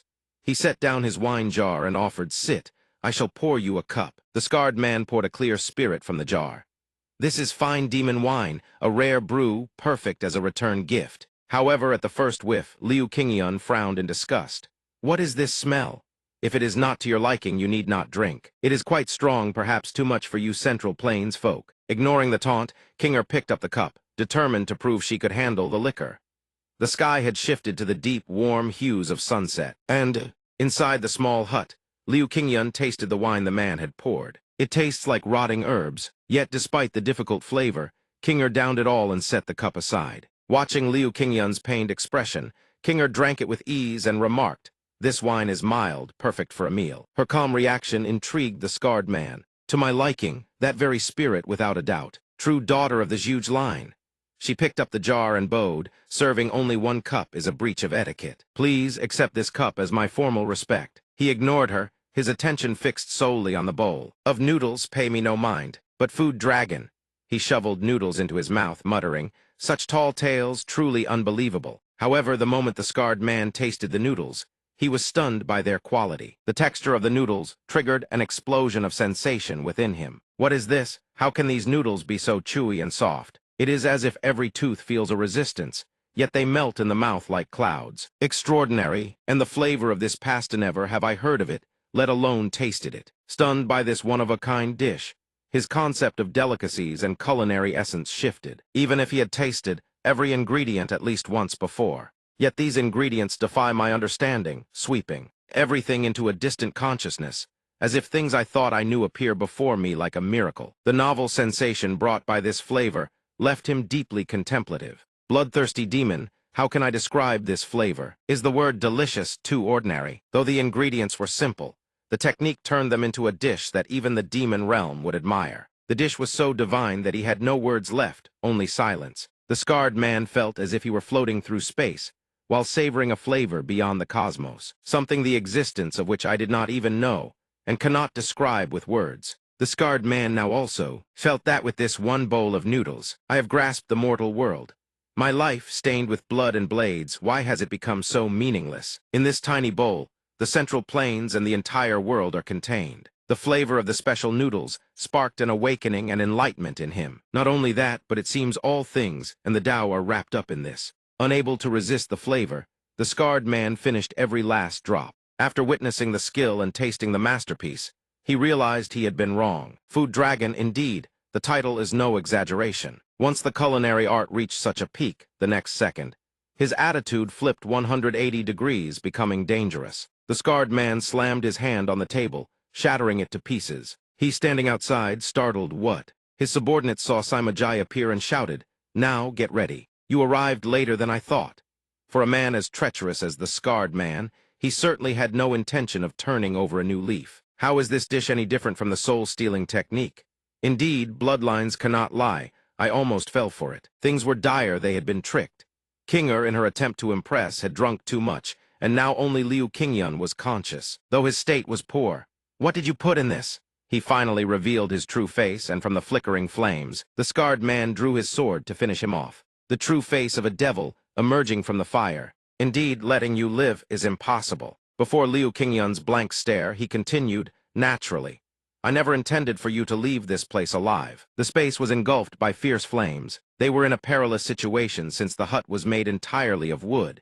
It was consumed by fire in moments. Kinger remained unconscious, unaware that her life was in danger. In a flash, everything was destroyed, and Liu Qingyun was bound, helpless. Facing this, he could only worry for her. "Young lady."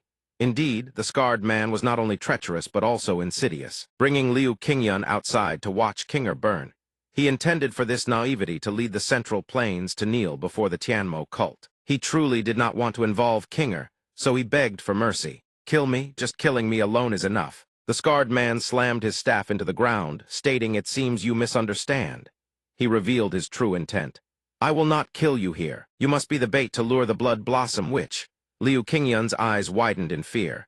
"What?" The scarred man sneered. "You actually believe Yin Zuhur is dead.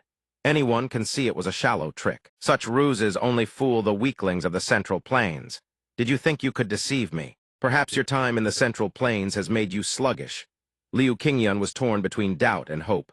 "Is mother alive?" Seeing the fun, Sima Jai could not resist joining in. "How is it, foolish son-in-law? This is the outcome for those who dare look down on the Sima clan." He laughed triumphantly at Liu Qingyun. "The outcome for those who dare." To look down on the great Tianmo, the scarred man turned and called Simajai. He quickly replied, "Do you have instructions, bloodthirsty demon lord?" Staring at the burning hut, he ordered, "I am talking about the daughter of the Zhuge family. I must make this clear." He began to change his plan. Initially, she needs half a day to wake up. Before that, you must end her yourself and bring her head here. Simajai seemed displeased. What? But what about the promise? The scarred man was unyielding. That wench will sooner or later become an obstacle to our Tianmo cult. Is this not a good opportunity for you to earn the trust of the great Tianmo? Could it be that you speak of the Tianmo cult without the resolve to face the great Tianmo? His face went blank, unable to speak. Simajai refused to involve himself. No way. If this was the will of the great Tianmo, he could not bear such cruelty any longer. Stop it. Simajai gripped his weapon, standing before the raging fire, feeling guilty. How did it come to this? Even after shedding the skin of the so-called martial arts clan, the suffocation is even worse. I have donned the hollow title of the demon cult. He tightened his grip on his dagger. This is not. Before Simajai's wavering reaction, the scarred man assesses it thoroughly. Only naturalthas had all been within his calculations. Trash, not allowing the scarred man to spew such filth about him any longer. Simajai retorts, "This is not my path, nor is it the path of the Sima family. If this continues, what face do I have left to meet our ancestors?" Now, Simajai resolves not to let the scarred man's words manipulate his mind any longer. He steadies himself and reclaims control. "I am Simajai, eldest son of the Sima clan. I will not heed such senseless orders." Yet before those words, the scarred man pays them no mind. He simply points forward and issues his command, expecting nothing. Useless anyway, kill him first. You lot. The scarred man's underlings surge forward with eager, bloodthirsty excitement. At last, the moment I've been waiting for. Simajai slumps to the ground in a daze, never expecting the scarred man to be so heartless. He would kill me for such a trivial reason. Yet even the scarred man is forced to call a halt as a wave of white frost chi erupts from thin air. What in Thuhat is this frost chi? At that very moment, Simajai whips his head around, eyes widening at the sight before him. Surprised, old man? You thought King had already been subdued. By that wretched wine of Hisbut she has awakened, and unleashes her ice arts in a devastating ambush. Massive pillars of ice slam into where they stand, catching them completely off guard, leaving them drenched in blood. Spraying everywhere, both the scarred man and Simajai freeze in shock for a full 5 seconds. He had calculated everything meticulously. How could King possibly regain consciousness midway? This is impossible. So much soul-confusing powder was mixed into that medicine. How could she have broken free? But it was his misfortune to have tangled with King. The woman emerges slowly, her entire body radiating killing intent. Yet the scarred man quickly realizes, no. Wait, has she not truly awakened? And indeed he may be right, for her eyes are a milky white, devoid of any semblance of consciousness. Seeing this, the scarred man's nerves light up with savage delight. He bursts into raucous laughter, just as I thought. Mindless fools. You lot are going to be defeated by nothing more than a primal reflex. That's right. After ingesting that much soul-confusing powder, having full consciousness would be absurd. I thought I had made some kind of mistake. Yet Liu Qingyun is no pushover either, meeting the scarred man's words head-on. A mistake you have indeed made, and a far greater one at that. The scarred man refuses to let Liu Qingyun monologue to himself, making his own position known. Have we all lost our minds? Even if she can command the power of the North Sea Ice Palace, but with her consciousness incomplete, she is nothing more than an ordinary woman. The scarred man's entire body erupts in blazing flames. You think you can look down upon me, Shixugui, to such an extent? But how could the scarred man possibly know? Can he truly understand King as well as Qingyun does? Let Qingyun explain. It seems you still don't understand, because she retained just enough clarity to refuse his violation even at a disadvantage. I would protect her at all costs. It is precisely because of her effort, that power, that everything remains intact. Shattering those chains was your greatest mistake. Surprised. No sooner are the words out of his mouth than King's ice arts slam into the scarred man from behind. Not bad. Caught off guard, the scarred man feels no fear, if anything, delight. Without hesitation, he recovers his composure and counterattacks with a blazing sword. Yet with speed swift as the wind, King dodges effortlessly. At least this won't be boring. Is she not magnificent? Though unconscious, she attacks and defends with flawless precision. She drops to one knee, presses her palm to the earth, and summons razor-sharp pillars of ice that surge toward the scarred man. King's eyes remain a milky white. yet they burn with killing intent enough to make any onlooker's blood run cold. Yet before such a formidable opponent, the scarred man's eagerness for battle only intensifies. Exceeding all expectations for King has unleashed every ounce of her power. The scarred man refuses to disappoint. He matches her with his full might in return. When was the last time I reveled in madness like this? Both sides now clash with two diametrically opposed elements, igniting a ferocious battle that refuses to determine a victor. After a stretch of fierce combat, the scarred man still brims with vitality, eager for her next attack. Is that all? Give me more time to savor this. King, naturally, refuses to let him toy with her any longer. She conjures waves of glacial catastrophe and hurls them at him. With Simajai having shown genuine remorse, King Yun wastes no time grabbing him and pulling him along. It's Danger-Rouse move now. Wherever Kinger launches her glacial onslaught, the scarred man blocks, sparking an intensely thrilling and ferocious clash. More, give me more. Even Simajai never expected things to spiral this far. I never imagined it would come to this. I once thought of the huge patriarch, that stubborn old man coddling her in the palm of his hand, only to leave her fragile and utterly unfit for the Jianghu. King, however, shows no sign of exhaustion. Quite the opposite, Tesh brims with energy, preparing to unleash a decisive blow against the scarred man. Seeing that her ice seal fails to faze him, she goes all out, charging in with a devastating headbutt. Who could have known King was such a terrifying woman?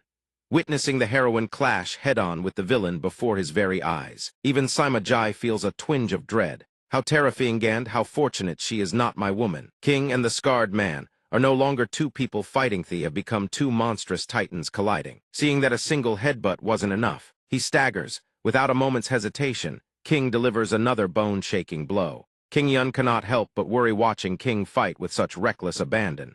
Miss, enough is enough. Please regain your senses and flee. Yet at this moment, King, just like that previous bout of jealousy, has lost herself to blind fury, relentlessly attacking her foe. Even the scarred man begins to lose his amusement, feeling the situation turn troublesome. Have I indulged too deeply in emotion?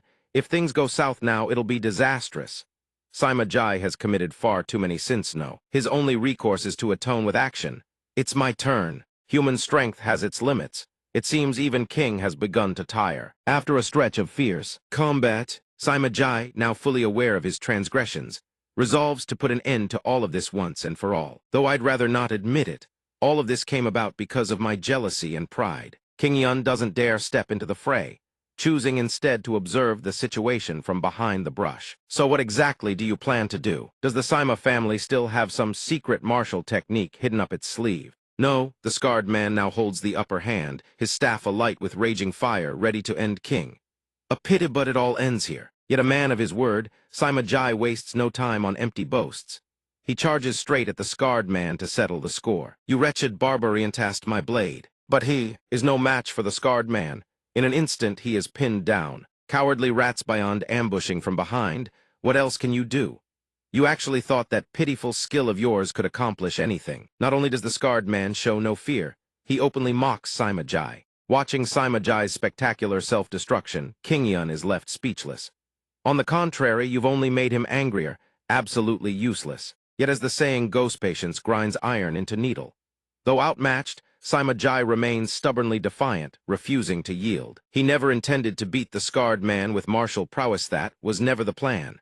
Reflecting calmly, King Yun realizes he isn't too worried after all. He knows Simajai. He still has an ace up his sleeve. After all, the Sima family was never a clan of martial prowess. It was a clan of strategy and cunning. Could he be hiding some scheme, poison arts perhaps, or illusion techniques? Even the scarred man grows curious, challenging him. Don't tell me you're concealing something as mundane as dark chi. If the scarred man truly wishes to know, Simajai is more than willing to oblige. I hide nothing. If you want to see, I'll show you everything. Indeed, the Sima name is legendary for good reason. The very next instant, Simajai unleashes his ultimate techniquine, succeeds, contaminating both of the scarred man's eyes. What are you doing? That's disgusting, absolutely revolting. King Yun never saw this coming either. Cornered and desperate, Simajai has thrown his dignity into the gutter. So be it, thys is all my karmic retribution. Yet at this very moment, Kinger regains consciousness at the most opportune time only to witness the pervert's grotesque display of flexibility. The scarred man is psychologically devastated, his attack ceasing entirely. After what you've done to my eyes, I will never forgive you. Not only has Sima Jai shed every last shred of dignity, even begins to dance. Not yet. Mocking the scarred man, the atmosphere turns unbearably awkward. You've never seen anything like this before. The barbarian, of course, refuses to let Sima Jai's sacrifice of dignity go to waste. King seizes the moment, snatching up a blade beside her, and, while the scarred man is utterly distracted, drives a lethal strike into his abdomen. The scarred man never imagined that after all his years, he'd be lured into such a ploy. He lets out a bitter laugh. I must be getting old falling for a trick this foolish. Yet he appears entirely unfazed, calmly pulling the blade from his flesh. But with a toy sword like this, King, however, is far from finished. She speaks to him, consider this your warning, Gan, my apology in advance. Surprised old man, that sword was merely the bait, the real attack starts now.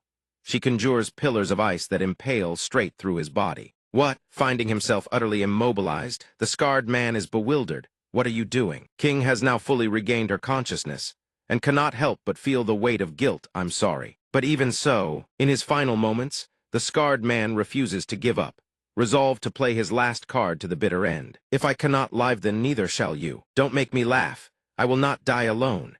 Even if I must leave my dream of overthrowing the Central Plains to Lord Tian Mo, I will drag at least one of you down to the Yellow Springs with me. Only now does King sense something deeply amiss. Why is he channeling all his internal power into that weapon? The blazing inferno now engulfs him entirely, a flame as fierce as his undying devotion to Tian Mo. Long live the heavenly demon! All demons bow in reverence. With nothing left to lose, Tian Mo conjures a raging inferno that engulfs his own body, as if seeking to incinerate the entire world. Seeing King swallowed by such a violent blaze, King Yun, standing outside the flames, cannot help but worry. Miss Yuge has already identified her target, but destroying it is far easier said than done. All she needs to do is shatter that thing, and it will be over. But the heat is simply too great. Her internal power is completely spent. Even her frost chi refuses to answer her call. She cannot even draw near. And in that moment, standing at the very precipice of death, the first face that surfaces in her mind is King Yun's. If this truly is the end, I wish I could see young Master Liu's face just one more time. Now completely enveloped by the inferno, King's heart is a tangled storm of emotions. Memories and thoughts surge unbidden through her mind. She does not want to drag him into this deadly ring of fire, and so she can only silently whisper her gratitude. Yet even so, why does her mind keep drifting back to him? Is this how it ends? Thank you, my husband. But with a love that burns brighter than any flame, King Yun would never abandon her. They have weathered joy and sorrow together, and now, no matter the peril, they will face it side by side, never to part. It's scorching, seeing King Yun throw himself without a shred of self-preservation into the deadly inferno just to save her. King is seized by terror. But how can he not? Why does he risk so much for me? Because no matter how fiercely the flames sear his flesh and scorch his bones, not even that can make him falter. How fierce can the flames be? If a man flinches at a mere tongue of fire, how can he dare call himself a chef? King Yun stops retreating.